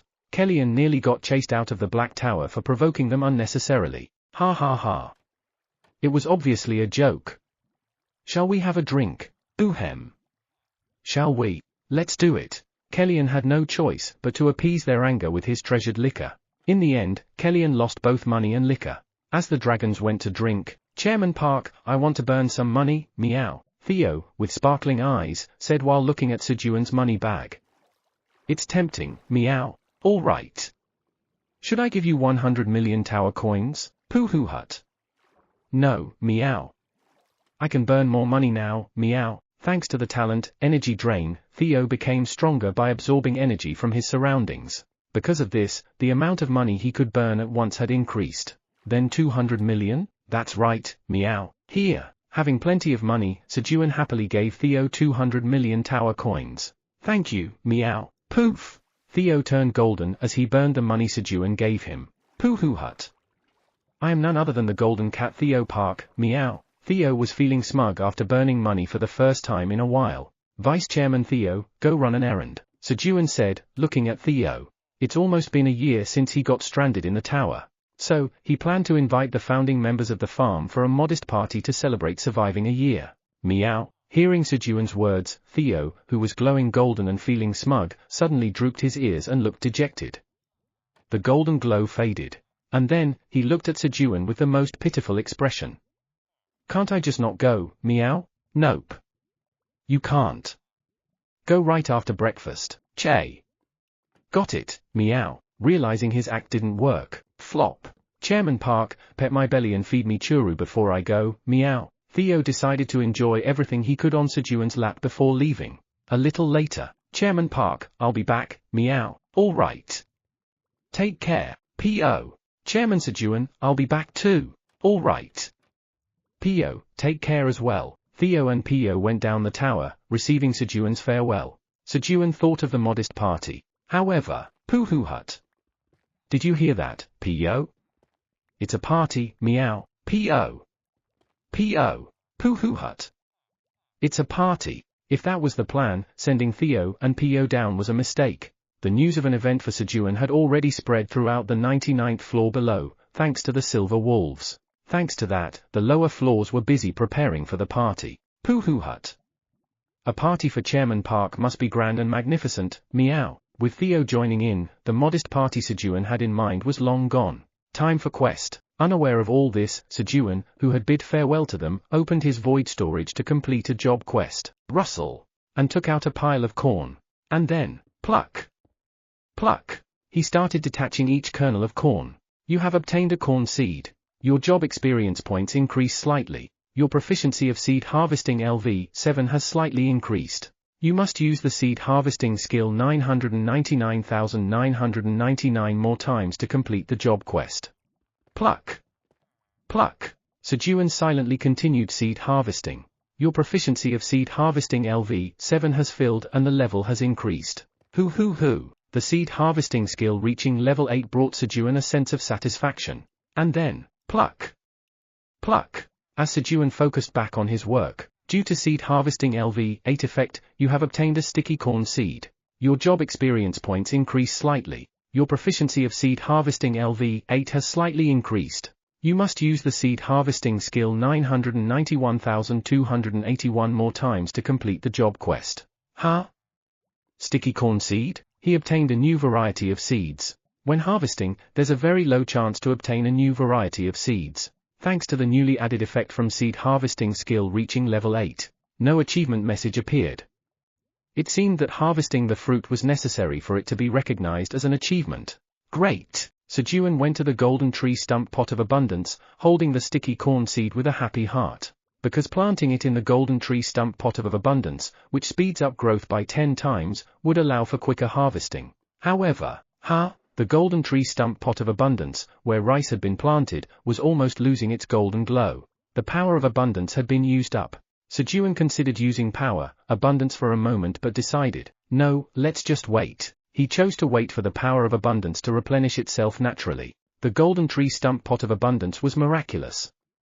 It seemed like it would be too much for his ordinary vitality to handle. Still, it's a relief. Looking at the well-ripened golden rice, Sejun said, Sticky, you stay here for a moment. You have planted the sticky corn seed in the land imbued with magic. Your job experience points have slightly increased. Due to the sound of the farmer's footsteps, the effect of magic seed sowing LV8 has been enhanced. Due to the effect of magic seed sowing LV8, the growth speed of the rice doubles for 24 hours. Your proficiency of magic seed sowing LV8 has slightly increased. Sejun planted the sticky corn seed in a corner of the field and, swish. Swish. He took out a sickle and began harvesting the rice. Quack. Quack. In the meantime, mushroom ants approached and, crunch. Crunch. They husked the harvested rice with their front teeth, producing white rice. He. Today it's soy sauce egg rice. SSS. Swish. Swish. Thinking of mixing the white rice with soy sauce and a raw egg, Sejun drooled and harvested the rice with even more enthusiasm. Meow. P.O. P.O. Theo and P.O. were humming a tune as they went down the tower. Then, meow, P.O. Theo tilde him, it's a crossroad. A crossroad appeared before them again. Pooh hut. This way, meow. Theo confidently headed towards the right path. Knowing that pondering longer wouldn't necessarily lead to a better answer, Theo just guessed. As Theo and P.O. passed, thump. The right path closed, and the face of a snake sealed shut. It'll be fine, right? Inside him, Fenrir was transforming his body to enter the Black Tower. Well, he'll figure it out. Creak! The fragment of Jormungandr opened its mouth again, waiting for its next prey. Thus, Theo and P.O. entered the belly of Jormungandr again. SSS. White snakes appeared before them. Papa pack. P.O., pick up the coins, meow. Theo defeated the white snakes, and, P.O. Yes. Peck. Peck. P.O. followed Theo, picking up the white coins. Meow meow meow. Theo kept defeating the white snakes blocking the way and continued to run forward. P.O. Theo tilde him, why aren't we leaving right away? P.O. asked, seeing Theo continue to walk despite knowing it wasn't the right way. Pooh hut. There's something here, meow. Theo laughed and replied. Theo was about to use one meow slash to escape as soon as the white snakes appeared. However, meow, Theo felt an attraction pulling his front paws and decided to follow the path. As Theo and P.O. followed the path, oink! A familiar scream came from the opposite side. Meow. That sound? Let's go, P.O., meow. Theo hurried towards the source of the sound. And then, Theo tilde him, please save me. Uren, who had once again taken the wrong path, had been trapped inside the body of a fragment of Jormungandr for days and was in danger of dying. Pooh hut. Uren, you need money to escape from here, meow. Hand over the money, meow. Theo, thinking his front paws were drawn to Uren, boldly extended his paw and demanded money. Of course. I'll give you as much as you need. True to his status as an icon of misfortune and gullibility, Uren took out all the money bags he had on him and handed them over to Theo, receiving 20 money bags. 20 billion tower coins. Pooh hut. Let's get out of here, meow. Theo burned all the money inside the bags. Poof. Theo, shining so brightly in gold that it was dazzling. Pooh hut. Indeed, money burns the best when it's burned, meow. And then, snap. He pulled out the dragon claw on his right front paw, swoosh, and swung it with overflowing energy. One meow slash, meow. There was no sound, but the magical claw's threat made the surrounding animals shiver with goosebumps. A few seconds later, ZZZZZZZ. 5 lines were drawn across the fragment of Jormungandr, splitting it into 6 pieces. SSSSS. And it turned into dust and disappeared. Clang. P.O., pick up the coins, meow. P.O. Yes. P.O. swiftly flew around, picking up the white coins. Then, P.O. P.O.'s eyes caught sight of an animal with dark indigo fur falling. Whimper. The young animal flailing with its short legs. Pooh hut. You're my subordinate now. Snap. P.O. gracefully caught the dark indigo animal, P.O., and diligently flew back to Theo with it. Whimper. What's this, a dog, meow? Theo, grabbing the front paw of the dog, that was giving him a hostile look, press, stamped its paw on a contract. He felt a strong attraction coming from this dog. Pooh hut. Everything has its use once you get its stamp, meow. Theo laughed, looking at Fenrir. Chapter 288, this guy is as weak as Chairman Park used to be, meow. TL, Hangak. Within the fragments of Jormungandr, Fenrir was sealing the energy of destruction inside his body to avoid detection by the Black Tower. It's almost time. Fenrir was putting the final touches on the nearly completed sealing process. A moment later. Wung. Cake. It's done. The core, with the energy of destruction sealed within, was completed. Thanks to this, Fenrir's power was significantly weakened, but even the faint power leaking from the sealed core was much stronger than the power of the fragments of the Apostle of Destruction. Thud. Ah. This is a bit uncomfortable. I need to change my body. His current body was made to withstand great power, making it difficult to move even a single step with his current strength. Swoosh. Fenrir reconfigured his body to match his weakened power. Just wait. You vermin of the Black Tower.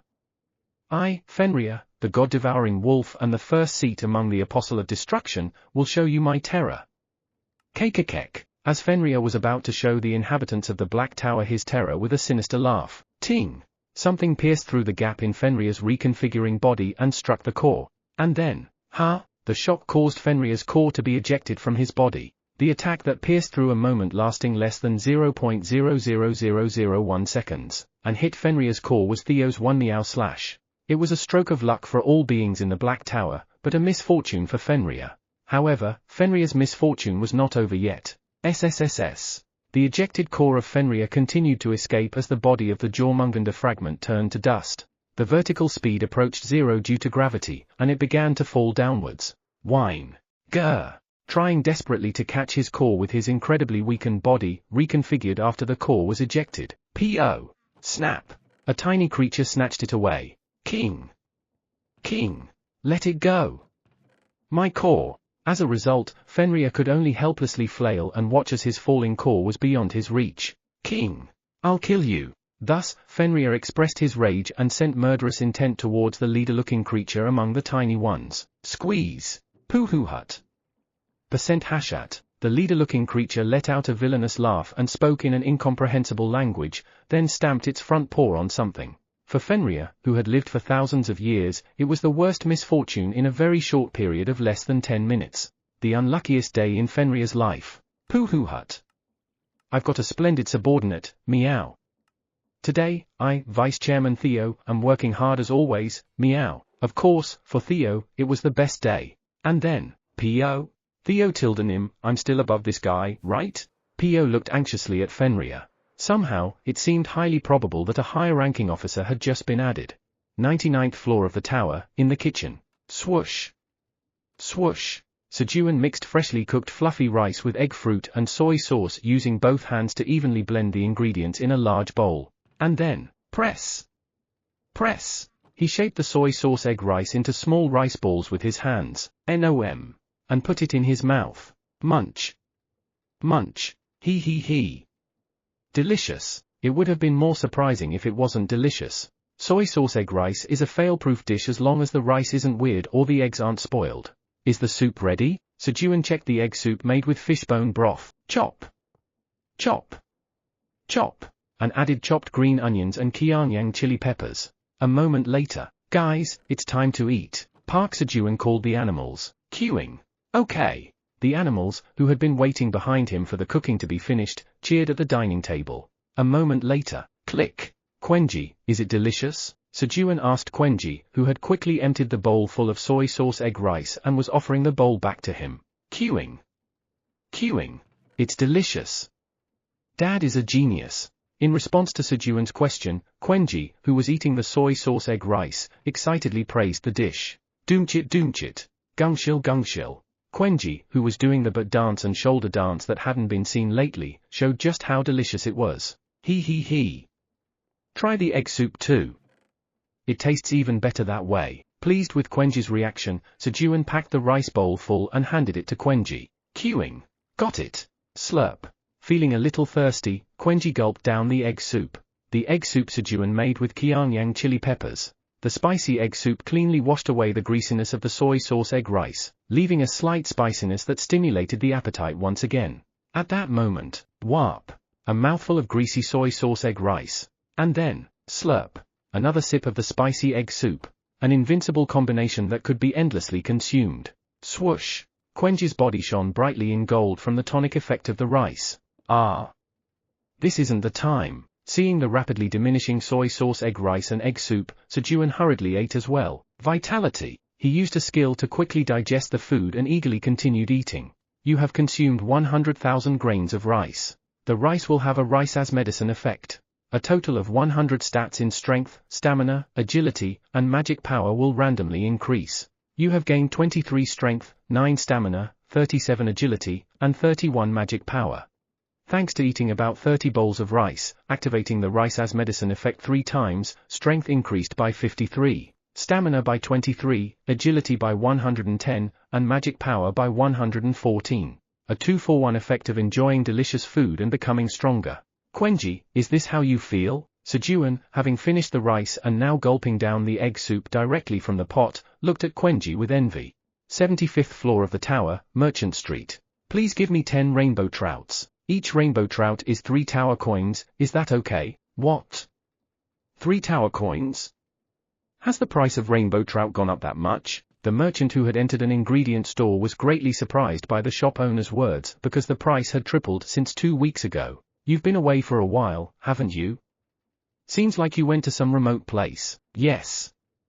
I was on a long-distance trade journey. Then it's understandable why you're so surprised. The shop owner showed understanding towards the merchant. Right now, the Red Ribbon Kingdom and the Kingdom of Cove are buying up not just ingredients but all sorts of goods in bulk, so the prices have skyrocketed. What? The Red Ribbon Kingdom and the Kingdom of Cove? Is it a war? The merchant asked with a nervous voice. If a war broke out, the risk of trading would increase. Of course, with that risk, there was a lot to gain from trading, but one only has one life. It was better to earn a little less and be safe. Nope. They're holding a party to celebrate the first anniversary of the Great Black Dragon. I'm not sure what the anniversary is about, but... By the way, can you continue trading with that kind of sense? The shop owner joked with the merchant. However, ha ha ha. Maybe it's time for me to quit. The merchant, who had taken a big risk on a long-distance trade journey and suffered a great loss, couldn't laugh. The merchant looked downhearted at the shop owner's words. Hey, why is a young friend like you lacking confidence? Cheer up.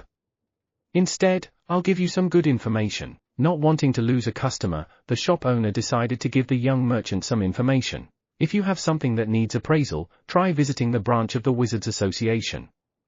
They're appraising for free right now. Currently, the Wizards Association was under Iona's instructions, looking for a special item to gift to Sejun. For free. Oh. I do have one thing, maybe I should go check it out? The merchant remembered an item he had obtained on the way back from his trading journey. Yeah. Give it a try. Who knows? What you have might be a tremendous treasure. Thank you. If it turns out to be a valuable item, I'll come here and sell a lot. Sure. I wish you luck. Thank you. The merchant hurriedly ran to the branch of the Wizards Association. Toddle. Toddle. Where do you think you're running off to? Meow. Keeking. I am the noble wolf Fenrir. Snap. Theo caught Fenrir by the scruff of his neck as he started walking in a different direction than told. King. King. You bastards. Let me go. Fenrir struggled to escape, but without his core, he didn't have the strength to even move Theo's toe. But what is he saying? Meow? P.O. I don't understand either. Theo and P.O. couldn't understand what Fenrir was saying. King. What are you two talking about without me? Fenrir felt the same way. The Apostle of Destruction didn't have a language. He just sent and received his intentions directly. However, with the core gone, that ability vanished, and communication failed. Let's head out, meow. King. Theo tied his front paw to Fenrir's with a rope to prevent him from escaping and went back down the tower. King. King. How could this humiliation happen to me? This is something dogs do. Fenrir tried to remove the rope tied to his front paw. Whiny, don't remove it, meow. TL, so, Fenrir is making a sound, which resembles a dog's whining or whimpering. I have translated it as king, and here, as Theo couldn't understand him, he named him, which again just represents the sounds. Therefore, I have decided to translate it as whiny. Eventually, having the rope around his neck only added to the humiliation. Getting the odd name whiny was a bonus. It seemed Theo's naming sense was similar to Sejun's. King. I won't go until this is untied. Initially, Fenrir resisted going. Drag. Drag. King. King. Ouch. Hot. As he was dragged along, he eventually had to walk because his paws became hot from the dragging. Toddle. Toddle. Thus, the noble wolf Fenrir trudged on, crushing his pride. But, King. King. These brats. How can they have so much stamina? Fenrir got tired after just 10 minutes. King. King. I'm tired. Just leave me. Fenrir gave up the last of his pride as a noble wolf and lay sprawled on the ground in a shape. Drag. Drag. It's no use, meow. This guy is as weak as Chairman Park used to be, meow, unable to speed up because of Fenrir. Snap.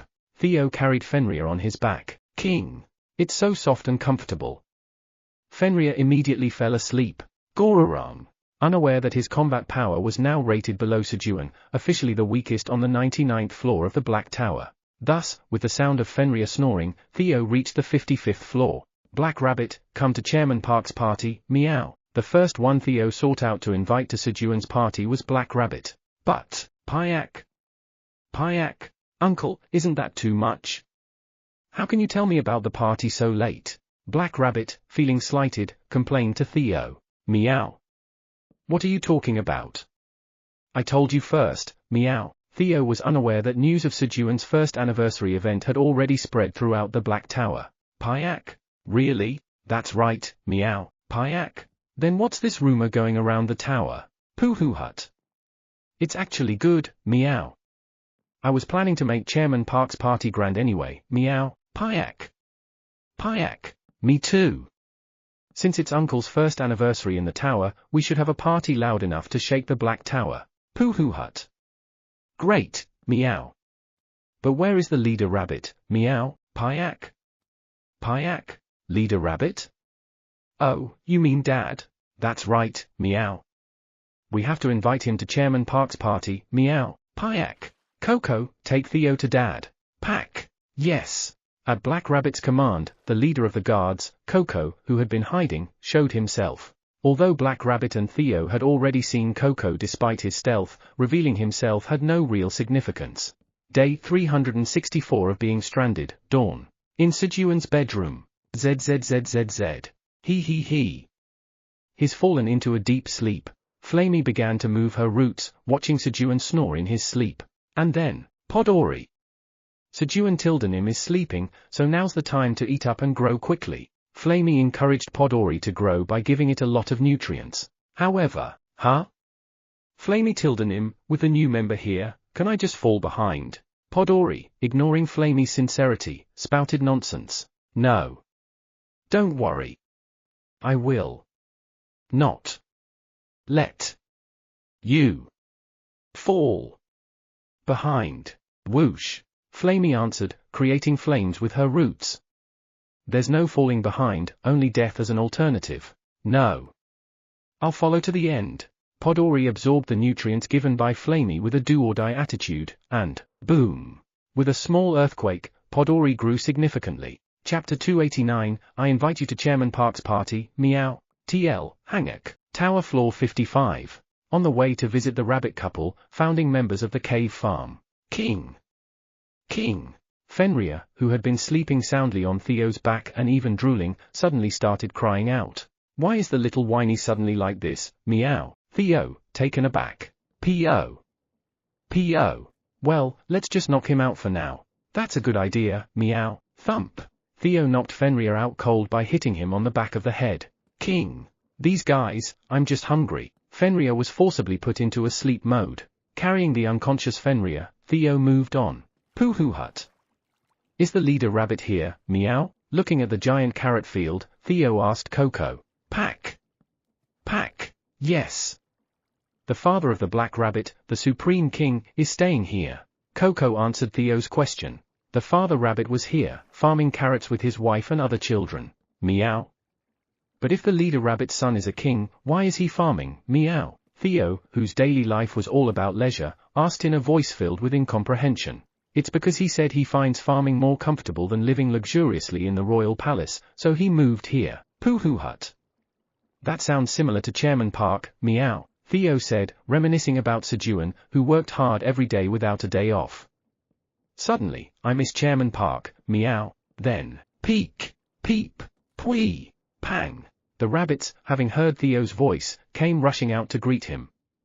Indeed, rabbits have excellent hearing. Pooh hut. It's nice to see you guys, meow. Theo greeted the rabbits. And then, you guys come to Chairman Park's party, meow. He invited them to Sejun's one-year survival anniversary party. Peek. Of course, we must go. Peep. Kids, pack your things. Scatter. At the rabbit couple's command, the rabbits quickly dispersed to prepare for departure. Now, let's go find the Minotaur King, meow. Pack. The Minotaur King has heard about the party and went up to the 99th floor of the tower. Coco informed Theo of the Minotaur King's whereabouts following Theo's remark. Do you also know Elka's location, meow? Pack. Yes. Elka Tildenim is also on his way to the 99th floor of the tower right now. Pooh hut. Then my errand for Chairman Park is done, meow. P.O. Let's go to the 75th floor, meow. P.O. Yes. From now on, Theo planned to do things not assigned by Sejun. All right. Huh? Sejun woke up and looked down at his empty spot where his legs were. What? Vice Chairman Theo hasn't returned yet? Sejun spoke with a worried voice. He thought Theo would have returned by dawn at the latest. It's ominous. Vice Chairman Theo, where could that guy be causing trouble? Sejun wasn't worried about Theo but worried that Theo might be getting into trouble. Suddenly, Sejun kicked off the bed and got up, swoosh, and marked the 364th day morning on the wall. And then, outside the house, Sejun saw the enormously grown podori and the ents that were supposed to be in the western forest. Crunch. Crunch. The ents were slowly walking around podori, seemingly protecting it. Why are the ents acting like that? Hee. Maybe they think podori will become the world tree. At Sejun's question, Flamey, who was photosynthesizing outside, cheerfully responded. Finally, podori has become useful. However, Flamey, how heartbroken must you feel looking at podori? Sejun thought Flamey was pretending to be bright on purpose. Flamey was once a candidate for the world tree, but not anymore. It was different now. She must be very envious on the inside. Pat. Pat. Sejun comforted Flamey by stroking its leaves and, hee. I feel good. Flamey thoroughly enjoyed Sejun's touch, while Sejun was stroking Flamey, whirring. The sound of the poisonous honeybee queen's wings fluttering was heard around. Huh? What's that? Looking towards the source of the sound, whir. Good morning, Sejun Tildenim.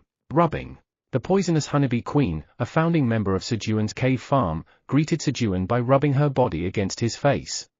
Good morning. The poisonous honeybee queen had recently been chosen as one of the successors to the poisonous queen bee in the western forest, receiving knowledge from her. Whir. Sejun Tildenim, please try this. It's royal jelly I made during today's practice. The poisonous honeybee queen placed a piece of black royal jelly she made herself into Sejun's mouth. Swoosh. The royal jelly, melting in Sejun's mouth like cotton candy, emitted a floral fragrance. Then, Sejun's face stiffened. This is made from honey. Why does it taste bitter? Because he felt an unexpectedly bitter taste on his tongue. Whir. It's delicious, isn't it? The poisonous honeybee queen, unaware, was full of anticipation in front of him. He couldn't spit it out on a smiling face. It's delicious. Sejun forced a smile, lifting the corners of his mouth. And then, you have consumed poorly made royal jelly. All stats increase by 3. You have consumed a bitter medicine. Talent, a medicine that's bitter is good for stamina has been activated. Stamina increases by 3. The messages appeared. My stamina increased by 3? Thanks to that, Sejun could tell that the black royal jelly he ate was quite bitter. Whir. Here's another one. I'll make it tastier next time. Okay, make sure it's tasty. Sejun swallowed his inner thoughts and accepted the black royal jelly given by the poisonous honeybee queen. Whir. Then, I'm going to rest a bit. As the poisonous honeybee queen entered her hive, crunch. Sejun hurriedly ate a blue kudzu root to neutralize the bitterness in his mouth. Once the bitterness in his mouth subsided somewhat, let's go make some food. Flamey, let's go. Yes. Sejun placed Flamey on his shoulder and headed to the cooking area. A little later, queuing. Dad, Quenji is hungry. Quenji, who woke up, came into the cooking area, patting his stomach. Just wait a bit, eat this while you wait. Sejun handed Quenji the black royal jelly. He. Let's see you handle this. However, swipe. Quenji used his front paw to block the black royal jelly, as if he instinctively knew it was bitter. Queuing. Dad, Quenji is sensitive because he's hungry. No jokes, Quenji said, frowning deeply. Why are you joking about food? Sorry. I got it confused. Just wait, I'll make food quickly. Sejun pretended to make a mistake and hurriedly took out another honey jelly for Quenji. Such an exaggerated act. Queuing. Quenji felt sad looking at Sejun. Quenji was too stern. Dad is doing strange things because of Quenji. Quenji will help Dad. So, feeling sorry, he decided to help Sejun. Queuing. Quenji will help Dad. Quenji will put the cutlery. Oh. Really? It would be nice if Quenji helps. Sejun was so focused on Quenji's sudden offer to help that he overlooked Quenji's polite speech. Meeting an irresponsible father, the child starts to mature on his own. Tower floor 75. Poohoo hut. We've arrived, meow, P.O. P.O. Theo Tildenim, why are we here? Are we doing another draw? P.O. asked Theo. No, meow. We're here to distribute invitations to Chairman Park's party, meow, P.O. P.O. Party invitations? Did we have such a thing? Poohoo hut. We're going to make them now, meow. Theo responded and entered the general store. Give me 1,000 sheets of paper, meow. Theo bought 1,000 sheets of palm-sized paper from the general store owner. 1,000 sheets of paper will be 1 tower coin. For Theo, 1 tower coin was almost like 10 Give me a discount, meow. Theo bargained 3 times. Chairman Park said you must bargain 3 times when buying something, meow. Theo, who never forgot and always abided by Sejun's teachings. All right. Then I'll give it to you for 0.7 tower coins. Thanks to that, he was able to purchase it for 0.3 tower coins cheaper. Having bought the paper, Theo sat down on the steps of the general store and started stamping his paw print on the paper. P.O. Theo Tildenim, is that the invitation? Poohoo hut. That's right, meow. P.O. Pass these over, meow. P.O. Yes. By having P.O. pass over the stamped papers, the work was divided, and the invitations were completed more quickly. A little later, Poohoo hut. The invitations are complete, meow. Theo completed 1,000 invitations and proudly walked to the center of the shopping district. Poohoo hut. This place looks good, meow. Theo settled in the center of the street. Snap. I invite you to Chairman Park's party, meow. Theo handed out invitations to passing pedestrians like flyers. However, swoosh. Swoosh. They avoided the invitations from Theo and just passed by. Snap. Snap. It's time for your 2-hour reminder. If you've been sitting, consider taking a moment to stand up, stretch, use the restroom, or have a refreshing drink of water. Your body will thank you. Now back to the story. Snap. Swoosh. Swoosh. Swoosh. What, meow? Why won't they accept Chairman Park's party invitations, meow? When Theo was about to despair after dozens of attempts with no one accepting the invitations. What are you doing here, Theo Tildenim? Mima, the legendary merchant who had finished trading and was exploring the shopping district, found Theo. Mima, long time no see, meow. I am distributing invitations for Chairman Park's 1-year survival anniversary party. Are you selling them, meow? Yee. Yes, meow. Caught off guard by Mima's enthusiastic reaction, Theo quickly changed his response from, I was just handing them out, meow, to agree with her. Really? Theo Tildenim, I want to buy an invitation. How much? Mima exclaimed with excitement at Theo's response. To attend a party hosted by the Great Black Dragon? It would be an honor for generations. Poohoo hut. It's 1 billion tower coins per invitation, meow. Yes. I'll buy 10. Mima happily paid 10 billion tower coins and took 10 invitations. The invitations that were just being handed out for free a moment ago. Suddenly, their value skyrocketed to 1 billion tower coins each. And then, what's the legendary merchant Mima buying? What is she buying? The entities around started to show interest and gather one by one. What's that? Let's go see. This attracted the attention of passing pedestrians again. What's going on? They're selling party invitations? I just heard that the legendary merchant Mima bought 10 invitations to the Great Black Dragon's first anniversary party for 10 billion tower coins. Really? The rumor that one needed an invitation to attend the Great Black Dragon's first anniversary party spread quickly. Tower floor 99, Western Forest. Coo hey hey hey. Queuing. Hee hee hee. It's something good for dad. Swoosh. While Quenji was tending to the herbs in the kudzu field, searching for herbs to give to Sejun. Flap. Flap. Brother Quenji, there's big trouble. The golden bat hurriedly flew to Quenji. Queuing? Queuing? What's the matter? Is Dad in danger? Quenji quickly got up. No, Sejun Tildenim is having a party in 2 days. The golden bat answered after overhearing the conversation of the black minotaurs who had arrived on the 99th floor. Queuing? What party? It's a party to celebrate Sejun-Nim's 1-year survival anniversary. Sejun, planning to keep it simple, had not yet mentioned it to the two. However, queuing. Then it's a very important party. Quenji must prepare a gift for Dad. To Quenji, Sejun's 1-year survival anniversary wasn't an event to be taken lightly. It was a tremendous miracle that their incredibly weak dad survived a whole year. What will you prepare? Queuing. Quenji has something in mind. Follow me, Dad Ada. Quenji started to run, speaking out. There was a herb he had noticed before but hadn't harvested because it was on a different floor. Quenji, who until now had not descended the tower unless he was searching for Sejun or with Sejun. For the first time, Quenji went down the tower even though Sejun was on the 99th floor. Chapter 290, For Dad's Longevity and Health, I'll come again next time.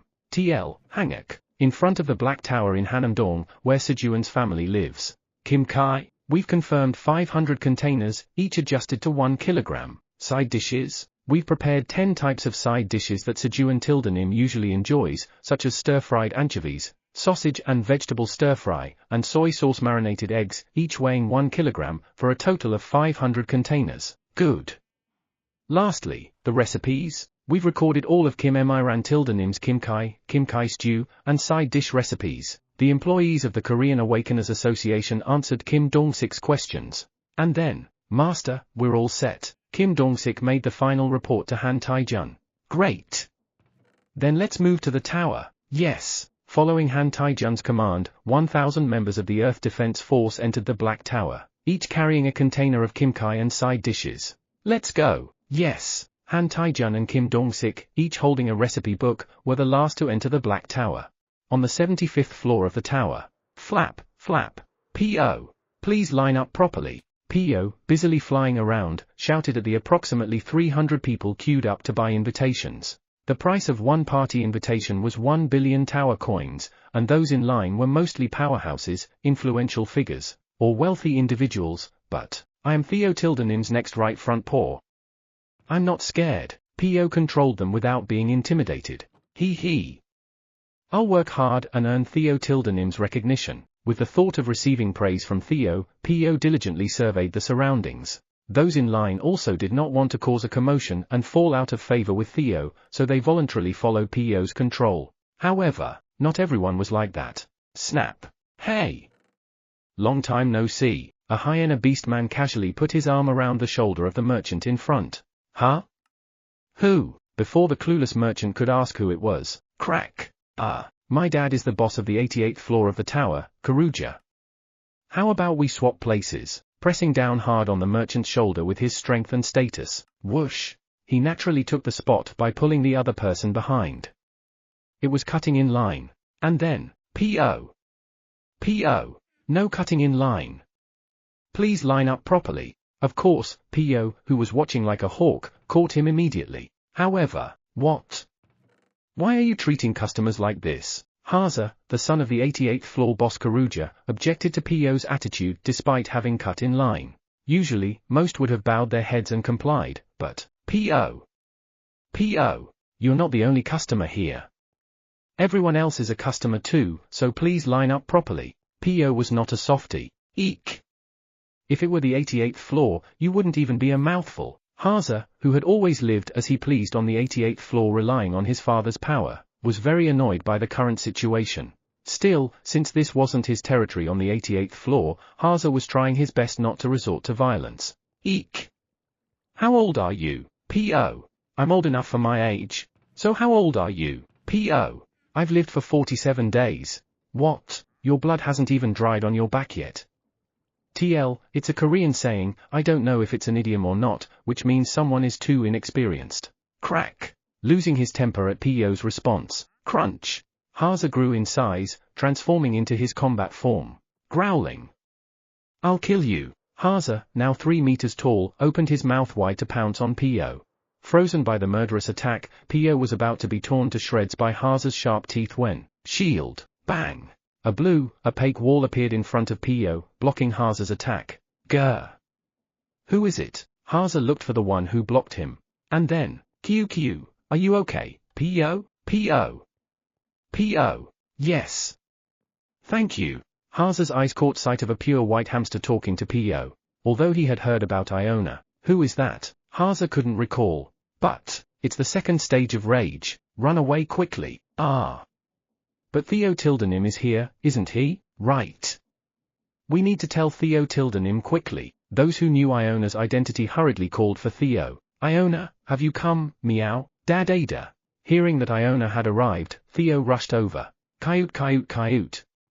Theo. Upon seeing Theo, Iona's anger melted away like snow. Swoosh. Poof. Iona quickly flew to Theo and buried herself in his tail. Iona, but why were you angry? Meow. Coyote, coyote, coyote. How dare that guy try to kill Pio, Theo's next right front paw. Pio, you say, meow. Hearing Iona's words, Theo looked at Haza. What? Haza belatedly realized that the atmosphere was turning strange, but it was too late. Stamp here, meow. Theo handed a contract to Haza. The contract stated that Haza would work as a slave until he repaid 10 billion tower coins for Pio's life. 10 billion tower coins. That's ridiculous.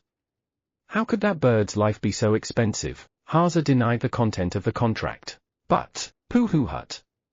No, meow. Pio's life is very expensive, meow. Because it is my, Vice Chairman Theo's, next right front paw, meow. So, quickly stamp it with your paw, meow. That settled it for Theo. Thanks to this, rumors about Pio, the subordinate of the Golden Cat Theo Park, began to spread. Furthermore, those who recognized the badge of the Cove Kingdom diplomat on Pio's chest spread rumors that the Cove Kingdom, along with the Red Ribbon Kingdom, had received the dragon's protection. However, that wasn't what mattered to Pio. Pio. Pio. Slave. Quickly stamp it. Peck. Peck. Pio, who had become arrogant after seeing the contract, pecked at Haza's head, urging him. He. You're the official subordinate number 1 of Pirururu Yotra. Press. Thus, Haza, having improperly vented his temper, became the official subordinate number 1 of Pio. 99th floor of the tower. Talk. Talk. You have obtained corn seeds. Your job experience has slightly increased. Your proficiency of seed harvesting LV8 has slightly increased. You need to use the seed harvesting skill 910,023 more times to complete the job quest. While Sejun was busily detaching corn kernels to complete his job quest. Thump. Thump. From afar, the Minotaur King and the Black Minotaurs visited Sejun's farm. Minotaur King, you're early. Sejun, thinking they had come at Theo's invitation, spoke to the Minotaur King. Moo. It seems you would be busy preparing for the party, so we came to help. Preparation? Then, could you go to the 98th floor and bring back a few melons? Moo. Moo. Yes. Let's go, guys. Thump. Thump. Following Sejun's words, the Minotaur King led all the Black Minotaurs down. Why all of them?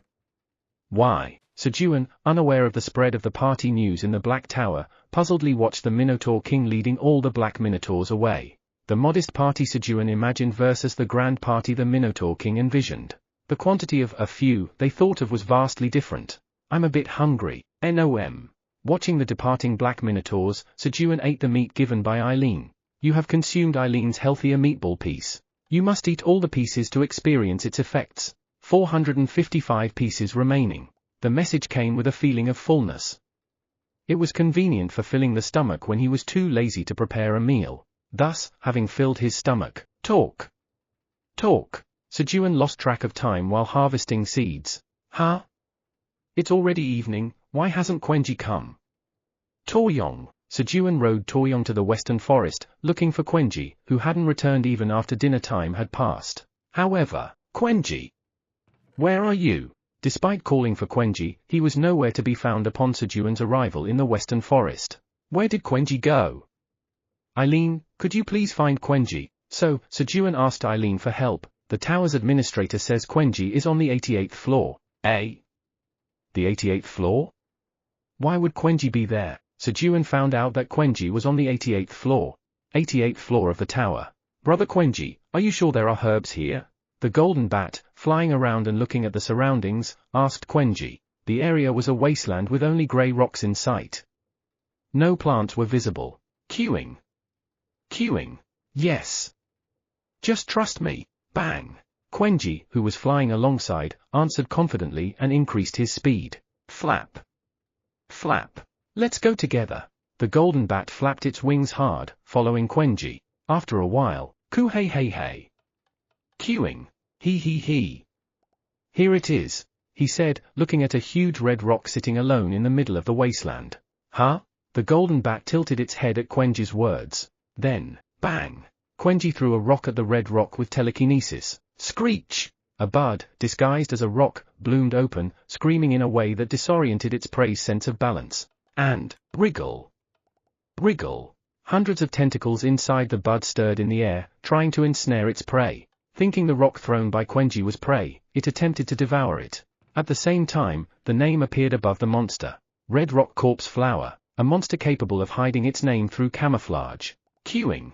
It's coming up. Quenji, having identified the target, levitated the body of the Red Rock Corpse Flower into the sky with telekinesis. Then, rumble. The ground vibrated, and the roots of the Red Rock Corpse Flower began to be pulled out. Screech! Screech! The Red Rock Corpse Flower, panicking and continuously screaming as its roots were pulled out. Once its roots were completely extracted, crack! Quenji stretched his paws in the air, grabbing tightly. Crunch! And the juicing of the Red Rock Corpse Flower's roots began. Queuing. Not a single drop should be wasted. Yes! The golden bat diligently caught the juice of the Red Rock Corpse Flower in a glass bottle below. After a while, thump! The Red Rock Corpse Flower, squeezed by Quenji, was planted back into the ground. Queuing. Queuing. For Dad's longevity and health, I'll come again next time.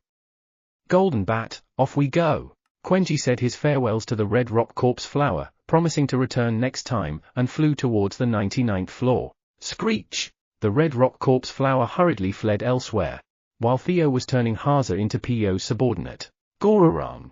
King!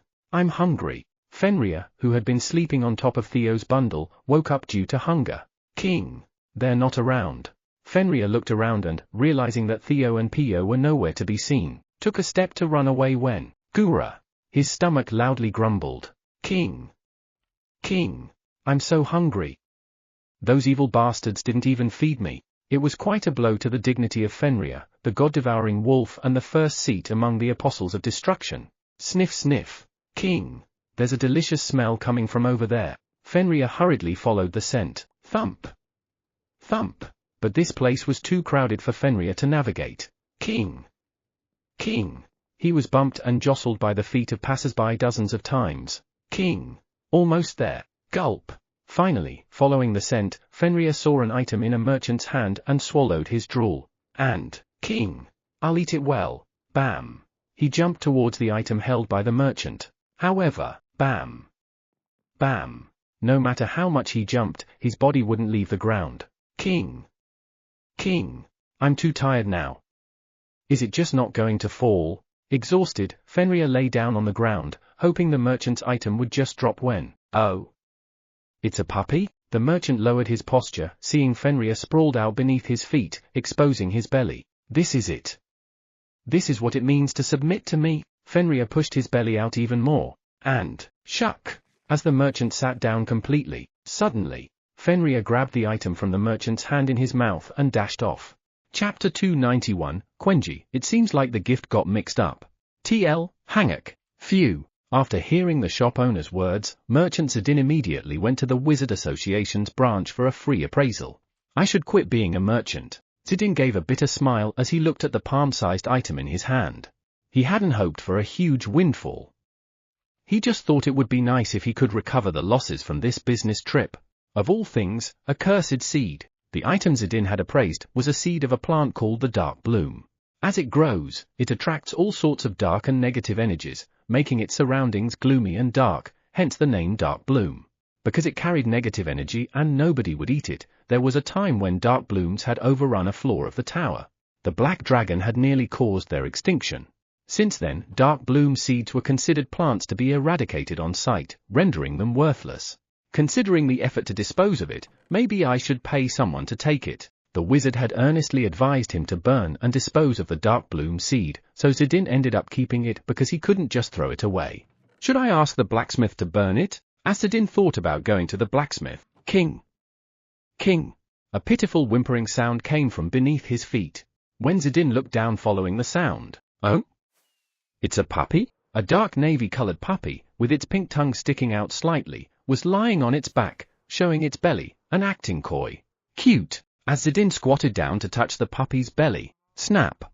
Huh? Suddenly, the puppy got up, snatched the dark bloom seed from his hand, and started running. Hey! Drop that! Sejun quickly chased after Fenrir to snatch back the dark bloom seed. King! King! Yes! I feel energized because I'm full. Fenrir ran, devouring the negative energy contained within the dark bloom seed. Thud! Thud! Feeling energized, his legs became stronger, allowing him to run more vigorously than before. Puppy! Drop that, it's dangerous. Despite Sejun chasing from behind. King? King! HMPH! You think I'm going to get caught? I am Fenrir, the first seat among the Apostle of Destruction. Fenrir, with movements honed from dodging people's feet, nimbly avoided between the legs of passers-by as he fled. As Fenrir was diligently escaping, swoosh! Swoosh! At some point, while moving quickly, he realized his feet weren't touching the ground. King? Why aren't my feet touching the ground? When Fenrir was puzzled why his feet weren't touching the ground, flap! Flap! An annoying sound was heard. Theo! Theo tilde nim, I've caught Whiny! Theo had grabbed Fenrir by the legs and was now flying. Squeak! Squeak! Ah, how humiliating! Caught by such a tiny thing again. Fenrir was frustrated to be caught again by Theo. Whiny, why are you wandering alone, meow? Theo arrived at Theo's location. Theo! Theo tilde nim, here! As Theo handed Fenrir over to Theo. Snap! Theo grabbed Fenrir's scruff with his front paws. Then, thud! The dark bloom seed Fenrir had been holding in his mouth dropped to the ground. The seed, which was originally the size of a palm, had shrunk to the size of a fingernail after Fenrir absorbed all the negative energy. Whiny, what did you pick up to eat, meow? Eating just anything can cause big trouble, meow. As Theo was scolding Fenrir and about to pick up the seed, huff! Huff! Are you, that, a puppy's owner? Sejun, who had followed Fenrir, asked Theo breathlessly. Yes, meow. What's the matter, meow? Huff. Huff. That, a puppy, took of my seed. Though his speech was slurred due to being out of breath, the gist was understood. Whiny, you even stole, meow. That's bad, meow, running away and stealing. Even if it was his own subordinate, it was unforgivable. Bang! Bang! So, Theo scolded Whiny by hitting his buttocks with his front paws. It sounded loud but wasn't painful. However, King? King! Fenrir cried out miserably. It wasn't an exaggeration. Dare to hit my buttocks. I will definitely repay this humiliation. Fenrir cried because he felt it was unjust to be hit on the buttocks. Here you go, meow? As Theo scolded Fenrir and was about to give the seed to Sejun, he hesitated. It was confusing with Fenrir around, but picking up the seed made it clear. There was an attraction felt from the seed. Moreover, coyote. Theo, what is that? Can I have it? No, meow. It must be given to Chairman Park first, meow. Iona, excited upon seeing the seed. Pooh hut. This is indeed a great item, meow. I will buy this, meow. Huh? That thing. Yes, meow. Take this, meow. Theo forcibly handed a pouch of money to the bewildered Sejun and left. Why would he? Sejun, perplexed at Theo buying the dark bloom seed with money, opened the money pouch. And, how much is all this? He was surprised by the amount inside the pouch. It contained a whopping 1 billion tower coins. I should quit being a merchant now. Thanks to Theo, merchant Sejun, who had made 1,000 times the money lost in the previous business trip, decided to open his own trading company. 99th floor of the tower. Eileen, will Quenji be all right? Sejun worried about Quenji like a child left by the waterside. The tower's administrator says there's nothing more useless than worrying about others on the 99th floor of the tower and told you not to worry. Ah, right. Sejun was immediately convinced by Eileen's words. Thinking about it, now is not the time to worry about Quenji. Quenji is a beast with few rivals even on the 99th floor of the tower. Quenji going down to the 88th floor is like releasing a shark into a fish tank. It was right to worry if Quenji might cause the extinction of the creatures on the 88th floor. Having such a conversation with Eileen, Sejun returned to the farm. Huh? Smell of the grapes? The farm was filled with the aroma of grapes. And then, Sejun discovered the grapes densely packed on the branches of Podori. Hey! Eat this and make more grapes quickly. Huh? Eat again? Just shut up and eat. Yes. Flamey pressured Podori to cheer up Sejun, who was worried about Quenji. Of course, now he was worried that Quenji might be wreaking havoc on the ecosystem of the 88th floor. Wow! Let's harvest them all. Sejun hurriedly approached Podori and started to harvest. Tap! Tap! You have harvested 15 vitality-infused fragrant grapes. Your job experience points have slightly increased. Your proficiency in harvesting LV8 has slightly increased. You have gained 1050 experience points. He began harvesting the grapes. Thanks to this, Sejun was able to immerse himself in harvesting grapes and momentarily shake off his worries. Oh! Delicious! While harvesting and occasionally eating the grapes. Dad-ada. Ku-hey-hey-hey. Queuing. He. Daddy Quenji is here. Quenji came running excitedly. However, Quenji, who said you could go to the 88th floor without telling anyone? Huh? Sejun didn't welcome Quenji but scolded him first. Then, cooing. Cooing. Dad is mad at Quenji. Dad is mean. Quenji cried sorrowfully. What are you crying for? Cooing. Cooing. Quenji went to get a gift for Dad. Wanted to prepare a secret gift and make Dad happy. What? My gift? Only then did Sejun realize why Quenji had gone down the tower without telling him. And, I made a mistake. He realized his mistake. He should have asked why Quenji went down the tower first. Quenji, sorry. Daddy got excited because he was worried about you. Hug. Cooing. Cooing. Daddy is mean. But Quenji still likes Daddy. Quenji, burying his face in Sejun's knees, exploded with sorrow in response to Sejun's apology. Pat. Pat. Sejun patted Quenji's buttocks, waiting for his emotions to settle. After a while, go. Quenji's stomach rumbled, indicating hunger. The sound was longer than usual, suggesting he hadn't eaten anything since lunch. Quenji, want to eat dinner? Queuing. Quenji slightly lifted his head at Sejun's words, pondering whether to respond or not. It seems Quenji is still upset. Then, today, we're having Quenji's favorite honey rice cakes, okay? Sejun played his trump card, and, queuing. Queuing. Yes.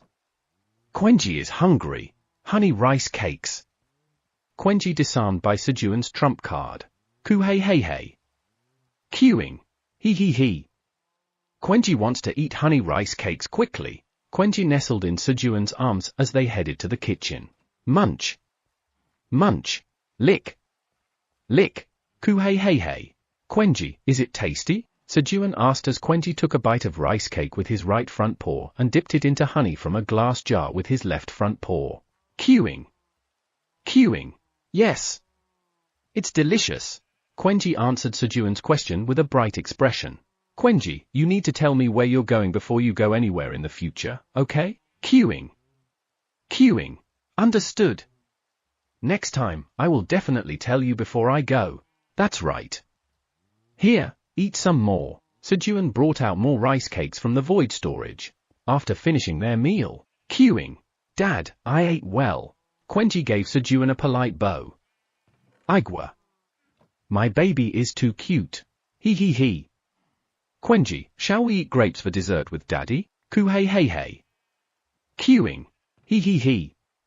Yes, let's do that. Sejun sat Quenji on his lap and they ate grapes together. Yum. Sejun ate grapes with one hand. Thump. Thump. And scratched Quenji's belly with the other when. Click. Queuing. This is a gift for Daddy. Quenji took out a glass bottle filled with a red liquid from his snack pouch and handed it to Sejun. Thank you. He. What's this? Something tasty? Pop. Sejun opened the bottle cap full of anticipation. Then, he quickly closed the cap again due to the terrible stench coming from the bottle. Quenji, it seems like the gift got mixed up. Queuing. Queuing. That's the right gift. Quenji specially got it for Dad. Eat it quickly. Well. Okay. Sejun decided to examine what it was before eating. Red juice of life, juice obtained by squeezing the root of the red rock corpse flower with great force. Consumption increases stamina and stamina potential by 150. Consumption extends lifespan by 10 years. Has a strong rotten smell. Use restriction, LVR 60 and above, stamina 700 and above. Expiration date, 7 days. Grade, SS, R. So squeezing the root of the corpse flower made it smell like this. After reading the description, Sejun understood why the bottle emitted such a foul odor. But extending lifespan is incredible. Queuing. Quenji wants daddy to live a long time. Quenji responded to Sejun's remark. Yeah. What's a rotten smell anyway? Gulp. Gulp. Moved by Quenji's words, Sejun bravely gulped down the red juice of life. However, this is impossible. It was genuinely the worst taste ever. No, it didn't just taste bad, it wouldn't go down his throat. Ah! His stomach turned, almost bringing up what he had eaten.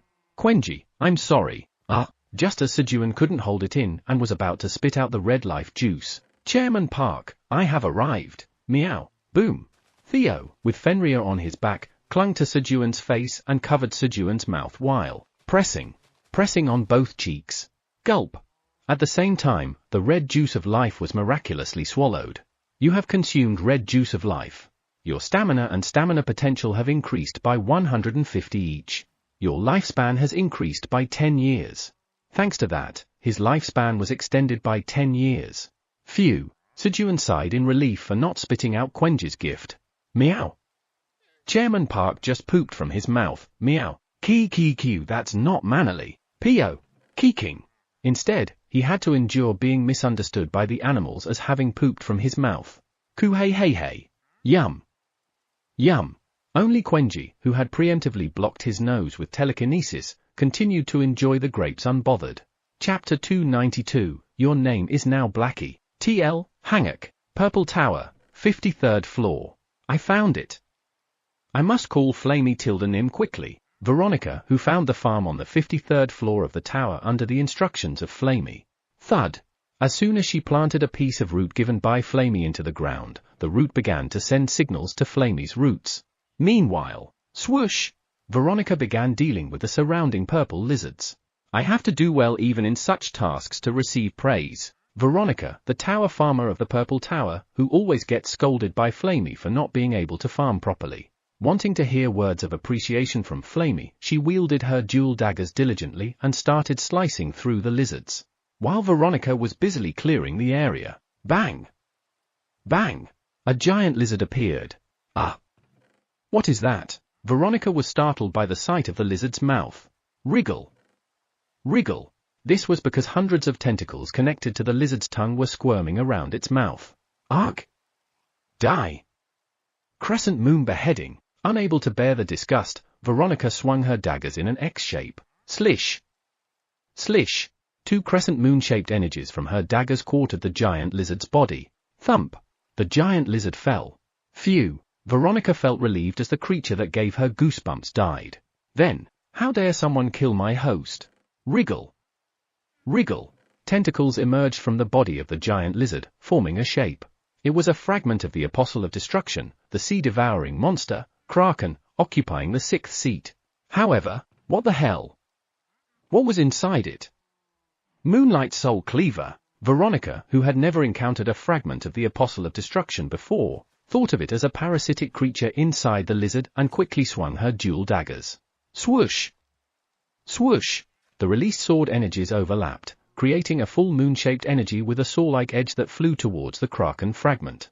However, chuckle! An interesting technique. Keen.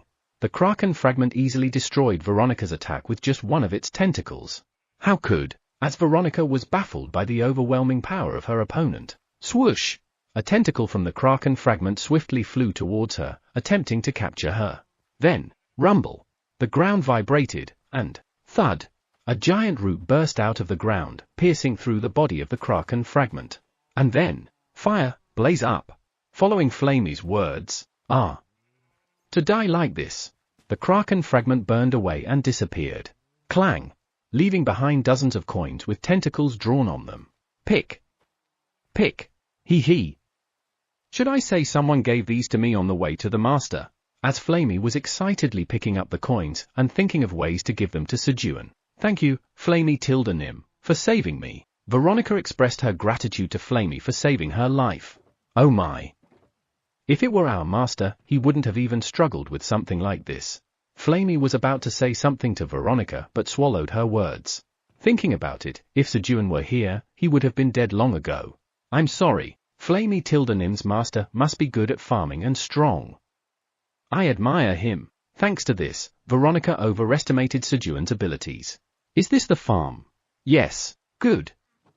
Let's start working. Rumble.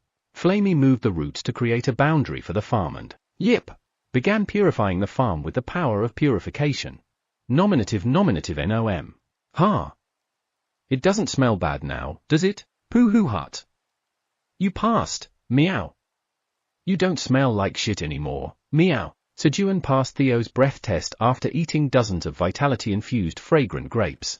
And then, Vice Chairman Theo, but where did you find this one? Finally able to speak, Sejun asked Theo about something he was curious about, regarding Fenrir. King, I'm hungry. Give me food, Pio. Stay still. Fenrir had tried to escape as soon as he woke up earlier, so Pio was holding the leash tightly. Pooh-hoo hut. You mean, whiny? I, Vice Chairman Theo, rescued it from the belly of an apostle of destruction, meow. So, in return for saving it, it agreed to become my subordinate, meow. Theo answered Sejun from a very self-centered perspective. Really? Is its name Whiny? Sejun looked at Fenrir. This guy is just like me. Sejun felt an immediate kinship upon seeing Fenrir. He sensed a strong vibe of a sunfish, even more so than himself. For the first time, Sejun encountered a being infinitely weaker than himself. I'll protect you. Sejun, with his experience as a senior sunfish, decided to take care of Fenrir to ensure it wouldn't die. Now, first, Sejun took out the black dragon scale, an essential survival item for sunfish, and used it on Fenrir. Swoosh! Fenrir's entire body turned black. Fenrir's magic power was too low, so the black dragon tattoo expanded enough to wrap around Sejun's torso, but Fenrir's body was too small for it. As Sejun tried to fit the black dragon tattoo onto Fenrir's small body, the tattoo disappeared, and it just turned pitch black. Your name is now Blackie. Sejun thought the name Whiny was not good. Looking at the blackened Fenrir, he impulsively named it Blackie. It was a case of pot calling the kettle black. You looks like a country dog and suits you well. When Sejun was satisfied with his naming. King? What are you looking at? I'm annoyed because I'm hungry. Are you asking for a fight? Fenrir took a fighting stance looking at Sejun. But, Blackie, want some food? When Sejun took out a piece of dried roasted sweet potato. King. Fenrir fixed its gaze on the dried sweet potato. Snap. Like a trained dog, it naturally sat down quietly on the floor. Swoosh, swoosh. He wagged his tail eagerly and drooled. Were you hungry? Go ahead and eat. When Sejun gave it a piece of the dried sweet potato. King. Fenrir started to eat the dried sweet potato diligently. And then, Fenrir was incredibly shocked. It's delicious. Nominative nom. Thus, Fenrir enjoyed its first ever dried sweet potato. King. Fenrir's gaze at Sejun began to fill with affection. He. Sharing food indeed makes everyone closer. Blackie, eat more. Sejun gave another piece of dried sweet potato to Fenrir. Nominative nom. And Fenrir ate it diligently. A little later, Gororong. Having filled its belly with dried sweet potato, Fenrir fell asleep again. Fenrir, still powerless, found each day overwhelmingly tiring. Let's go to bed, everyone. Blackie might get stepped on and die if he sleeps here. Grab. Sejun picked up Fenrir and headed to the bedroom. Tower, 44th floor. Swoosh! As Han Taijun and Kim Dong-sik arrived at the waypoint, each carrying 250 kilograms, a total of 1,000 kilograms of kimchi and side dishes in their arms. You're here, Peng! The blue-backed penguins guarding the waypoint hurriedly shouted at their arrival. Then, Dadada. Nearby, black wolves and silver wolves hurried over. Load it up, they said, sitting down to be loaded with the goods. These are temperature sensitive, so we must be careful. As Kim Dong-sik was loading the kimchi and side dishes, he mentioned the need for caution. Don't worry, Peng. We will maintain the temperature as we go, Peng. the blue-backed penguins answered, hopping onto the wolves' backs one by one. They planned to use their ice-smithing skills to maintain the temperature. Then, we're off. With that, the wolves, carrying the penguins and food for Sejun on their backs, hurriedly started running towards the 99th floor of the tower. The next morning, King? Fenrir woke up on Sejun's fluffy pillow. And then, Gororong. Fenrir looked at Sejun and Theo, who were sleeping. King, you offered me something delicious, so I'll spare your life as a special case later. Tap. Tap. After tapping Sejun's face, it went outside and started to run away. Meanwhile, the smell similar to what I ate yesterday is coming from here. When Fenrir smelled something similar to the dried sweet potato it ate yesterday from the sweet potato field. Thud. Thud. It started digging up sweet potatoes from the ground. Crunch. Crunch. King, I did it. Chomp. Chomp. Fenrir barely managed to dig up one root of sweet potato and started eating it. Although the texture and taste were different from what it had eaten yesterday, it was still edible. King, eating gives me strength. After filling its belly, King, I should eat this when I'm hungry again. SSSRK.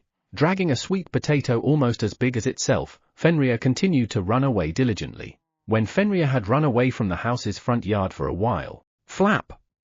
Flap. Who are you? Kaiser approached upon discovering Fenrir. King? This is the energy of Kaiser. Fenrir froze with Kaiser's approach. Being discovered as Fenrir meant certain death. Then, flap.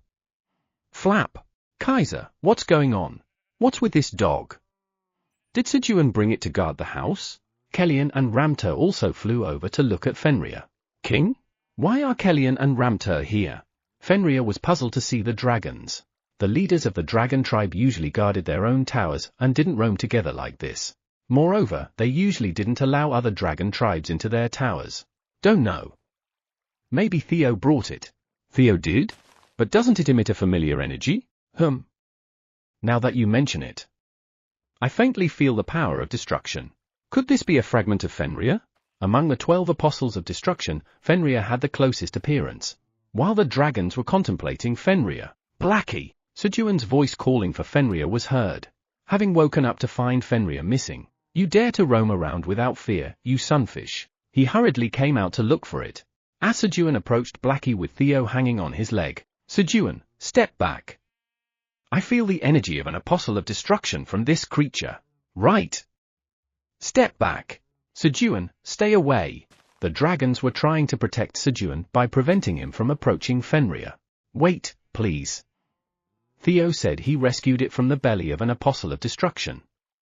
Maybe because it's weak it got imbued with the energy of the apostle of destruction. Sejun quickly explained his thoughts, fearing the dragons might kill Fenrir. If it's a baby, then. Is that so? It seems possible. Fortunately, the dragons found Sejun's explanation more plausible. The being in front of them was too weak to be called a fragment of Fenrir. Fenrir, always proud to be a noble wolf, wouldn't create such an insignificant fragment. Moreover, meow, Theo, even while sleeping, kept absorbing the weak energy of destruction emitted by Fenrir, which seemed likely to disappear soon. Well, it doesn't seem to pose a danger to Sejun. Thanks to this, Fenrir narrowly escaped death, deemed too insignificant by the dragons to harm the equally insignificant Sejun. As the dragon's suspicions faded, here, try this.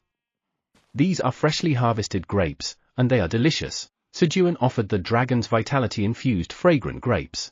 Meanwhile, thud. Thud.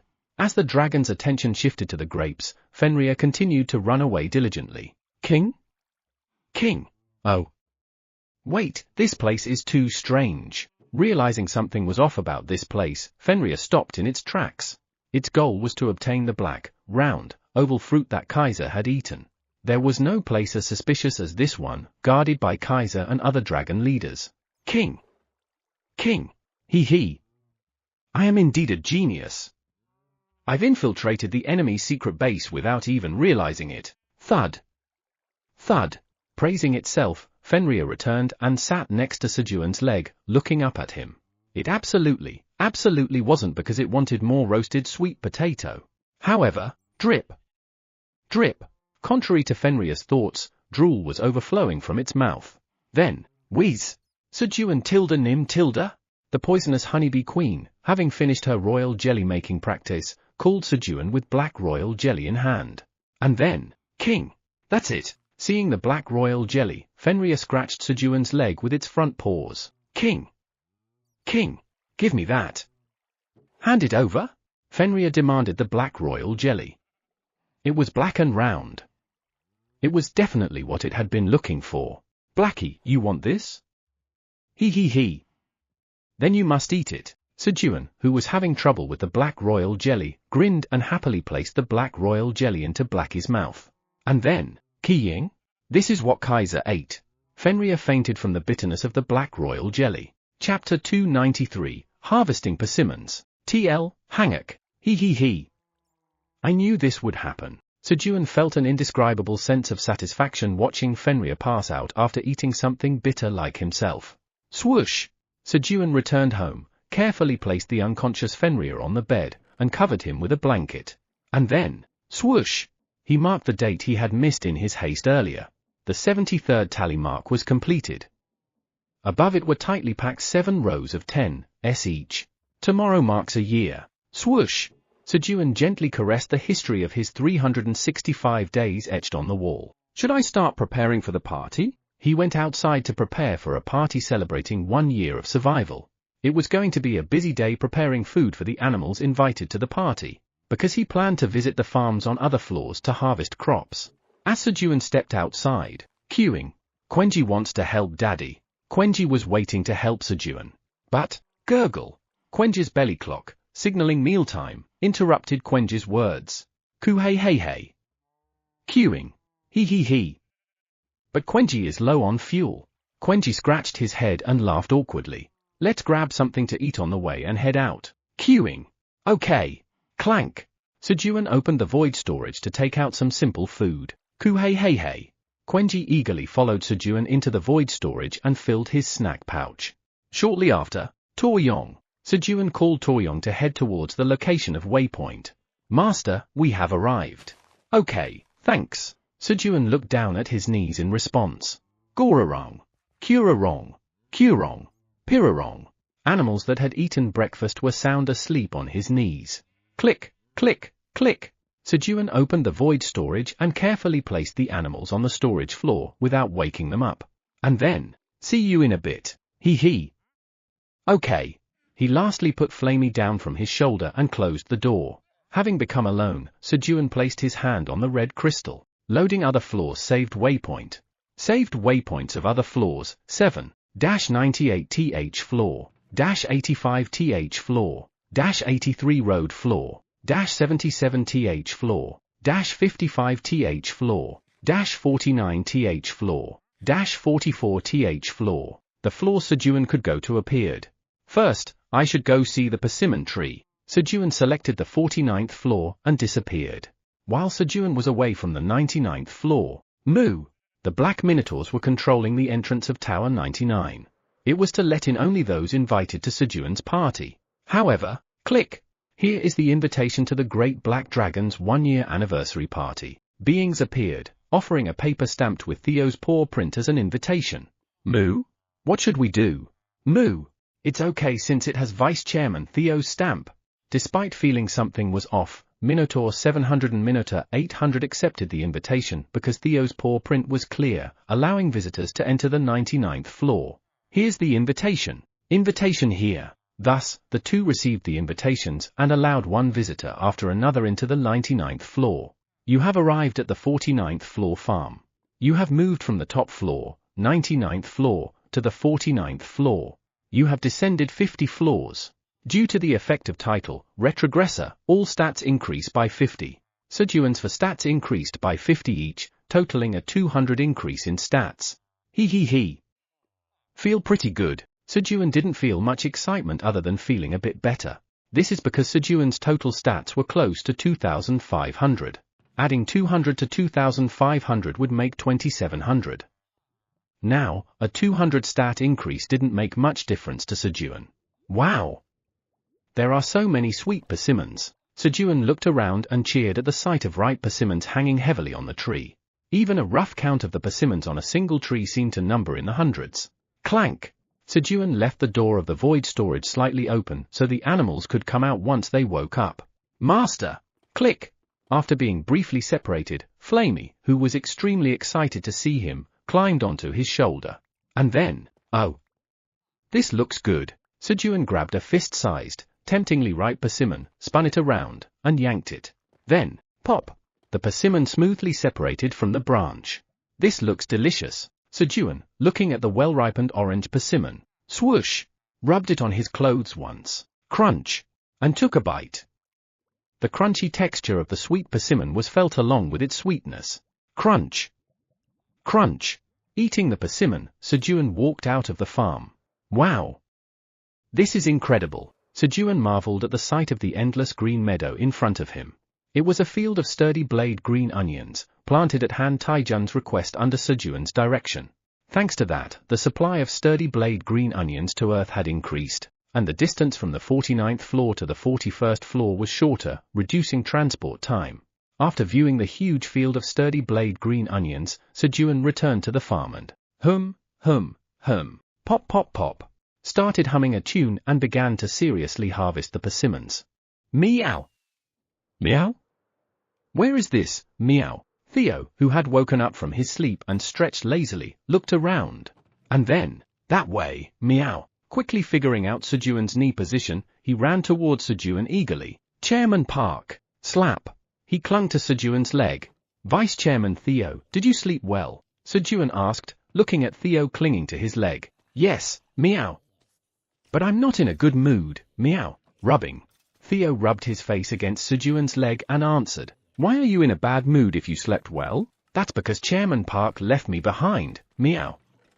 Always take me with you, meow. Ultimately, he was upset because he had been separated from Sejun's knee. Pooh-hoo hut. Chairman Park, I have something for you, meow. Look at this, meow. Theo proudly showed Sejun something from his bundle, holding it up with his front paws.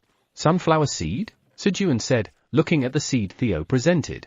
Sunflower seed. Fenrir had absorbed all the impure energy from the dark bloom seed and transformed into a sunflower seed. What would come out of it was yet to be seen, but having more crops to grow was welcome news. Vice Chairman Theo, well done, Sejun said, petting Theo's head. Pooh-hoo hut. I know, meow. Theo answered arrogantly, lifting his chin. Swoosh! Just as Sejun was about to stop petting him, feeling less inclined to praise. Meow? No, meow. Keep petting, meow. Theo grabbed Sejun's hand with both front paws. Let go. I need to work. Sejun tried to pull his hand away, refusing. No, meow. Theo grabbed Sejun's hand and pressed it against his forehead. Thanks to that, Theo was hanging from Sejun's hand, reaching Sejun's eye level. Puh-up! Sejun burst into laughter seeing Theo dangling and swinging from his hand. Such a cute fellow. Eventually surrendering to Theo's cuteness. All right. Just for 10 minutes. Pooh-hoo hut. Got it, meow. Seating himself on the ground, Sejun placed Theo on his lap and began to earnestly pet his belly and head with both hands. Pooh-hoo hut. Chairman Park is weak against this. Theo had discovered another of Sejun's weaknesses. King. Fenrir regained consciousness on the bed. King. King. Kaiser, you bastard. To eat that bitter thing. Fenrir still thought the black royal jelly was the black beans Kaiser had eaten, because, as far as Fenrir had observed, the duration of the black beans effect was about 3 minutes. Fenrir mistakenly believed the effect had worn off because he had passed out. King. I'll endure it next time. Fenrir steeled himself and looked around. King? King? Huh? Where did everyone go? Fenrir felt a bit down upon finding himself alone in the bedroom because Sejun, who would give him sweet potato, wasn't there. Fenrir was taken aback by the emotions he had just felt. Thump. Thump. King. King. No. Snap out of it, Fenrir. You're the apostle of destruction. You can't be tempted by food. Fenrir scolded himself, hitting his cute little face with his paws. It didn't hurt at all because his paws were powerless. King. King. Right. I'll explore this place when no one is around. And with that renewed determination, Fenrir went outside. And then, King? What's this? Munch. Munch. He tried eating the branches and leaves of the healthy crops. King? Is that strange smell coming from here? Thump. Thump. Thump. Fenrir dug up the ground, ruining the well-grown crops in the process. King. I'm hungry. Feeling hungry, Fenrir went to the sweet potato field. Thump. Thump. Thump. Dug up some sweet potatoes. Chomp. Chomp. And started eating them deliciously. While Fenrir was busy eating sweet potatoes, quack, the mushroom ants discovered their carefully tended fields had been damaged. Quack, quack, the mushroom ants began calling others to find the culprit. During their search, King, a mushroom ant found Fenrir wrestling with a sweet potato as big as itself. Quack, the mushroom ant called its comrades to surround Fenrir. Then, King, you lot. Don't come any closer. I am the mighty apostle of destruction, Fenrir. Fenrir barked with all his might upon realizing he was surrounded. However, his barks were too insignificant to threaten the mushroom ants. Quack! Instead, Fenrir's unrepentant demeanor only angered the mushroom ants more. Thump! Thump! Eventually, the leader of the angry mushroom ant slapped Fenrir with its antennae as a representative. King! Don't hit me. It hurts. Wara. Where has he gone? Fenrir longed for Sejun, who used to feed and protect him. Swish. Swish. While Sejun was petting Theo. Doo-doo. Hello, Sejun tilde nim. The moles that found Sejun during their work ran over to greet him. Yeah. Have you been well? Doo-doo. Yes. We've been working hard for 8 hours a day. That's good. You've done well. And you've taken good care of the persimmon trees. Sejun praised the moles. Meow. Then he got up, putting Theo back on his leg. And then, share and eat this. He went to the void storage and handed out 100 boxes each of raw sweet potatoes and potatoes for the hard-working moles. At that moment, twitch, queuing? Quenji's ears perked up, waking up from sleep upon hearing Sejun's suggestion to eat. Quenji, did you wake up? Queuing? What can Quenji eat? Quenji rubbed his eyes and responded to Sejun's question. Well, first, help me harvest them, Quenji, and then we can eat these sweet persimmons together. Queuing. Good. At Sejun's word, Quenji sprang up and went under the persimmon tree, starting to pick persimmons with telekinesis. Guys, let's harvest some persimmons. Sejun woke up the other animals to join in the persimmon harvesting. Vice Chairman Theo, show us your skills. Pooh hut. I, Vice Chairman Theo, will show you what I'm made of. Meow. Golden bat. Pio, catch them. Meow. Swoosh, swoosh. Quickly climbing the persimmon tree at Sejun's command, Theo cut the stem of the persimmons with his claws. Yes. Pio. Got it. The golden bat and Pio diligently flew around, catching the falling sweet persimmons and delivering them to the moles. Good job.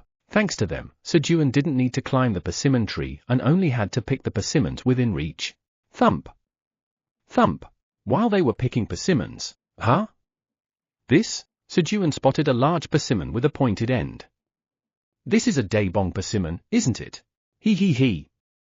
I should make some soft, ripe persimmons.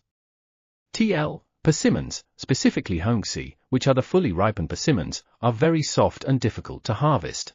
Therefore, they are typically harvested unripe and later ripened to become hongsi. This is what Sejun is implying here. Sejun was delighted at the thought of eating ripe persimmons and was about to pick the daebong persimmon when seed shop is now open. Park Sejun's rank is extraordinary. The seed shop opened. Ah. Right, today was the day the seed shop opens? Sejun, who had been solely focused on the first anniversary party, had completely forgotten about the seed shop. Let's see if there's anything to buy. Sejun began to browse the seed shop to see if there were any seeds to purchase. Chapter 294, This knee is yours for a month. TL, Hanguk, Seed Shop Headquarters. Chaos Nim. Park Sejun, our extraordinary rank member, has visited the seed shop for the 10th time. Really? Then hurry up and display a congratulatory message and check if there's anything wrong with the items in the elixir shop. Chaos was excited upon hearing the subordinates report who was managing the seed shop. The elixir shop was the only channel through which the sealed gods could sell the elixirs they created to earn tower coins. Therefore, the The gods were eagerly producing elixirs, waiting for their items to sell in the elixir shop. Because having tower coins was necessary to recover their lost divinity. And unlike the regular elixir shops, the extraordinary elixir shop available from the extraordinary rank could sell much more expensive elixirs. Thanks to this, the gods at the seed shop headquarters became busy after a long time. A moment later, aha! Yes! 3 gods who had their elixirs appear in the elixir shop's random draw cheered. Buy mine! No! Buy mine! Ah! Mine is the best! The gods prayed for their elixirs to be sold. As Sejun was browsing seeds in the shop window, congratulations on Park Sejun's 10th visit to the seed shop, *0. Instead of seeing the products for sale, he saw this strange message appear. Is it already the 10th time? With an indifferent expression, Sejun said. The message read, an elixir shop is now open for your 10th transaction. An extraordinary elixir shop matching Park Sejun's extraordinary rank is open. 3 types of elixirs are being randomly displayed for sale. There is no purchase limit in the elixir shop. Additional messages appeared. Elixir shop? When Sejun was puzzled, 3 drops of enhancing elixir, 150 billion tower coins. 1 drop of mutagen elixir, 300 billion tower coins. 10 drops of harvest elixir, 700 billion tower coins. The elixirs appeared before Sejun's eyes. The prices were astonishingly high. Why are these so expensive? Luckily, I have enough money to buy one. Fortunately, Sejun was relieved to have enough money to buy either the enhancing elixir or the mutagen elixir. Sejun's entire fortune was currently 300 billion tower coins, earned by selling 6 black beans to the dragons twice. Sejun originally planned to buy a power with this money, but Eileen dissuaded him. It had not been long since he had acquired the powerful power, extra life. It was too dangerous for Sejun, who was a sunfish fish, to be granted a new power at this state. It would be nice if I could see the contents. Sejun was hesitant to buy the elixirs because of the hefty price. Then, as if someone was listening, suddenly the descriptions of the elixirs appeared. Thank goodness. Relieved to be able to see the descriptions of the elixirs before spending money, Sejun started to carefully examine the elixirs. Enhancing elixir? If you sprinkle the enhancing elixir on crop seeds, you can obtain seeds that have one of the crop's characteristics enhanced. Can be used up to twice on the same seeds. Remaining quantity, 3 drops. Usage restriction, Tower Farmer, Creator, God of Farming, Harmer, Grade, SS. Mutagen elixir? Sprinkling the mutagen elixir on crops causes transformations, allowing you to obtain new varieties. It is recommended to use it in a safe place as it can be dangerous. Remaining quantity, 1 drop. Usage restriction, Tower Farmer, Creator, God of Chaos, Chaos, TL, same issue here, the God of Chaos is in Korean and the name Chaos used here is the English of Chaos. Grade, SS. Harvest elixir? Sprinkling a drop of harvest elixir on seeds or crops makes them grow to a harvestable state within a few hours. If you reuse the harvest elixir on the same crop within 10 days, the crop's vitality will be depleted, and it will die. However, it is safe to use multiple times for crops that do not bear fruit even after using the harvest elixir. Remaining quantity, 10 drops. Usage restriction, Tower Farmer, Creator, God of Abundance, Leah, Grade, S. It's worth the price. Although the efficacy of the elixir needed to be checked by using it, Sejun was somewhat convinced by the high price, given it was an elixir made by a god.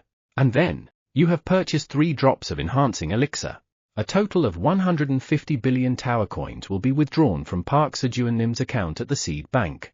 After much deliberation, Sejun purchased the enhancing elixir. The mutagen elixir didn't appeal to him much. He already had 1 new variety secured in front of him, and he thought new varieties would eventually appear as he harvested more. The harvest elixir is what I need the most. It's a shame. Sejun looked regretfully at the harvest elixir in the shop window. The sticky corn he planted a few days ago, the sunflower seed Theo gave him just before. And because by using the harvest elixir on the seeds obtained from the Daebong persimmon would allow him to quickly secure many more seeds. Plus, I can grow our Flamey. Hee. When Sejun was feeling regretful while watching Flamey happily basking in the sun. Pooh-hoo-hoo-hut. Pooh-hoo-hut. Theo began to laugh at such Sejun. It's time for me to step in, meow. What's wrong? Why are you laughing, Vice Chairman Theo? Sejun's mood slightly soured at Theo's laughter. Then, Pooh-hoo-hut. Park Chairman, need money, meow. I have money, meow. Russell. Theo spilled bags of money from his bundle. Huh? How much is all this? Vice Chairman Theo, did you rob a bank or something? Sejun was astonished as he counted the money Theo had taken out. The amount inside the money bags was almost 1 trillion tower coins. It was an amount that couldn't be explained unless a bank had been robbed. No, meow. I earned it, meow. Precisely, it was money earned by selling Sejun's party invitations. All this money was earned by Vice Chairman Theo. Pooh hut. That's right, meow. So, Chairman Park should count on me for such things, meow. Although Theo became arrogant again. All right. I'll count only Vice Chairman Theo from now on. This time, Sejun wasn't sulky and complied easily. Vice Chairman Theo, this knee is yours for a month. Instead, he offered his knee to Theo. Pooh hut. Really, meow? Yes. Chairman Park, I'm moved, meow. Hug. At Sejun's words, Theo, who finally got to monopolize Sejun's knee, hugged it tightly and was touched. And then, he. Purchase. You have purchased 1 drop of mutagen elixir. A total of 300 billion tower coins will be withdrawn from Park Sejun-nim's account at the seed bank. You have purchased 10 drops of harvest elixir. A total of 700 billion tower coins will be withdrawn from Park Sejun-nim's account at the seed bank. In the meantime, Sejun purchased both the mutagen elixir and the harvest elixir with the money Theo earned by selling invitations. 66th floor of the tower. Is this really an invitation to the grand party of the Great Black Dragon? Yes. That's why I made a lot of them so that all of our kin could participate. The ruler of the Red Orcs, Giant Fang, was answered by a skilled hand, who showed him a tremendous amount of counterfeit invitations he had made. A black dragon tattoo drawn as intricately as Theo's paw print. It was identical to the point that no one could doubt it. Perfect. Giant Fang compared the original and counterfeit invitations, expressing satisfaction. Cha-ha-ha-ha. With this, all of our clan can participate in the Great Black Dragon's party. Yes. That's right. Ah, that's right. Skilled Hand. Suddenly, Giant Fang had a brilliant idea and spoke to Skilled Hand. Yes, Giant Fangnim, make more counterfeit invitations. What? But I've already made all the invitations the Red Orcs will use. I know. It's not for us to use. Then, we distribute the invitations to everyone who wants to participate in the Great Black Dragon's party and make known the generosity of our Red Orcs to the Black Tower. Cha-ha-ha-ha. Oh. That's a brilliant idea. The Red Orcs had no concept that what they were doing was a crime. Thus, the counterfeit invitation stamped with Theo's paw print spread throughout the Black Tower. Thanks to this, the number of participants coming to the 99th floor with invitations stamped with Theo's paw print suddenly surged. And then, moo? Did Vice Chairman Theo invite so many to the party? Moo. Moo. Right, this is a bit strange. Let's report this to the Minotaur King. It was too late when Minotaur 700 and Minotaur 800 sensed something was amiss. Thump. Thump. Moo. Moo. You fools. What's happening when you were supposed to guard the entrance? The Minotaur King hurried over upon seeing the bustling 99th floor. Tap. After completing the seed shop transaction and harvesting the Daebong persimmon, you have harvested Daebong persimmon of accuracy. Your job experience has increased slightly. Your proficiency in harvesting LV8 has increased slightly. You have gained 70 experience points. You have achieved the feat of creating a new variety in the tower. As a job trait, all stats increase by 10. Messages appeared in a row. He. Shall we see the effects? Sejun smiled as he examined the Daebong persimmon of accuracy. Daebong persimmon of accuracy. A persimmon grown inside the tower, it is sufficiently nutritious, soft, and sweet. When consumed, the accuracy rate of attacking an enemy greatly increases for 5 minutes. Over time, the exterior becomes mushy. Cultivator, Tower Farmer Park Sejun. Shelf life, 150 days. Grade, day. Oh. It increases accuracy? After reading the description, Sejun placed the Daebong persimmon of accuracy in the void storage. He planned to use the harvest elixir on it later when he returned to the farm along with other seeds. Then, Quenji, Dad, all the persimmons have been harvested. Quenji came over after putting all the persimmons into the void storage.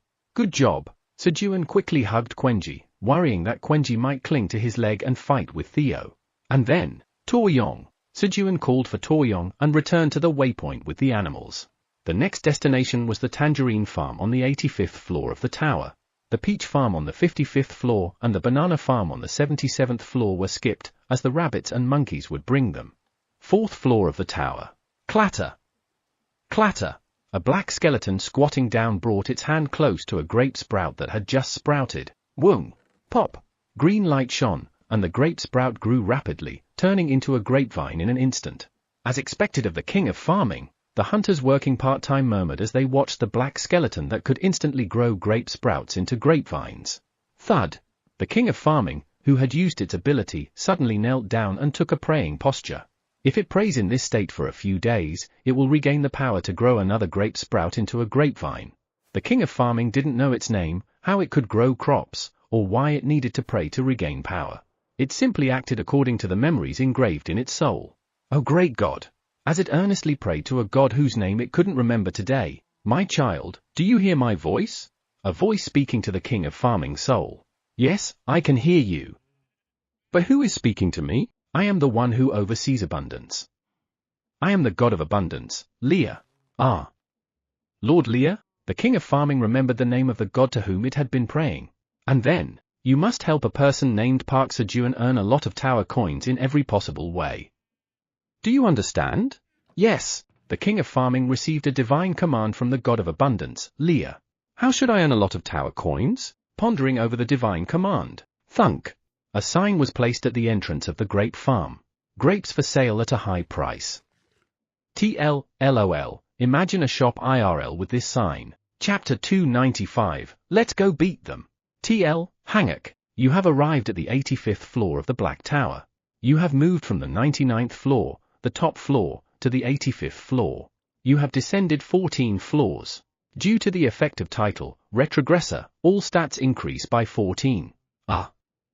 I feel drained. Sejun, who felt drained moving from the 49th floor to the 85th floor. Sejun, feeling a bit powerless, approached a tangerine tree standing in the middle of the farm.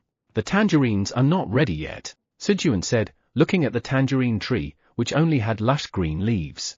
Normally, he should have just turned back and returned to the 99th floor, but, now I have this. Plop! Sejun took out a glass bottle containing a solution emitting a soft green light and opened the lid.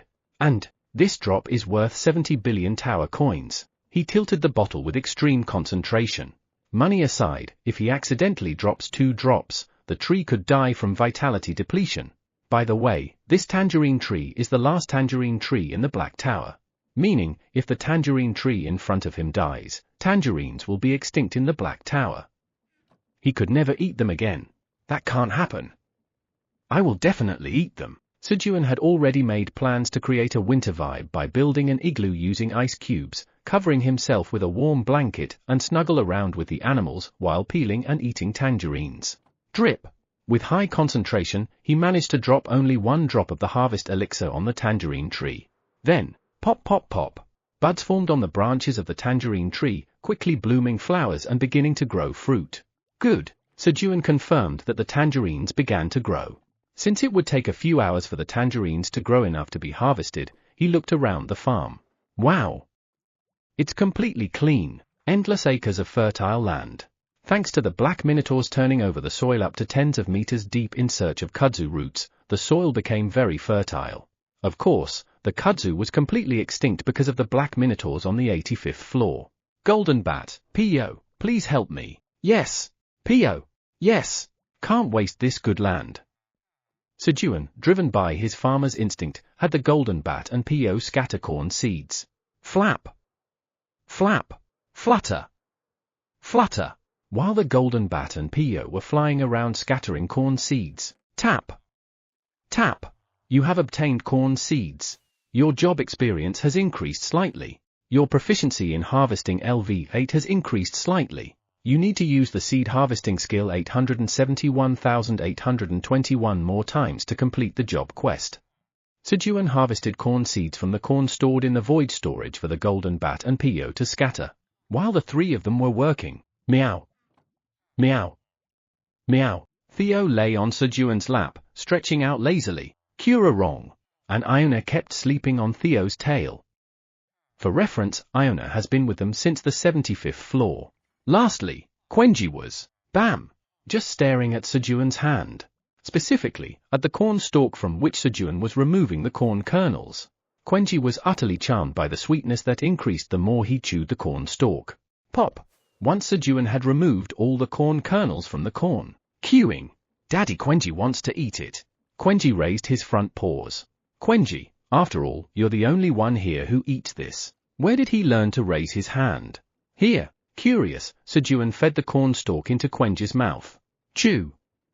Chew. Coo hey hey hey. Quenji chewed the corn stalk, smiling. Thanks to him, not 1 g of food waste was produced.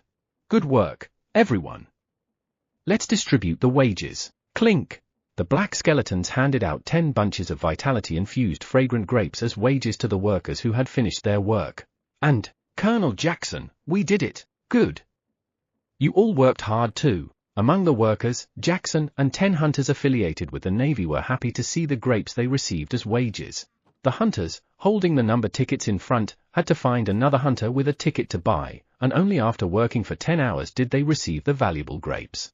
As they were leaving the grape farm with proud expressions, grapes for sale at a high price. Huh? They discovered a sign put up by the king of farming. Ah, they should have sold them earlier. Jackson sighed and headed back to the grape farm. And, I would like to buy the vitality-infused fragrant grapes. He went to the king of farming to start negotiations for buying grapes. Clink. Clink. How many bunches will you buy? Since the king of farming couldn't speak yet, Sejun's first hoe, Philip, relayed the king of farming's words to Jackson. I'll buy 1,000 kilograms. At what price? The price is... Jackson hesitated a bit, scrutinizing the faces of the king of farming and Philip as he was trained to do. It was to gauge their reaction. However, I can't tell at all. Jackson couldn't read their minds. It was obvious. Both were black skeletons, with nothing but bones, which made for perfect poker faces. I will give you 20 tower coins per bunch. So, he called half the current market price. Currently, the price of vitality-infused fragrant grapes on Earth had fallen a lot from its original price, selling for about $40,000. Then, no. No. The king of farming shaking his head left and right, rejecting the offer outright. The word expensives wasn't written on the sign for nothing. Then, 30 tower coins per bunch. Jackson raised the price by 50% and made another offer. But, no. No. The king of farming rejected it again. If Sejun had taught Theo the method of cutting down 3 times, the king of farming had the 3 shakes and 1 nodder method. The 3 shakes and 1 nodder forcibly engraved in the soul of the king of farming. It seemed someone had been quite frustrated because of the king of farming. Then, 33 tower coins. Shake. Shake. 35 tower coins. Nod. Nod. Thus, after 3 shakes, the king of farming gave the final combo of 1 nod. Phew. Here are 35,000 tower coins. Eventually, Jackson bought 1,000 bunches of vitality-infused fragrant grapes at a price cheaper than the market rate. But the market rate was the price they sold for on Earth. Considering the transportation cost, it was bought just a little cheaper than the market rate. After Jackson left, I came to buy the vitality-infused fragrant grapes. The price for vitality-infused fragrant grapes is 37 tower coins per bunch. What? The hunters who came for the transaction had to buy the grapes at the set price without understanding the situation. Thud. You have harvested ripe tangerines. Your job experience points have slightly increased. Your proficiency in harvesting LV8 has increased slightly. You have gained 70 experience points. Looks like it's time to harvest? Sejun checked the status of the tangerines through the message. Quenji, let's pick the tangerines. Coo hey hey hey. Queuing. Hee hee hee. Understood. Quenji, who was patting his stomach contentedly, sprang up at Sejun's call. Shortly after, it's done. Since there was only 1 tangerine tree, the harvesting was finished quickly. And, ice cubes. Thump. Thump. Thump. Sejun stacked the ice. Swoosh. And poured water to freeze the water between the ice, completing the igloo. It was a rectangular-shaped igloo, not a round one, but that didn't matter. The feeling was what was important. Then, Sejun entered the igloo. Hee hee hee. It's cold. Satisfied with the cold air coming from the ice, he laid down a mattress on the floor. Guys, come in. and covered himself with a blanket along with the animals. Good. This is it. Sejun, satisfied with the cold outside but warm inside, took out a tangerine, peel, and peeled it. All this effort was just to properly enjoy a tangerine. Here, queuing. Pip pip. Quenji and the golden bat each received a peeled tangerine, nominative nom. And Sejun also put a tangerine in his mouth and chewed. Crunch. Crunch. As the tangerine segments were crushed between his teeth, a mixture of a little sourness and a lot of sweetness from the juice seeped out. It's delicious. While Sejun was enjoying the taste of the tangerine, crack. Huh? Something hard was chewed on. P2E. Sejun hurriedly spat out what was chewed between his teeth, and out came a seed as small as a baby's fingernail. It was a tangerine seed. P2E. P2E. 3 of them, in fact. Why are there seeds? Sejun, who had never encountered a seeded tangerine in all his years of eating tangerines. Then he realized this was actually fortunate. Without seeds, he couldn't increase the number of tangerine trees. P2E. P2E. Following Sejun, Quenji also spat out the seeds. He. Shall we plant these tangerines and eat a few more? Queuing. That sounds good. It's not because they wanted to eat more tangerines. It was necessary to have seeds to plant tangerines. The tangerines were just a bonus. Peel. As they continued to peel and eat the tangerines. We ate them all? Queuing? Are they already gone? Sejun and Quenji had already eaten all the harvested tangerines, which allowed them to use the igloo they had made with some effort for a bit longer. And, sip. The golden bat was still busily sucking on the piece of tangerine Sejun had given it at the beginning. A little later, you have created a 33,000 square meters tangerine farm. You have gained 30,000 experience points. You cannot gain experience points because you have not completed the job quest. With his hands tired from peeling tangerines, Sejun planted 3,100 tangerine seeds and, let's go home now. They returned to the 99th floor of the tower. You have arrived at the 99th floor of the tower. Toryong, let's go home. Yes, master. Sejun, having arrived at the 99th floor, rode Toryong back to the farm. Let's go get some rest. Sejun was thinking of quietly ending the day and having a party around noon tomorrow. But, what's all this? Sejun saw a bustling crowd of people. Then, thump. Moo. Sejun tilde nim. Minotaur King hurried over after spotting Sejun. And, so Vice Chairman Theo sold the party invitations, and that's why this happened? Sejun found out that the reason the 99th floor was in this state was because of Theo's invitations and how Theo had raised the money. But, meow? I didn't sell that many invitations, meow. I only sold exactly 1,000, meow. The number of participants was too many compared to the number of invitations Theo had sold. Someone must have forged the invitations. Dare to disrupt my party? Theo-san, this is a case of forgery. Let's find the culprit. Pooh hut. Worry not, Sherlock Sejun, meow. I can recognize the original invitations, meow. Theo quickly adapted to the situation play, now familiar with such scenarios, in response to Sejun's words. But how can you tell which are the originals? That's because, to imprint the stamp with the black dragon tattoo, magic power must be infused. In other words, Theo's unique magic power was contained in the invitations he made. Really? So we can tell if they're original by looking at the invitations. Pooh hut. Yes, meow, but how can we find them all here? There were almost 1 million participants in the tower right now. Only 0.1% of them had the original, meaning it would take a whole day to find the culprit. Then, Kyo don't worry. I'll help you. Iona, who had been asleep, woke up furious upon hearing that Theo's invitations had been forged. Kyo let the power of magic find the energy I seek. Mana scan. As Iona used her magic, a blue wave spread out from her, searching for Theo's energy. And, marking, Iona used another spell to mark those with Theo's original invitations in blue, and all others in red. Kyo done. Let's go beat them up now. Iona, exuding a murderous aura, was ready to scold the participants with forged invitations. Iona becomes even more aggressive when it comes to matters involving Theo. But, Pooh hut. Wait a moment, Iona. Theo stopped Iona in her tracks and, swoosh, pulled out a bundle of contracts from his bundle. And, those with red marks on their heads, you've done wrong, so come this way, meow. He began to collect stamps from those with forged invitations. Pooh hut. A lot of excellent slaves have been made, meow. There are too many, help me, meow. Since there were too many people, Sejun, the animals, and the black minotaurs also joined in. Thus, the holders of the forged invitations became slaves for a year. I don't want to. Why should I? There were some who resisted, but, queuing,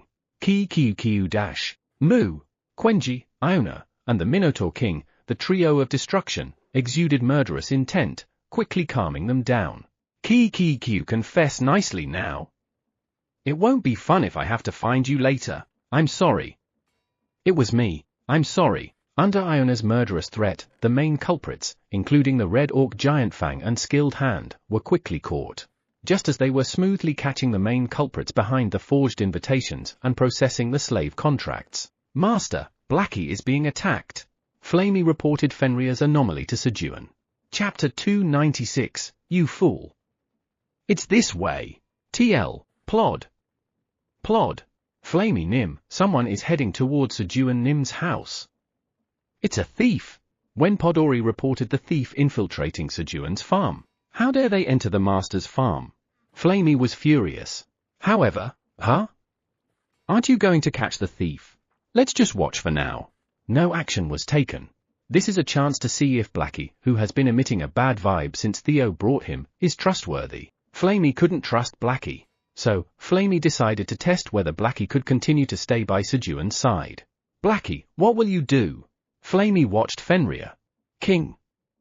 King, you bastards. What did I do so wrong?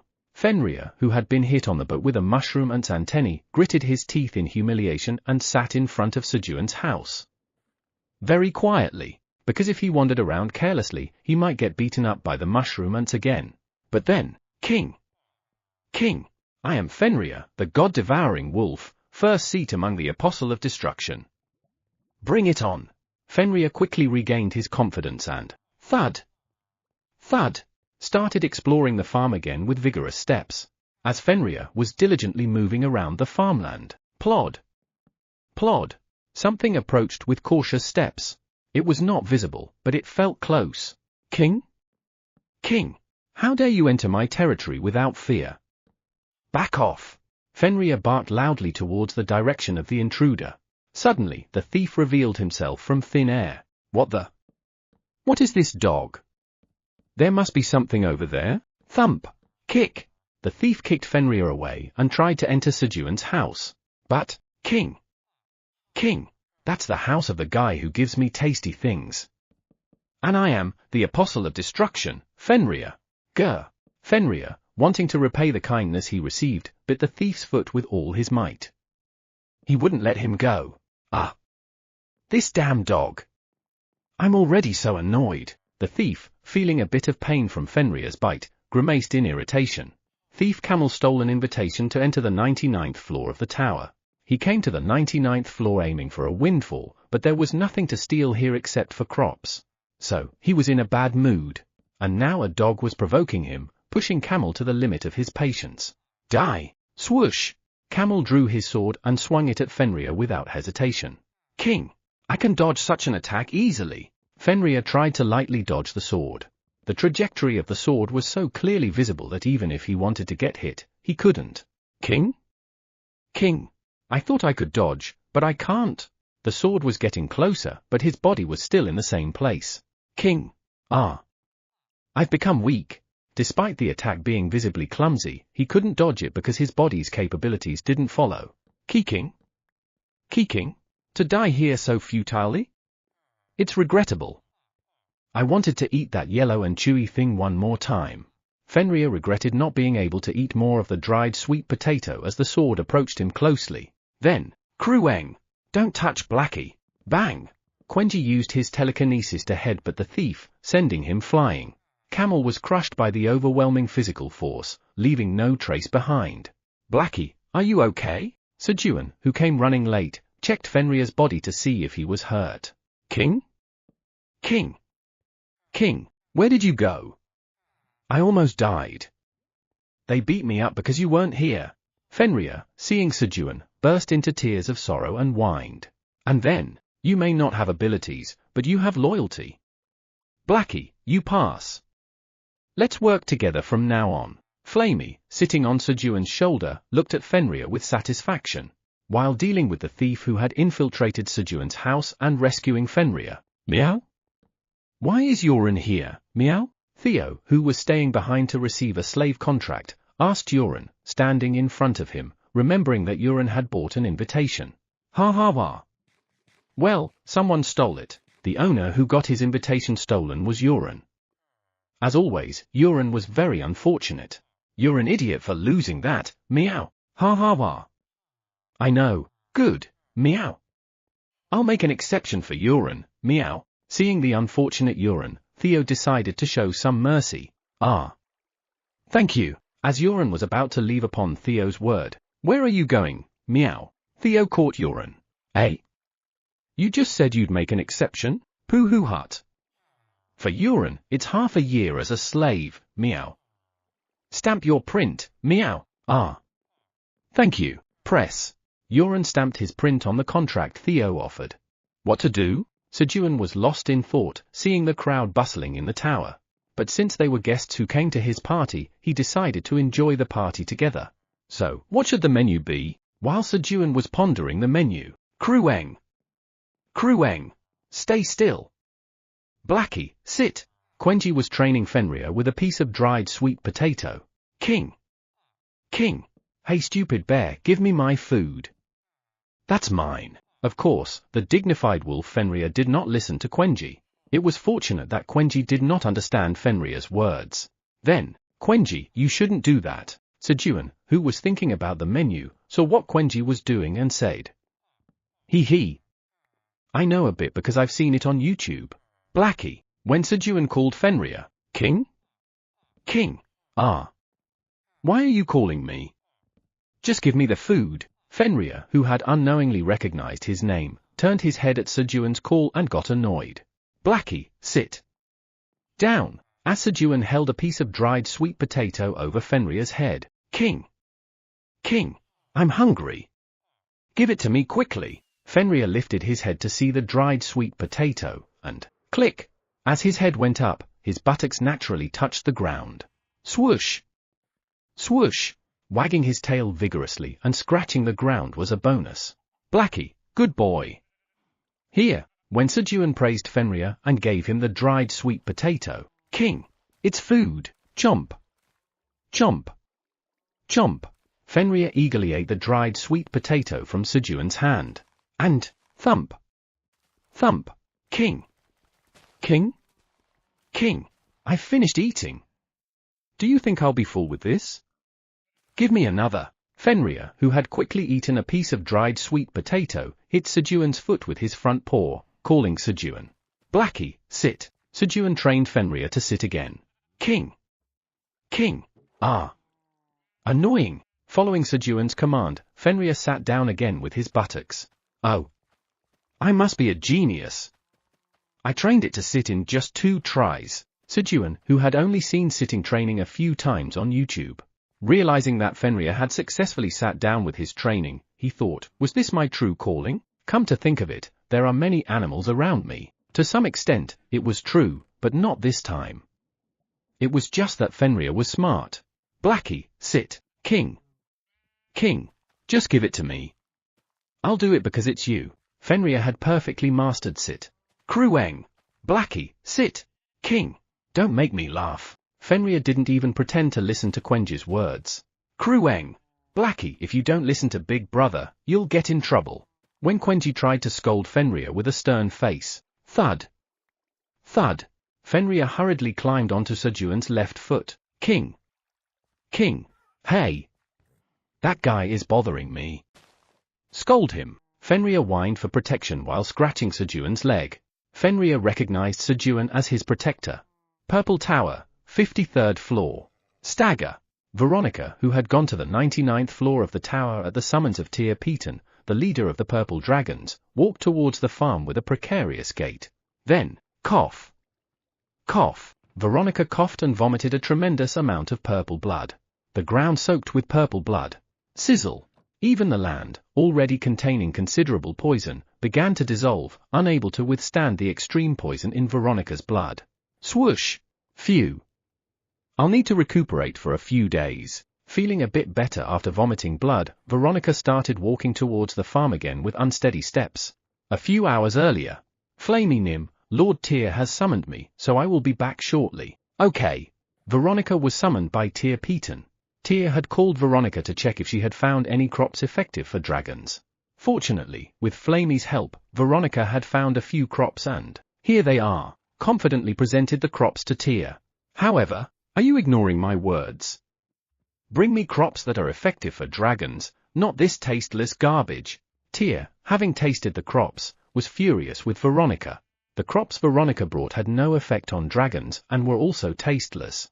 Raw. Angered, Tyr's energy surged, and the poison contained in his aura spread around, poisoning Veronica.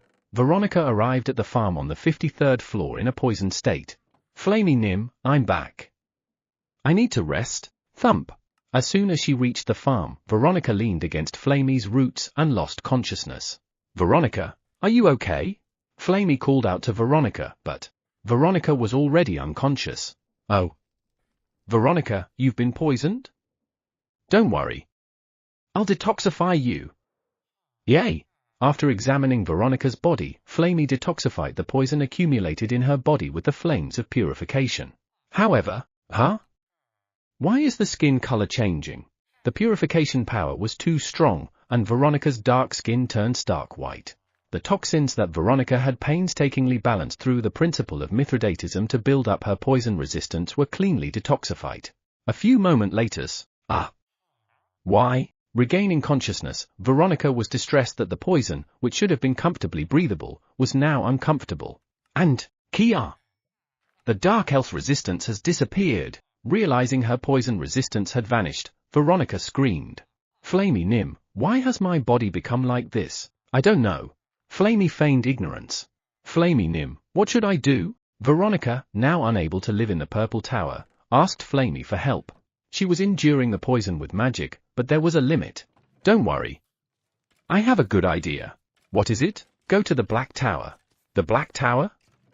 Is it okay for me to go? Of course. Sejun will help Veronica. Take this with you while you're at it. Flamey handed Veronica the land deed of the Purple Tower she had. Although things got a bit tangled, Flamey was able to give Sejun a gift thanks to this situation. You must never talk about me. Flamey also made sure to caution her not to reveal any secrets about herself. Yes. I'll go right away. Swish. Veronica hurriedly unfolded the land deed of the Black Tower's 99th floor farm she had with her. Raise the ground. As Sejun tapped the ground with Myla's hoe. Boom. A giant fire pit was created in the front yard. With as many as 1 million participants in the party, a giant fire pit was necessary since the scale could not be handled in a regular kitchen. Quenji. Krueng. Got it. Thump. Thump. Following Sejun's command, enlarged Quenji placed a supersized pot on the fire pit. It was a crab shell pot. Kaiser Nim, could you please fill it with water? Understood. At Sejun's request, Kaiser flew over and filled it with water, and snap! Sejun lit the fire in the pit with a flick of his fingers. Whoosh! As they waited for the water to boil, the rightful owner holding the land deed of the Black Tower's 99th floor farm has appeared. If you do not wish to lose the farm you've worked hard for, defeat your opponent. A message appeared. What? A rightful owner? Of course, I'll defeat them. As Sejun looked around to find the target to suppress, he saw a being with a height of 3 meters, stark white skin, and a muscular body. It was Veronica.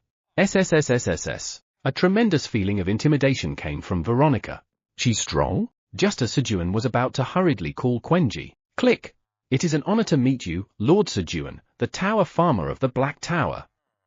I am Veronica, the Tower Farmer from the Purple Tower. Veronica knelt and paid her respects towards the enlarged Quenji, shouting out her introduction. Krueng? Hey stupid! This way! Flap! Flap! Flamey hurriedly shook her leaves from Sejun's shoulder. However, droop! Sejun's heart was already broken. Chapter 297, Something's Wrong Here. TL, is this the Black Tower?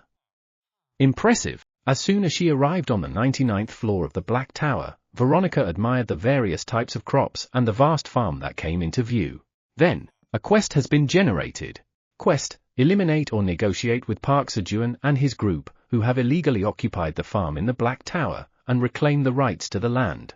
Reward: recognized as the rightful owner of the 99th floor farm of the Black Tower. A quest message appeared in front of Veronica. Park Sejun and his group? What's this about? Reading the message, Veronica looked around in confusion, hurrying to find Sejun to clear up the misunderstanding, lest she be mistaken for an enemy come to steal the farm. Who is Sejun Nim? Growing anxious, Veronica thought. That person must be Sejun Nim. Veronica greeted someone who, to anyone's eyes, seemed to exude the powerful aura of a tower farmer. But, click! Krueng! Krueng! Dad is over there. Quenji's dad's name is Sejun. The being she greeted was not Sejun, but Sejun's son. What? Doomed?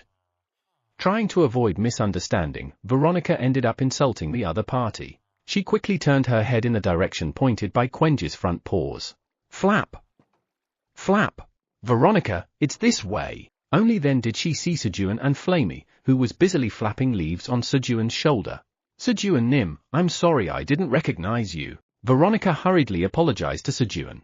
Why is the tower farmer so weak? Veronica found the weak tower farmer curious. But they don't look alike at all?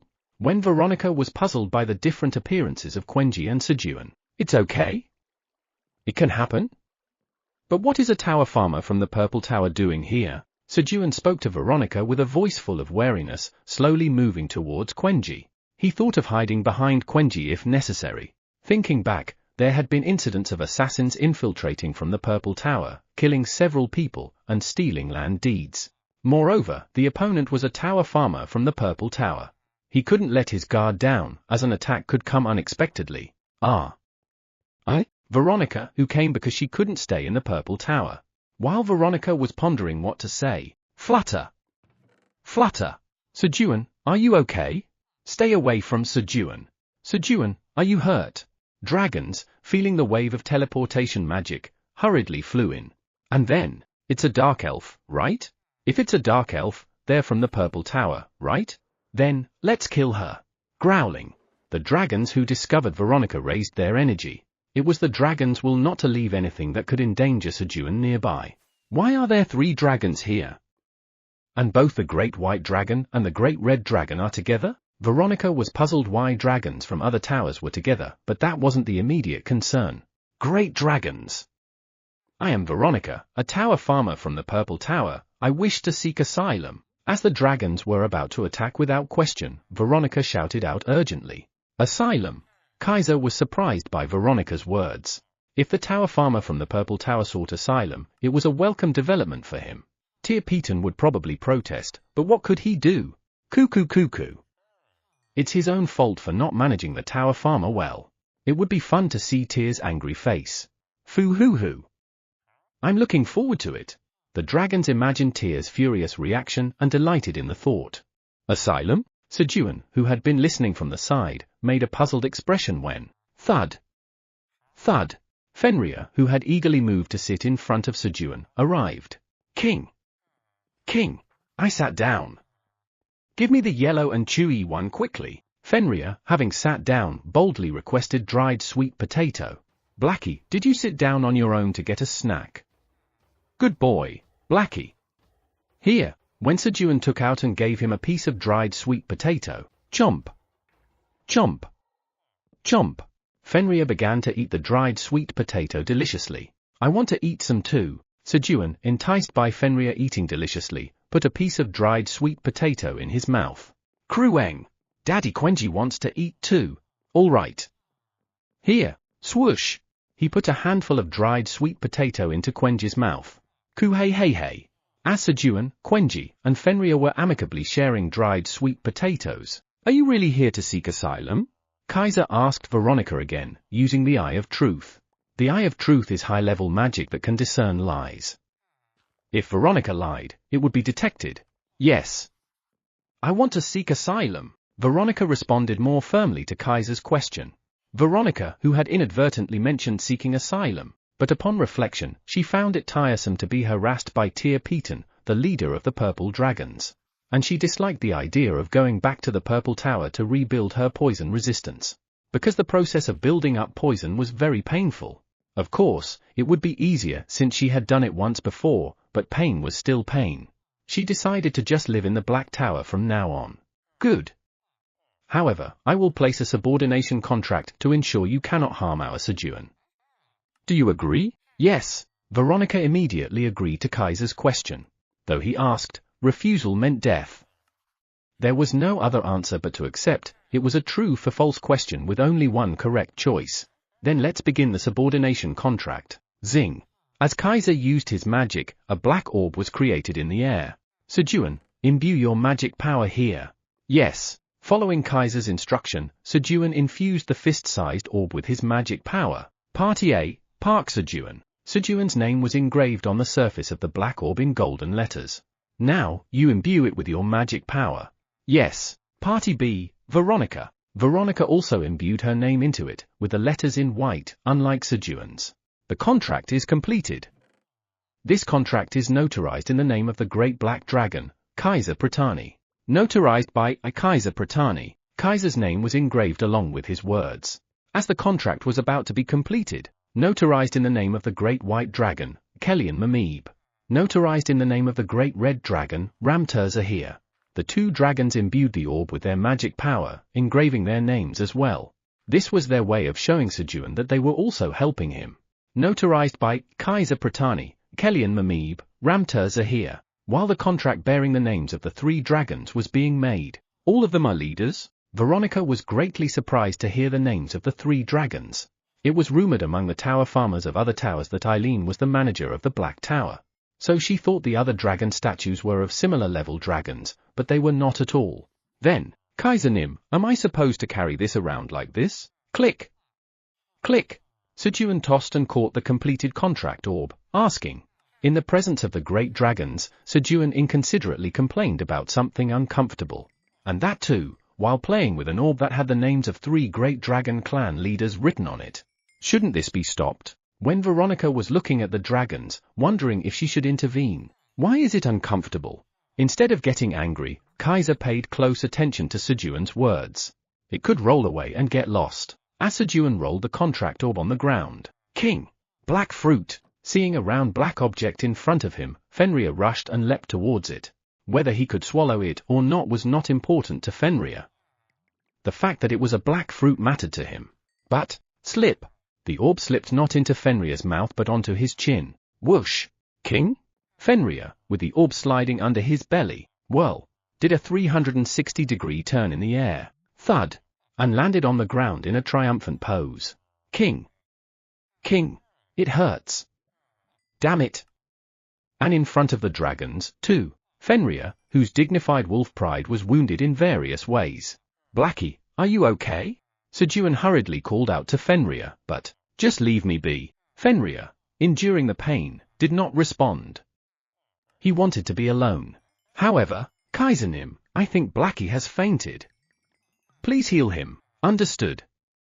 Be healed. Sejun, unaware of Fenrir's feelings, forcibly woke him. King, I feel so down. Unable to pretend to be unconscious, thanks to that, Fenrir buried his head in Sejun's foot and lay down. Anyway, since it can be stepped on and cause slipping, please change its form. What form should I change it to then? Kaiser, change it into a ring. No. Just transform it into a paper form. That sounds better. Thus, the contract orb was transformed into a scroll-shaped contract. And, something's wrong here. Veronica looked incredulously at Sejun receiving the dragon's adoration. It was just a few requests, but to Veronica, it seemed like perfect pampering. The tower farmers she knew were professions that received orders from dragons and got scolded for not doing well. As Veronica struggled to adapt to the incomprehensible atmosphere of the Black Tower, Black Tower's tower farmer, Park Sejun, has taken Purple Tower's tower farmer, Veronica, under his wing. You have achieved the feat of taking 2 tower farmers under your wing. As a reward for the feat of the great farmer, 1 job trait is added. With the job trait, you borrow 0.2% of the stats of the tower farmers under your wing. A message of achievement appeared in front of Sejun. According to the job trait, you borrow 0.2% of the stats of White Tower's tower farmer, Arjux Mamib. Strength 70, Stamina 40, Agility 38, Magic Power 100 are increased. According to the job trait, you borrow 0.2% of the stats of Purple Tower's tower farmer, Veronica. Strength 5, Stamina 8, Agility 18, Magic Power 14 are increased. The job trait was activated, borrowing 0.2% of the stats from the tower farmers under his wing. 0.2% means, if I multiply it by 500, it would be their original stats. Sejun became curious about Arjux's and Veronica's stats and did the math. He always wondered how strong they were since he kept fainting and facing life-threatening situations every day. Let's start with Arjux first. 70 times 500 is, Strength 35,000. That was almost 9 times his total stats in strength alone. Arjux. Strength 35,000, Stamina 20,000, Agility 19,000, Magic Power 50,000. Veronica. Strength 2,500, Stamina 4,000, Agility 9,000, Magic Power 7,000. Thus, he learned both of their stats. Sejun realized why he had been fainting and nearly dying was all too natural. He wondered how he had managed to survive until now. It's all thanks to everyone. Sejun thought of those who had protected him and felt grateful when Sejun Nim, please accept this. Veronica handed him the land deed for the 99th floor of the Black Tower and 5 land deeds for the Purple Tower, as requested by Flamey. They were for the 11th, 23rd, 53rd, 72nd, and 89th floors of the Purple Tower. Thank you. But why are you giving me the Purple Tower land deeds? That's to convey my sincerity. Veronica, who couldn't say it was because Flamey asked, made up a vague excuse. And then, you have become the rightful owner of the Black Tower's 99th floor. Sejun finally became the real owner of the farm on the 99th floor of the Black Tower. Purple Tower's administrator area. Becca? She looked in pain earlier. Should I have used some healing magic on her? Note, I'm not sure if I mentioned this before, but I previously translated Becca when Veronica's name wasn't revealed. Becca is short name of Veronica. While Tyr was lost in thought, recalling Veronica's pallid face from earlier, ding! A red alarm appeared on the crystal ball. What's this? A red color signified a very important alert. Tyr hurriedly checked the alarm. Purple Tower's tower farmer, Veronica, has joined under Black Tower's tower farmer, Park Sejun. What? How dare Kaiser, that bastard! How dare he take my tower farmer? Enraged by the alert, Tyr quickly flew towards the Black Tower. Chapter 298, Black Tower is the best. TL, Park Sejun Nim, is this how it's done? Veronica asked as she wrapped sweet potatoes and potatoes in grapevine leaves. The cooking had briefly paused with the appearance of Veronica. When Sejun started cooking, Veronica said she would help by his side. Then, please do this. Sejun had her make roasted sweet potatoes and potatoes. Yes. After making them like this, just put them in the fire, Sejun said as he threw what Veronica made into the fire. Yes. Leave it to me. Thus, Sejun entrusted the cooking of the roasted sweet potatoes and potatoes to Veronica. Climbing atop the giant hearth, Sejun put tower coins into the artifact, rice dough that devours wealth, char, and began pouring rice flour into the boiling crab shell pot. Since rice flour could be endlessly produced with money, Sejun planned to use rice flour as the main ingredient for his cooking. The menu he decided on was fish porridge and locust porridge. They were easy to make and could be produced in any quantity. Quenji, bring out the fish. Krueng. Understood. Responding to Sejun, who was busy pouring rice flour, Quenji fetched the prepared fish from the void storage and dropped them into the crab shell pot. Splash. Splash. A moment later, char. Sejun began pouring rice flour into another crab shell pot. Then, Pooh Hut. Chairman Park, I've arrived. Meow. Slap. Theo clung to Sejun's knee and spoke. Vice Chairman Theo, have you already finished the contract? Pooh Hut. Yes, meow. Theo, who had missed Sejun's knee even for a short while. I want to go to Chairman Park, meow. He wanted to go to Sejun, but there were still hundreds of thousands left for the slave contract. It would take hours to go to Sejun like this. This won't do, meow. So, Theo immediately put those who had just become slaves to work on writing the contracts. The more slaves they signed, the more slaves they had, and they were done in no time. Thus, Theo returned to Sejun's knee. Vice Chairman Theo, welcome back. Sejun warmly greeted him. It was just the right timing for Theo to return when he was needed. Pooh hut. Did Chairman Park miss me, meow? Yes. Please chop this finely, Sejun said as he threw the frozen locust meat into the crab shell pot from the void storage. Pooh hut. Leave it to me, meow. Clang. Theo unsheathed his dragon claws. Meow meow, and diced the locust meat flying into the crab shell pot. Here we go. Come on, meow. As Sejun threw the locust meat and Theo diced it finely, repeating the process. What's this? Veronica, who was wrapping sweet potatoes and potatoes in grapevine leaves, felt a chilling premonition. A premonition that made her hair stand on end. Veronica stood up and turned her head towards the direction of the premonition. Could it be? Those are dragon claws. Veronica was shocked to discover the black claws on Theo's front paws. Dragon claws? Dragons never give their body parts to insignificant beings. I've never received such a thing. Veronica envied Theo's claws. However, tens of thousands of dragon scales engraved with dragon skin magic. Hundreds of dragon warrior helmets. Bracelets made from dragon horns. If Veronica, who used to get nagged at by Tyr Peton every day, had seen the items Sejun received from dragons, and soon, the dragon blood from 9 dragon tribes, she couldn't have even imagined it. Pooh hut. Has Vice Chairman Theo's skill, meow. Our Vice Chairman Theo is doing great. Pooh hut. Of course, meow. Chairman Park, throw it quickly, meow. As Theo was finally dicing the locust meat with Sejun's encouragement. Coo-hoo-hoo-hoo. He's here. You-hoo-hoo-hoo. It's Tyr, as expected. He came running right away. Foo-hoo-hoo-hoo. Since the tower farmer was taken. Well, let's hurry and watch. The dragon statues all stopped at once. Kaiser, how dare you? Tyr Peton, the leader of the purple dragons, flew swiftly towards the black tower. Have you arrived? Kaiser greeted Tyr as he came out. Arrived?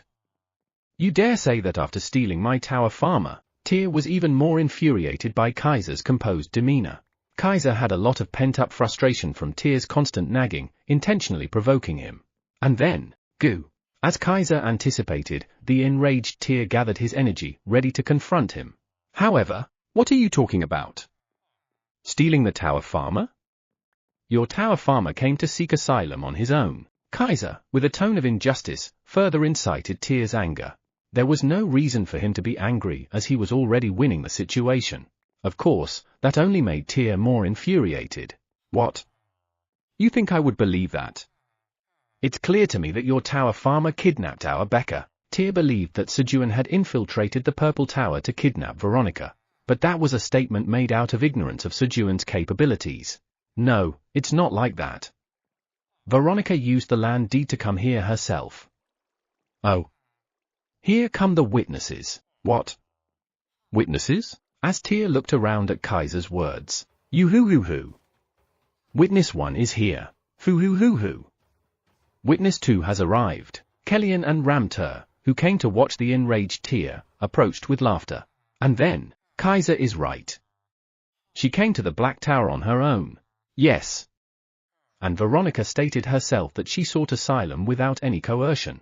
Both confirmed the truth of Kaiser's words. How could our Becca? Tyr was shocked by the words of the 3 dragons. I need to go into the tower and talk to Becca myself. Tyr thought it was necessary to talk to Becca directly. However, no, Kaiser flatly refused. Tyr might harm Sejun, then the competition would increase. One more competitor wanting to buy Samyangju and black beans. Shaking their heads, Kellyan and Ramtur seemed to agree with Kaiser from behind. Just then, Grandpa! What are you doing? Eileen appeared. Eileen, sensing something off about Kaiser's actions from a distance. Is our Sejun's customers being kicked out? Rushed over after Kaiser rejected Tyr's proposal. And then, greetings. Tyr Petennim, leader of the Purple Dragons. My name is Eileen Pratani, and I'm the administrator in charge of the Black Tower. Eileen politely greeted Tyr. Oh. The granddaughter is better than the grandfather. Seeing Eileen treating him with respect, Tyr mocked Kaiser. However, coo-hoo-hoo-hoo. Of course. My granddaughter is so outstanding, it didn't work on Kaiser at all. Indeed, the doting grandfather Kaiser. Our granddaughter, you see, ahem. Grand. F.A. There. Eileen hurriedly stopped Kaiser, who was about to boast about her. And then, Tiernim, to enter the Black Tower, you need a dragon statue and a contract promising not to kill anyone inside. Eileen explained the conditions for entering the Black Tower to Tyr. A dragon statue and a contract. Yes, Eileen explained why the dragon statue was needed and the content of the contract. Understood. Then, I'll go make a dragon statue first. Tyr hurried back to the Purple Tower to create a dragon statue. Ah. Tiernim, just in case, bring a lot of tower coins too. Eileen shouted towards Tyr as he flew away. Eileen was always kind to Sejun's customers. Vice Chairman Theo, good work. Pooh Hut. That's right, meow. I did work hard, meow. Theo proudly praised himself in response to Sejun's words and then, plop, jumped off Sejun's knee and went to the front of the Creator God's tablet. And then, shoshashak. Shoshashak. He began to sharpen his dragon claws on the Creator's tablet, honing the edges of his claws. Why the Creator's tablet, you might ask? Only something as hard as the Creator's tablet can sharpen dragon claws. Pooh Hut. I always need to take good care of my dragon claws, meow, shoshashak. Shoshashak. While Theo diligently sharpened his claws on the Creator God's tablet. Where did you get that? Veronica approached, looking enviously at Theo's dragon claws. Pooh Hut. Jealous, meow, Theo asked with a smug voice, pleased with himself. Yes. I'm so jealous. How did you get them? Pooh Hut. These dragon claws were given to me by Lord Kaiser, meow, Theo boasted proudly, flaunting his dragon claws. What?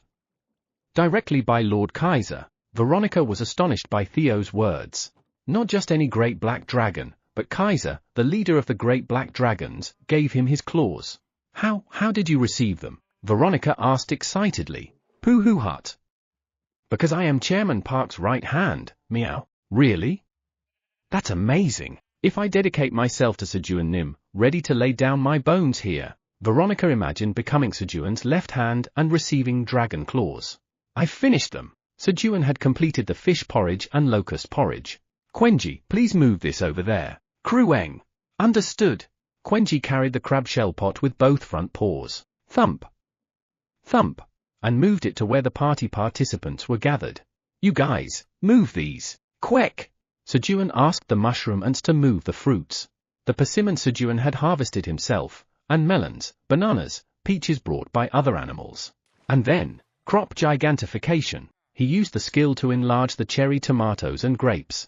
While the mushroom ants were moving the fruits, crop gigantification, Sejun enlarged about 1,000 magical cherry tomatoes. Now, it's time to enlarge the grapes. As he took out a few bunches of vitality-infused fragrant grapes to use crop gigantification, King, Black Fruit, Fenrir, who had been watching Sejun, rushed towards the grapes.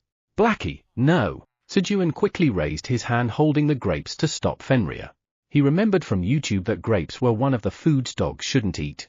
Of course, Fenrir didn't understand Sejun's words. King. Hey. I sat down. Give me the black fruit. Squat. Fenrir sat down obediently in front of Sejun, expecting the grapes. Are you going to give them now? No choice then. It would be troublesome if this happened every time he took out grapes. Swoosh. Pretending to pick a grape, Sejun took out a piece of black royal jelly instead. And then, here. Take this. He gave the black royal jelly to Fenrir. King. Black fruit. Mine. Fenrir, oblivious to the switch from grapes to black royal jelly, was blindly fixated on this black fruit. Nom. Fenrir bit into the black royal jelly. And then, King. Endured it. Trying to withstand the bitterness, he fainted. Sorry. But it's for your own good. Smirk. Despite feeling sorry, Sejun couldn't help but smile. Squat. He picked up Fenrir and laid him down in the bedroom before returning to his work. Just then, Sejun Nim, may I try one of those? Bewitched by the fragrant smell of grapes she was experiencing for the first time in her life, Veronica looked at Sejun with earnest eyes and asked, These grapes? Yes, all right. Go ahead and eat. Sejun cheerfully handed 5 bunches of vitality-infused fragrant grapes to Veronica. Thank you, Nom. Veronica expressed her gratitude to Sejun and ate the grapes. Oh my! Veronica was amazed as she tasted the vitality-infused fragrant grapes. Having always eaten tasteless food filled with poison in the Purple Tower, there was food that tasted like this. The Black Tower is the best. One more reason not to want to return to the Purple Tower arose. And then, I guess I won't be able to eat this if I go back to the Purple Tower, huh? It became even harder for Tia to bring Veronica back to the Purple Tower. Chapter 299, 1 year anniversary of entering the tower. TL, crop gigantification. Sejun used the skill on the roasted sweet potatoes and roasted potatoes made by Veronica, following the fruits. And, your proficiency of crop gigantification LV6 has slightly increased. Your proficiency of crop gigantification LV6 has been filled, and the level has increased. The skill level increased when he almost finished gigantifying the roasted sweet potatoes and roasted potatoes made by Veronica. Good. Sejun was happy about the skill level going up and crop gigantification. He intensified the use of the skill. While Sejun and the mushroom ants were setting up the food. Okay. The banana monkeys working at the brewery opened the samyangju and bottled it. Okay. The banana monkeys from the 77th floor of the tower helped set up the alcohol while transporting the samyangju. Shortly after, it's done. The food and alcohol setting for the party was completed.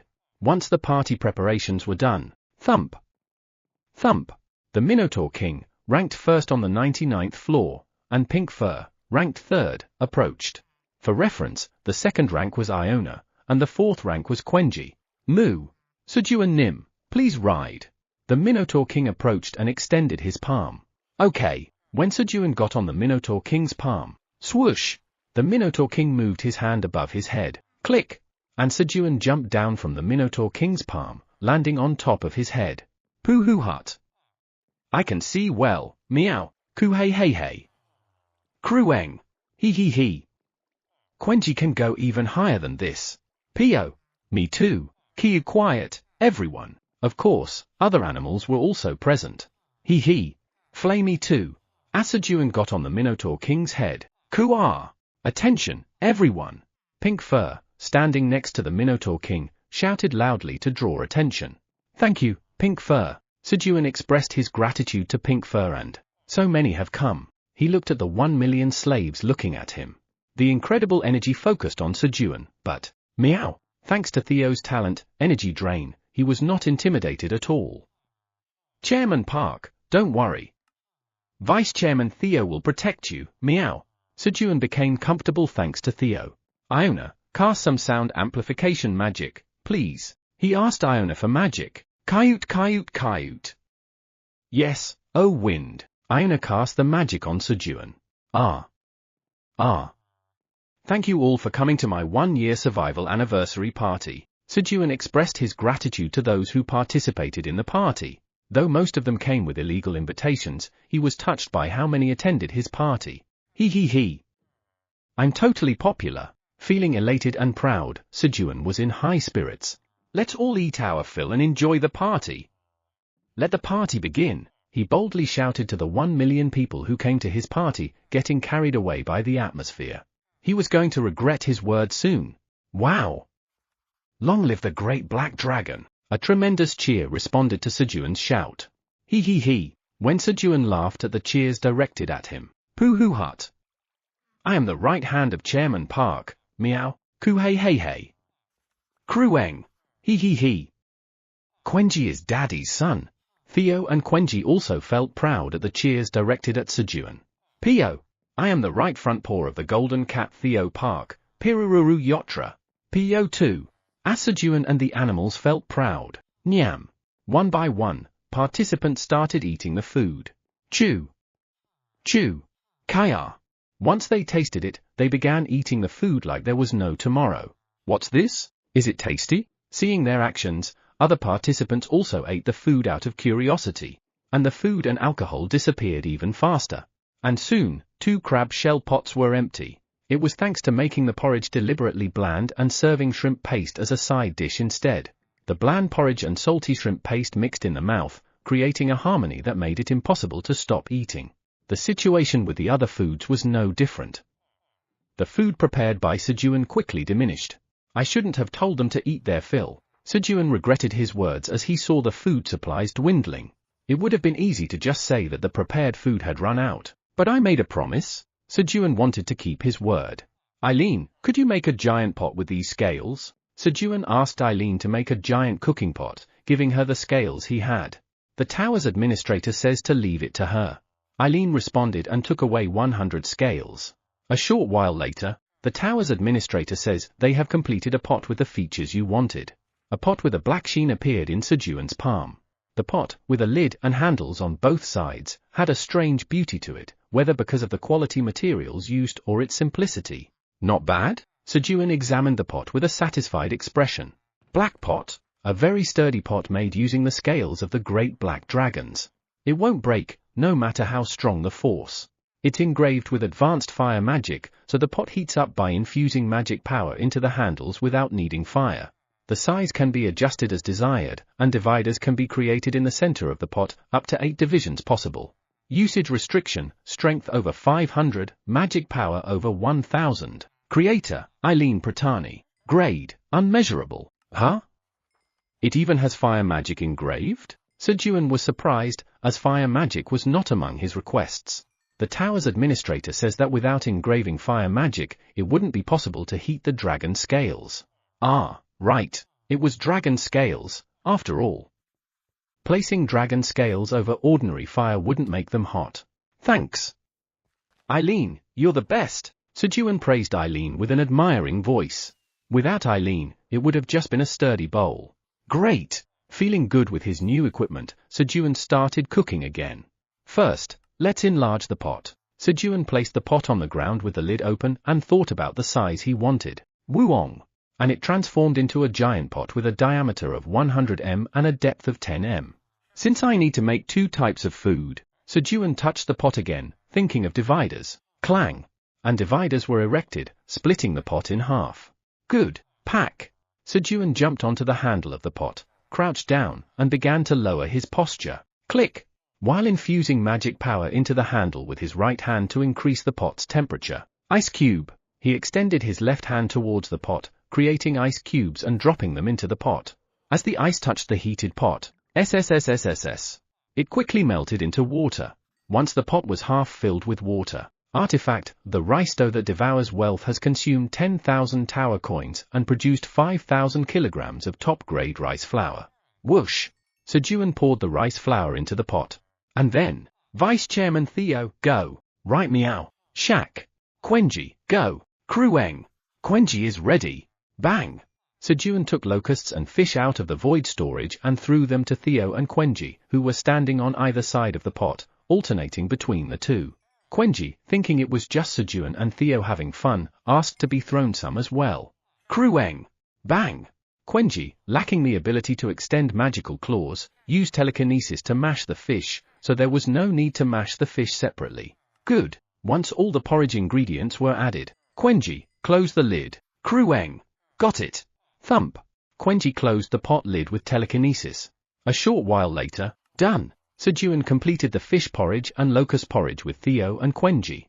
Thanks to the strong firepower and the pressure built up by covering the pot, the porridge could be made faster. Minos, please scoop some out and share. Moo! Yes! At Sejun's request, the black minotaur scooped out porridge from the giant black pot in the large crab shell pot. Thump! And placed it here and there in the middle of the spaces so it could be easily eaten. Then, they brought the empty crab shell pots back to the fire, filled them with water, rice, and ingredients, and began boiling again. Veronica, are you doing well? In the meantime, he made roasted sweet potatoes and roasted potatoes with Veronica, crop gigantification, and used the skill to gigantify cherry tomatoes, grapes, roasted sweet potatoes, and roasted potatoes. After a few cycles, huh? It's gone? The locust meat and fish stored in the void storage were the first to run out. Then, let's switch to egg porridge. Sejun immediately changed the ingredients to egg fruits and made egg porridge. How much time had passed? No more complaints about running out of food were heard. He had fed 1 million people to their fill. Phew. That was hard. Sejun was exhausted from making food. Thud. He sat down on the ground to rest.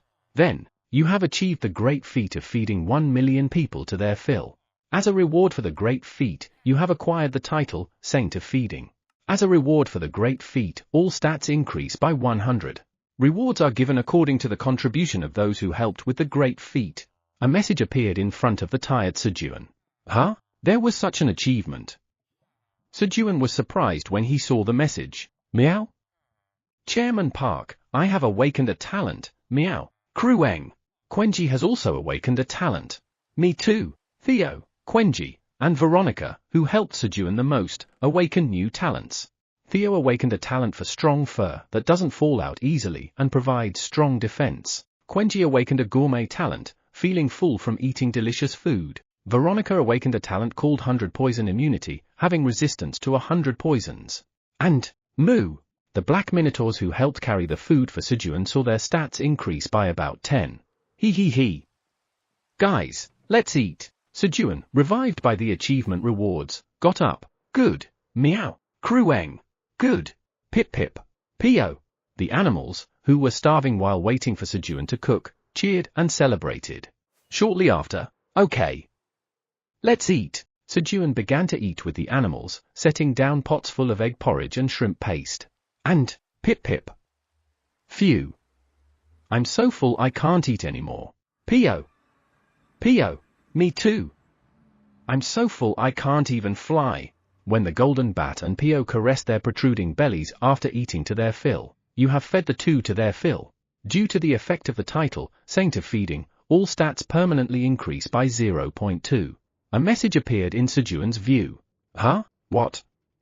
Do all stats increase by 0.1 every time I feed someone to their fill? He. From today, everyone eats to their fill. Got it? Krueng. Understood. Quenji will eat to his fill. Quenji responded with a cheerful voice to Sejun's words. It was fortunate that Quenji had awakened the gourmet talent. Otherwise, Sejun would have had to cook tirelessly again.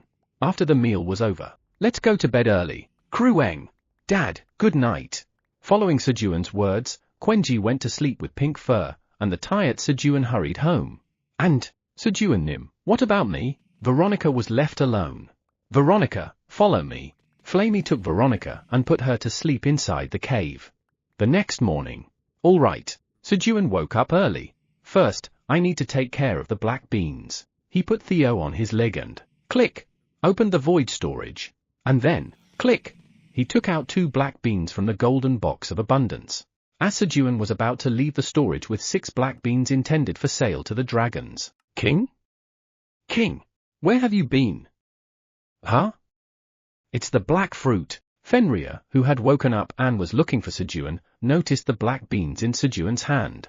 Thump. Fenrir ran eagerly towards Sejun. Click.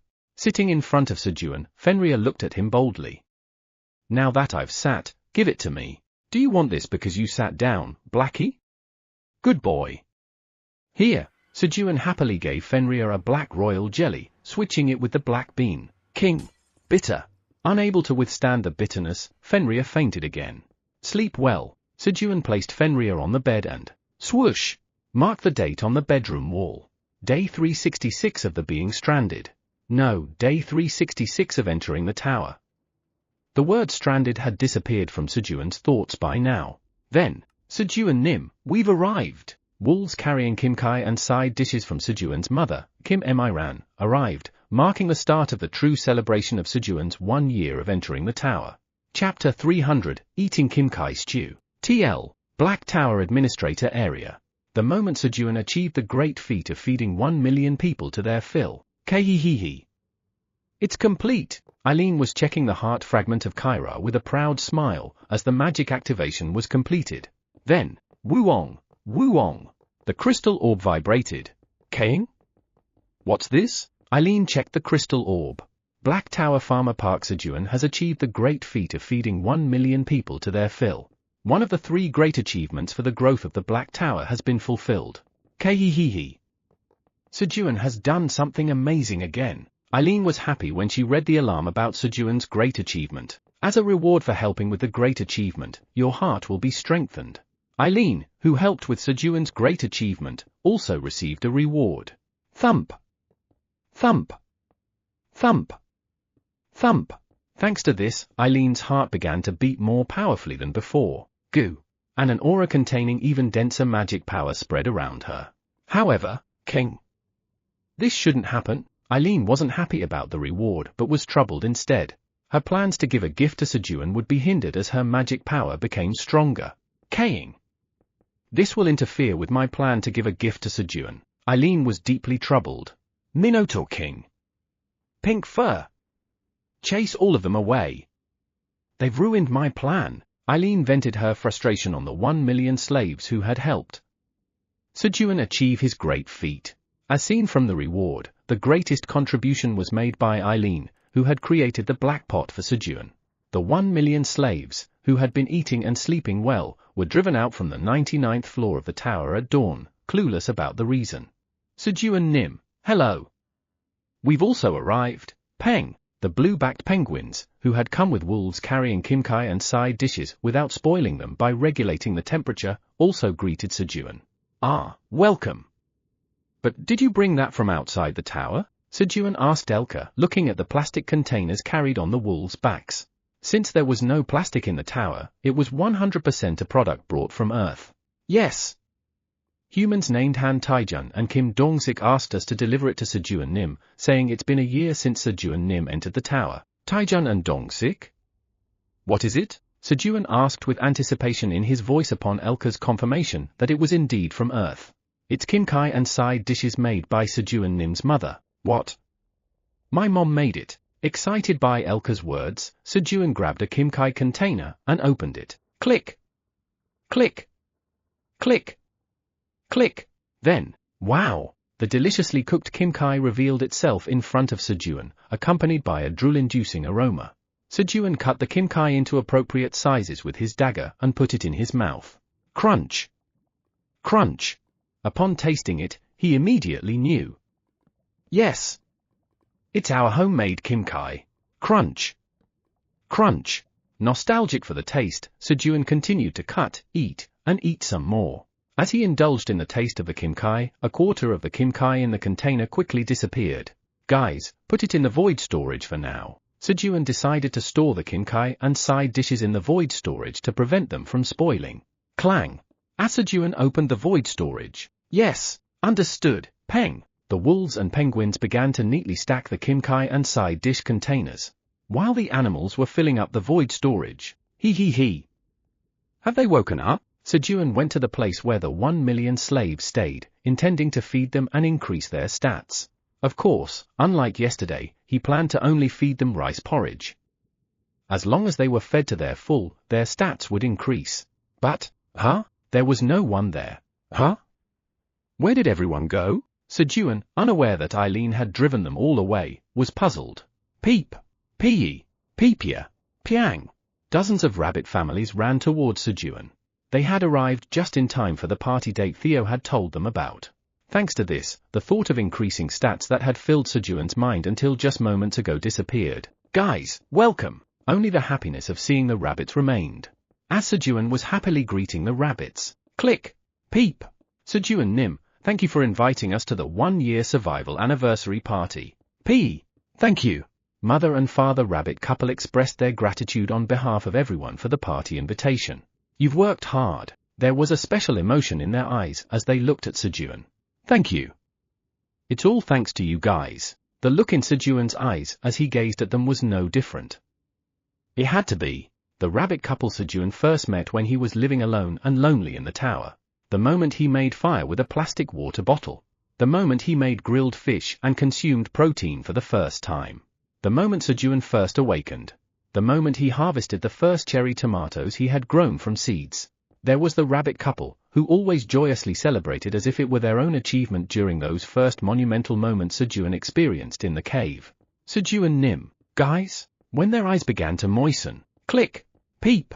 This is a gift for Sejun Nim's survival 1-year survival anniversary. The mother rabbit pulled out a red peach, as big as her own head, from her apron and handed it to Sejun. Thank you. Grab. Sejun carefully took the peach handed over by the mother rabbit and examined it. Longevity peach. This peach, which grows on a peach tree in the tower, bears fruit at extremely low odds. Consuming it increases your lifespan by 1,000 years. The seed will not grow if planted. Usage restriction, LV, 50 or above, all stats 100 or above. Expiration date, 100 days. Grade, SSS. A lifespan of 1,000 years. Sejun was greatly surprised by the option of the longevity peach. 1,000 years of longevity. Gulp. Sejun swallowed his saliva without realizing it, suddenly feeling greedy. But, he felt uncomfortable at the thought of consuming such a valuable item alone. I should just share it. Sejun decided to share the longevity peach with others. Guys, let's go. Thinking about how to share the longevity peach, Sejun headed home with the rabbits. Purple Tower Administrator Area. It's done. With this, I should be the best, right? Tia Peton, who had upgraded the performance of the existing purple dragon statue, said with a satisfied expression. He didn't want to lose to the other dragons, so he enhanced the dragon statue's performance. I'll personally speak with Becca and expose their misdeeds. With a determined expression, Tia took the upgraded purple dragon statue and flew back to the Black Tower. Meanwhile, as Tia was flying back to the Black Tower, here. Cheers! Gulp! Coo! This is good. The dragons were drinking samyangju while waiting for Tia. Then, I've brought the dragon statue. Now let me speak with Veronica. Tia arrived and asked to be let into the Black Tower. But, you can't enter in that state. Kaiser flatly refused. What? Didn't your granddaughter say it would be enough if I brought the dragon statue? Are you deceiving me now? Tia was furious at Kaiser's refusal. However, there was a reason Kaiser refused. How can I let in a dragon statue that's oozing of poison like that? It was because of the strong poison emanating from the purple dragon statue. To the beings living in the tower, the poison was too deadly. Especially to the weaker Sejun, it was even more lethal. Right. If it enters in that state, it'll kill everyone in the tower. Let's detoxify it first. Kellyan and Ramtur supported Kaiser's suggestion. But isn't that samyangju? Where did it come from? Gulp. Tia swallowed his saliva, enticed by the fragrant aroma of samyangju reaching his nose, and asked, Want some? I'll let you have it if we add just one line to the contract, Kaiser said, pulling out about 10 bottles of samyangju, offering them to Tia. HMPH. What do you want to add? Tia asked with a voice full of wariness, as if he wouldn't be fooled. Nothing much. Just add a clause in the contract that you won't buy anything from the Black Tower. Kaiser answered nonchalantly, but he was tense inside. It was a method the three dragons had thought of to prevent Tia from becoming a competitor. However, there was no need for tension. What? Me, buy something from the Black Tower? You think I would buy something? I just need to take Veronica back to the Purple Tower. Tia, offended by Kaiser's words, retorted sharply. Right. So let's just add that to the contract. In exchange, I'll give you the 10 bottles of samyangju. Kaiser placated the excited Tia. HMPH. Fine. Write it down now. Tia quickly agreed to Kaiser's suggestion and wrote the contract. I, Tia Peton, enter into this contract. He completed the contract stating his name. Now, let's drink while we detoxify the dragon statue's poison. Let's drink. Here. Fill Tia's glass. HMPH. Shall we? Thus, the dragons began to drink. Ah, that's good. Tia enjoyed the aftertaste of the samyangju and then exclaimed. Then, ahee. Tia, this samyangju is made by Sejun, the Black Tower's farmer. Kellyan revealed the truth to Tia, who could no longer buy samyangju due to the contract. What? This was made in the Black Tower. Kahawa. Yes. Our Sejun made the samyangju, Kaiser said proudly, seeing Tia's astonished expression. This delicious samyangju was made by the farmer of your tower. Tia was dumbfounded by the shocking revelation. What? What kind of contract did I sign? Tia finally realized he had made a mistake with the contract. Inside the Black Tower's 99th floor cave. Bubble, bubble. The kimchi stew began to boil vigorously inside the black pot. Recalling the memories of eating in the cave in the past, Sejun was cooking in the cave with the rabbits he had brought along. Soon, the smell of kimchi stew filled the cave. Wow! This smell is killer. Sejun was excited by the aroma of the kimchi stew. Krueng! Peep! Pee! Pai! Piang! Okay! Behind Sejun were Quenji and the rabbits, holding spoons and drooling in anticipation of the finished dish. Krueng! Finally, Quenji gets to eat Grandma's kimchi stew. Especially Quenji, who had heard several times from Sejun how delicious the Kim Kai stew was filled with anticipation. A little later, "It's done!" Sejun placed the rice porridge in front of the animals along with the Kim Kai stew. Click! Click! He opened the lid of the side dish container sent from home, containing stir-fried anchovies, and placed one in the middle. He served the dishes in front of the animals, one by one. And then, "Let's eat!" Following Sejun's words, the animals began their meal. Krueng! Delicious! Grandma is the best! Peep! It soothes the stomach! Piang! It's tasty! The animals enjoyed their meal, taking turns between bites of Kim Kai stew and rice porridge. They're eating well. Seeing the animals enjoying their meal, Sejun scooped up some Kim Kai stew broth with his spoon and slurped it. Ah, refreshing! Although it wasn't rich like a broth made from meat, the broth was clear and clean, having been made with fish bones. I should have some rice too. Sejun quickly took a mouthful of the rice porridge and then scooped another spoonful of Kim Kai stew into his mouth. And then, when did we finish it all? Sejun suddenly noticed the empty pot and side dish containers. He couldn't remember when they had finished eating. As the meal came to an end, "You have fed 57 beings to their fill." Due to the effect of the title, Saint of Feeding, all stats permanently increase by 5.7. A message appeared in front of Sejun. Huh? Why 5.7? Sejun wondered about the number 5.7. Because there were more animals that had eaten to their fill in the cave right now. 5.7. Could it be? Sejun checked the number of rabbits. There are 57. The number excluded the animals that had eaten to their fill yesterday and experienced a stat increase. Thanks to this, Sejun realized that the effect of title, Saint of Feeding, only activated once. That's a shame. As Sejun was feeling disappointed, the tower's administrator says there's something for you and asks you to come out to the waypoint alone. Eileen called Sejun out to the waypoint.